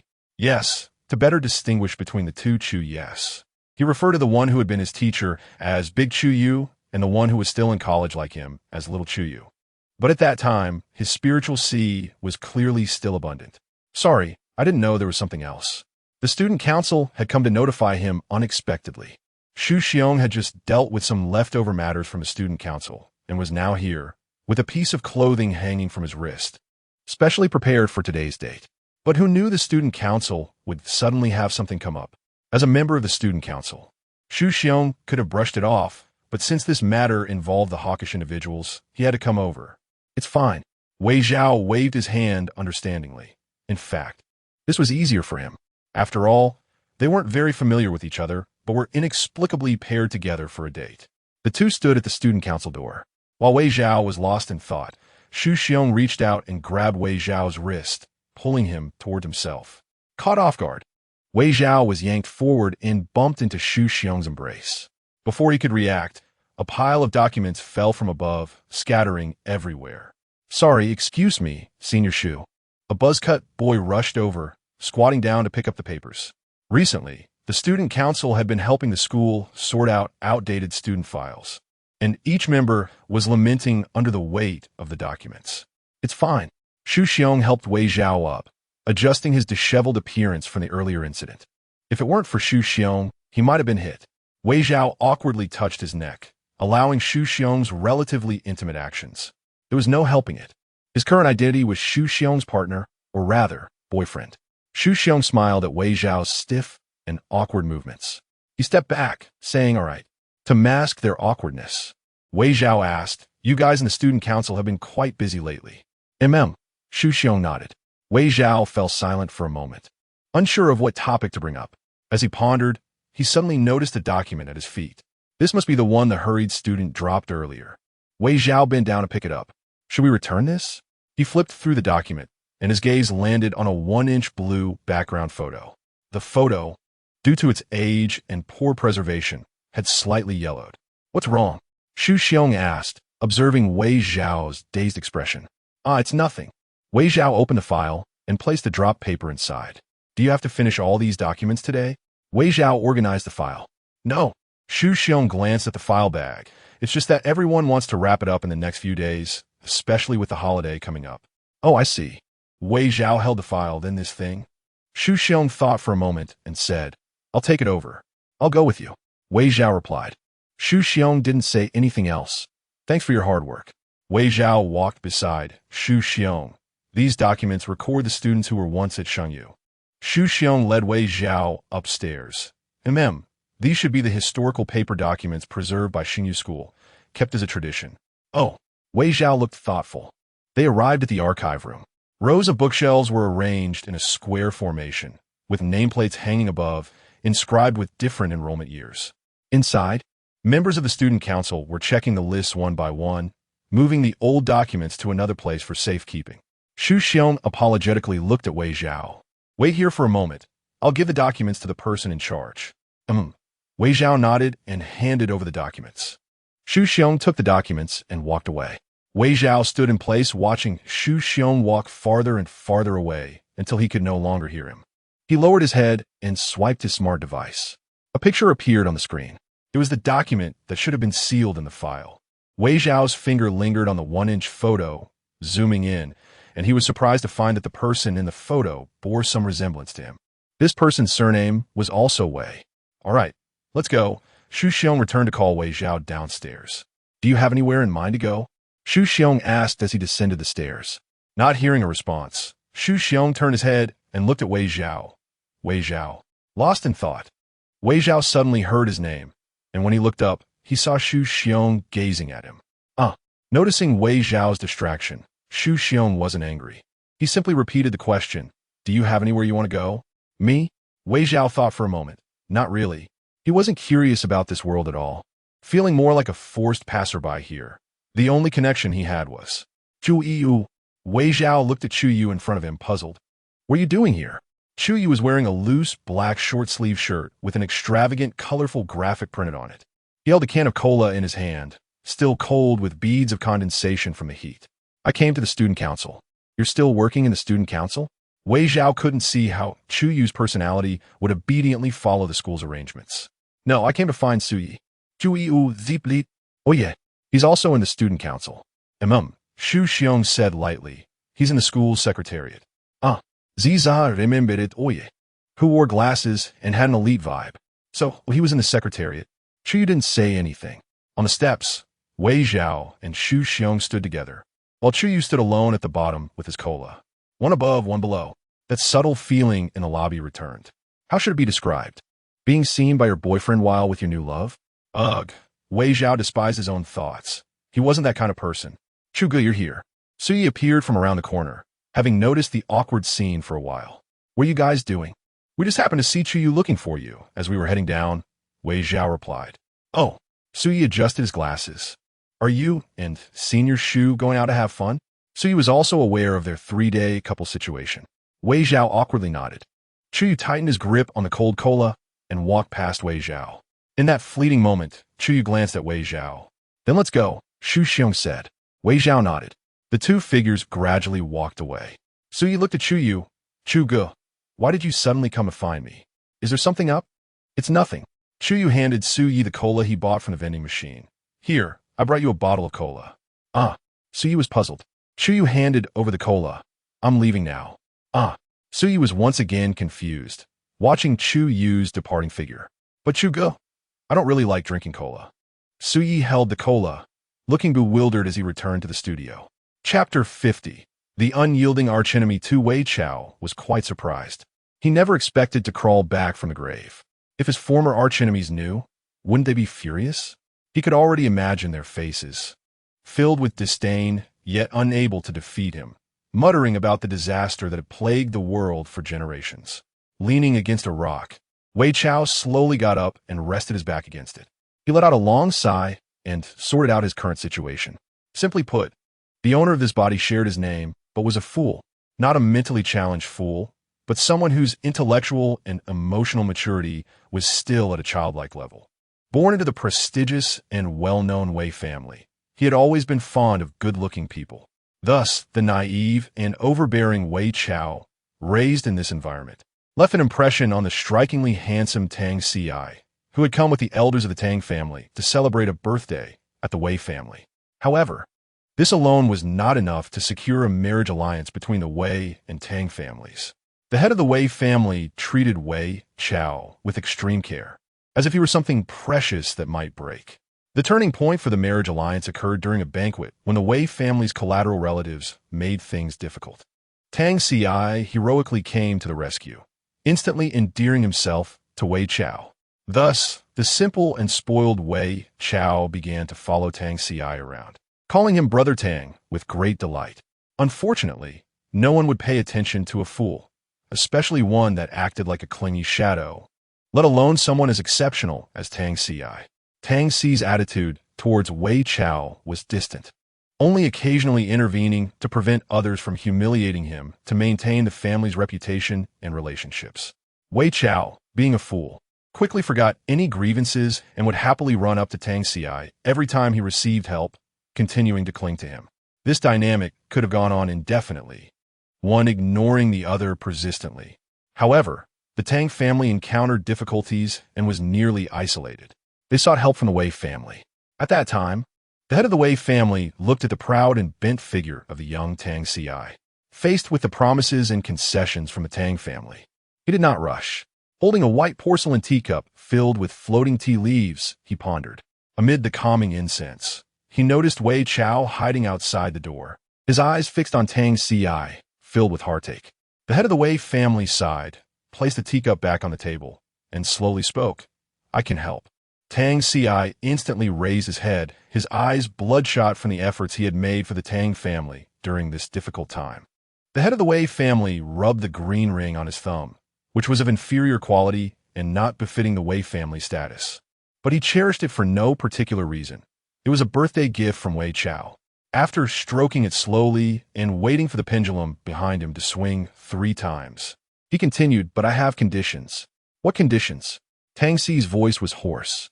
"You know my Wei family is large and powerful. There's no need to wade through muddy waters at this time." The head of the Wei family examined the unprofitable deal with the mentality of someone in power. Tang Ci clenched his fists and fell silent. "However, my son is very fond of you." The head of the Wei family thought of Wei Chao's persistent demands for help on behalf of the Tang family, a look of indulgence on his face. "So, if you wanted to help the Tang family, that's fine." Tang Ci had a premonition of what was coming next. "I want you to marry into the Wei family, to my only son, Wei Chao. This way, the interests of the Wei and Tang families will not be divided." Tang Ci had no choice. He remained silent for a moment and then nodded. All right. The deal was struck. The next day, the head of the Wei family publicly supported the Tang family and announced the marriage alliance between the Wei and Tang families. From then on, Wei Chao became Tang Ci's fiancé. Although the head of the Wei family knew that Tang Ci was unwilling, it didn't matter, as long as he was in charge. Tang Ci as fiancé would be Wei Chao, and that could only be Wei Chao. Wei Chao, of course, was very happy. Although he had only a vague understanding of what being a fiancé meant, he was thrilled to become closer to Tang Ci. The situation for the Tang family began to improve. Tang Ci's attitude towards Wei Chao shifted from distant to indifferent, even carrying a hint of disgust. For him, marrying a fool like Wei Chao was a humiliation, an indelible stain.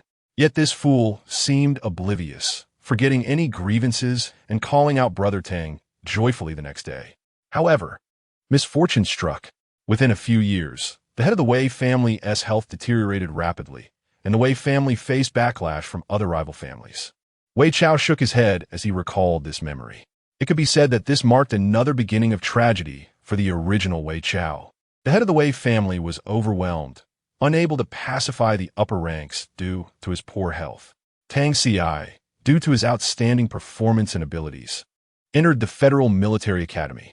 Wei Chao, unwilling to separate from him, cried like a 5-year-old, insisting on attending the Imperial Military Academy. In the end, after much fuss, the head of the Wei family sent Wei Chao there. Thus, Wei Chao also came to the Federal Military Academy to be with Tang Ci. However, life at the military academy was not easy. The Wei family had put in considerable effort to get Wei Chao admitted, and in the end, he could only manage to be a logistics soldier. Yet Wei Chao was very happy and content, as he could still follow Tang Ci. Little did he know that Tang Ci loathed him profoundly. After finishing his time in logistics, Wei Chao sought out Tang Ci. Their meetings were few and far between. He was also unaware of the ambiguous relationship between his fiancée and Su Shi. Even the dullest child has a sense of possessiveness, but Wei Chao was no different. He watched as Su Shi and Tang Ci grew closer and felt a deep sense of grievance. And thus, the current situation unfolded. He entered this military training alongside Tang Ci, unaware of how the original Wei Chao managed to get this mission approved. Chapter 51. If not dead, then unyielding enemies. 3 Wei Chao touched his arm. The bloodstains on it had already dried. He endured the pain, lifted his sleeve, and saw that his white arm was covered in numerous fine, long scars. TSK, this foolish child really knows how to endure pain. Wei Chao thought about the original owner of this body, who, under the instigation of others in the team, stubbornly went off alone to hunt the mutated python. So stubborn, he didn't even know where he learned it from. Wei Chao took a deep breath, then held his breath and pulled a tube of medicine from his waist. With the light of the campfire, he clearly read the label and confirmed he hadn't picked the wrong one. Then he poured it directly onto the wound. Hiss! Wei Chao gritted his teeth, his back slightly bent, and after a moment, he let out a breath, leaning against the rock. After the intense pain, there was a cool, slightly tingling itch. The things from the Wei family are quite useful. Wei Chao smiled, feeling that the original owner of this body wasn't so foolish after all. He even knew to bring medicine. After treating the wound, Wei Chao raised his head, gazing at the bright moon in the night sky, contemplating what to do next. Leaving was impossible. First, not to mention that this body isn't his. Secondly, he also lacked the ability to leave. If it were the old Wei Chao trapped here, wanting to get out would be a piece of cake. After all, he was one of the notorious figures in the Federation Military Academy. Thinking back to those glorious days, Wei Chao couldn't help but smile slightly. Forget it, take it one step at a time. Wei Chao picked up a small stone from the ground and unconsciously rubbed it between his hands. Well, first, he had to find a way to return this body to its original owner, and then find a way to leave here. First, he needed to investigate the condition of this body. Wei Chao closed his eyes. Everything around him faded away, and in the darkness, he arrived at the spiritual sea of the original owner. A ball emitting a faint blue light hovered above the spiritual sea. Huh, what is this? Wei Chao stepped forward, the blue ball hovering in front of him. Curious, he reached out to touch it. To his surprise, this thing didn't reject him. Instead, it affectionately rubbed against his hand. Strange. Wei Chao held the soft blue ball with both hands, kneading it like dough. Logically, the spiritual sea is closely related to a person's soul, personality, and thoughts. He thought entering the spiritual sea would be challenging, but who knew it would be so smooth? And even this creation of the spiritual sea would be so close to him. What's going on? Wei Chao was very curious. This was the first time he had encountered such a situation. Strangers entering someone else's spiritual sea usually provoke a backlash. However, not only did he not get hurt, but he could also enter so easily. Very strange. Wei Chao continued his movements, pondering the reason in his mind. Could it be because their abilities are of the same type? Wei Chao has a mutated ice-type ability, and the original Wei Chao also has an ice-type ability. Realizing this, Wei Chao paused his movements. Although Wei Chao didn't want to think in this direction, it was too bizarre. Wei Chao released the light ball. He raised his hand, and an ice mirror appeared before him. The reflection in the mirror showed the original Wei Chao with his eyes closed on a moonlit night. Not far away, the campfire flickered, casting a shadow on Wei Chao as profile. The firelight was hazy, and Wei Chao took the opportunity to examine this body-esque face. At a glance, he was shocked to find that this face was almost 9/10 similar to his own. The ice mirror shattered instantly. A strong sense of incongruity. Too many coincidences. Not only the abilities, but also the appearance. Is this a conspiracy? Or is it really just a coincidence? Just as Wei Chao was deep in thought, the blue light ball floating nearby moved closer. Wei Chao watched as the light ball touched his fingertip and dispersed like fireworks. He stared intently, trying to discern any changes. The blue light ball cracked open, revealing an inverted triangle symbol. What is this? Wei Chao showed an expression of disbelief. He leaned in, and the last stroke of the inverted triangle elongated slightly, resembling his own handwriting.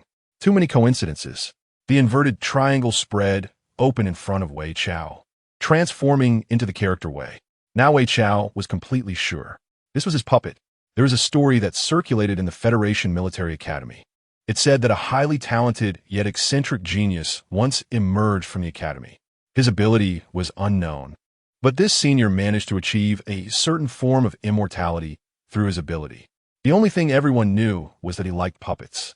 Wei Chao had also been very interested when he heard this news.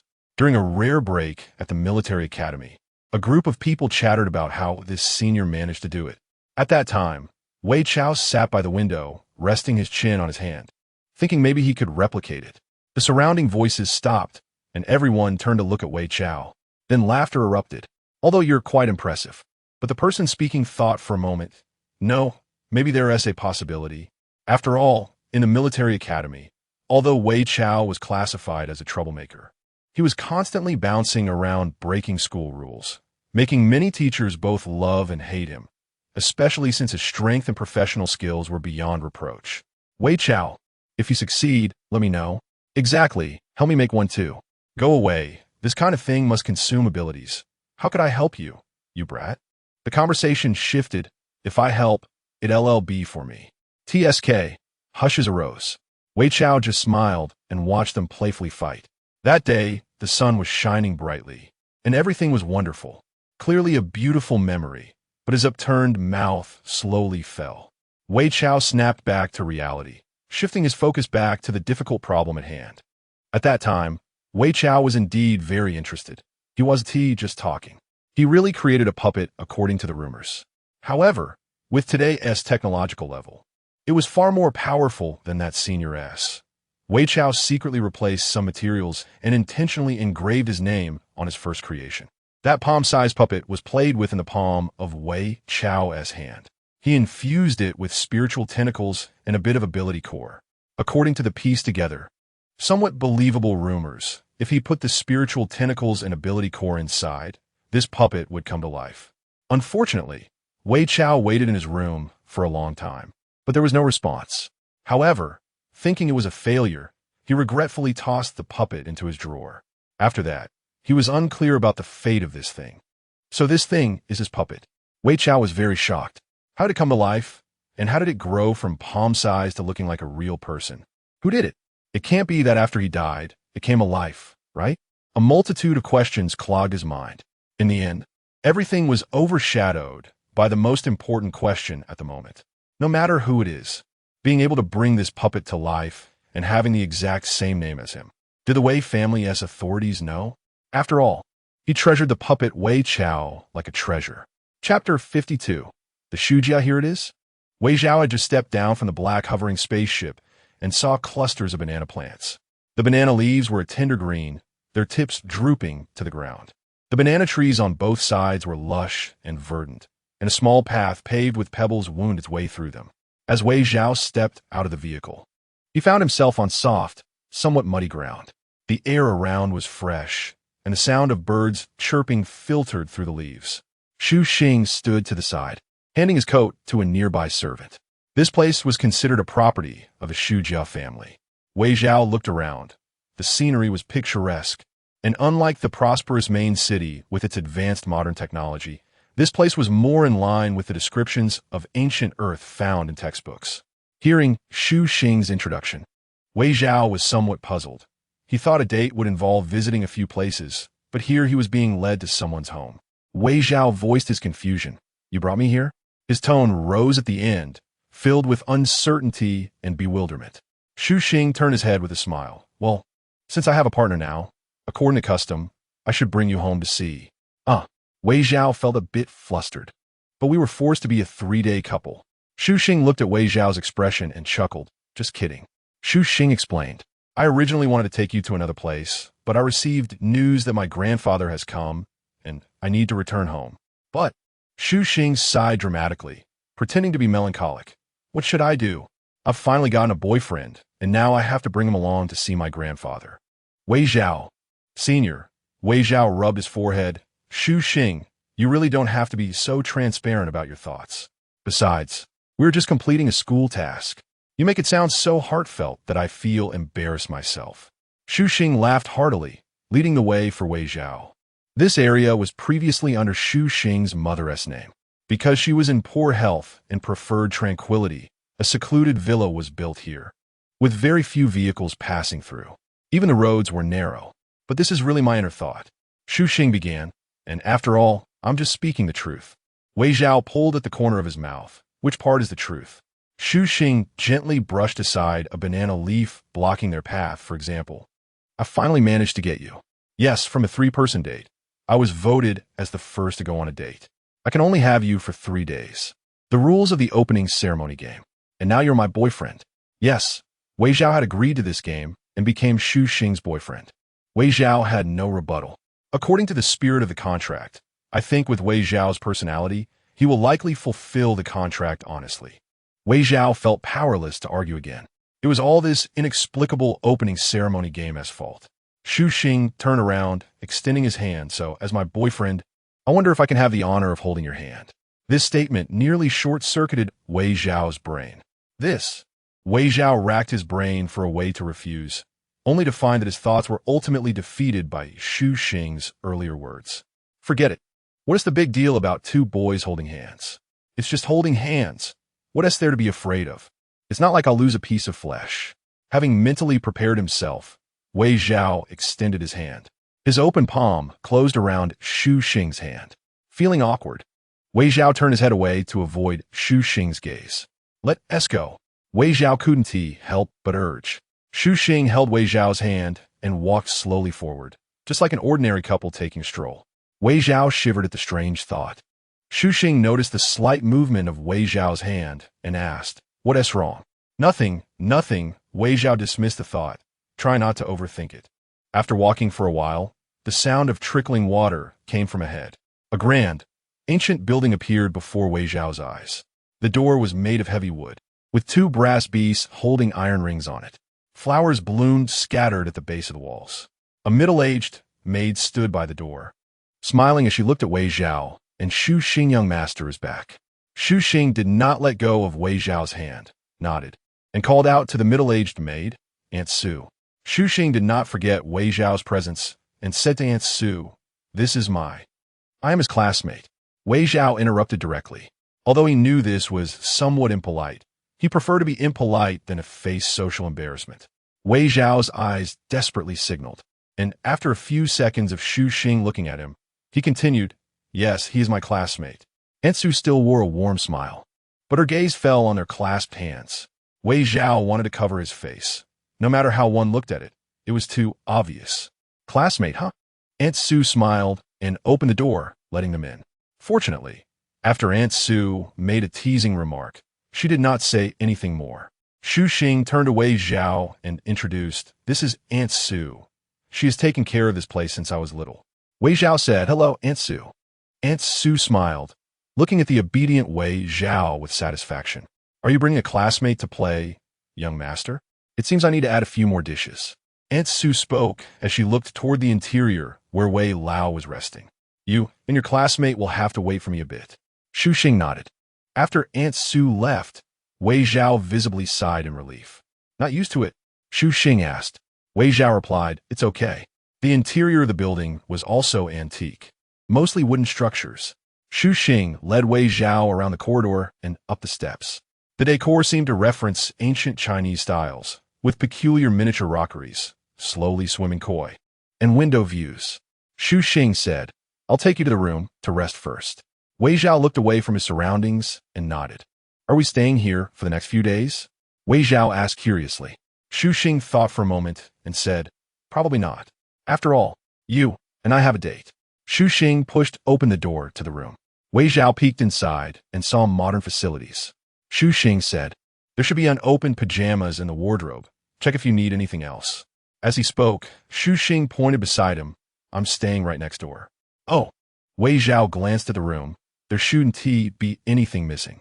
He completely avoided that ambiguous statement. Chapter 53, Similarities. Xu Xing didn't say much, just raised his hand to check his watch. "I estimate that my grandfather should be awake now. You can rest first, and I'll come and get you when a meal is ready. If you're really bored, feel free to wander around." Wei Zhao nodded in acknowledgement, and then Xu Xing glanced at him before pushing the door open and walking out. The door was gently closed, and once Wei Zhao saw that Xu Xing had left, he immediately threw himself onto the bed. It was close to noon, and the sun was blazing. Wei Zhao lay on the bed, motionless. After a while, he turned over to face the ceiling and opened his smart brain. His eyes were fixed on the 1-inch photo of a man. An inexplicable sense of longing and attachment surged within him. Though they had never met, it felt so familiar. His fingers lightly brushed over the information on the document, which was very detailed. This person's height, build, blood type, name, and other details were all recorded. At this moment, Wei Zhao was inexplicably grateful that the Holy Domain Academy retained some traditional systems. He carefully browsed through the information, finally stopping at the section detailing the person's life experiences. Wei Technology. This person was the only son of Wei Technology. Wei Zhao swiped up to bring up the search interface. He entered these 4 characters, but there weren't many related records. After scrolling to the bottom, he finally saw a news report which briefly mentioned that Wei Technology was on the verge of bankruptcy, that the Wei family was facing malicious retaliation, and that the whole family was engulfed in flames. That was all. Just these few sentences. To get into the Holy Domain Academy, one must be either rich or noble, and the family influence in this area should not be ordinary. However, there was no information about Wei Technology at all. If the Wei family valued privacy, then such a large company group would not have much information available. Wei Zhao pondered deeply. He always felt that his arrival in this world was not an accident. Was it possible that he was a real person from the real world? When he thought of this possibility, Wei Zhao's heart jolted. If that were the case, what relationship did he have with the man in the photo? An answer that was on the tip of his tongue made him instinctively evade it. It was like someone who had been drowning for too long, suddenly finding a piece of driftwood. At that moment, Wei Zhao unexpectedly thought of Chu Yu, the one standing in front of him holding a purple flower. If it was him, he would surely know something. Wei Zhao propped himself up. The room was too quiet. Suddenly, he felt a wave of loneliness. He stood up and pushed open the window. Outside, vibrant red flowers bloomed, tranquil yet full of life. Wei Zhao stood by the window looking out. There were very few servants here. He and Xu Xing had walked along the way and hadn't seen many people. Forget it. He decided to go for a walk, thinking about how he couldn't contact Chu Yu and that he currently had no clues at all. Wei Zhao leaned against the window, pushed off the edge, and jumped out of the window perfectly. TSK. When Wei Zhao landed, his mood suddenly improved. It felt like he had regained the carefree sensation from before. He temporarily buried his dissatisfaction and doubts deep in his heart and decided not to think about them. After all, Chu Yu would come to see him eventually. Holding on to this thought, Wei Zhao stretched lazily. There were 2 paths on either side of him, leading to a corridor that twisted and turned, unsure of where it led. Wei Zhao took a coin out of his pocket, placed it on his thumb, flicked it upward, and the coin spun in the air before falling back into his palm. Looking at it, it was heads. Then he would take the left path. He walked down the steps, glancing to see that the left path veered away from the main residence. Wei Zhao checked the time. It should still be a while before lunch. As he walked along the path, he unknowingly ventured further and further away. Just when Wei Zhao was about to turn back, he spotted a lake. There was a bamboo pavilion built by the lakeside, and Wei Zhao curiously approached it. Contrary to his expectations, he thought this place would be covered in dust, but it was clean and tidy. Wei Zhao touched the pillar. It had some words carved into it, though he couldn't make out what they said due to the violent scribbles that obscured the first two characters. It didn't seem like someone from the Shu family had carved it. The person living here probably wouldn't have been childish enough to carve such a mark. Wei Zhao stepped up the stairs and didn't recklessly reach for a small lantern placed on the table. It would be more accurate to say it was a lamp made from an orange peel, split open to reveal a half-burned red candle inside. The orange lamp was tied with several thin threads to a straight wooden stick. Wei Zhao wasn't particularly curious about the orange lamp. Rather, he was quite fond of the naturally straight wooden stick. Just as he was about to reach out to touch the alluring stick, he heard footsteps behind him. Wei Zhao turned to see Xu Xing standing not far away. He must have changed clothes to see his grandfather. Xu Xing was wearing a white cotton and linen top and had a red gemstone in his left ear, making him appear mature and gentle. "Ah, you're here," Wei Zhao said, his hands suspended in midair. "Is it time to eat?" Earlier, Xu Xing had said he would come to get him when it was time for the meal. "No, there's still some time," Xu Xing replied as he walked over to Wei Zhao's side.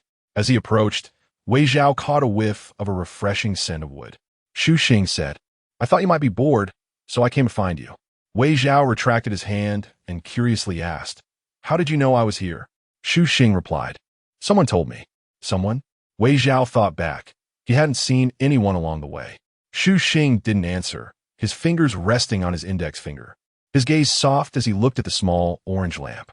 A breeze brushed over the lake, creating a shimmering reflection. Watching Xu Xing's gaze linger on the small orange lamp, Wei Zhao asked, "Did you make this?" Hearing the question, Xu Xing held the wooden stick in one hand and the orange lamp in the other. "No, it's from a friend." He turned his hand, revealing that it was a gift from a friend when he was a child. "When you were a child," Wei Zhao glanced at the well-preserved lamp, noting that even the orange peel showed no signs of drying out. Considering Xu Xing's expression, it seemed this friend was quite special. Wei Zhao thought to himself. Xu Xing seemed to know what he was thinking. "Yes, when I was a child, a very important friend." He handed the lamp to Wei Zhao. "Do you want to try it?" "Try what? This orange lamp?" Wei Zhao waved his hand in refusal. "That wouldn't be right. After all, it's your friend's." Xu Xing said, "It's fine. Do you want to try?" Wei Zhao continued to refuse. "Forget it. It's not evening yet. Even if I light it, it won't glow." Xu Xing didn't insist any further and put the small orange lamp back down. "Did you live here when you were a child?" Wei Zhao pondered. Since this small orange lamp belonged to Xu Xing's friend, Xu Xing must have lived here when he was young. "Yes. I lived here for a while when I was a child because my health wasn't good, so my mother brought me here to recuperate." Oh, Wei Zhao nodded. Xu Xing glanced at the sun. "We should head back now. It should be almost lunchtime." Oh, Wei Zhao responded, just following Xu Xing as they walked. They walked one after the other. The trees around them cast shadows on the ground, and as Wei Zhao looked at the tree shadows on the ground, he suddenly understood why Xu Xing had been able to find him. Was it because of his special ability? Wei Zhao recalled that Xu Xing's ability seemed to be related to wood elements. Xu Xing replied, "They told me." After saying that, the leaves around them rustled slightly. Wei Zhao felt a bit curious and quickened his pace. Catching up to Xu Xing, "I saw the vines under your feet in the hall earlier." Xu Xing nodded. "I can summon them." He raised his hand slightly, and small vines appeared around them, curling at their feet. Wei Zhao squatted down, curious, and poked at one. Xu Xing touched his chin. The vine that Wei Zhao touched curled up into a ball. Wei Zhao felt quite curious. He saw the vine coiling up, and he touched others. As expected, the other vines curled into a ball when he touched them. Wei Zhao was having a great time. He reached out to touch the last vine, but to his surprise, instead of curling up, it directly wrapped around his fingertip. In astonishment, the vine gradually grew larger, and in Wei Zhao's dazed expression, it released his finger. In an instant, the thick vine wrapped around Wei Zhao's waist. This became interesting. Seeing Wei Zhao bound by the vine, the other vines that had curled up unfurled and also grew larger. As the vine wrapped around Wei Zhao's waist, another vine twisted upwards, binding his hands. Other vines also wrapped around him accordingly. Just like that, Wei Zhao was suspended with his hands tied, thoroughly bound. Wei Zhao struggled. but the vines only tightened further.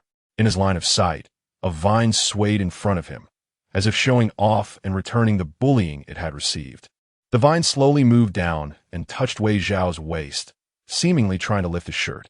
Feeling quite uneasy, Wei Zhao hurriedly shouted, "Stop! Shushing, let me down quickly." Wei Zhao's face turned red from being constricted. "Hurry up!" Wei Zhao felt the hem of his shirt being lifted, and his skin, exposed to the air, became icy cold. Shushing stood not far away, seemingly having had enough of the sight, before walking over. The surrounding vines remained still upon noticing Shushing's movement. Wei Zhao was suspended in the air like a criminal, hands bound. Shushing approached Wei Zhao, a smile on his face mixed with a hint of apology, and patted the vine that was bending down to touch Chu Yu. The vine moved slightly before reluctantly retracting. Other vines also slowly lowered Wei Zhao, gently loosening their grip. When Wei Zhao's feet touched the ground, he stumbled and fell into Shushing's arms.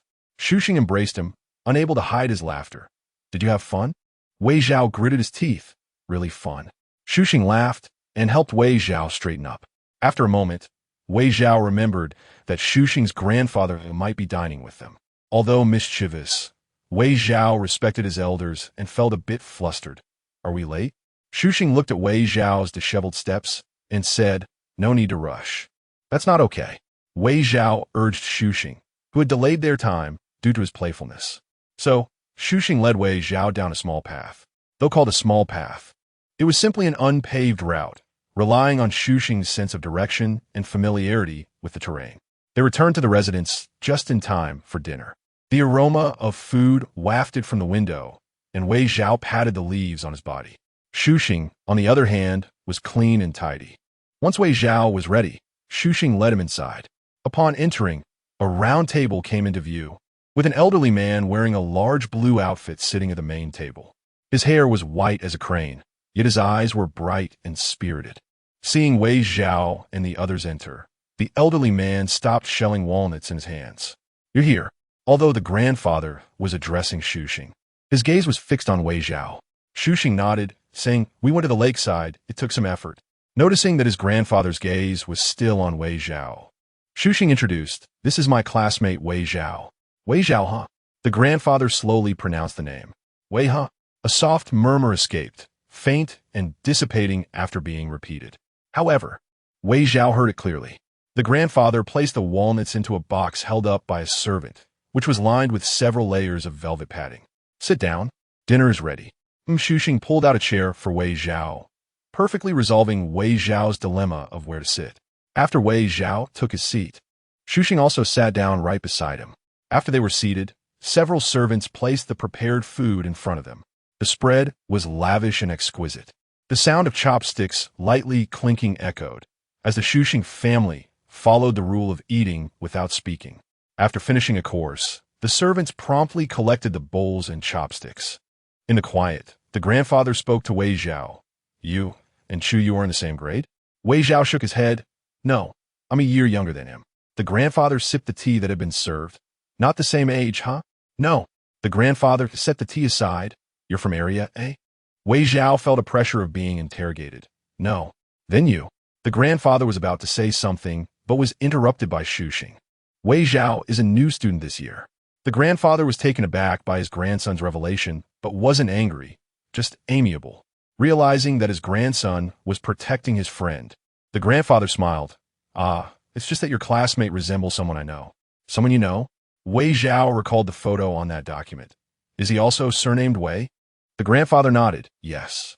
His gaze carried a hint of reminiscence. He was quite a good young man. Shushing sensed Wei Zhao's curiosity. "A young man? Is he from my parents' generation?" The grandfather nodded. "Speaking of which, you should have met him when you were little." "I?" Shushing retorted. "Yes. Your parents had a gathering here when you were young, and he came too." That person left a deep impression on the grandfather. So much so that he remembered details about him even at his advanced age. He had brought his wife and son along. The grandfather recalled. That person held his wife's hand and greeted him. A very nice young man. The grandfather's hands were crossed, but his tone was one of sighing. "What a pity. What a pity." Wei Zhao sensed a clue and couldn't help but repeat those two words. The grandfather glanced at Wei Zhao, but didn't elaborate, the spirit of his youth lingering in his gaze. His clear eyes looked at Wei Zhao, leaving behind a vague remark. You resemble him quite a bit. Very much. Chapter 54. Old dreams. The story stopped here. My grandfather didn't continue. As he got older, he found it easier to reminisce about the past. I couldn't take it anymore, so I went out for a stroll. Those eyes, which seemed to see through the world, looked at Wei Zhao. Then he stood up and grabbed 2 beautiful walnuts from the box before leaving. Xu Xing looked at Wei Zhao's dazed expression and didn't ask further. He simply suggested going for a walk to help with digestion after eating. Wei Zhao thought for a moment and agreed. He always had a vague intuition that the Xu family held answers he could find. Xu Xing walked ahead of him, and Wei Zhao raised his head to look at Xu Xing's back. So what is your identity? The bright sun shone down, and the tall trees still echoed with cicada sounds. Wei Zhao followed Xu Xing aimlessly, and despite the many thoughts swirling in his mind, the summer heat made him feel drowsy. Of course, this was compounded by his lack of abilities, leading to mental fatigue and weariness. After Wei Zhao yawned twice, Xu Xing decided to stop walking. They paused at a medium-sized artificial waterfall, where spring water flowed down from the mountains, cleverly directed by the designer using the terrain. The clear spring water cascaded down, splashing against the rocks and creating tiny waves. The surrounding area was harmonious with nature, adorned with large bamboo groves and seemingly random, yet thoughtfully arranged floral plants. The summer heat had lessened considerably. Seeing Wei Zhao's tired and lazy demeanor, Xu Xing suggested, let's head back. The current temperature and time are perfect for a nap. Wei Zhao nodded sleepily, his hands behind his head, dragging his feet back. To be fair, Xu Xing was a great companion. To prevent Wei Zhao from getting bored, he casually mentioned, it's quite lively here. At night, fireflies will come out. The sound of flowing water filled their ears as they stepped into the serene bamboo grove, where a small path led quickly back to their resting place. Wei Zhao observed Xu Xing's familiarity with the path and asked, you know this path so well. Xu Xing shook his head. Actually, I don't come here often. I just spent a bit more time resting here before. The Xu family's villa on the mountainside was quite large, with plenty of space to move around, especially as a private area where other buildings were hardly visible. Additionally, the designer commissioned by the Xu family was an eccentric person who believed that some paths were discovered through fate, so most places were discreetly interconnected. Pausing for a moment, recalling the 2 paths they had taken to their lodging today, Xu Xing explained, actually, I'm not very familiar with these 2 paths either. I just stumbled upon them with a friend when I was young. When you were young, Wei Zhao, hand behind his back, lazily asked, is it the friend who gave you the orange lantern? Yeah, Xu Xing replied, it just so happened to be during a banquet, and the elders and servants were in the hall.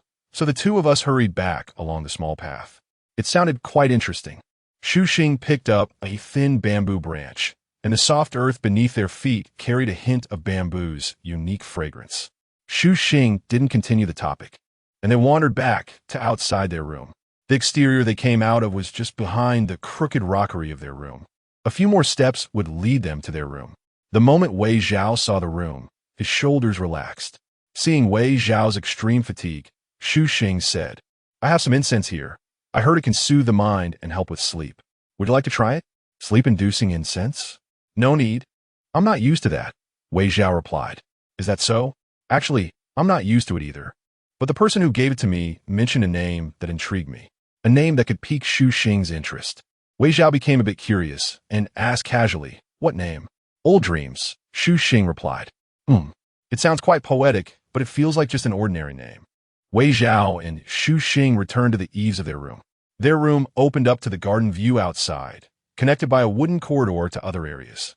Xu Xing continued, I also found that name interesting. What's even more interesting is that the maker of this incense has abilities related to this. Abilities related to fragrance. Xu Xing, intrigued, placed his teacup back on the wooden table, where a small wooden box was placed. Opposite him sat a young woman with striking features, exuding her own charm. The woman wore a qipao, her hair elegantly styled, giving her an air of grace. This fragrance took me a long time to make. I spent quite some time sourcing the materials. The woman picked up a cup of tea and took a small sip. Using fragrance to control memories is quite interesting, Xu Xing remarked. his gaze calm and clear. Chuan Qingzi set down her cup, revealing a smile. Young Master Shu, calling it control is a bit of an exaggeration. Rest assured, this incense is safe. Chuan Qingzi thought for a moment. After all, it was a personal favor, thanking young Master Shu for allowing her to obtain that material. The wooden box opened, revealing a piece of dark purple incense. Old Dreams. Shu Xing slowly mulled over the name. Chuan Qingzi introduced, light it before sleep. And it can help you recall a beautiful memory. That's why it's called Old Dreams. Shu Xing said, it's a gentle name. A gentle name, only for reminiscing memories. Chuan Qingzi looked at the clouds in the sky, tinted red by the setting sun. This is my token of gratitude. Chuan Qingzi stood up. It was getting late, so she wouldn't disturb young Master Shu any longer. Want to give it a try? Have a good dream, Shu Xing said. That wouldn't be appropriate. It looks quite precious. Wei Zhao declined. Shu Xing humorously replied, it's fine. Consider it a small gift for you over these 3 days. At this point, Wei Zhao felt he couldn't refuse. He watched Shu Xing enter the room next door. After a while, Shu Xing came out holding a small box. Shu Xing handed it to Wei Zhao. Have a good dream. Wei Zhao emerged from the bathroom after washing his face and changing into clean pajamas. He opened the box and placed the precious incense into the incense burner to light it. Thin white smoke wafted up. Wei Zhao lay down on the bed. With the gentle aroma, he soon fell into a deep sleep. The water's surface rippled gently as a black-haired child happily stepped across, diving into his mother's embrace. That embrace was very warm. Did you come to pick me up? The black-haired child looked up from his mother's arms. Wei Zhao's perspective shifted with the little boy. The woman lowered her head, her hand stroking the black-haired child's head, her words seemingly swallowed by bubbles. He couldn't tell what she said, but the black-haired boy laughed, proudly showing off the little red flower he earned by his own merit to his mother. Amid their conversation, a tall man approached, holding a suit jacket, bending down to playfully pinch the boy's face, laughing as he said something. This made the black-haired boy stomp his feet in anger. Very happy. In this dream, Wei Zhao directly experienced joy, a kind of free, heartfelt joy. Chapter 55, Treasure Chest.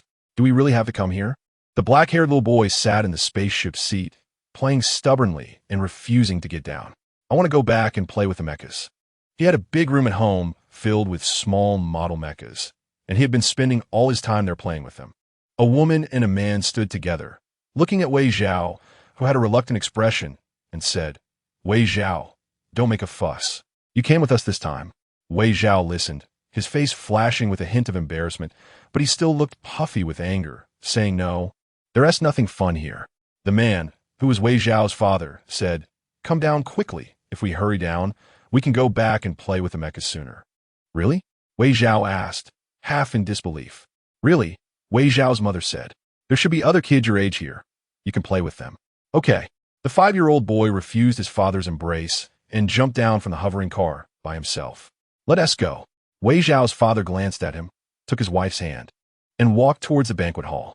Little Carrot squatting Wei Zhao followed them. This time out, Wei Zhao had been dressed up a bit, looking just like a little prince who walked out of a fairy tale. As soon as he entered the banquet hall, Wei Zhao instantly took on the role of a well-behaved marionette. His mother encouraged him to greet others, and he obediently greeted the elders, making everyone's hearts soften with affection. People familiar with Wei Zhao's father joked, no wonder you got married so early. You're definitely a winner in life now, right? Seeing Wei Zhao's mother and him still here, the words almost turned around. Look at you. Who would have thought you'd end up like this? Wei Zhao's father was famous for being a school bully in area during his early years, well known among their generation. What was most annoying was that this kid loved to play, but still had good grades. So whenever they made mistakes growing up, they would hear their parents use Wei Zhao's father as an example. They would say things like, look at Wei Zhao's father. He loves to play, but still gets good grades. Look at you. Of course, they held grudges, but strangely, every person who wanted to trouble Wei Zhao's father ended up either suffering the consequences or becoming good brothers with him. In the end, for some unknown reason, he was tamed by Wei Zhao's mother, transforming from a reckless troublemaker into a good family man at 24. The people around him sighed in admiration. Wei Zhao's father reminisced about those youthful days and smiled. Those were really lively times. Indeed, lively, busy studying, busy playing, busy dating. Wei Zhao's mother looked at the group of half-grown boys still with youthful hearts, shook her head with a smile, and said to Wei Zhao's father, "I'll go play over there." Wei Zhao's father nodded in understanding. Wei Zhao's mother led Wei Zhao to join her familiar friends. Wei Zhao pouted, feeling bored. He knew his mother would chat with them for a long time, remembering the last time his mother took him to a gathering with her friends. He had been scared stiff by the aunt's kisses and face pinches. No, he didn't want to stay here. As he got closer to that group of people, he let go of his mother's hand and disregarded everything, saying, "I want to go out to play, I'll come back later." Not hearing his mother's response, Wei Zhao thought like a little whirlwind and dashed out of the banquet hall. He picked up a straight wooden stick he found outside and held it tightly in his hand. Little Wei Zhao felt like a hero venturing into the world, and this place was his realm. The stick in his hand was his sword. Wei Zhao was bold since childhood. He had a small orange in his pocket as his travel provisions. So, just like that, Wei Zhao began his adventure in a different place. He followed his instincts and arrived at a spot. The moonlight was bright, and Wei Zhao, along with fireflies that came from nowhere, wandered into a bamboo grove. Amidst the splashing water sounds, Wei Zhao raised his eyes while holding the stick and saw a little boy standing alone by the waterfall. The surrounding fireflies flickered. The boy stood there without saying a word. Wei Zhao, finally seeing someone his age, joyfully ran over and asked, "Who are you? Did you come to the banquet too?" The little boy didn't speak, just looked at Wei Zhao. Being friendly, Wei Zhao felt like he found a kindred spirit and pulled the little boy, saying, "I'll take you to adventure." Adventure? The little boy spoke, filled with confusion and curiosity. Wei Zhao thought for a moment and said, "I'll take you to have adventures." The little boy refused, "I don't want to." Understanding, Wei Zhao didn't insist on his plan, as his interest had shifted to this little boy. Stepping out of his dream of adventures, Wei Zhao looked at the boy and asked, "What's your name? Did you sneak out too?" Unlike Wei Zhao's superficial obedience, this little boy was genuinely well-behaved. He answered Wei Zhao's question honestly, "My name is Xu Xing. This is my home." Wei Zhao suddenly realized he had met the child of the host. "So you also thought the banquet was boring and ran out?" Xu Xing nodded, then shook his head. Wei Zhao sensed a sadness surrounding Xu Xing. "Did your mom scold you and you sneaked out?" Wei Zhao scratched his head. His arm holding the stick brushed against the orange in his pocket. He thought for a moment and asked, pulling the orange out of his pocket. He wanted to think of something to cheer him up. Little Wei Zhao thought this way and finally asked Xu Xing, "Do you want an orange?" They sat on a large stone together, placing the stick aside and carefully splitting the orange peel into 4 parts. The orange was quite big, about the size of an adult's fist. God knows how silly it was for Wei Zhao to hide such a big orange behind his hat. Wei Zhao's mother, who roughly understood her son's little scheme, could only pretend not to see. Wei Zhao took the orange out and stuffed it into Xu Xing's hand. Xu Xing looked at it for a while, unsure how to refuse, and both he and Wei Zhao started eating half each. After finishing, Wei Zhao took out a candle from his pants pocket. There was a large pocket on the side of his knee, which he claimed was for keeping his adventure tools, ready for adventures at any time. He rummaged through his pocket and pulled out his lighting tool, a piece of candle and a box of matches.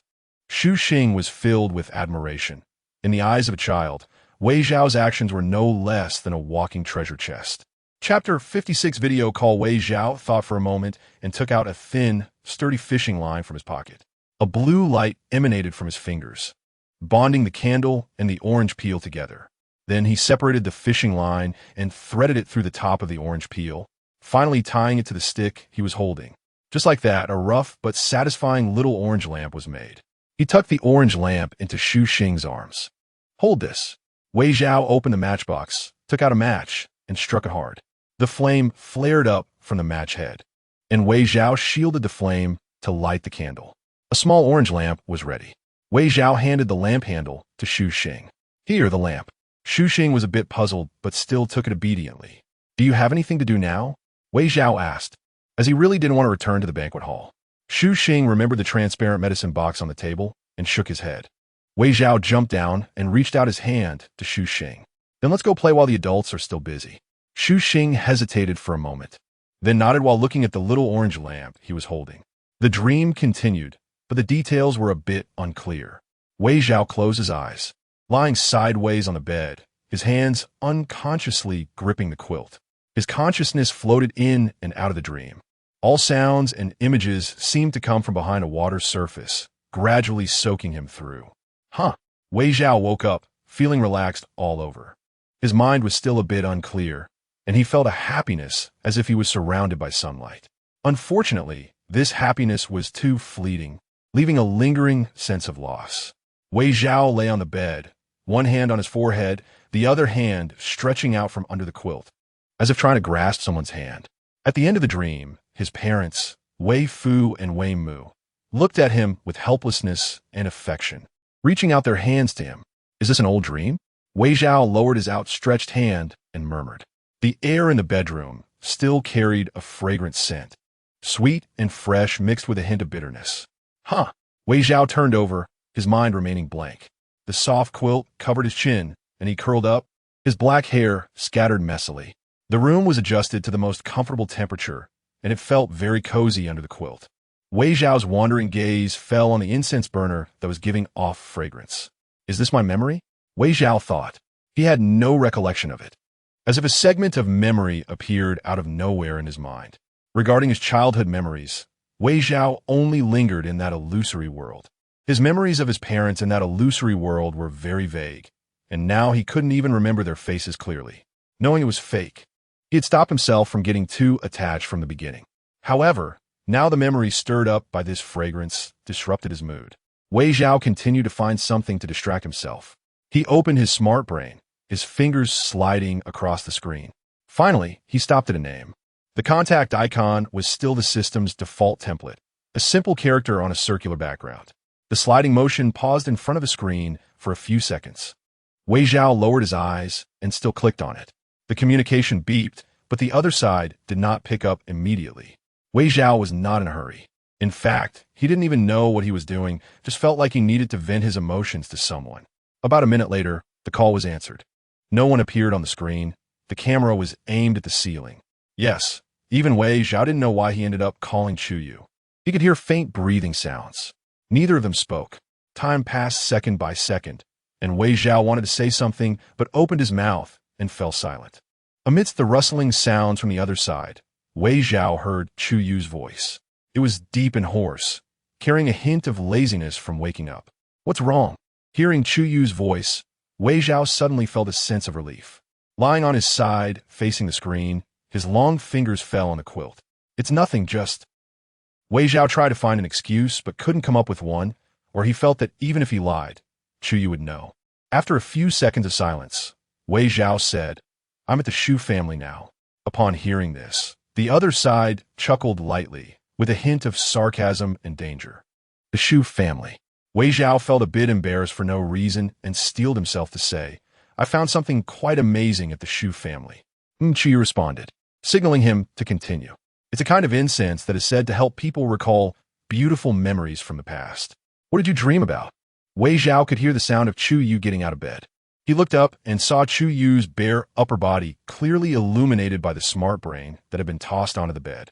The smooth, muscular lines highlighted the youth's sharpness even more.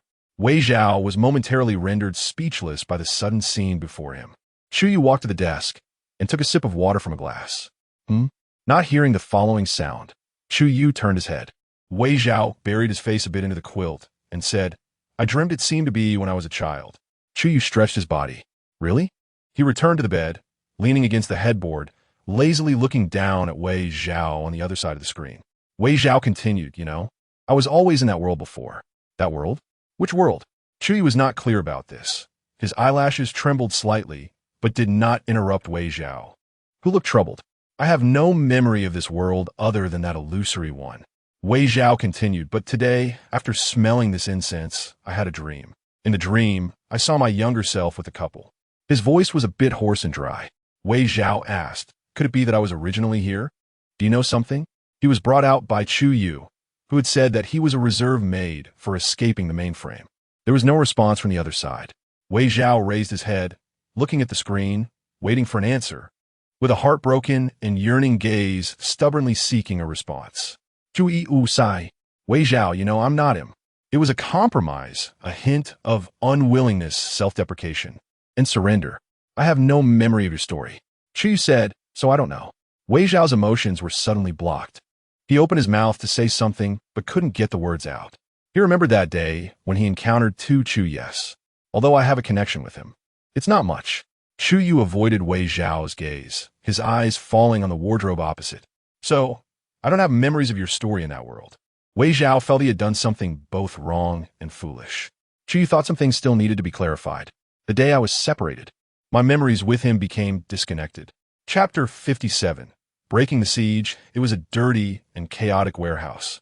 Abandoned items were piled up in every corner. Dust, spider webs, and the occasional appearance of mice announced its dilapidation and neglect to newcomers. A bloodied man in military uniform leaned against a corner of the warehouse. His breathing was rapid, and he bore numerous wounds. All smart devices had long been discarded into the rushing river. His long black hair was tied back low, and his military cap and insignia had been lost in the fight. He muttered a curse under his breath, pressing his hand against his bleeding arm. Chu Yu had barely escaped the encirclement of the mainframe and a few of his subordinates. However, he was well aware that this escape would eventually lead to capture. In this era of intelligent control and surveillance by the mainframe, everyone's every move was mirrored in massive data that ultimately flowed back to it. If he were uninjured, Chu Yu wouldn't mind playing their cat-and-mouse game. But now he was gravely wounded. There was no more escaping. However, sitting and waiting for death was not Chu Yu's style. So, you want my abilities? Chu Yu coldly curled his lips, his eyes filled with deep anger and sarcasm. He raised his head against the wall, but unfortunately, I don't want to give it. He enjoyed watching them exert effort only to fall short at the last moment. Chu Yu scoffed, and as he willed it, more blood flowed from his wounds, staining the ground red. Blue light overflowed from his body, and despite the intense pain, he pulled a part of his soul away. The blood that poured out began to reorganize in the air, drawn and surrounded by the blue light, slowly taking on a human shape. Chu Yu's face turned pale. "Let us go. Leave this place." He issued the command, and the humanoid figure before him gradually dissipated, transforming into a plume of blood mist. This blood mist drifted outside, becoming tiny particles that were nearly invisible to the naked eye. The extremely unstable mental state caused his powers to go slightly out of control. As the air flowed, the particles were disrupted, and some even lost control and flowed out directly. A portion landed on a noble woman who was getting out of a car. "Why does the air smell a bit like blood?" She was assisted out of the car, her wide dress outlining her figure. Could it be that she was a bit sensitive due to pregnancy? The surroundings were a bustling commercial center, and security was naturally top-notch. The noble woman shook her head. Accompanied by a group of bodyguards, she was going to personally select suitable fabric to sew a doll for her soon-to-be-born baby. Next year would be the year of the rabbit, so she decided to sew a rabbit. Hopefully, he would be as lively as a rabbit in the future, free from worries and ailments. The blood mist particles landed on her hand, glimmering slightly. Eventually, the blood mist settled near the bushes of a community, and a naked baby appeared. There was no crying, nor any confusion. An extraordinary calmness enveloped the baby, and as time passed, the baby's body gradually grew, eventually transforming into the appearance of a 15 or 16-year-old boy. He wore loose clothing. A miniature version of Chu Yu was born here. He clenched his fist, slowly familiarizing himself with this body. Once he fully gained control of the body, he left the place and headed toward the community. Just as the mainframe did not fully trust Chu Yu, he too did not completely trust the mainframe. Sensing that he had reached the outside, Chu Yu, leaning against the wall with his eyes closed, opened them. He was now facing the risk of shock and even death due to excessive blood loss. However, he was confident that before he fell unconscious, those people would find him. Just as I expected, Chu Yu thought weakly. With a loud bang, the warehouse door was violently kicked open. The sound of military boots striking the ground stirred up dust. A hand brushed against the military cap, but it was not a traditional human hand. It was a mechanical arm. The cold, metallic sheen carried a frightening intent to kill. The newcomer stopped 3 feet away from Chu Yu. The face beneath the military cap was lifted, revealing half a face made of mechanical skeleton. The person before him was someone familiar to Chu Yu, more accurately, a former colleague. Without the familiar pleasantries, the newcomer coldly said, "Stop struggling. You can't escape." Chu Yu glanced at the distance between them. I'm not trying to escape. He exhaled. Aren't you tired from chasing me for so long? His fingers twitched, and the person across from him looked a bit bewildered. To be honest, he was reluctant to confront Chu Yu, the madman. You've already been surrounded. This was true. All the enforcers had come to capture him, stationed around the warehouse. Chu Yu noticed their tense expressions and smiled even more freely. Where's the mainframe? It didn't he come? The newcomer's expression darkened instantly. It was also understandable. After such a setback, it would need to repair its damaged components. He looked at the mechanical and human combination before him, realizing that they could only send these people. The newcomer's left. I was rapidly analyzing Chu Yu's injuries. Chu Yu, your wounds are severe. You can't withstand us. The data indicated that Chu Yu was already too weak to resist. You seem to have misunderstood. I never intended to resist from the start. Chu Yu replied. Or are you afraid I might resist? The newcomer was hit by the thought he had harbored. Why bother? Chu Yu? The newcomer looked at Chu Yu, who remained calm despite being at a disadvantage. This was the trend of the times. They had had people resist before, but they ultimately succumbed to the mainframe, being modified and controlled. Chu Yu understood the underlying implication and replied, I'm not like you, and I prefer going against the current. He had no intention of offering his body and soul to a pile of machinery. It would be better to die than to live this way.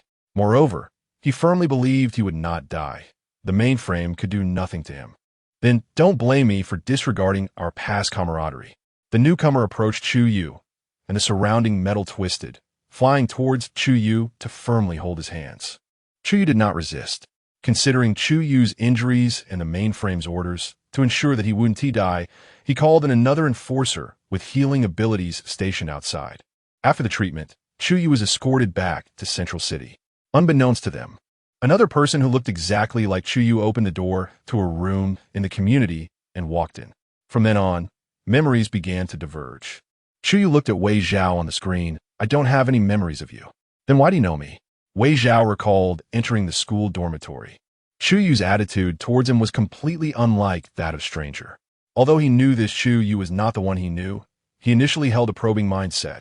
Wei Zhao thought this academy as Chu Yu possessed memories of their past. He told me of your existence. Chu Yu stared at Wei Zhao's face and spoke. Chapter 58.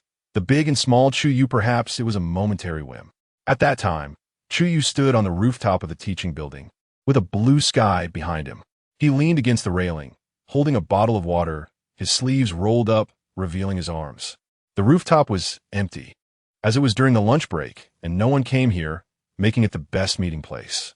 Unfortunately, the person he was waiting for had not yet arrived. Chu Yu leaned against the railing, his head slightly tilted back, the wind lifting the loose strands of hair from his forehead. A figure appeared beside him. Chu Yu did not open his eyes. The sun was somewhat dazzling. He could sense that the other had arrived. You came out? Two identical voices echoed back and forth. Even with his eyes closed, he could feel the sunlight glaring. Chu Yu lowered his head to shield his eyes. Are you in a good mood? Chu Yu knew himself well. Even with a short response, he could feel his light-hearted mood. I met a very interesting young master. Chu Yu took off his jacket, which had inevitably picked up some smoke smell on the train. He tossed the jacket onto the railing and looked down at the other self that had split off from him earlier. Due to his abilities and other reasons, although they looked exactly the same, their ages and temperaments were vastly different. One was still in school, while the other had been struggling for many years within the confines of the main brains blockade.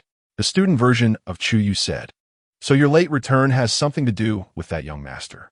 The adult Chu Yu jumped down from the railing, standing in place, flexing his wrists with a smile, leaning on the railing like a lazy cat basking in the sun, listening to the younger Chu Yu's questions and answering him, pretty much. The younger Chu Yu leaned against the railing with his arms resting on it. That ability was also because of him. Thus, as a split entity, the younger Chu Yu's ability was also connected to the main body. When the adult Chu Yu used it, he could feel the fluctuations of the ability. Hearing this answer, the younger Chu Yu opened his eyes. He did not know what kind of person could interest the main body. It was quite strange. When he was with the main body, he could sense the emotions coming from it. Strange, the younger Chu Yu said plainly, without much expression. Unexpectedly, Chu Yu spoke again. I also think it's strange. The adult Chu Yu thought of something, a smile appearing on his face. He remembered Wei Zhao confronting him on the train. "You make me very curious," the younger Chu Yu said. "That being said, I find it hard to imagine what kind of person he is. Someone who could interest me after I have traveled so far. It's truly unfortunate." The younger Chu Yu did not know why he felt this way.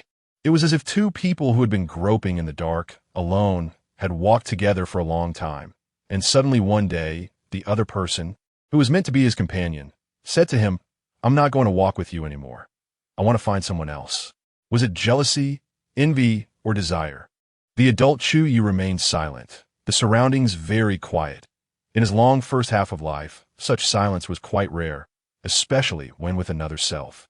The younger Chu Yu also did not speak, a sense of loneliness forming a magnetic field around them, isolating them from everything else. "His name is Wei Zhao." The adult Chu Yu finally spoke, with a sharing desire he did not understand and a subtle bitterness. He knew that some of the emotions were not his own. "His name is Wei Zhao." The adult Chu Yu smiled. "I met him in the world designed by the main brain. It is the Noah's Ark you and I chose." It was perhaps pity for himself at this moment. The younger Chu Yu listened to his words and opened his mouth but did not continue the topic. "When you plan to take action?" The adult Chu Yu took the water bottle from the younger Chu Yu's hand, twisting the cap with his long fingers and taking a sip. "Now, to not take revenge is not gentlemanly, especially since I'm not a gentleman." The younger Chu Yu did not speak. "Then, when will I disappear?" The younger Chu Yu retracted his arms and stood up straight. "I don't know." The adult Chu Yu stood up straight, twisting the cap back on and holding it in his hand. "It will probably take some time. After all, they know I am out and have taken someone away." The younger Chu Yu asked, "Where did you put that person?" He did not call that person's name, even though he knew. I don't know," the adult Chu Yu replied. "I didn't keep him nearby." The younger Chu Yu refreshed his understanding again. "You should come to this school." The adult Chu Yu did not tell him the reason, just saying it like that. "Really?" The younger Chu Yu stood up, his ponytail drawing a small arc in the air. "I have to go now. Lunch break is about to end." The adult Chu Yu stretched lazily. "I should go too." Wei Zhao rolled over on the bed, his face buried in the quilt, his muffled voice coming out. "What did he say to you?" "Nothing much," Chu Yu replied. "So, I don't really know about your matters." "Okay." After Wei Zhao said this, he did not speak for a long time. The video call was still not hung up, just left open like that. Finally, Wei Zhao propped himself up, looking at Chu Yu. "I'm hanging up. If he has contact with you, let me know. I want to find him." "He is the other Chu Yu, the adult Chu Yu." The video call was hung up, returning to the cold communication interface. It seemed that wanting to know information about Chu Yu would still take some time. Wei Zhao got up and dressed. "It seems like this. Let us first dig out the information that the sorcerer knows." He never believed in coincidences. Wei Zhao opened the door and happened to run into the sorcerer Xing, who was looking for him. "You're up." The sorcerer Xing looked at Wei Zhao as he opened the door. Wei Zhao stepped out, casually closing the door behind him. "What is up? Is it time to eat?" It wasn't he that Wei Zhao was greedy. It was just that the time was a bit late, and besides, he really didn't know what else the sorcerer Xing wanted besides asking him to eat. "No." The sorcerer Xing, with a red bead hanging from his left ear and wearing a dark blue outer garment, had a long cloth with yellow and blue tassels hanging from his left lapel to his right waist. As he moved, the red beads swayed slightly. "It's your grandfather who wants to see you." "See me?" Wei Zhao was puzzled. Aren't you curious about what I said today?" The sorcerer Xing said. "So I want to ask my grandfather." "So, it was you who asked your grandfather for this favor." Wei Zhao took a step closer, saying ambiguously, "Why?" "What do you mean, why?" The sorcerer Xing replied with a smile. "Aren't you curious? Besides, you're not my boyfriend." The sorcerer Xing skillfully avoided that question. "Let us go." The sorcerer Xing said, "My grandfather is in the tea room." Outside the tea room stood a small mide tree blooming with tiny red flowers. It is said that this type of tree initially blooms in milky white. A famous ability user once committed suicide in front of this tree, and the splattered blood dropped on the flowers, turning the flowers red from then on. Chapter 59 Engagement Before Entering. Xu Xing stopped Wei Zhao and gently but firmly placed a bracelet on Wei Zhao's left hand. As soon as they entered the tea room, the ancient and elegant atmosphere inside calmed their emotions. The design and decoration of the tea room were exquisite. The furniture was made of high-quality rosewood, intricately carved with beautiful patterns and designs. Wei Zhao changed his shoes before entering, wearing wooden clogs. On the walls hung some antiquated calligraphy and paintings. Delicate porcelain was arranged on shelves of varying heights. Wei Zhao followed Xu Xing and knelt at a small wooden table. The light in the tea room was soft, streaming through the paper windows and creating a tranquil and comfortable atmosphere. His grandfather sat opposite them, not playing with his walnuts but holding a long cigarette. Upon seeing Wei Zhao and Xu Xing arrive, he lifted his eyelids and glanced at them. When he noticed the bracelet, his grandfather took a few puffs of smoke. "You're here," he said, tapping the ash of his cigarette on the table. He looked at Wei Zhao's face, which resembled an old acquaintance, and sighed. It's fate. Seeing the ancestral bracelet on Wei Zhao's hand, he sighed again.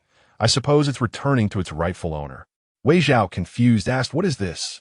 As soon as he put it on, Wei Zhao could sense that this bracelet was quite valuable. The delicate jade material, the natural green color, and its ability to nourish the spiritual sea all indicated it was a rare treasure. His grandfather did not answer the question, glanced at Wei Zhao, and blew out a smoke ring. "Kid, how much do you remember?" Wei Zhao understood this was a signal to reveal the truth, but he remembered nothing at all. "Really?" His grandfather held the cigarette pipe with his index finger while the other fingers rested lightly on it. "To be honest, when Xu Xing said she met you, I couldn't believe it. After all, you were just a small child who escaped from that person and survived until now." His grandfather narrowed his eyes, gazing into the distance as if reminiscing. Wei Zhao clasped his hands on his knees, feeling a vague unease. "But your parents, they're also very capable people."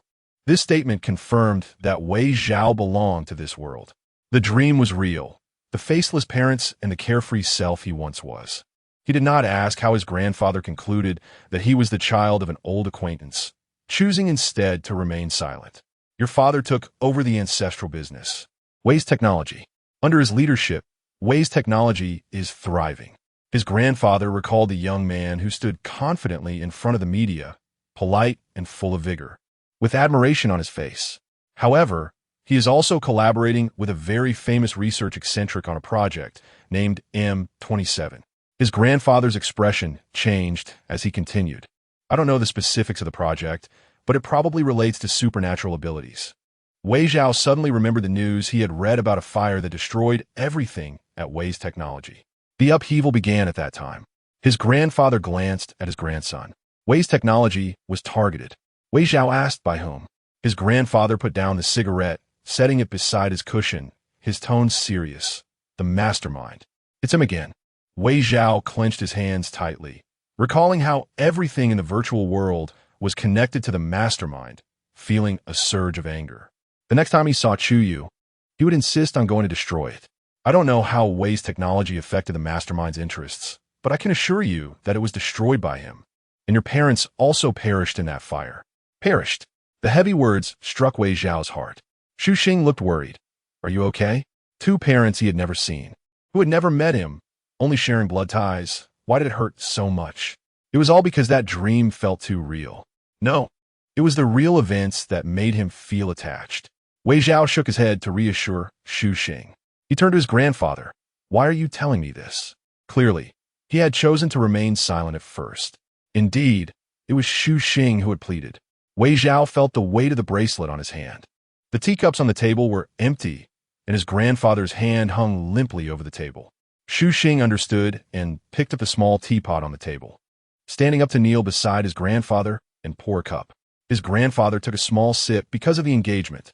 The situation was becoming increasingly surreal. Xu Xing's expression remained unchanged as she returned the teapot to its original position. The Wei family and the Xu family had a marriage engagement before. His grandfather looked at Wei Zhao, as if evaluating a commodity, his scrutinizing gaze making Wei Zhao uncomfortable. "The engagement was arranged between your mother and Xu Xing's mother before you were born." Wei Zhao lowered his head. "There's an engagement?" His grandfather looked at the bracelet on Wei Zhao's hand. "This is your engagement token." The exceptional jade material was carved into a ring by the Xu family.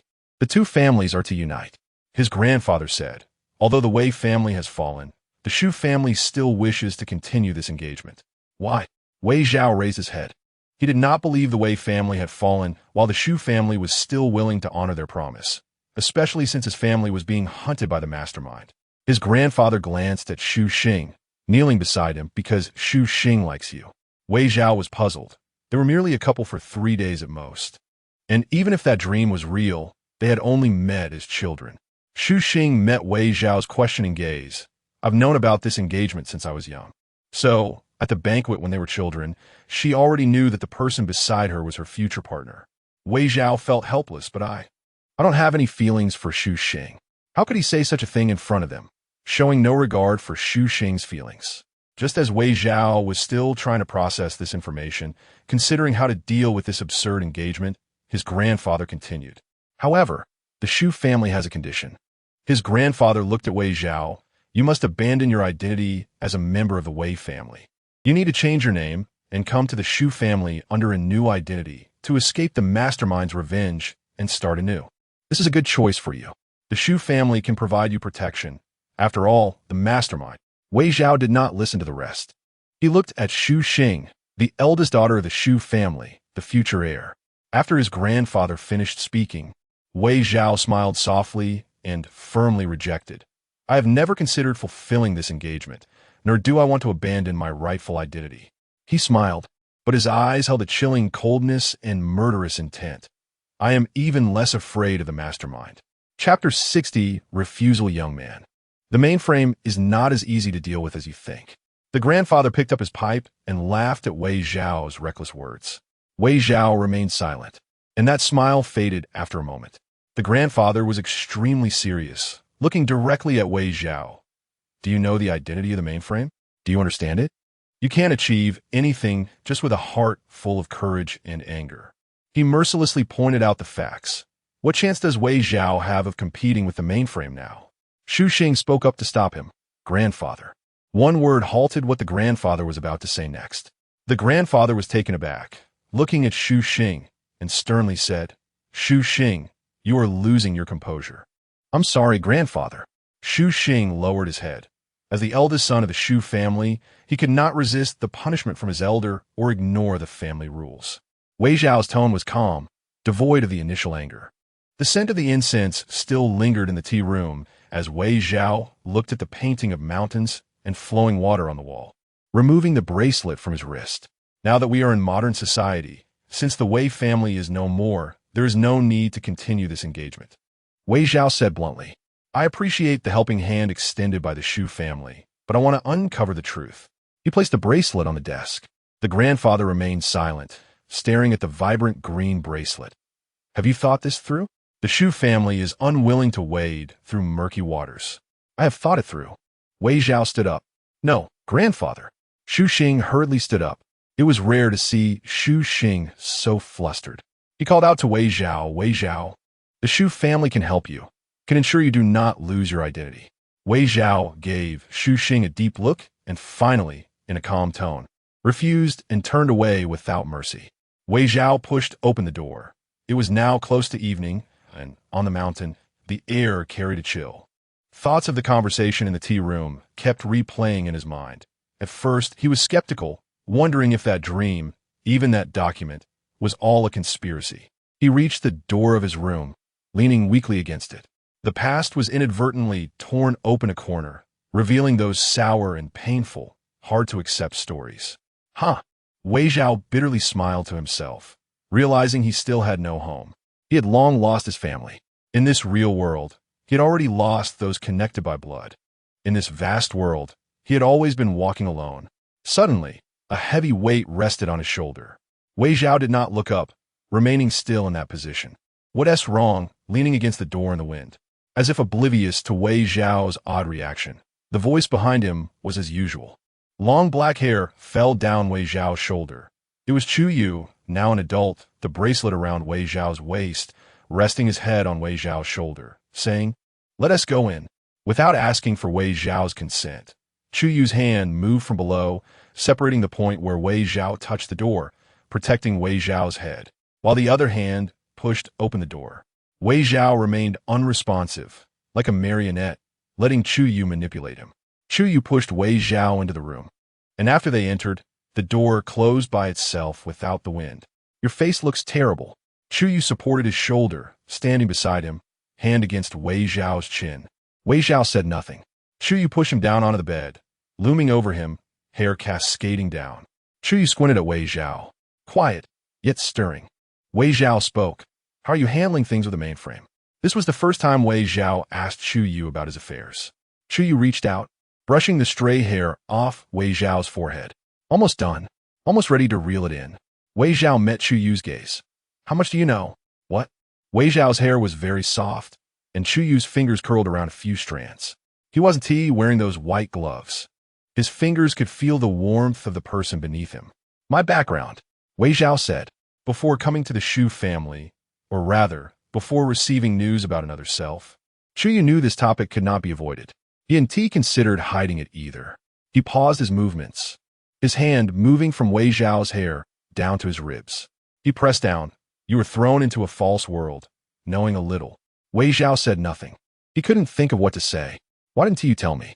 After a long silence, Wei Zhao spoke. He pushed away Chu Yu's hand resting on him. Chu Yu sat up straight, straddling Wei Zhao, studying his expression, then said matter-of-factly, You didn't ask me. Yes. Wei Zhao had not inquired about this aspect since coming out of the false world. Instead, he had directly spoken. If I asked, you would tell me. I would. Chu Yu looked at him. Wei Zhao avoided his gaze. Get off me first. Chu Yu raised an eyebrow, obediently lying down beside Wei Zhao. How did you come to the Shu family?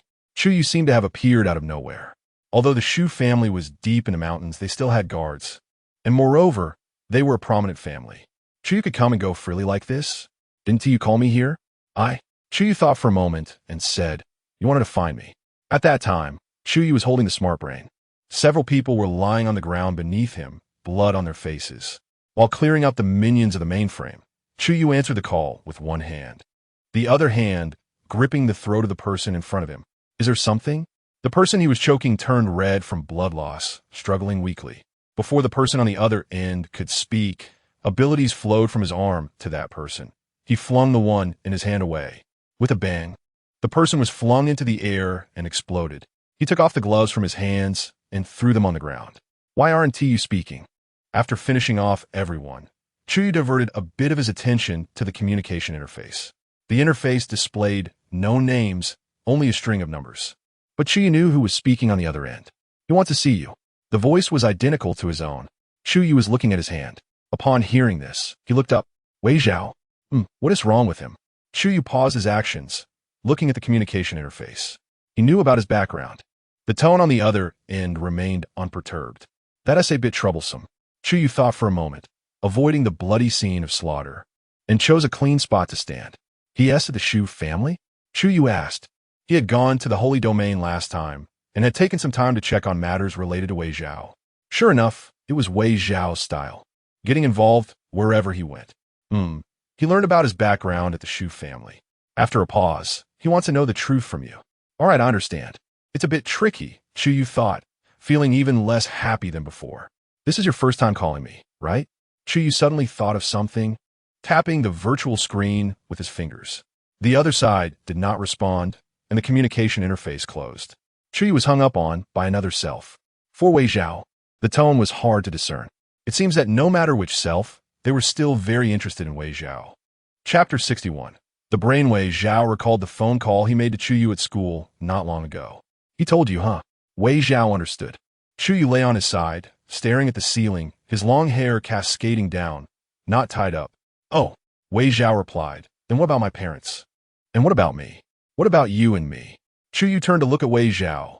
Are you 100,000 wise? Knowing that Chu Yu wouldn't deceive him, Wei Zhao's anxious mood calmed down significantly, returning to his usual state.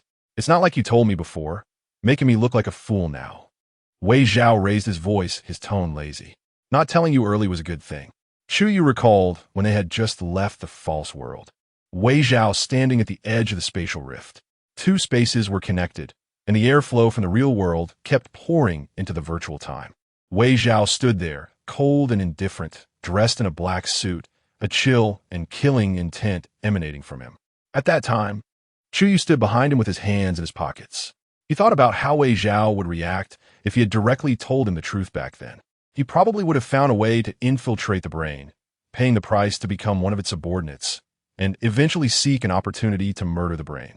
considering your state at that time to find a brain. The sentence was not finished, but the scoff in his tone indicated his disagreement. Wei Zhao mumbled a few words, which Chu Yu didn't catch clearly, but it was likely not something good. Wei Zhao also turned over to face Chu Yu. My parents were really killed by the brain. After extreme anger, emotions reached a critical point and became flat instead. Chu Yu lowered his eyes, his whole being resembling a stone statue from ancient Greece, tranquil and full of historical weight. Wei Technology and the tech freaks teamed up. Chu Yu said, "This is when Wei Technology started to attract attention." Suddenly, Chu Yu thought of something. How much do you know about the brain after all these days? The brain? Wei Zhao recalled the movie he saw in the false world. Robots? Chu Yu could tell at a glance that Wei Zhao was clueless. Wei Zhao pushed Chu Yu's shoulder. "Don't look at me like that." Chu Yu helplessly replied, "That's half right. He combines machinery and supernatural abilities." Chu Yu said, "He believes in technological ascension, dominating the supernatural with technology." Wei Zhao pondered, technology and supernatural abilities? How do they combine? Replacing human bones and blood with machinery to achieve immortality and an endless supply of supernatural abilities. Supernatural abilities cannot be adapted to unlimited extents, just like human stamina, which tests one's mental and physical qualities. Therefore, scientists proposed that replacing human flesh with machinery could improve one's usage and mastery of supernatural abilities. The brain is one who believes in this, thus accepting the radical technological faction's claims. Wei Zhao moved his slightly numb hand. "Given my current status, I should be able to receive good treatment back then." Chu Yu mocked. Yeah, at that time, he did have good conditions. Top scientists were recruited. Unfortunately, current technology isn't advanced, and issues arose with his integration. Therefore, the one who should have been the country's manager faced challenges and pressures from others due to his own problems.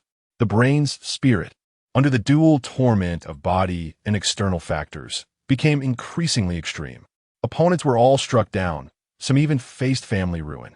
At this time, Wei Technology and the Tech Freaks Research Direction caught the brain's attention.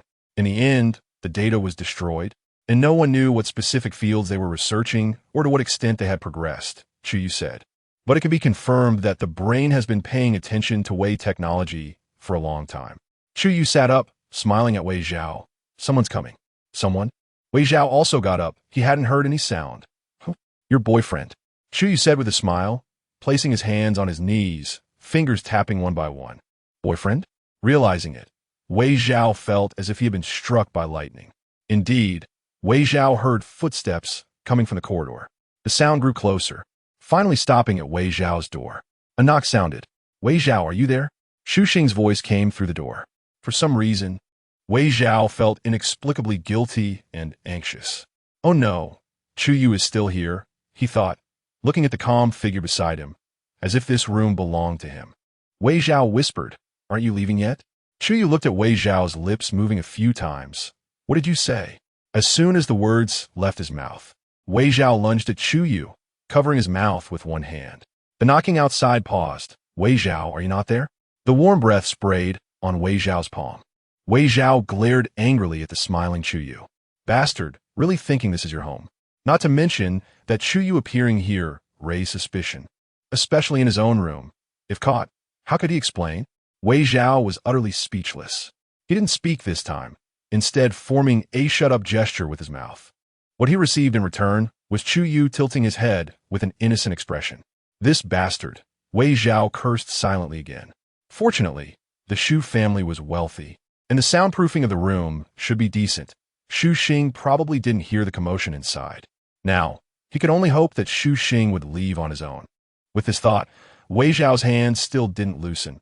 He feared that if he let go, Chu Yu would pull some trick again. "I know you're in there." Xu Xing spoke from outside. "They saw you return to your room." It seemed that Xu Xing wouldn't leave for a while. Wei Zhao sighed silently. "I know what my grandfather said might have upset you, but that wasn't my intention." Chu Yu didn't struggle and obediently let Wei Zhao cover his mouth. "I really like you." "Wow." Chu Yu silently mouthed the words, and Wei Zhao could feel the movements of Chu Yu's lips. He was also shocked inside. He and Xu Xing had spent less than 2 days together. Even if they had met as children, what did that matter? Could it be love at first sight at such a young age? Wei Zhao didn't believe it at all. Realizing his words were abrupt, Xu Xing put down his hand from knocking on the door, clenching it into a fist at his side. Chapter 62. Stay put. Continuing in silence isn't a solution. Wei Chao's gaze pressured Chu Yu, urging him not to make any other moves. Chu Yu nodded, indicating his agreement. Wei Chao tentatively loosened his grip. When Chu Yu didn't make any sudden movements, he focused all his attention on the door. Wei Chao stood up and walked to the door, not opening it, thinking that some things might be better said through the door. There wasn't really a misunderstanding here. After pondering for a long time, Wei Chao truly didn't know what to say. How could it be? Xu Xing raised a hand and placed it on the door. We met when we were kids. Do you remember? Wei Chao recalled that dream and murmured in acknowledgement. Xu Xing gave a bitter smile. What are your thoughts? Wei Chao thought for a moment and replied, to be honest, I don't remember. It may sound cruel, but in my memory, we are just people who have known each other for a short time. Wei Chao closed his eyes and resolutely said, our relationship is at most that of old acquaintances. Is that so? Xu Xing's tone was filled with regret.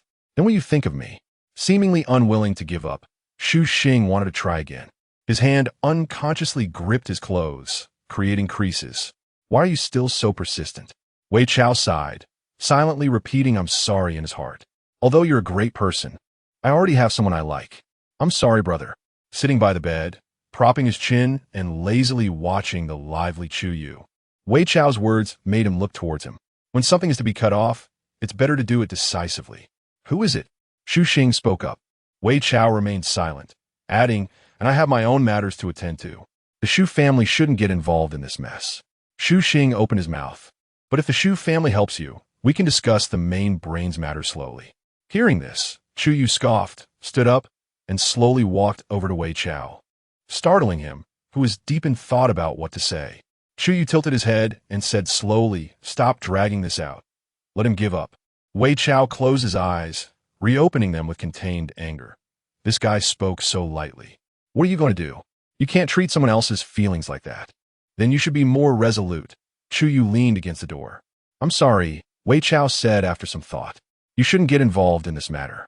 It's not good for either you or the Xu family. His tone was serious. That's how it should be, Xu Xing. There was no way to refuse. The tightly clenched hand relaxed. I understand. Continuing this would just be a nuisance. Xu Xing turned and left. Chu Yu waved his hand, and a burst of blue smoke flowed from his palm, drifting out the open window, transforming into a small blue bird. Wei Chao let out a breath of relief. You really are popular, Chu Yu said, squinting at Wei Chao. You really leave a good impression everywhere. Chu Yu recalled Wei Chao's habit of treating beauties with ice butterflies in the virtual world. Where? You can stop slandering this good citizen. Wei Chao tugged his collar. Chu Yu raised his head. Are you still going to stay here? Wei Chao was still adhering to the school's 3-day couple rule. Wei Chao thought for a moment and shook his head. I'm leaving. Oh hot, Chu Yu not that. I'm going to your place. Wei Chao looked at the relaxed Chu Yu, who seemed like he had no bones in his body. Hearing this, Chu Yu didn't react too emotionally. What are you going to my place for? To see your old nest, Wei Chao replied. Chu Yu chuckled. There's really nothing worth seeing there. Chu Yu planned every step well, considering that he had prepared for this since he was thrown into the false world and had inserted Wei Chao into it. After that, he meticulously dealt with the main brain's minion step by step. Wei Chao flexed his wrist, thinking whoever we share a common enemy with is now an ally. Ally? Chu Yu glanced at Wei Chao, an ally who struggles to use his abilities. Wei Chao held back his frustration, but couldn't help but complain. Have you really forgotten who made my abilities possible? Chu Yu pretended to think, I guess it's because of me. You know that? Wei Chao gritted his teeth, trying hard to suppress the urge to hit someone. Aren't you responsible? Me? Chu Yu pointed at himself. Responsible? What do you want to be responsible for? Chu Yu smirked, wanting to see what strange ideas Wei Chao would come up with. You should help me fix my mental C. Wei Chao also leaned against the door like Chu Yu. Don't forget, taking you out has already settled the transaction's final payment. Chu Yu stopped smiling. If I present another sincere transaction, Wei Chao said. Another transaction? What do you have that's worth trading for now? Chu Yu thought for a moment. The most valuable thing you have right now is yourself. Wei Chao replied, exactly. The two leaning against the door faced off. Gradually, the calm atmosphere began to feel strange, as the two repeatedly fell into a silent standoff. Outside the window, the tree shadows swayed, and the sky darkened. The servants had begun to set the table. However, the commotion from over there couldn't affect them. It was as if they had built an invisible wall that separated them from the outside noise. Finally, Chu Yu curved his lips, relaxed his shoulders, and stood up straight from the door. "All right, I agree." With a graceful demeanor, his long black hair fell to his chest as he slightly tilted his head and narrowed his eyes, coming close to Wei Chao. He looked like a beautifully elegant bow, now with its string pulled tight. His eyes were filled with smiles and warmth, with none of the previous distance and coldness. "Would you plan to leave?" Chu Yu unusually invited him. Wei Chao was still at the Shu family. He thought for a moment and decided he should say goodbye to Shu Xing before leaving. He took a step back, creating distance from Chu Yu, and said, "Wait for me a moment." Chu Yu responded with an "oh," retracting his smile. "How long is a moment?" Wei Chao glanced at the smart brain's clock. "Give me half an hour." Chu Yu probably guessed what Wei Chao wanted to do. Lazily walking back to the bed and lying down, "All right, hurry up. My time is quite precious." Wei Chao looked at Chu Yu's laid-back appearance today and frowned. "Stay put here."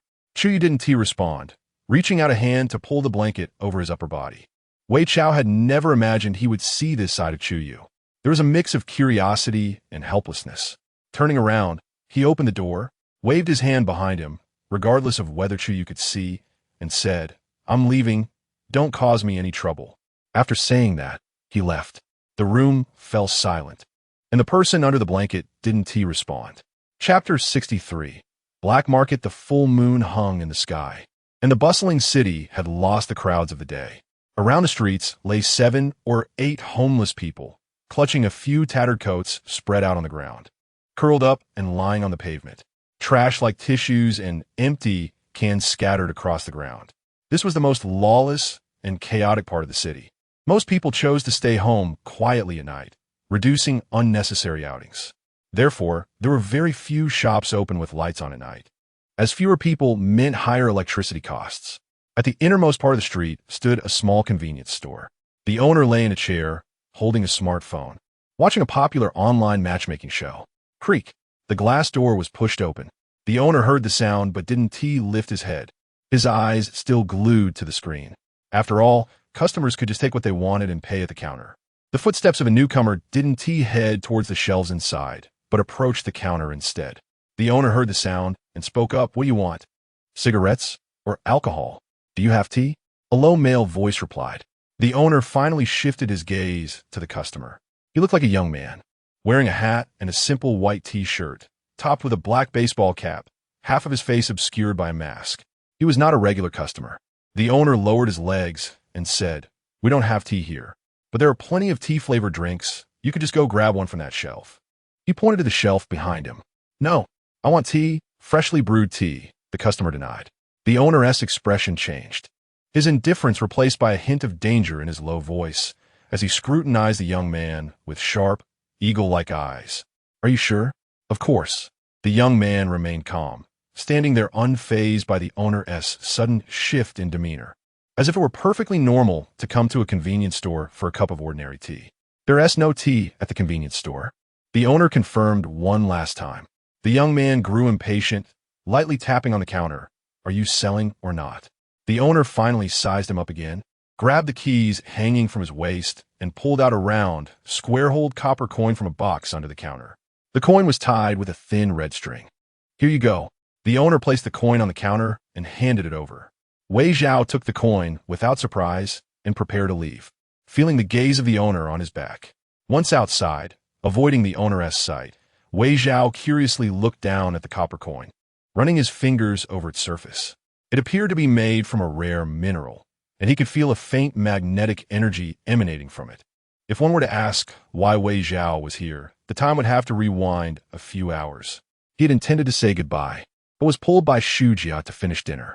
By the time he found a moment to tell Shu Xing he was leaving, it had taken more than an hour. After he finished arguing with Shu Xing and hurried back to his room, Chu Yu was already gone. He turned on the light, and the room was empty. Wei Zhao sighed. There was no helping it. He had broken his promise and failed to keep the time he had set. Couldn't this person wait for him? Wei Zhao muttered to himself as he walked towards the bed. The spot where Chu Yu lay was messy and unable to stand it. Wei Zhao prepared to straighten the covers. However, when he lifted the blanket, he found a palm-sized leaf left underneath. Wei Zhao picked it up curiously. The broad leaf had blue letters formed from some kind of supernatural energy. "Too late, come yourself." Just 4 simple words. Wei Zhao pondered for a moment. This phrase likely meant he was late and needed to come on his own. Where to come? It could only be to Chu Yu's hideout. Wei Zhao flipped the leaf over and over, but found no address or clues left by Chu Yu. This bastard couldn't he leave a hint for him? Wei Zhao felt a bit gloomy, tossing the leaf in his hand. Since he had already seen those 4 words, the leaf was of no use anymore. The leaf twirled in the air, and halfway through, a blue ethereal flame began to rise from the base of the leaf, consuming it entirely. Wei Zhao stopped his motion of lying down and watched the inexplicable fire. After the flame completely engulfed the leaf, the blue letters materialized before Wei Zhao's eyes, floating in the air and revealing clues to enter that place. As Wei Zhao finished reading, the floating text slowly faded away, turning into mist. What a flashy clue. Wei Zhao rubbed the copper coin, recalling Chu Yu's teasing expression. He lifted his leg and purposefully walked towards the group of homeless people lying on the ground. Those homeless people were surprisingly clustered together on the same street. A few large men wrapped in tattered coats lay scattered on the ground, soundly asleep. Wei Zhao crossed the road and stood in front of them, observing. Even with his sizable presence, they showed no reaction. The innermost homeless man had a dusty porcelain bowl beside him, coated with a layer of black grime. Wei Zhao stood with his hands in his pockets, tossing the copper coin into the bowl. The coin spun inside, and the ears of a few homeless men subtly twitched. As the coin came to a stop at the bottom of the bowl, all the homeless men opened their eyes. The innermost homeless man woke up, sat up, grabbed the coin, and asked with a slurred voice, "Boss, what up?" Wei Zhao glanced at the other homeless people still lying on the ground. Find a place. Clearly, they were all skilled fighters, and Wei Zhao withdrew his scrutinizing gaze. What place? The homeless man held the coin tightly, whistled, but his eyes, fixed on the coin, were sharp. The nightless city, Wei Zhao said, recalling the clue left by Chu Yu. Got it. The homeless man stood up, gripping the coin, and walked out, slightly hunched over, leading the way for Wei Zhao. Wei Zhao followed his pace, glancing back. As the homeless man walked away, another nearby homeless man got up, moving to the bowl. Wei Zhao averted his gaze, following the homeless man through twists and turns in the alley until they finally arrived at a dead end. Before them was a wall. The homeless man approached it, pressing on a few bricks. Unexpectedly, the wall transformed into a passageway, a passage leading to the nightless city. Chapter 64 Exchange. The homeless man walked through the open passage, followed closely by Wei Zhao. What caught his eye was a waterfall cascading down. And as Wei Zhao looked around, he realized he was surrounded by a white mist. The mist obscured his vision, and he couldn't see the homeless man who had entered with him. The only difference was the waterfall in front of him. After a moment of contemplation, Wei Zhao walked toward the water curtain without hesitation. The sound of commotion came from ahead. As he got closer, he could hear voices behind the water curtain. Come and see. Hidden ability orbs. Just one can conceal your aura. A brand new smart brain identity card. A bustling street filled with stalls appeared before Wei Zhao, where some people wore masks while others donned strange long robes that concealed their faces. There were also people like Wei Zhao who casually covered themselves. Wei Zhao glanced back, and the place he had come from had transformed into a gigantic fountain. His appearance went unnoticed by the people on the street. This was a transfer point, and there were others like Wei Zhao emerging from the water curtain, soon disappearing into the crowd. Looking down the street, he could see a tall building occupying the center of the Eternal Night City, a rough and simple main city for the people here. Wei Zhao unconsciously pinched the bridge of his nose and walked down the street. Chu Yu had given him a method to enter the Eternal Night City, but she hadn't provided the location of where she was. Fortunately, Wei Zhao was not in a hurry and casually glanced at the addresses posted on a bulletin board. He chose a place that caught his eye and prepared to leave. The Eternal Night City was the largest and most prosperous black market in this world, where the ordinary people's smart brains could not be used, greatly avoiding monitoring from the main brain. In this place, everyone traded their assets for currency that circulated in the black market through specialized exchanges. Upon leaving the black market, The exchanges automatically transferred the transaction amounts to their respective accounts. Of course, there were those who attempted to skip out on bills or breach contracts. As Wei Zhao approached the exchange, he saw a boy with a doll-like face licking a lollipop, disdainfully stepping on the face of a man lying on the ground. "You dare to cause trouble here? Don't you want to live?" The doll-faced boy pressed down hard with his toes on the man's face. And the surrounding traders didn't seem surprised. There were always a few reckless ones causing trouble in the Eternal Night City. The exchange had a square exterior wrapped in white obsidian, with doors on all sides for easy access from different entrances. Inside, much like a bank, there were dedicated staff to assist with transactions, such as loans. You still want to borrow money when you haven't even paid off your gambling debts? Do you think you're worthy? The doll-faced boy, about 1.6 meters tall, wore a green dinosaur short-sleeve shirt. He kicked the pleading man hard in the face, sending him crashing against a large stone lion at the entrance. The impact created a loud noise, sending dust flying, and a dent formed on the lion statue. The man collapsed, breaking bones and spitting blood. Disgusting. The doll-faced boy looked at the scene with disdain. "You still want to borrow money for your kid? Get lost." He waved his hand dismissively, and a man in a black iron mask appeared behind him, taking care of the situation and dragging the man away to the deepest mining pit until his debts were settled. The black-clothed man placed his right hand on his chest, a silver ring adorning his finger. After receiving the order, he swiftly dashed toward the man, his figure moving like a ghost. With a flick of his hand, a thin iron whip wrapped around the man's arm, and a black door opened before them. The black-clothed man dragged the unconscious man inside, and as soon as they entered, the door disappeared. Wei Zhao stood to the side, silently marveling at the financial power of the owners behind the Eternal Night City. Space tunnels were incredibly expensive. Even the security personnel here seemed to have an average of 1 tunnel entrance each. TSK. Wei Zhao felt a pang of envy. In the real world, the once wealthy young Master Wei had turned into a pauper, which left him feeling a touch of melancholy. As Wei Zhao pondered, the doll-faced boy turned to glance at him before returning to the exchange, still chewing on his lollipop. Wei Zhao now had a rough understanding of this place. Regardless of what one did or what crimes they committed outside, the Eternal Night City would not inquire. However, if one committed a crime within the city, they would face consequences. Once you entered the Eternal Night City, you had to abide by its rules. With this in mind, Wei Zhao stepped into the exchange. Inside was entirely silver-white, and to Wei Zhao's surprise, most of the equipment was advanced and full of a sense of technology. Rows of windows were distributed throughout the exchange. The exchange offered both manual and self-service options, with the manual service generally handling more complicated transactions. Thinking this, Wei Zhao walked up to a manual service window. Inside sat a girl in uniform, wearing a small petal-like ear stud.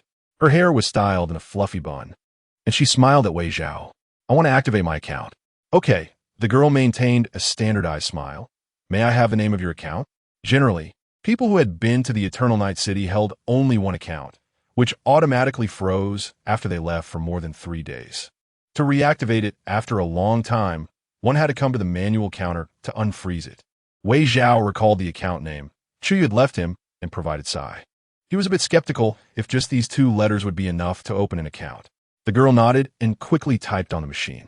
The screen displayed the account result. "What?" The girl's smile faltered, her eyes filled with disbelief. "Could you please repeat the account number?" Sai. Wei Zhao felt a bit embarrassed. The girl touched her ear stud, regained her smile, and said, "The steps to activate the account can be a bit complicated. Please wait a moment." Wei Zhao frowned. Time passed second by second, and the girl at the counter made no moves. There was a long line of people behind him. "What's going on? Why is it so slow? Why isn't anyone moving up front?" Many people murmured under their breath. A boy standing behind directly voiced, "Why is it so slow? Are you out of money or in debt?" Some people began to echo, and others started to complain as well. "I still need to hurry to the auction. Yeah, if it doesn't work, just let the next person go." Hearing this, the girl at the counter stood up. "Quiet. It's not like that." Unfortunately, the people here were a mixed bag, and as more people joined in, they gained a boldness that feared nothing, completely ignoring the counter's explanation. The atmosphere grew tense, and Wei Zhao stood calmly at the counter. Just as the tension reached its peak, when people behind him were about to speak to Wei Zhao, A voice filled with anger cut in. "What are you all shouting about?" Wei Zhao turned to look at the source of the voice. The doll-faced boy appeared before him again, this time without a lollipop, holding an unwrapped piece of bubble gum instead. He strolled over leisurely, while someone behind him, impatient and red-eyed, snapped back, "Mind your own business." He had never faced such disrespect outside, where he had been treated politely. As soon as this was said, the surrounding people fell silent. The person felt a chill at the back of his head. "Oh, mind your own business." The speaker was completely frozen, and before he could even turn his head to look, a tremendous force rushed towards him. His entire body was flung out in a parabolic arc. So Yu retracted his foot and looked at the row of people. "Do you have any objections?" The entire line of people stood silently, instinctively lining up properly. Chu Yu scoffed, tossing a piece of bubble gum into his mouth, chewing as he walked to the counter, casually playing with a butterfly knife he had pulled out from somewhere. "What's wrong?" The staff at the counter had an ear stud that was one of the communication devices of the Night City. It would be activated when encountering something difficult to resolve or lacking authorization. The instances of activation were few and far between. Most people wouldn't need to use it, and Chu Yu was just about to relax in his single room and start a new game when an alarm message came through. Thinking it was someone causing trouble, he angrily tossed the gaming console and came over. His fierce demeanor made it clear to anyone who saw him that he was not in a good mood. This exchange was within Chu Yu's jurisdiction, and only he could handle it personally. He wanted to see what was going on. A girl stood behind the counter, and upon seeing Chu Yu, pressed a soundproof wall button to eliminate the possibility of outside eavesdropping. The boy outside wanted to activate an account, so Yu played with the knife, watching Wei Zhao, who was at the front of the line, skillfully manipulating the blade. "That account is CY." A loud snap echoed as the butterfly knife slipped from Chu Yu's grip and fell onto the counter. "What?" Ignoring the reactions of those around him, Chu Yu exclaimed, tapping the internal communication device on his ear and increasing the volume. "Which account?" "What did Chu Yu do?" Wei Zhao appeared calm, but was actually planning how to escape. The voice from the communication device repeated itself. So Yu put his hands down, looking at Wei Zhao with suspicion. Dressed in a shirt with a fiery little dinosaur print. It was hard to tell he was a major lord of the Night City. "What is your name?" Chu Yu asked. Wei Zhao didn't answer. So Yu realized this wasn't a good place to talk, ruffled his hair, and said, "Forget it. You'll come with me for now. I'll help you open an account." Wei Zhao assessed the power dynamics and seemed to conclude that he wasn't looking for trouble. So he nodded and followed Chu Yu. At first, the people around were somewhat gloating at Chu Yu's reaction, as old acquaintances knew the Lord had a bad temper. Who would have thought he was acting unusually today, suppressing his anger and helping someone open an account? They couldn't help but stare at Wei Zhao, curious about which hidden big shot he was. Wei Zhao awkwardly adjusted his mask. Chu Yu chewed on his gum, occasionally glancing back at Wei Zhao or assessing him through reflections on the wall. Wei Zhao could only pretend not to notice. Unbeknownst to Wei Zhao, Chu Yu's right, I was scrolling through messages in a group called Shameless Capitalists. On the surface, it didn't show, but as Chu Yu scrolled, he was also sending messages in the group. "SY, I can't believe what I discovered today."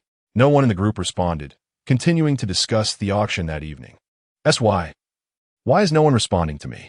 This is a huge deal." Finally, someone replied, "What happened? Did you run into something frustrating again?" It was nothing new, so you often posted about his fights with others. "SY, no, I'm telling you, I met someone who wanted to open an account." "Isn't that normal? What is the big deal?" A few dismissive messages came through. "SY, he activated the boss's account." So you finally sent this message. Despite his indescribable excitement, the group remained silent. "SY, aren't you all curious?" Still no responses. "Are we almost there?" Wei Zhao's voice pulled Chu Yu back. So you turned and gestured, "Almost." "Really?" Wei Zhao looked away. So you stopped checking the group messages and efficiently led Wei Zhao to his office. "You sit first." So you pointed to the large sofa in the room and walked to his fridge. Taking advantage of the moment, he opened the group chat with his right eye. He was taken aback when he opened it. After a brief silence, messages flooded in like snowflakes. "What? Do you have a photo? What does he look like?" Even the most taciturn lord in their ranks chimed in with an exclamation mark. So you grabbed a bottle of Coke, feeling inexplicably smug. He slowly sent messages. "SY, just took a candid shot. Hurry up and send it." Watching the messages in the group, Chu Yu smirked. He sent the photo he had just taken. In the picture, Wei Zhao stood tall, wearing a black mask, although the shot was slightly blurry. His bright and clear eyes left a deep impression on anyone who saw the photo. Handsome. The group erupted into discussion. Many usually aloof and serious lords avoided their subordinates and flocked to the group to gossip. So you didn't linger in front of the fridge for long. Returning to his seat with the Coke. The sound of the bottle opening was audible. So you looked at Wei Zhao.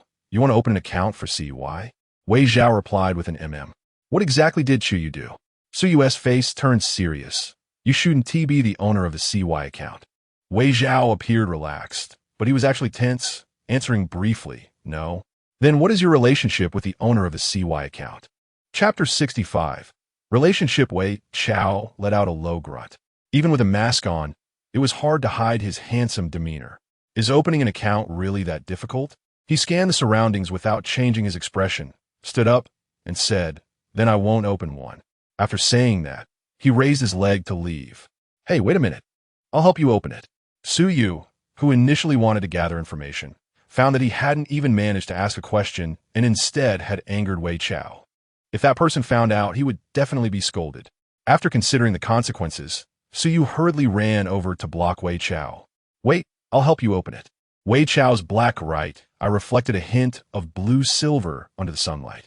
The video had already been enlarged, and other lords were stifling their laughter at the shaking screen. Oh, you've scared him away. If you don't stop him now, the boss will definitely beat you up when he finds out. You had your day too. They completely ignored how they had previously egged Chu Yu on to probe into Wei Chao and Chu Yu's relationship.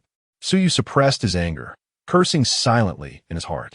Wei Chao had his steps blocked by Chu Yu and raised an eyebrow at him. Are you guys robbing and forcing sales here? Rushing to do business? Chu Yu cursed inwardly again. Originally, he had the demeanor of someone who was displeased and didn't want to be bothered, but now it was completely different. He adjusted his expression, turning his previously rebellious face into a twisted bittermelon face. I'll help you open it. Fearing that Wei Chao would leave, Chu Yu immediately opened his smart brain, displaying the trading account interface. You have to wait a bit. This account has some complications. Since he probably couldn't win in a fight, and with Wei Chao blocking his way, he decided to wait there. So you directly tapped on the smart brain screen. Hold on, you need to confirm this. So you switched modes, playing a little trick. This mode required the original owner's confirmation, standing in front of Wei Chao. So you pointed the smart brain screen at him. This requires facial recognition. Wei Chao glanced at Chu Yu, but didn't say anything. He wasn't afraid of exposing his identity and directly took off his mask. Under the black mask was a handsome and charming face. His eyes, slightly elongated at the outer corners, exuding a hint of worldly charm. Witnessing his appearance, the people in the group began to express their thoughts. He's a handsome guy. The boss is a good eye. This little handsome guy is such a pity. So you didn't react much. He was more eager for the next program setup. To ensure the safety of the transaction and avoid unnecessary follow-ups later, the counter staff could choose another account opening method. They could send the facial recognition of the person applying to the original owner for confirmation. If approved, the exchange would proceed with the next steps. And even if there were subsequent errors, the exchange would not take responsibility. The smart brain automatically sent the captured face to the original account holder. You need to wait for the review to pass before you can unfreeze it, so you explained. You can wait here for a bit. Once it's approved, I'll give you the account. Wei Chao thought for a moment and nodded in agreement. So you pointed to the bookshelf next to the sofa. If you get bored, you could go look there. There is a stack of comic books on top, with some promotional flyers about other lords in the Nightless City stuffed underneath.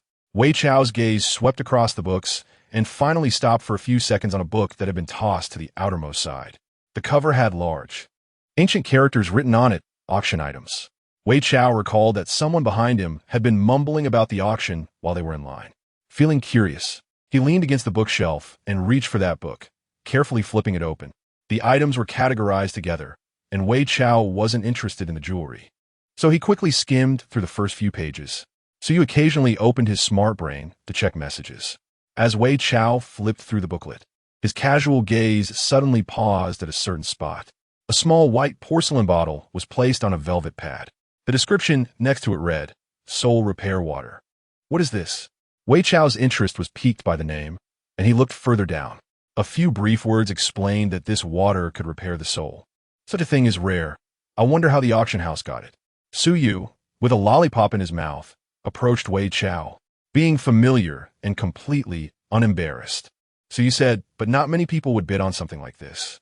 His cheeks were puffed out. A person's soul is too thin and ephemeral to maintain, and it needs to be stored in a specific container. So you looked at the starting bid for this item and sighed. Even if you got it, it wouldn't be very useful. It wouldn't guarantee 100% effect. Wei Chao didn't speak, still holding the book in his hands, but not turning the pages, seemingly lost in thought. So you looked at the young man in front of him. With keen eyes, he noticed the red bead on his hand. That red bead was dark crimson, not large, only the size of a single pearl, and had cracks on it, as if it had been dropped hard. Having seen many things in the nightless city, he could easily tell that this bead was ordinary, especially with the ominous aura mingled with a gentle energy, giving a very contradictory feeling. So you originally wanted to inquire about what this was, but at that moment, the smart brain vibrated. So you immediately dismissed that thought and excitedly opened the smart brain. Wei Chao also heard it and turned to look. The authentication screen on the smart brain had displayed approved. Su Yu's heart leaped with joy. He blinked and sent the interface in the group. "SY quick, look." The group fell silent. "What's going on?" Su Yu was momentarily confused. "SY, why aren't you all talking? Didn't you say you wanted to see?" The next second, Su Yu learned the reason. Someone who usually didn't appear in the group sent a message. "Side-dash? What the hell?" Su Yu jumped up in fright, exclaiming a curse. How did this person appear here without anyone reminding her? Su Yu felt like he was losing his mind. No one reminded him. Su Yu was now questioning his life. What could be worse than gossiping about the boss in the group only to have the boss catch you? These people truly could only share joys and not sorrows. So you looked at the group, which originally had 4 people, now had 1 more.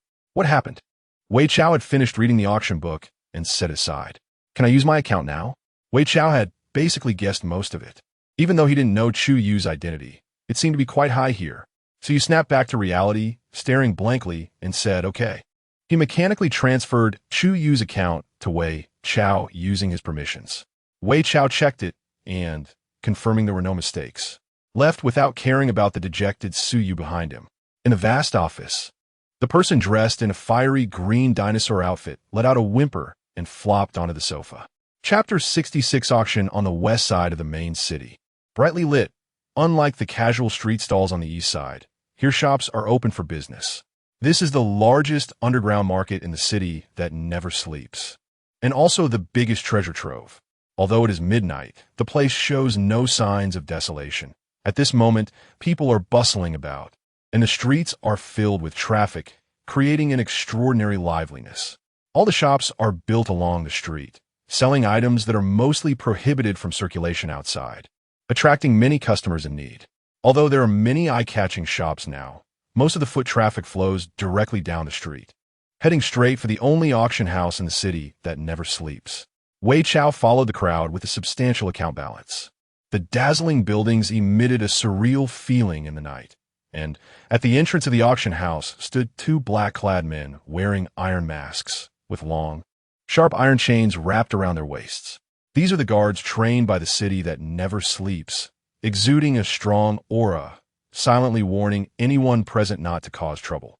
The auction house had long since sent out invitations, and those holding invitations could enter through the front door early to relax and enjoy themselves. Ordinary people like Wei Chao, wanting to join the fun, could only pay to buy a seat outside. There was a small window beside the main door, specifically for selling tickets to those who wanted to watch the spectacle. Wei Chao had already gathered information before coming and went directly to buy a ticket there. Even a ticket for spectators was priced extremely high, several million per ticket. Initially, the price was daunting, but for some reason, the line today was exceptionally long. People around were excitedly discussing why there were so many people today. "I heard the city lord is coming. Everyone is here to see the excitement. No wonder I felt like there were more people in the city today. Do you think some people also sneaked in after hearing the news?" The latter part of the conversation became inaudible. "How many tickets would you like to purchase?" the ticket seller asked. Even ordinary people here found the service staff to be polite and beyond reproach. 1. As Wei Chao reached the front and was about to take out his smart device to buy the ticket, a greasy voice came from the side. Wait. The tone was drawn out, and the attitude was quite grand, as those behind stretched their necks in curiosity to see who it was. Wei Chao didn't even glance over, opening his smart device to prepare to pay for the ticket. Which seat would you like? The counter staff maintained their professionalism, unaffected by that voice. Different seats appeared on the counter, varying in distance from the auction stage, with different prices for different distances. The closer to the auction stage, the better the viewing experience, but the price was equally expensive. The seat closest to the auction stage was also displayed at several tens of millions per ticket. Wei Chao had already checked Chu Yu's balance before coming. Buying this ticket wouldn't even dent the total. He made a quick and decisive transfer. Little did he know, this attitude infuriated the person who spoke. I said, wait, do you have a hearing problem? The person with the drawn-out tone walked over, blocking Wei Chao's action of taking the ticket. The ticket seller had seen it all before. After all, working here meant encountering all sorts of people. Wei Chao paused his outstretched finger, and just as the fireball flying toward him was about to hit, it veered off course. He looked up at that person and found it was the man who had been kicked away by Chu Yu earlier. The man didn't recognize Wei Chao and brazenly cut in line beside him. Give me that ticket. I'll pay double. The man said with a hint of arrogance. I'm in a hurry. I want it before you enter your information. The tickets were limited, especially the better seats. The tickets in the city that never sleeps were specially made. Once touched, they would record the identity of the person in the city. The price of a ticket was already high. Moreover, at double the price, the man naturally thought Wei Chao would give him the ticket, making a considerable profit. Wei Chao raised his eyes to look at him, his beautiful brows stretching out, displaying the pride and disdain of youth, and retorted without any courtesy. Who are you? The man felt stung by the sarcasm and became agitated, despite having no grounds to be arrogant. Are you going to give it or not? Wei Chao remained silent and directly took the ticket. You don't know what's good for you. The man's face turned red with anger. Holding the ticket, Wei Chao crossed his arms, speaking calmly. Who doesn't know what's good for them? Cutting in line here, what kind of display is that? His tone was light, with obvious sarcasm. Damn it. The man cursed. Do you know who I am? Wei Chao looked at the man with a curious expression, scrutinizing him for a moment before shaking his head and saying, I don't know. Those 3 words fell heavily, causing laughter from the onlookers. The man was furious. Are you really looking for death? After speaking, flames erupted from his hand, fierce and aggressive. Wei Chao remained unmoved, watching this person threatening his life with powers as if watching a monkey. The man smiled, thinking Wei Chao was too scared to move. A diamond pendant hung around his neck to detect the power level of opponents. He had noticed earlier that this person's power was weak, practically trash among trash, making him easy to deal with. The man looked at Wei Chao, thinking he had frightened him. As long as you kneel and apologize, I wouldn't mind sparing your life. As long as it didn't involve the property and interests of the city that never sleeps. The city wouldn't interfere in other people's matters and conflicts. Therefore, even if the man killed Wei Chao, as long as it didn't cause trouble for the city, it wouldn't care. After all, this place was a black market. Wei Chao remained still, merely looking at the man with a disdainful raised eyebrow. The subtle movement brought genuine anger to the man. You blind fool, the man shouted, flames flickering in his hand, rising to a height of 10 feet. Seeing this, the surrounding people quickly moved away, and the ticket seller calmly pressed a button to activate a protective shield, securing themselves and the ticket booth. With tensions rising, just as it seemed a fight was about to break out, a delicate female voice interrupted, filled with innocent confusion. What is going on? The voice sounded somewhat familiar. Wei Chao looked up to see a fragile-looking girl in a white dress, wearing white high heels, holding a small bag, her hair flowing down. It turned out to be an acquaintance. Su family, Su Bai. Wei Chao stood with a cold face, arms crossed, the red beads on his right wrist shimmering with fine cracks like a shattered mirror. Chapter 67, Encountering the Su family again. Su Bai had just gotten out of the car and was looking at the noisy scene when she walked over and unexpectedly ran into someone familiar. It was Wei Zhao, the despicable person who had harmed her. She tightly gripped the chain of her handbag, smiling. Wei Zhao, what were you doing here? The man who was being confronted turned to look at Su Bai. Who are you again? The black floating car behind him emitted a cold gleam. and Su Bai subtly took a step forward, revealing the capitalized logo on the front of the car to the man. The luxurious custom watch on Su Bai's wrist reflected a circle of light from the diamonds under the illumination. She restrained her smug expression, thinking of the Su family. The Su family?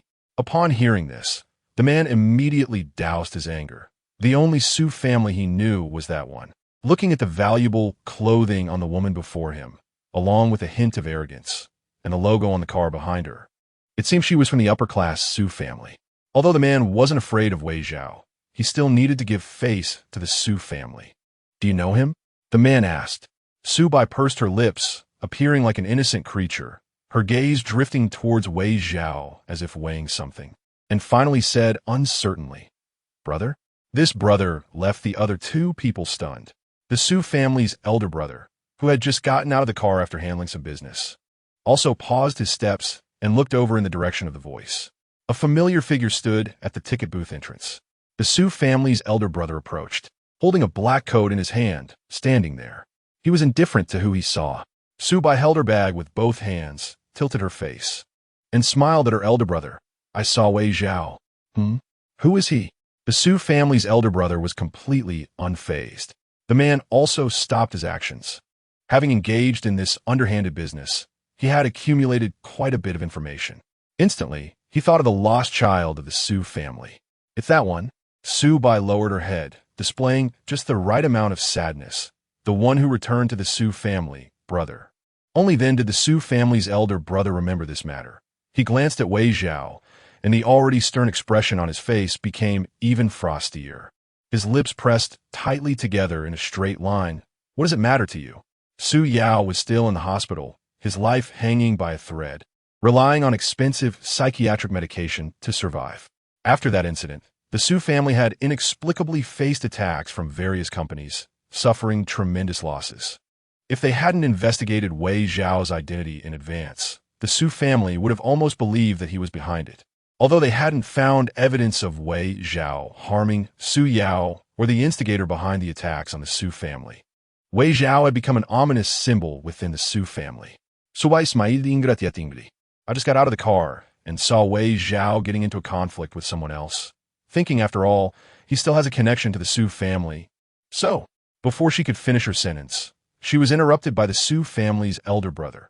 "He has nothing to do with the Su family." Su Bai almost burst out laughing at this.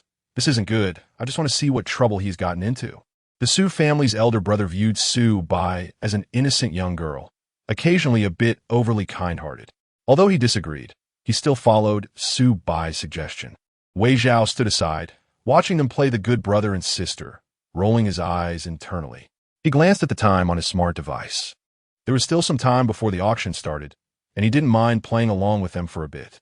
Su Bai's first reaction wasn't to ask Wei Zhao directly, but instead to inquire of the troublemaking man. "What happened here?" The man snorted coldly. "This person is simply ungrateful. I offered to buy his ticket for double the price because I thought he was poor, but he put on a long face. It was simply turning black into white." In his mouth, the matter had become Wei Zhao's fault. Su Bai took a few steps and stopped 3 meters away from the group.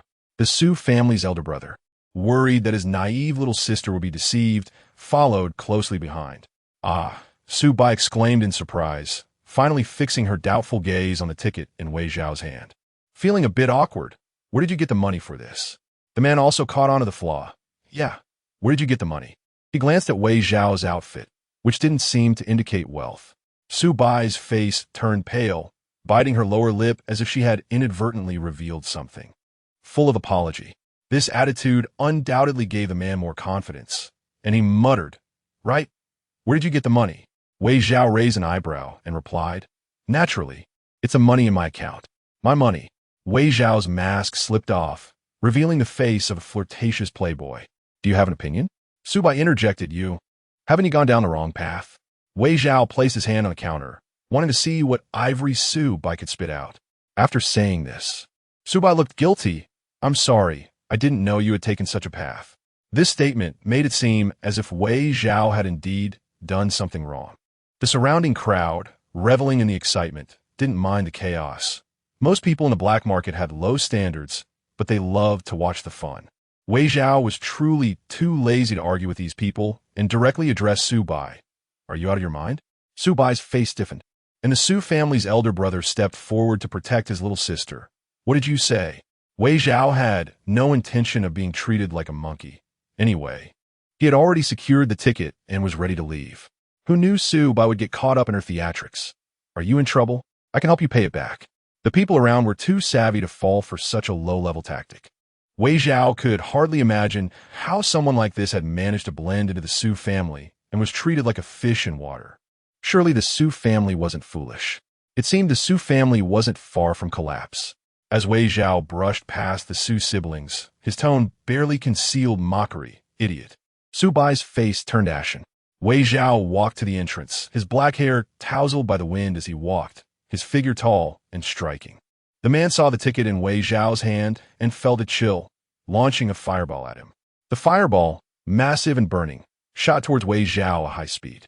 Wei Zhao did not react. As he stepped up a stair, at the moment the fireball was about to hit him, his eyelashes fluttered gently.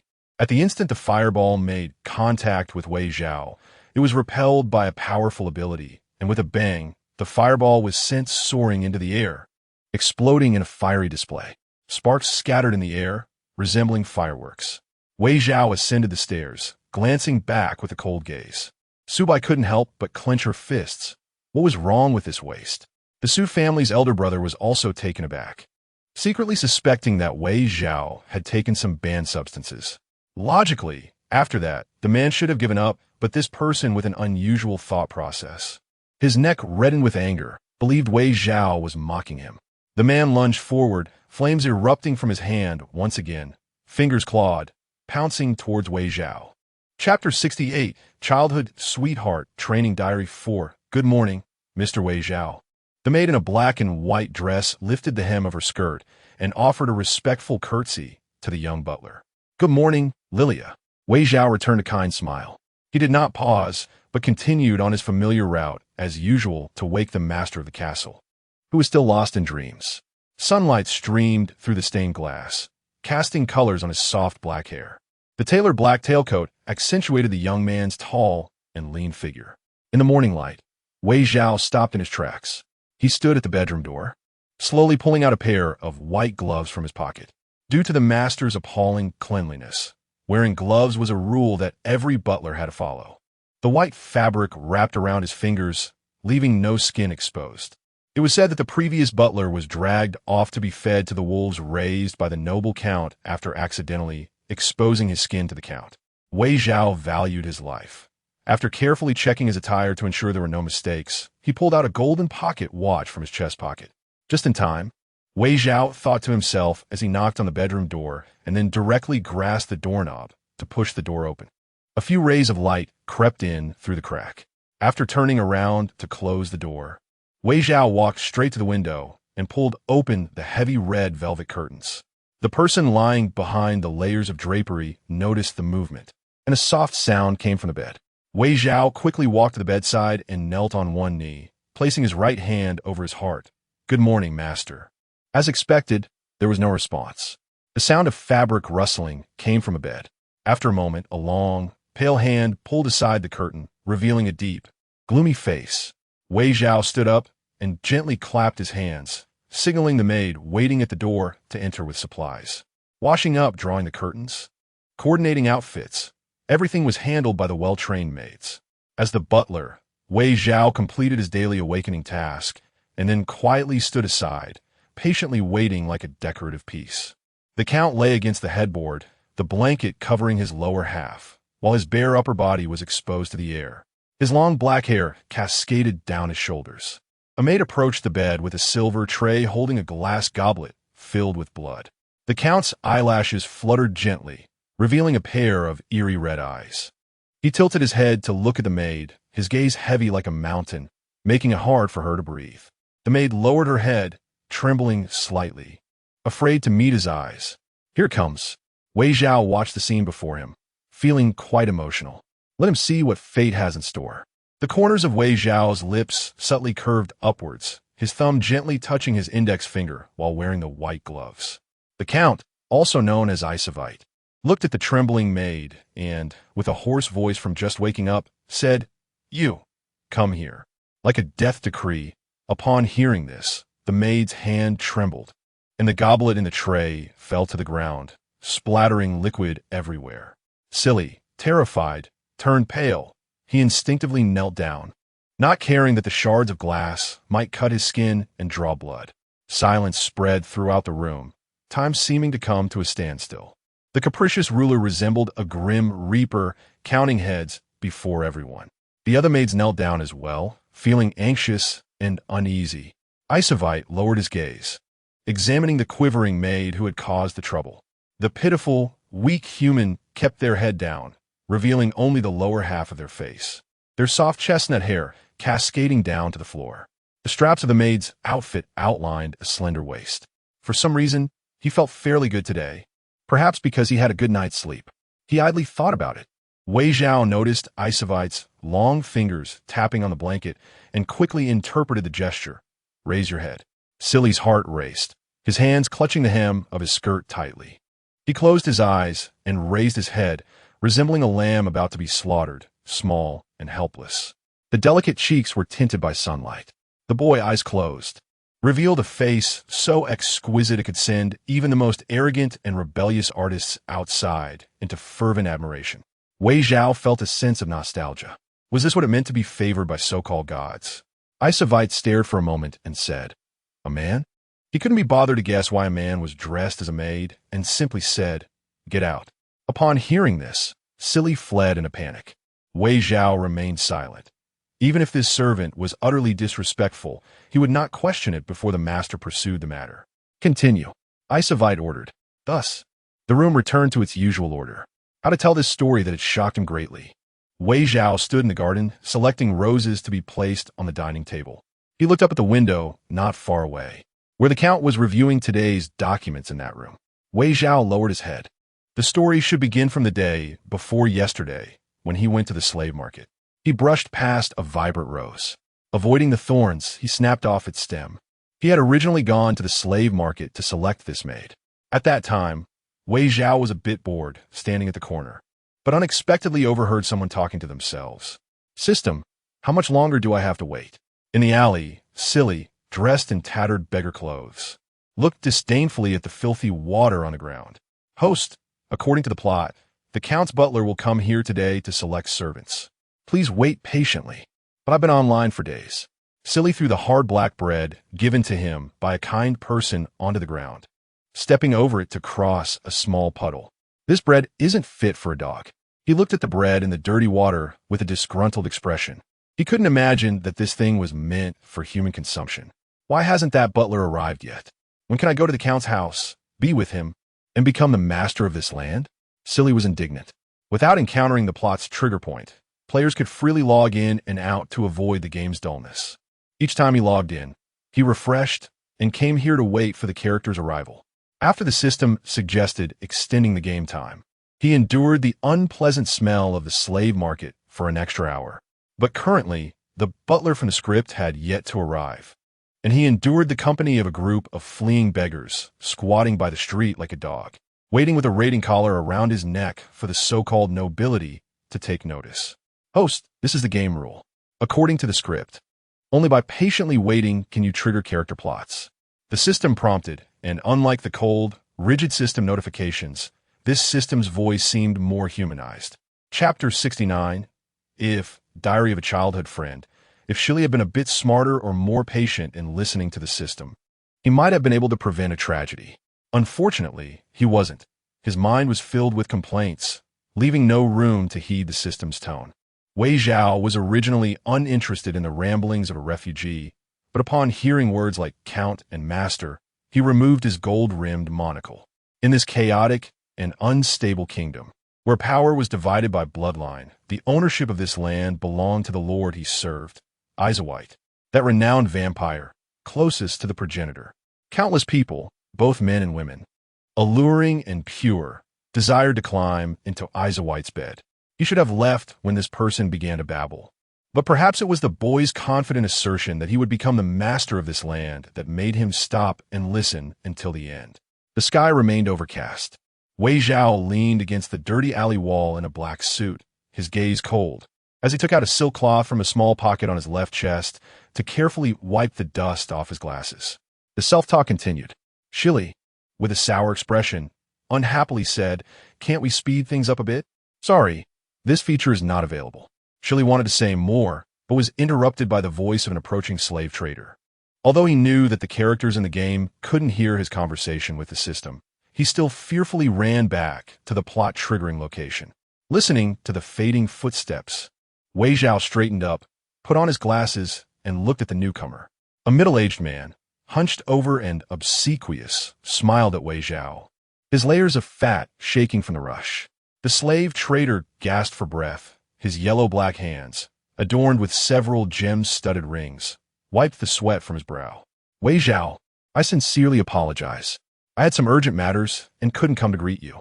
Wei Zhao looked at the slave trader's loose, poorly fitting clothes with disgust, but still smiled in response. "It's fine." The slave trader chuckled. "Wei Zhao, we've received quite a few good items recently. Would you like to take a look?" Wei Zhao nodded, folded the silk cloth neatly, and followed the slave trader's pace. After several twists and turns, they arrived at the slave concentration area. Tattered tarps, supported by thin bamboo poles, served as roofs, and a large group of slaves wearing collars squatted on the ground, waiting for buyers to select them. Among them were children abandoned by their parents and young people who had gone bankrupt overnight and had to sell themselves as collateral for unpaid taxes. Recently, the majority of refugees had to sell themselves into slavery just to fill their stomachs and avoid being expelled from this territory. When they saw someone coming to choose, they hid in corners with complex expressions. Those with good luck could go to wealthy households and live a relatively easy life, while those with average luck might end up doing hard labor for lesser families. Those with bad luck could end up dead within a few days, discarded on an unknown mountain, moving on to the next life. This world is unfair, Wei Zhao thought as he stood behind the slave trader, observing these people.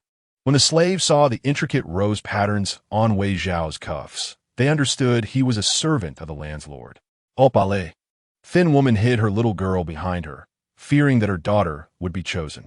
Most of these people, like this mother, were overwhelmed by fear that surfaced involuntarily.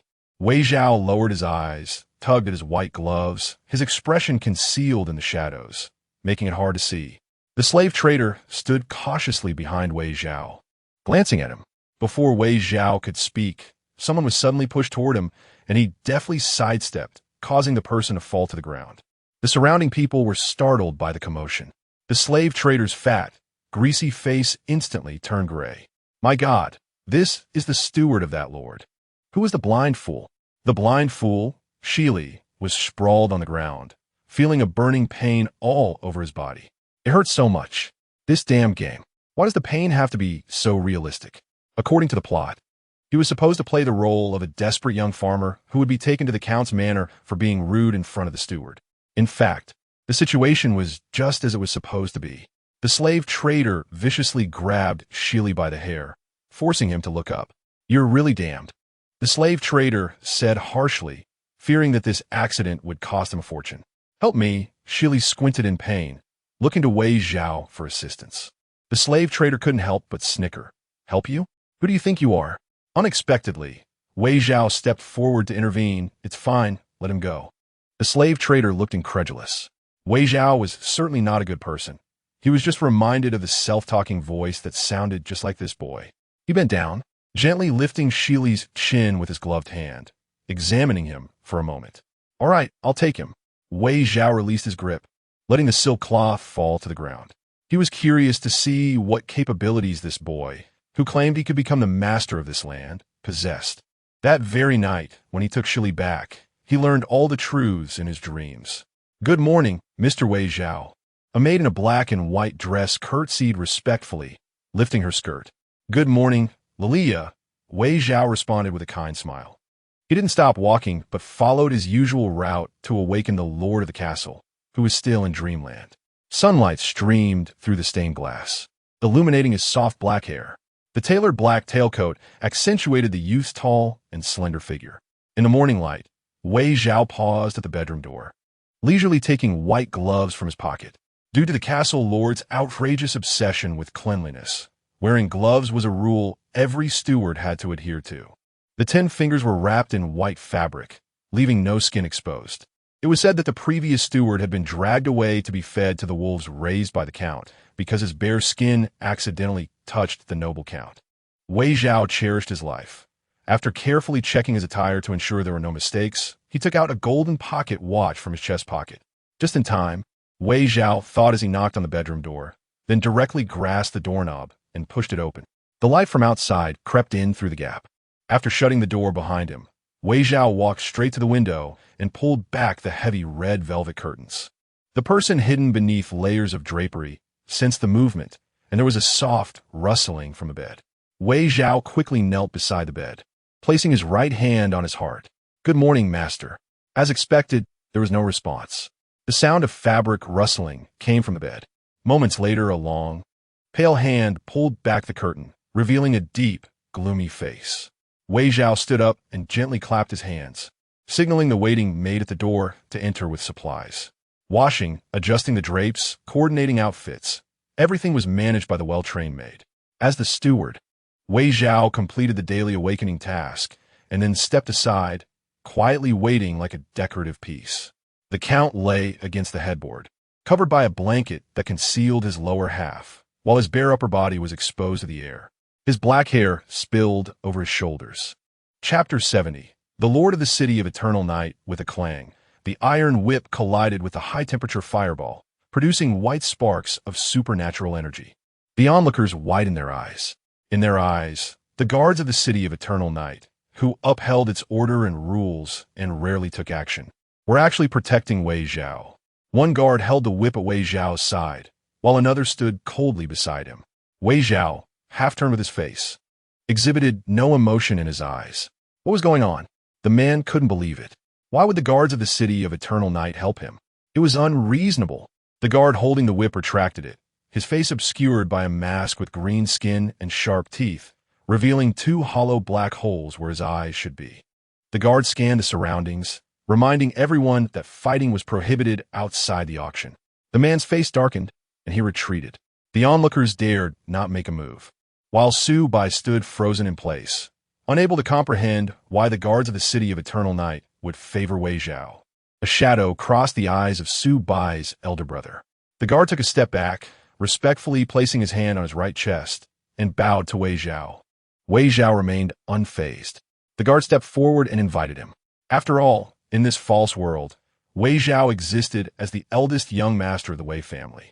Faced with such an incomprehensible scene, he remained composed and walked forward calmly. The night market was about to begin, and guests streamed in, many unwilling to reveal themselves, donning extravagant masks to conceal their faces, accompanied by female companions. Wei Zhao threw his ticket into the machine beside him, and, as he passed through, the glass doors slowly opened and luxurious music began to warm up for the auction.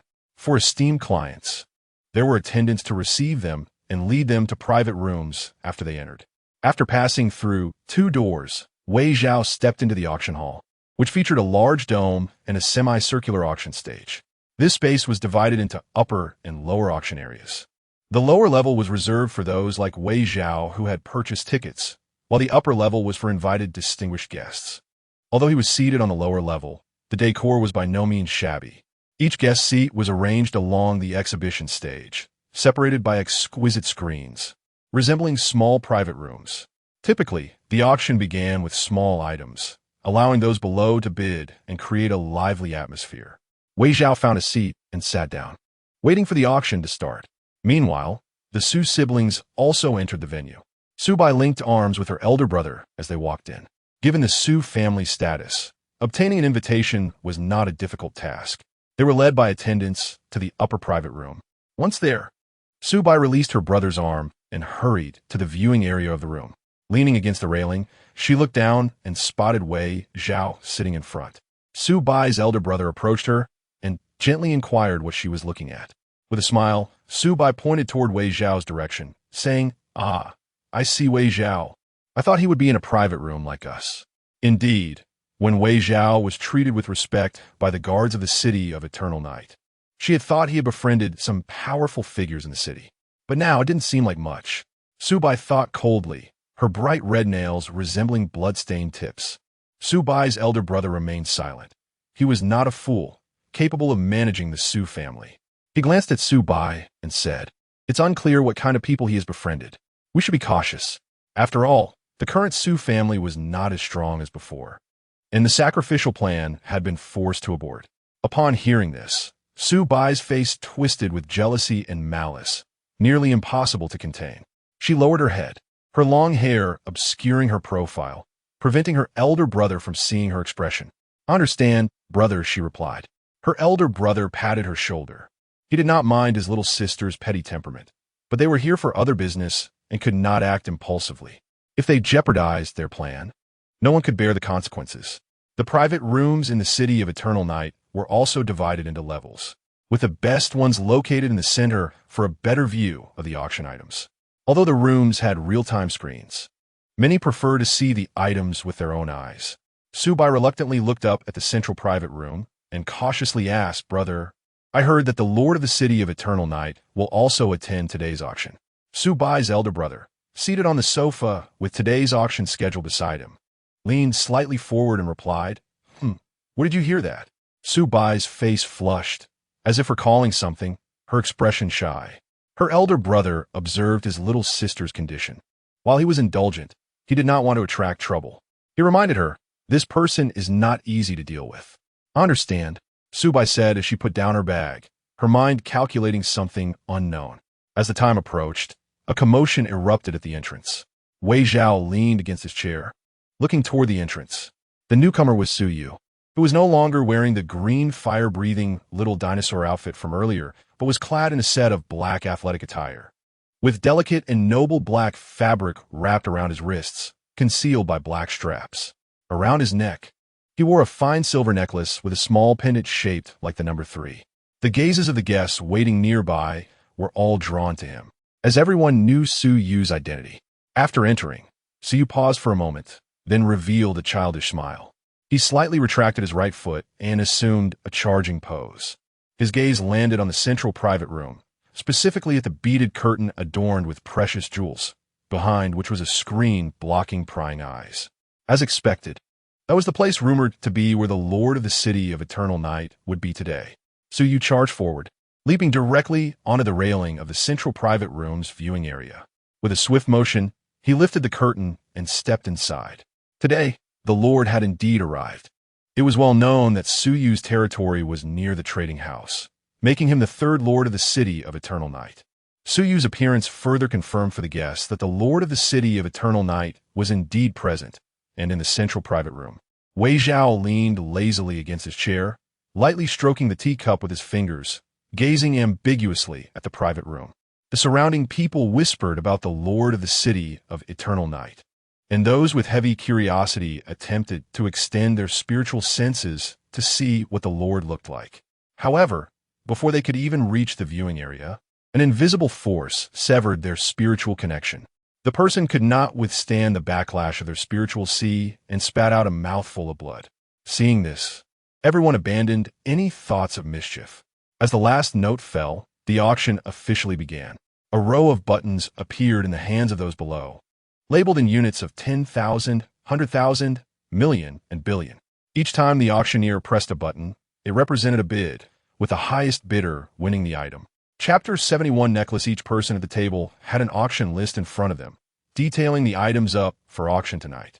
This auction was themed in the retro style of ancient Earth, with the exhibition hall decorated to resemble that era, featuring enormous red silk curtains and alluring women dressed in kipayos, their arms draped with white fox fur. One of the women approached, exuding charm with her graceful demeanor, and with a smile, she positioned herself in front of a large, standing microphone. "Hello everyone, welcome to the Nightless City Auction." As her voice faded, a playful tune trickled from her fingertips, enlivening the atmosphere while the bright lights dimmed to a warm hue. "I'm sure everyone is familiar with tonight's auction, so I won't go into too much detail," she continued, clapping her hands. "Now, let's take a look at tonight's auction items. At the Nightless City Auction, there was a rule that all items needed to be presented for everyone to see, ensuring no false advertising occurred. A row of girls in light-colored kipayos appeared on either side of the auction stage, each holding a tray with the auction items. The trays displayed rare treasures or designs for modern weaponry. Whatever was in demand and hard to obtain, the Nightless City auction would always have some information about it. Wei Chao lounged with his leg crossed, lazily holding a teacup, his gaze reflecting a sense of indifference common among the wealthy elite. The tray in front of the woman had a number etched on it corresponding to the auction item. The current item was not of interest to Wei Chao. His hand, adorned with a red gem, looked pale against the small wooden table made of rosewood. As the item previewing process was nearing its end, the item marked with the golden number 44 was brought before Wei Chao. He glanced at the green jade bottle resting on the tray, pausing his movements to extend a mental probe to assess its authenticity. As he drew closer, a pure, fresh scent wafted from it. The tension in Wei Chao's muscles relaxed instantly. It was indeed real. Now it was time to see the bidding. Wei Chao completely relaxed, thinking of the long string of zeros in his account, and took a leisurely sip from his teacup. Spending money was no issue for the young Master Wei. The arrogance and rebellious spirit returned to the youthful pride on his face. Since everyone has verified the items, let us begin today's auction. The women filed back behind the curtain with the auction items. Next came the auction segment. The first items were jewelry pieces, which held little excitement for Wei Chao, who instead propped his chin up to watch the others bid. After a while, feeling bored, he shifted his gaze back to the private rooms above. The beaded curtains obscured the view, and the screens blocked any clear sight. Suddenly, he thought of the Lord of Nightless City, speculating quietly. The sounds of bidding rose and fell around him. After one item was successfully purchased by a favored buyer, Wei Chao felt a fleeting desire to bid himself. Not for any particular reason, but simply for fun. His fingers rested against his lips, thinking that the money wasn't his but belonged to Chu Yu. Watching Chu Yu, who was detached from worldly matters, he assumed she wouldn't care about such mundane objects. Having rarely persuaded himself, Wei Chao began to take an interest in the auction items. The next item displayed on the auction stage was a necklace, shining with a subtle metallic luster. The host woman began her introduction. This is the latest mech combination prosthetic, designed by mech engineer Vina. It can integrate into a person's body to enhance their personal qualities, including control over supernatural abilities. Upon hearing this, many people stirred with interest. Wei Chao scrutinized the item, finding nothing particularly special about it. The woman smiled, her clear voice resonating through the microphone to every ear present. Especially the last line, "It is rumored that the material it is made from is the same as that used for the mainframe's mechanical limbs." The mainframe? At this, some began to refute. Impossible. How could a mech engineer have such materials? Yeah, where did the materials come from? Someone flipped through the auction list and remarked, "I didn't see this on today's auction list." For the vast majority, the term mainframe came with an inherent sense of reverence and fear. They wouldn't dare to directly call it by name, always using a substitute instead. Yet a seemingly ordinary auction hostess dared to call the mainframe by name. Most of the people present were too busy questioning the auction item to notice this detail. The woman glanced at the private room in the center, her voice still cheerful as she replied, "Yes, as everyone has said, the materials used to create the mainframe are indeed rare. However, our city lord," she paused for effect, "by chance acquired this metal material, a supernatural stone." With the mention of the city lord, the doubts of the crowd were smoothed over. The woman continued to explain. Out of curiosity, he entrusted it to the mech engineer to craft a similar mechanical prosthetic. As for the mech engineer, the audience might have some misunderstandings. The woman, her red diamond earrings hidden beneath her hair, unabashedly disregarded the feelings of those present, stating, "This mech engineer is another identity of our Nightless City as Fourth Lord." The revelation of the Fourth Lord of Nightless City being another identity shocked everyone. Inside the private room, Chu Yu laughed heartily, supporting a young man who had just finished a communication, teasing this seemingly ordinary mech engineer. "It seems your item isn't being well received." The young man in the white coat frowned, brushing Chu Yu's hand away. "And everyone knows the rules of the Nightless City auction. They wouldn't auction off inferior goods, so everyone can rest assured." Indeed, everyone had heard of the Nightless City's rules. especially since this seemingly ordinary little item was suddenly linked to three prominent figures in just a few sentences. The mainframe, the city lord of Nightless City, and the lord of Nightless City. In an instant, curiosity filled the crowd, and they couldn't help but want to see what this item was all about. The woman announced loudly, "The auction begins with a starting price of 300 million. When the base price was announced, the crowd gasped in surprise. While the item wasn't overly expensive, it was certainly justified by its background. However, if it didn't perform well, it wouldn't be worth the price. For a moment, no one placed a bid. "Damn it, I'm just curious," a voice called out, and as the bell rang, someone bid. 10 million. The bid wasn't high, but it was clearly a test of the other's limits. A scoff came from the crowd, looking down on that price as another pressed the button for 100 million. Wei Chao thought for a moment and pressed his button as well, 200 million. Although the people below couldn't see clearly due to the screens, those in the private rooms could see everything clearly. Su Bai had been closely watching the auction movements since the woman introduced the item. She turned to her older brother. "Should we bid on this?"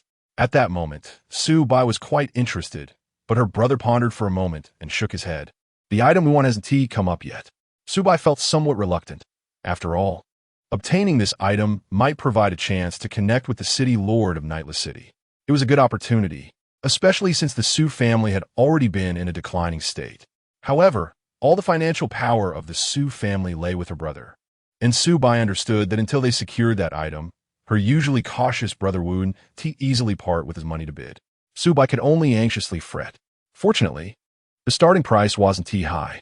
As she thought this, the bid suddenly jumped to 200 million. Su Bai couldn't help but step out of the private room to see who had placed the bid. To her surprise, it was Wei Chao sitting at the front of the auction, pressing the button.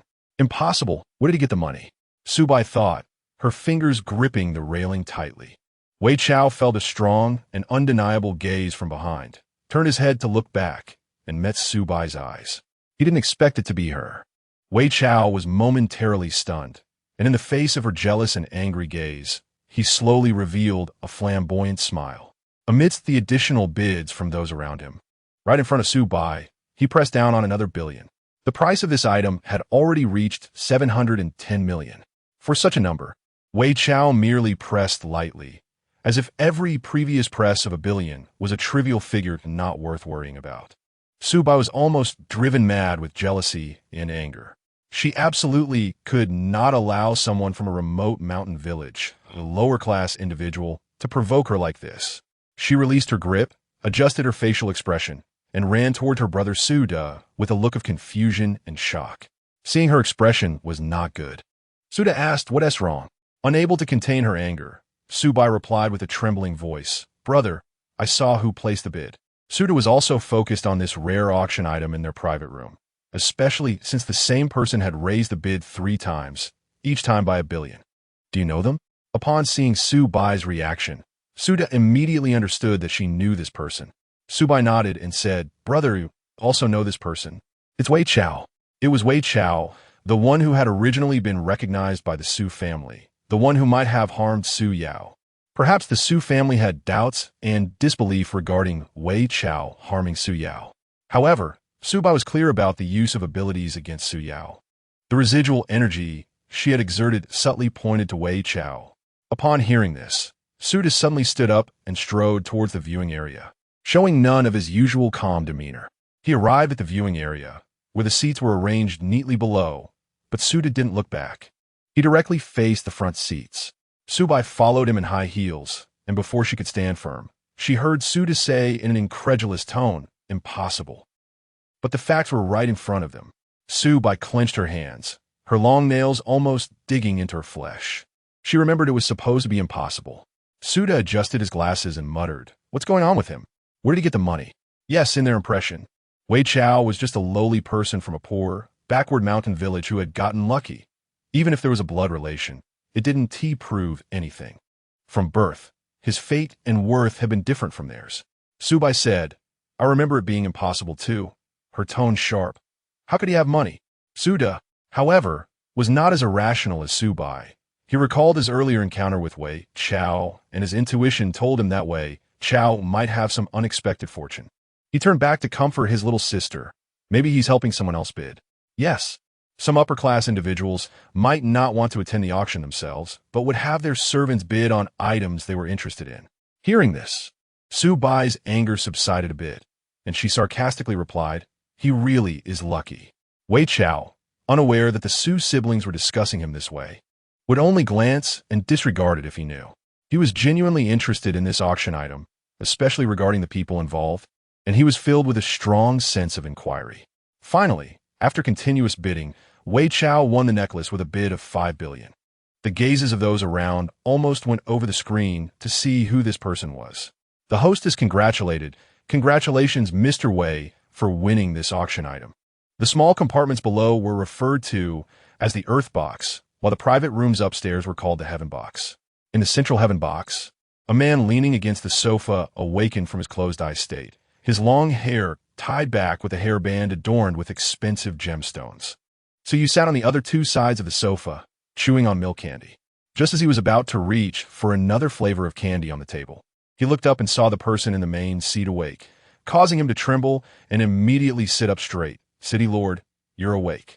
Upon hearing this, the other three lords, who had been focused on their own tasks, also stopped and looked at the powerful man in front of them. The city lord of the nightless city responded with a grunt, his gaze fixed ahead. "So you suddenly realized and said, 'That auction item has been sold.'" It was unclear whether the city lord of the nightless city heard him, as he merely opened his eyes for a moment before closing them again. The maid presented the necklace on a tray, the delicate silver necklace placed on a black model stand. Wei Chao reached out and pulled out the necklace, its small form gleaming in his fingers. The maid retreated, and Wei Chao extended his mental tendrils to touch the necklace. Just as he thought, it contained a different kind of energy, but this energy felt inexplicably familiar to him. Wei Chao pondered for a moment, then wrapped the valuable necklace around his wrist several times. Seeing that Wei Chao had successfully bid for the necklace, Su Bai couldn't help but feel a mix of jealousy and urgency. She tugged at Su Da's sleeve. "Brother, Wei Chao won it." Su Da patted the back of Su Bai's hand to reassure her. Anyone who could take out so much money for an auction in the nightless city was certainly not an ordinary person. The question was, how did Wei Chao get close to such a person? A hint of darkness crossed Su Da's eyes behind his glasses. The auction continued, and the hostess, with her white lace-gloved hand, gently held the microphone. The next item came from the masterpieces of ability formulators and spirit controllers. A small green bottle was illuminated under the focus lights. Chapter 72. Soul Restoration Potion. Wei Zhao straightened his posture upon hearing the news, his right hand casually hovering over the auction button. In the private room, far away, Brother Su and Su Bai also focused their thoughts on it. As everyone knows, this bottle of potion targets the human soul. The green vial faintly emanated a glow. The starting price was set at 500 million. The auctioneer lightly struck the gavel, signaling the start of the auction. This price was even higher than the previous magical necklace. Brother Su silently calculated his budget. They could not miss this item. The auction began. As soon as the gavel fell, two bidding bells rang out. The woman turned her head to take a look. The Tianzi 10 private room raised the bid by 100 million. The Dizzy 1 private room also raised the bid by 100 million. People around them gasped. The bidding had already increased by 200 million right at the start. How could this be? Su Bai suddenly stood up. Others didn't know, but she did. Wei Zhao was the one competing against them. "Brother." Su Bai's face turned pale as she looked at Brother Su. Brother Su adjusted his glasses and, under Su Bai's gaze, raised the bid by 100 million. Wei Zhao, however, showed no reaction. After all, it wasn't his money he was spending. Chu Yu had said he could spend freely. Following the bid increase, Wei Zhao also raised the bid by 100 million. Others realized their determination to win and chose not to intervene. 200 million. After Wei Zhao's increase, the private room above rang the bell twice. Wei Zhao, not to be outdone, rang the bell 3 times. 300 million. Su Bai was nearly furious. The sound of bidding bells echoed in the hall, and each time, Wei Zhao continued to raise the bid after Brother Su. The item had already reached 5.5 billion. "Brother," Su Bai called out, somewhat worried. Brother Su's face darkened as he opened his smart device to send a message to the company's finance department. Continue, Brother Su ordered through gritted teeth. Wei Zhao was not in a hurry. He was clear that he would not let go of this item. 1 billion. Su Bai watched his brother Su press the button for 1 billion. Even if Wei Zhao had someone backing him, this potion should have some limit on its valuation by now. Brother Su loosened his tie, a smile appearing at the corner of his mouth. Before the smile could fade, to everyone's astonishment, Wei Zhao raised the bid again. Damn it! Brother Su waved his hand, causing items on the table to crash to the ground. Brother Su Bai was stunned and did not dare to approach. Brother Su quickly walked out, looking at the young man leisurely leaning back in his chair. Wei Zhao felt the gaze from behind and turned his head. With his excellent eyesight, he noticed Brother Su's angry expression and cheerfully spoke, "Ah, I didn't expect to be bidding against an old acquaintance." Brother Su tapped the railing, his voice amplified by his ability. "Are you still bidding on this item?" He did not call Wei Zhao by name, but his words were full of threats. Of course, Wei Zhao lightly tapped the lid of his cup against the rim. After all, everyone cherishes treasures. Brother Su couldn't stand his carefree demeanor. "Wei Zhao, are you trying to be an enemy of the Su family?" "The Su family?" Wei Zhao chuckled. "Bidding on an item will make me an enemy of the Su family? Or is it that the Su family can't afford a bid?" He shifted the conversation, smiling, "Come, stop me from bidding." Brother Su sneered coldly. "Don't forget where you came from, Wei Zhao." Wei Zhao smiled. "Heroes don't ask about their origins. Besides, can a wealthy Su family really not afford a bid?" Brother Su Bai rushed over. "Humph." Brother Su slammed his hand down heavily, turning back inside. "Brother, are we still bidding?" Su Bai asked, knowing how important this potion was to the Su family. "Bid. Raise it another billion." Brother Su picked up a cigar from the table and blew a ring of smoke. As the bell for 1 billion rang, all eyes turned to the dizzy one private room. 1, for curiosity about the background of the dizzy private room, and 2, for curiosity about whether they would raise the bid again. In the eye of the storm, Wei Zhao was unconcerned and under everyone's speculation. He directly raised the bid by 1.5 billion. Brother Su smashed the remaining ash of his cigar on the table. Su Bai had never seen Brother Su like this, frozen in her seat, too scared to move.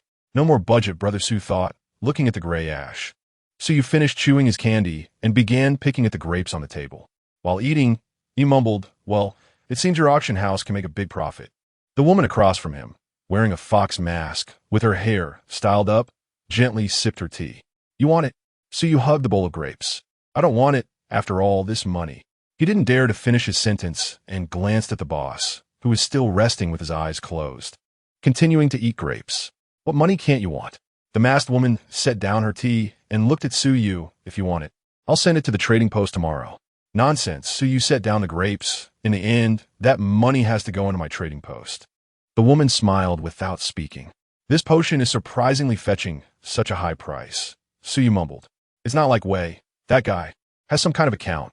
"That guy? What guy?" The woman wore a smiling expression with her fox-like eyes.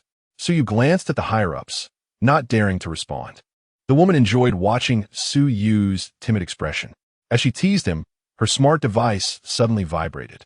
The screen lit up, and her voice paused as she turned to look at the lord of the nightless city, who was leaning back on the sofa, feigning sleep. "What happened?" Chu Yu slowed his chewing, puffing out his cheeks as he asked. The fox-masked woman thought for a moment, seemingly hesitating to speak. Chu Yu and the others sensed something was wrong and stopped their movements. The person in the main seat opened his eyes, his narrow gaze seemingly containing centuries of unmelting ice, capable of seeing through people's hearts at a glance. But the next second, the corners of his mouth curled up into a smile, softening the coldness between his brows. "What is the matter?" He spoke, looking at the masked lord of Nightless City. Facing the lord, the masked woman's voice became much more respectful. "There's a problem. Someone reported a black account at the trading post." "So you asked who?" "Just made a move in Nightless City." The fox-masked lord glanced at Chu Yu. "It's the Dizzy One private room." "Then check it out." So you thought it was no big deal. He squeezed a grape in his hand. "If you find them, just throw them into the black jail." As soon as Chu Yu finished speaking, he felt a chill at his neck, and he suddenly realized something, stiffening as he looked at the black-hearted old fox. "You mean the Dizzy One private room?" The masked lord, who had been secretly amused, nodded. "Yes, it's the Dizzy One private room, Mr. Wei's account." Chapter 73. The Undocumented. At that moment, Chu Yu's lifelong wisdom surged forth, and his survival instinct reached its peak. Under everyone's gaze, he slammed his hand on the table, challenging anyone to question the account he personally opened. Who had the audacity to do so? He made no mention of the fact that he had suggested throwing someone into prison. The other four looked at Chu Yu's cowardly demeanor. Despite his striking black attire and handsome appearance, he was just a foolish boy. The other lords silently thought that this person must have traded all his intelligence for a brain. The lord with the fox mask sighed and looked at the city lord, saying, "My lord, what should we do?" The city lord of the nightless city leaned on the armrest, his right hand adorned with 3 rings, and replied calmly, "Let's handle this according to the rules." Handling it according to the rules implied going through the proper procedures. The others were momentarily stunned. Right, who was the whistleblower? The city lord of the nightless city straightened up, and the accessories on his head swayed slightly. The fox-masked lord glanced at the intelligence terminal, box 10, earth level. Oh, the lord tapped the knuckles of his ringed fingers on the sofa armrest.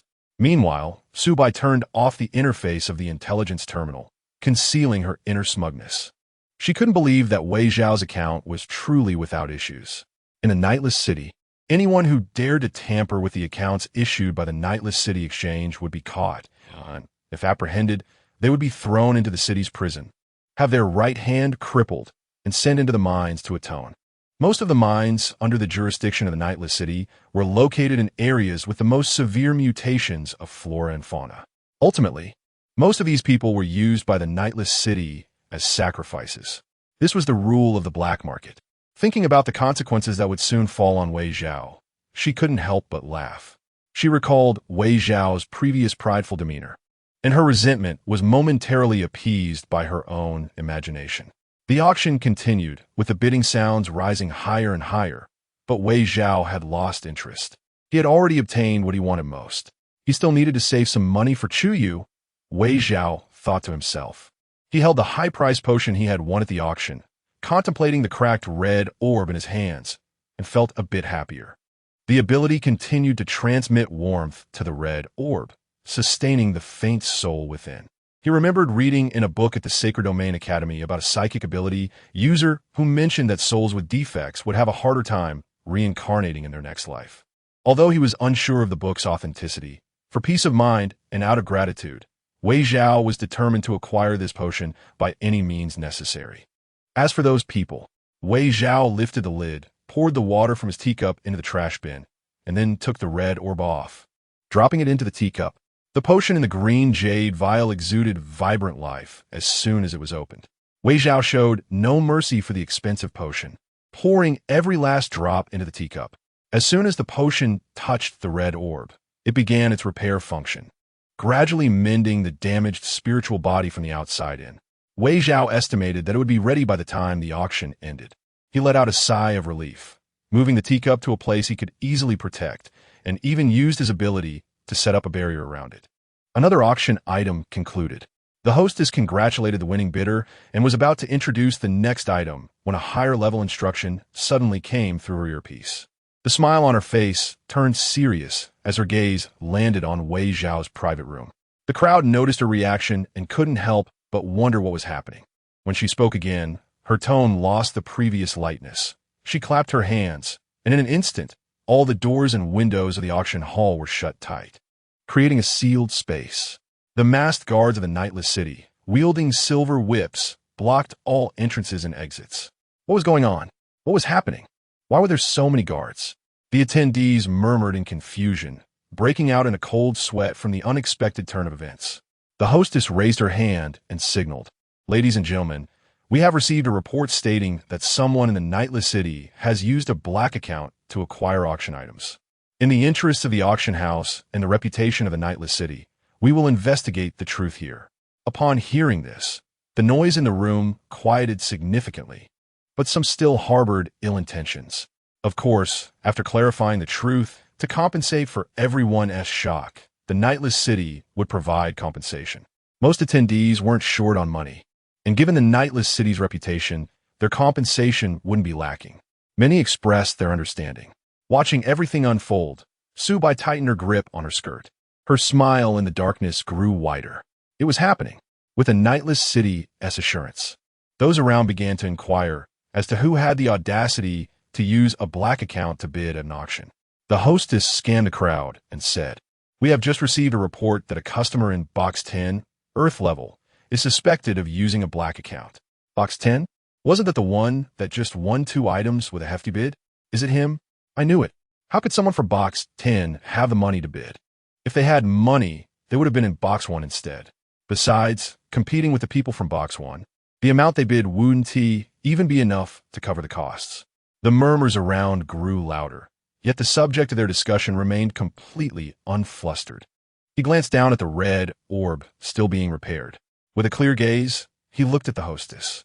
Even the hostess, who had seen many handsome men and beautiful women in the nightless city, couldn't help but admire the spirited youth before her. Regaining her composure, the hostess looked at Wei Zhao and said, "I hope Mr. Wei will cooperate with the inspection." Wei Zhao nodded, responding calmly, "Of course." Seeing how the owner of Box 10 was willing to cooperate, those around couldn't help but speculate about the outcome of this matter. 2 guards stepped forward. One gripped Wei Zhao's shoulder while the other opened his account. Chu Yu watched the commotion through the surveillance, poking the lord beside him, who was wearing a white coat. And upon realizing the city lord wasn't looking at him, he whispered, "What do you think the city lord is doing?" He personally thawed that account.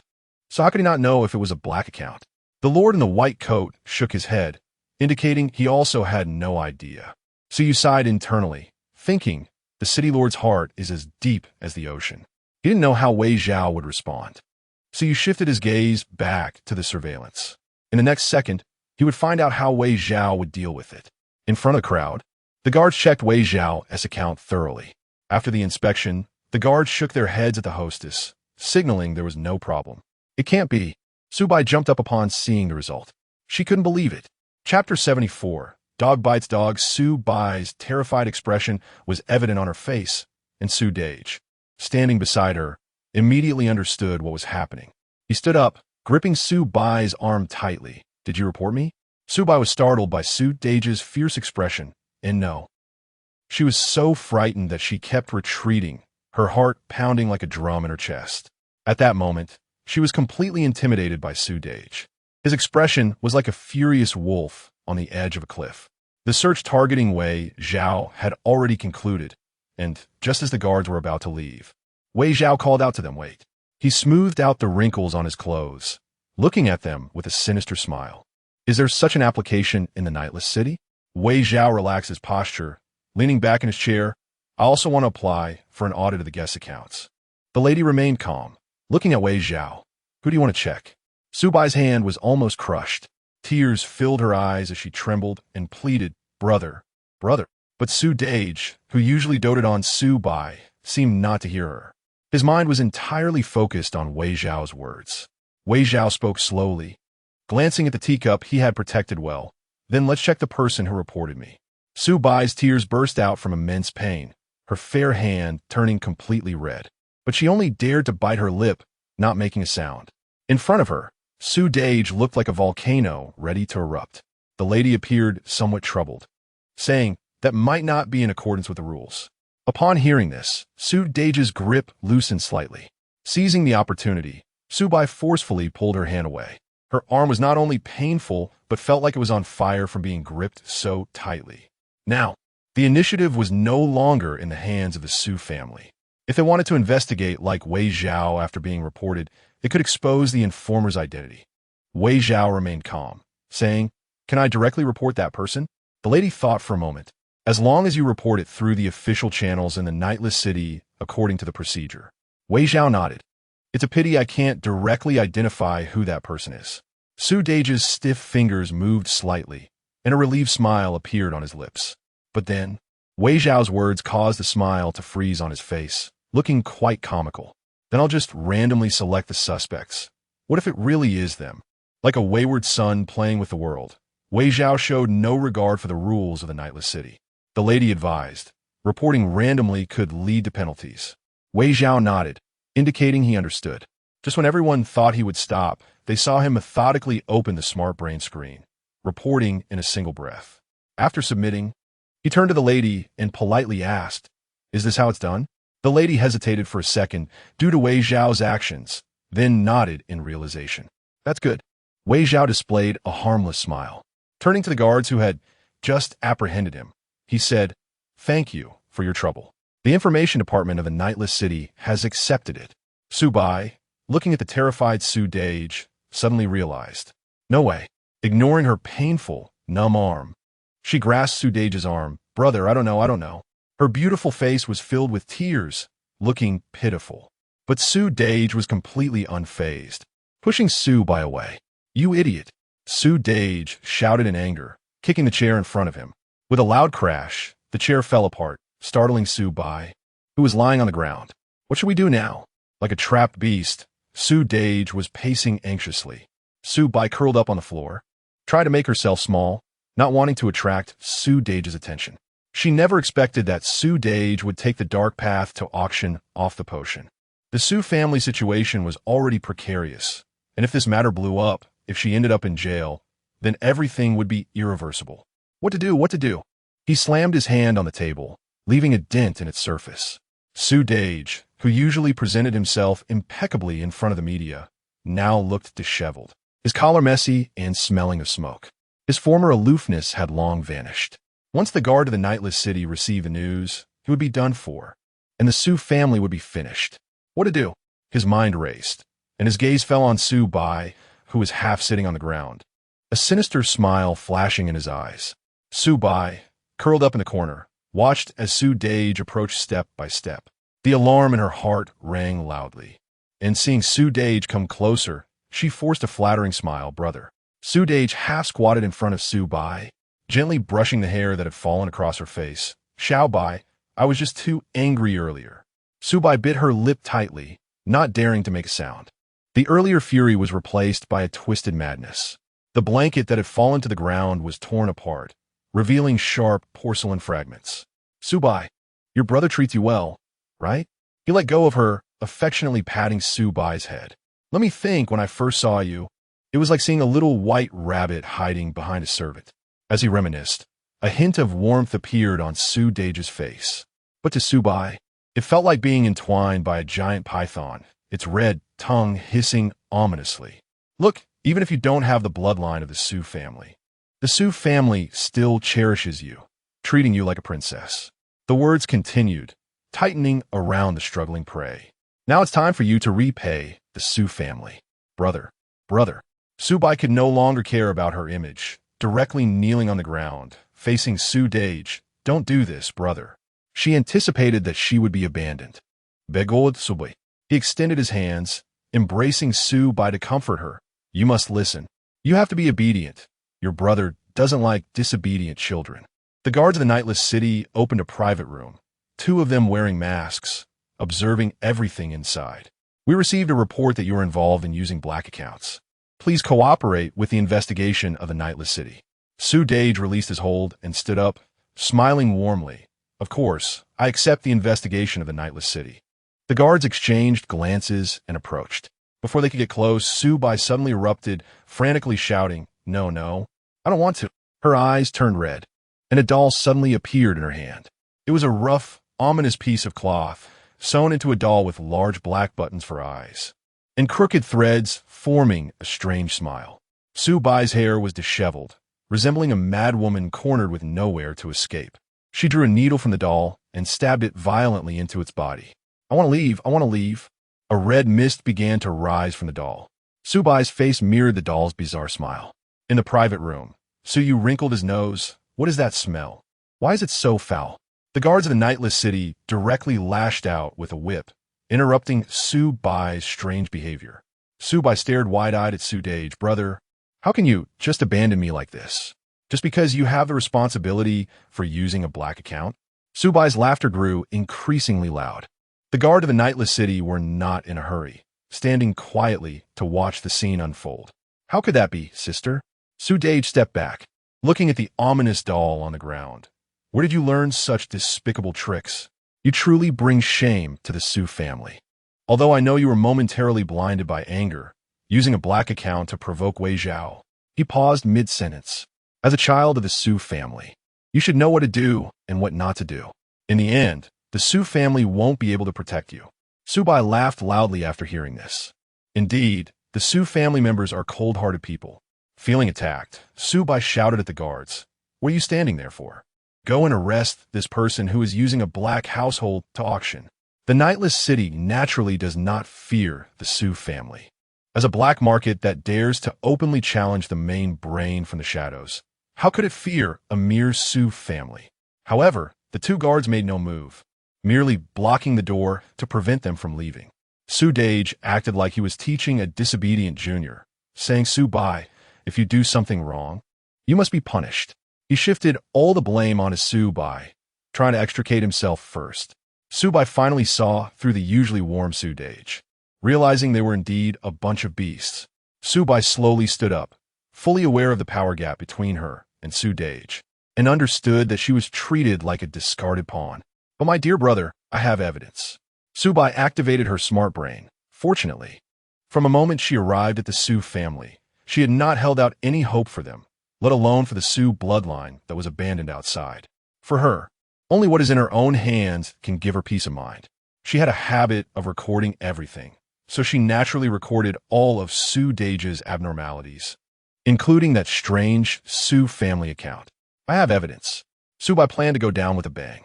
Facing Su Dage's familiar face, she mockingly said, "Brother, you better admit your mistakes." Over the years in the Su family, she had accumulated a considerable sum, enough to leave the Su family and live happily for the rest of her life. With a hint of glee and schadenfreude, she played the audio. "I want a black household account." The voice that came out was unmistakably a female voice, identical to Subai's. How could this be? Subai hurriedly turned off the audio, but Su Dage remained unmoved. "It's you." As if recalling something, Subai remembered when Su Dage had embraced her. It was then that he had tampered with things. Subai trembled all over, her face pale. "Sudah Ismail, saying, you should know that the Su family is always under the control of the Su family members.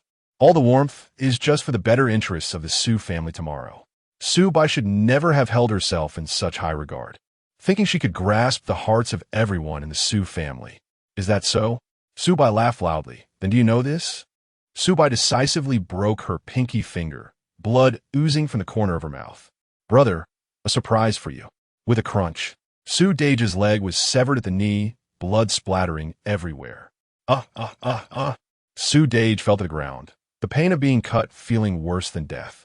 His legs below the knee separated from his upper body. "You wretched person, you wretched person." Subai laughed loudly, her mouth full of blood. Sudafe, unable to tolerate it, gripped the ground tightly, unleashing a psychic attack aimed at Subai's forehead. With a clang, the psychic power was deflected by a whip-like motion. As if tired of this farce, the guards finally moved. Their eyes were like dry wells. The feud between the Su siblings was nothing new to them. After all, such things were seen too often in the nightless city. Applause came from the door, and the Su siblings looked up to see Wei Zhao leaning against the door, clapping. It was truly a fine drama of sibling love.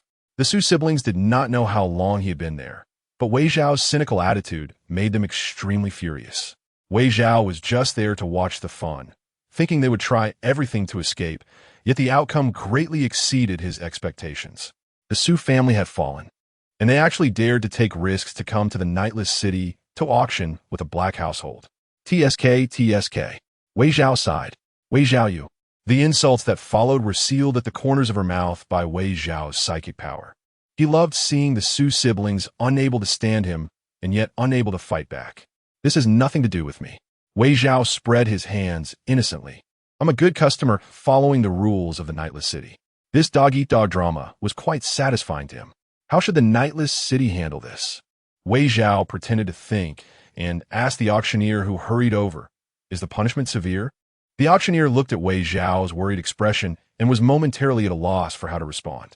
Wei Zhao remembered the past at the Su family and the shattered soul of his friend, and reminded her to punish them well. Subai's teeth were about to crush with anger. Looking at Wei Zhao's expression, a surge of resentment rose within her. She wanted him dead. She wanted him dead. No matter the cost, no matter the price. As if responding to her inner thoughts, the psychic fluctuations centered around her formed a massive vortex. Those who had come to watch the fun shouted that it was bad. She was going to blow everyone here up. This kind of madwoman, who would shatter her own physical body and psychic sea. Even Su Dage, who was previously angry, turned pale with fear. The guards of the nightless city quickly retreated. The auctioneer raised her voice. Retreat. Su Bai's laughter grew more and more manic. How could you run away? I want all of you to accompany me in death. A massive surge of energy shook the auction house. The beaded curtains jingled with the wind. Amidst the crowd's gasps, a smiling voice came through. Who is causing trouble on my turf? As soon as the words fell, an irresistible, pure, and powerful force directly neutralized the impending explosion of the psychic sea. Everyone around was shocked. This power, could it be him? Chapter 75, Dialogue. The beaded curtains swayed in the airflow, and everyone looked up. The screen that had been blocking their view had already been removed. On a bright red sofa, a figure in a black casual shirt, with a slightly long hem hanging down, lazily leaned back. Amidst the crowd's attention, the person appeared relaxed, with 4 lords standing beside him. The elongated tail of his cigarette pointed upwards as he tapped it lightly with his long, powerful fingers, his voice carrying a smile, saying, "This won't do. The items at the auction house are all very expensive." His gaze, looking down from above, swept across everything, and strands of hair fell from his bronze mask. In the next moment, an invisible wind tied up the Su siblings on the ground. The crowd had lost interest in the Su family, their attention fully focused on the private box across from them. A lord wearing a fox mask stepped forward, stating that everyone should already know what was happening. The city of Eternal Night would handle it according to its own rules. The moment he spoke, a chill filled the air. When the Su siblings betrayed their side, the people of the city of Eternal Night had already broadcast it live on the big screen at the auction stage, serving as a warning to others. 2 guards from the city of Eternal Night, showing no mercy, directly whipped Su Bai and Su Dage, dragging them into the black teleportation gate. It was easy to guess that the city of Eternal Night led straight to the prison. Someone, not understanding the situation, whispered, "Isn't the city of Eternal Night afraid of offending the Su family? What is there to be afraid of, even if there were 10 Su families? The city of Eternal Night wouldn't mind offending them, especially considering what the Su family has become now. Sigh, I heard that there are still traces of the city of Eternal Night here." Sure, that shouldn't be said. Around them, discussions were held in low voices, but Wei Chao had no particular thoughts. Among the crowd, Wei Chao stood with his hands in his pockets, looking up at the Lord of the city of Eternal Night, who was sitting right in the middle. The Lord noticed Wei Chao's gaze, slightly lowering his head, his eyes peering through the mask at Wei Chao, who did not shy away. The eye contact lasted a bit too long, making even those around them feel something was off. "What's the matter, esteemed guest?" A voice as gentle as a spring breeze rang out, the person beneath the mask curling his lips into a smirk. The surrounding restlessness calmed down. Wei Chao looked at the relaxed figure in the private room, tugging at the corner of his mouth, responding, "Nothing much. Just thought the Lord looked like an old friend of mine." "Oh." The Lord of the city of Eternal Night showed interest. "I resemble him? Have you seen my true form?" Wei Chao, unafraid of the Lord's reputation, replied, "Yes, the Lord's unimitable demeanor is exactly like my friend's." "Oh, then your friend is quite lucky," the Lord of the city of Eternal Night responded nonchalantly. "Indeed, he is quite lucky," Wei Chao emphasized. "I almost thought the person behind the mask was him." This person was too bold, even if he wanted to connect with the Lord of the city of Eternal Night. He shouldn't approach him like this, flaunting tactics that reminded him of familiar pickup lines from TV shows. The Lord remained silent, his gaze fixed on Wei Chao. Just as everyone thought he was about to get angry, a light laugh echoed. "Since we are so fated, why not come and sit? I sense a familiarity about you," he teased. Wei Chao smirked, and just when everyone thought he would agree, he slowly replied, "I don't want to." The anger in his eyes still burned. Su Yu's body swayed slightly. The Lord leaned forward, propping his chin on his hand, in a good mood. Why not?" Wei Chao gritted his teeth. "You're still pretending, aren't you?" He slowly exhaled. "Of course, I want the Lord to come down and sit with me." Chapter 76. Su Yu really is not afraid of death. The people around looked at Wei Zhao, their eyes showing complex admiration. In the private room, the Lord of Nocturne City narrowed his eyes slightly, revealing a dangerous glint. Are you sure? Of course. Wei Zhao imitated the tone the Lord had used earlier. Who told me I hit it off with the Lord? The Lord pointed lightly. In that case, it seems I have no reason to refuse. He stood up, the silver threads embroidered on his garment flickering under the light. Amidst the gasps of the crowd, the Lord of Nocturne City suddenly appeared beside Wei Zhao. Wei Zhao glared at him. The Lord of Nocturne City paid no mind.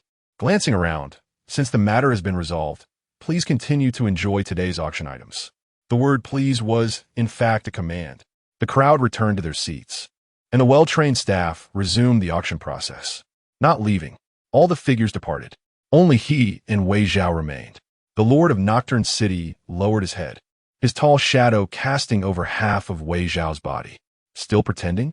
Wei Zhao had one hand in his pocket, coldly staring at the renowned Lord of Nocturne City before him. He neither admitted nor denied it. Wei Zhao said, "All right," and turned to head back to his private room. Chu Yu stood behind him, watching his retreating figure, and took a step forward to catch up with Wei Zhao. What a temper, Chu Yu thought to himself with a silent laugh. By the time they returned to their seats, the auction had already started. This time, the item being auctioned was a piece of art, an apple carved from rare gemstones, glowing a vivid red under the lights. This item was called the Ark of Noah. The sculptor believed that love was indeed a rare form of redemption. The introduction of the item continued. The two people in the private room did not pay any attention. Chu Yu, being ignored, was not angry.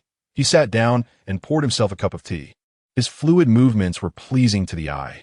Unfortunately, the person beside him didn't spare him a glance. Such a bad temper, he sighed inwardly. He lightly tapped his fingers on the table, looking as if the fault lay with him. What to do now? Chu Yu placed the teacup over, his gaze landing on a teacup protected by a glass cover on the table. His tapping action paused. You still remember him? Wei Zhao turned his head, politely asking, "What does the Lord want?" Chu Yu's eyes flickered. Now he was willing to pay attention to me. Wei Zhao said nothing. Chu Yu took off his mask and set it aside, revealing a face as clear and cold as the bright moon. Only a hint of a smile at the corners of his mouth softened the sense of distance. "Oh, isn't the Lord afraid others will recognize you?" Wei Zhao leaned back in his chair. Chu Yu replied, "This is to avoid letting the esteemed guest see a familiar face. It keeps the atmosphere calm." "Forget it. You should put it back on. I feel more at ease that way." With that said, Wei Zhao was not as angry as before. Chu Yu looked at Wei Zhao's face. The potion should be used on him. His fingertips pointed toward the teacup containing the red jewel. "Is there a problem?" "My money," Chu Yu said. Wei Zhao smiled coldly. "Once it's in my hands, it's mine." Chu Yu looked at him for a while and helplessly said, "Really like a sheep entering a tiger's den." "Huh." Wei Zhao turned his head away. Seeing that Wei Zhao ignored him, Chu Yu extended his hand, ready to touch the barrier. "What are you doing?" Wei Zhao turned his head back. "Helping you." The barrier was lifted. Chu Yu's fingertip glowed as he touched it. Wei Zhao frowned. The blue glow merged into the white liquid, and the cracks in the red jewel healed rapidly. In the blink of an eye, the red jewel was as good as new. Wei Zhao relaxed his brows, releasing his mental probe to check. Chu Yu's soul had been restored and could awaken without waiting. What do we do next? Chu Yu withdrew his hand. Wei Zhao raised his hand, and the red jewel flew out of the liquid, landing in his palm. Let us see how he chooses. Wei Zhao tied it to his hand. Chu Yu said nothing. The bidding continued. Chu Yu stood up and pressed the bid button on the table. While Wei Zhao was confused, the woman said, "Congratulations to the private room for this item." Wei Zhao looked at the apple-like gem being sent over. Chu Yu snapped his fingers, and the gem shrank, transforming into a pendant that hung at Wei Zhao's waist. "This is for you." Chu Yu turned around. "Let us go. Aren't you going to ask the mainframe about something?" Chapter 77. A teleportation door appeared in the private room, and Chu Yu walked in. Wei Zhao followed him without hesitation. As soon as he stepped in, he and Chu Yu arrived in another space of the Eternal Night City. Researchers in white lab coats walked back and forth in the research institute. Chu Yu did not stop to greet the researchers who saw him. Instead, he directly took Wei Zhao to the elevator to go down. The elevator's floor numbers kept jumping, and Wei Zhao asked him, "Where are you taking me? Aren't you curious about the main brain?" Chu Yu looked at Wei Zhao sideways. "I'm taking you to meet him." "Huh?" Wei Zhao was puzzled. Ding! The elevator doors opened. The The sound of footsteps echoed clearly in the empty space. The floor reflected two people, one in front and one behind. In the pure white space, there were only the two of them. Wei Zhao remained silent, following Chu Yu until they finally stopped in front of a thick door. As they got closer, Wei Zhao felt a block in his abilities. He reached out to touch it and realized it was not an illusion. Chu Yu stood aside waiting for him, not urging him. Is the main brain locked inside? Wei Zhao turned to look at Chu Yu. Chu Yu not dead. A blue light scanned his iris, and the door slowly opened. I didn't expect you to be so quick. Wei Zhao thought he would have to fight the main brain, but he didn't expect Chu Yu to act so fast. Chu Yu scoffed. Why keep him for so long? Chu Yu had already started to plan his escape when he was secretly harmed by the main brain after entering the central organization. Now it was just a matter of reaping the harvest. In the pure white space, a cage woven from vines appeared, with thick green vines covered in sharp thorns. Wei Zhao had seen it in a rare mutated plant and animal encyclopedia when he was in the sanctuary. Known as the Devil-S vine, its thorns contained a toxin. Its branches were filled with liquid. Anyone who came into contact with it would feel a full-body itch, which would turn into pain at its peak. And there was no antidote for this liquid. The pain caused by the toxin secreted from the thorns could only alleviate the itch. However, the two types of toxins had a time difference in their onset, meaning that only those who had come into contact with both would experience a cycle of itching and pain, while their abilities would be eroded by the toxin, leaving them powerless. Being trapped inside meant they could neither seek life nor death. Hearing footsteps outside the cage, the person inside looked up. Half of his face was a bloody mess revealing muscle textures, while the other half was intact.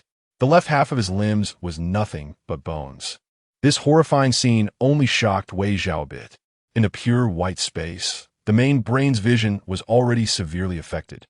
The silence and emptiness would eventually drive those with weak wills to madness. Is it you, Chu Yu? The person inside, with a mad expression, had been tortured here. Now, seeing the culprit, it was as if he wanted to see his savior. I know it's you. I know it's you. The once arrogant person was ultimately brought low by Chu Yu. Chu Yu watched this all with amusement. I didn't expect you to not hold on. His words were full of sarcasm, completely ignoring the pleas of the person in the cage. At Chu Yu's command, the floor beneath them shifted and 4 sprayers slowly extended, releasing a pink potion. The pink mist did not spread out. It was enveloped by an invisible barrier. What is this? Wei Zhao asked curiously. Truth serum, Chu Yu replied. The amount of the potion was a bit large, but Chu Yu clearly knew the main brain's limits. At most, it would make him wish he were dead. Even if he died, Chu Yu would have someone rescue him to continue the torment. Chu Yu wanted to watch the person inside like a dog, saying, ask whatever you want. To give Wei Zhao space, he turned around, ready to wait outside. As they brushed past each other, Chu Yu quietly said, I'll be right outside. Wei Zhao relaxed his tightly clenched hand, feeling an inexplicable tension dissipate. The person inside the cage had a vacant gaze, and Wei Zhao took a step forward, as if to inquire about the fire incident at the Wei Corporation over a decade ago. Chu Yu waited outside for a long time, but he was not impatient. He waited patiently. The door opened. Chu Yu looked up. The once arrogant person had lost his former brilliance. Wei Zhao walked toward him step by step. Stopping in front of him, Wei Zhao looked bewildered, opened his mouth as if to say something to Chu Yu, but nothing came out. Chu Yu sighed, stepped forward, and hugged Wei Zhao. He patiently comforted him. Don't worry, I won't let him go. Wei Zhao tightened his grip on Chu Yu's clothes. In the pure white space, they embraced tightly. Chu Yu was sucking on a lollipop, his left cheek bulging, as he drew a 2 from the deck of cards and tossed it aside. I can't believe I get to see the boss's face, Chu Yu exclaimed, thinking it looked like a young couple flirting. The other lords did not respond, continuing to play their cards. TSK, seeing someone play a bomb, Chu Yu directly skipped his turn, realizing he and the boss were not innocent either. Just as he was about to say something, he was interrupted by the sound of the door opening. He looked up and saw Chu Yu, causing the cards in his hand to drop in shock. Boss, Chu Yu stood up directly. Chu Yu glanced at him with a half-smile and sat down in his chair. The other lords also put down their cards. How is the situation with the Su family? Chu Yu asked. Chu Yu replied, it's almost done.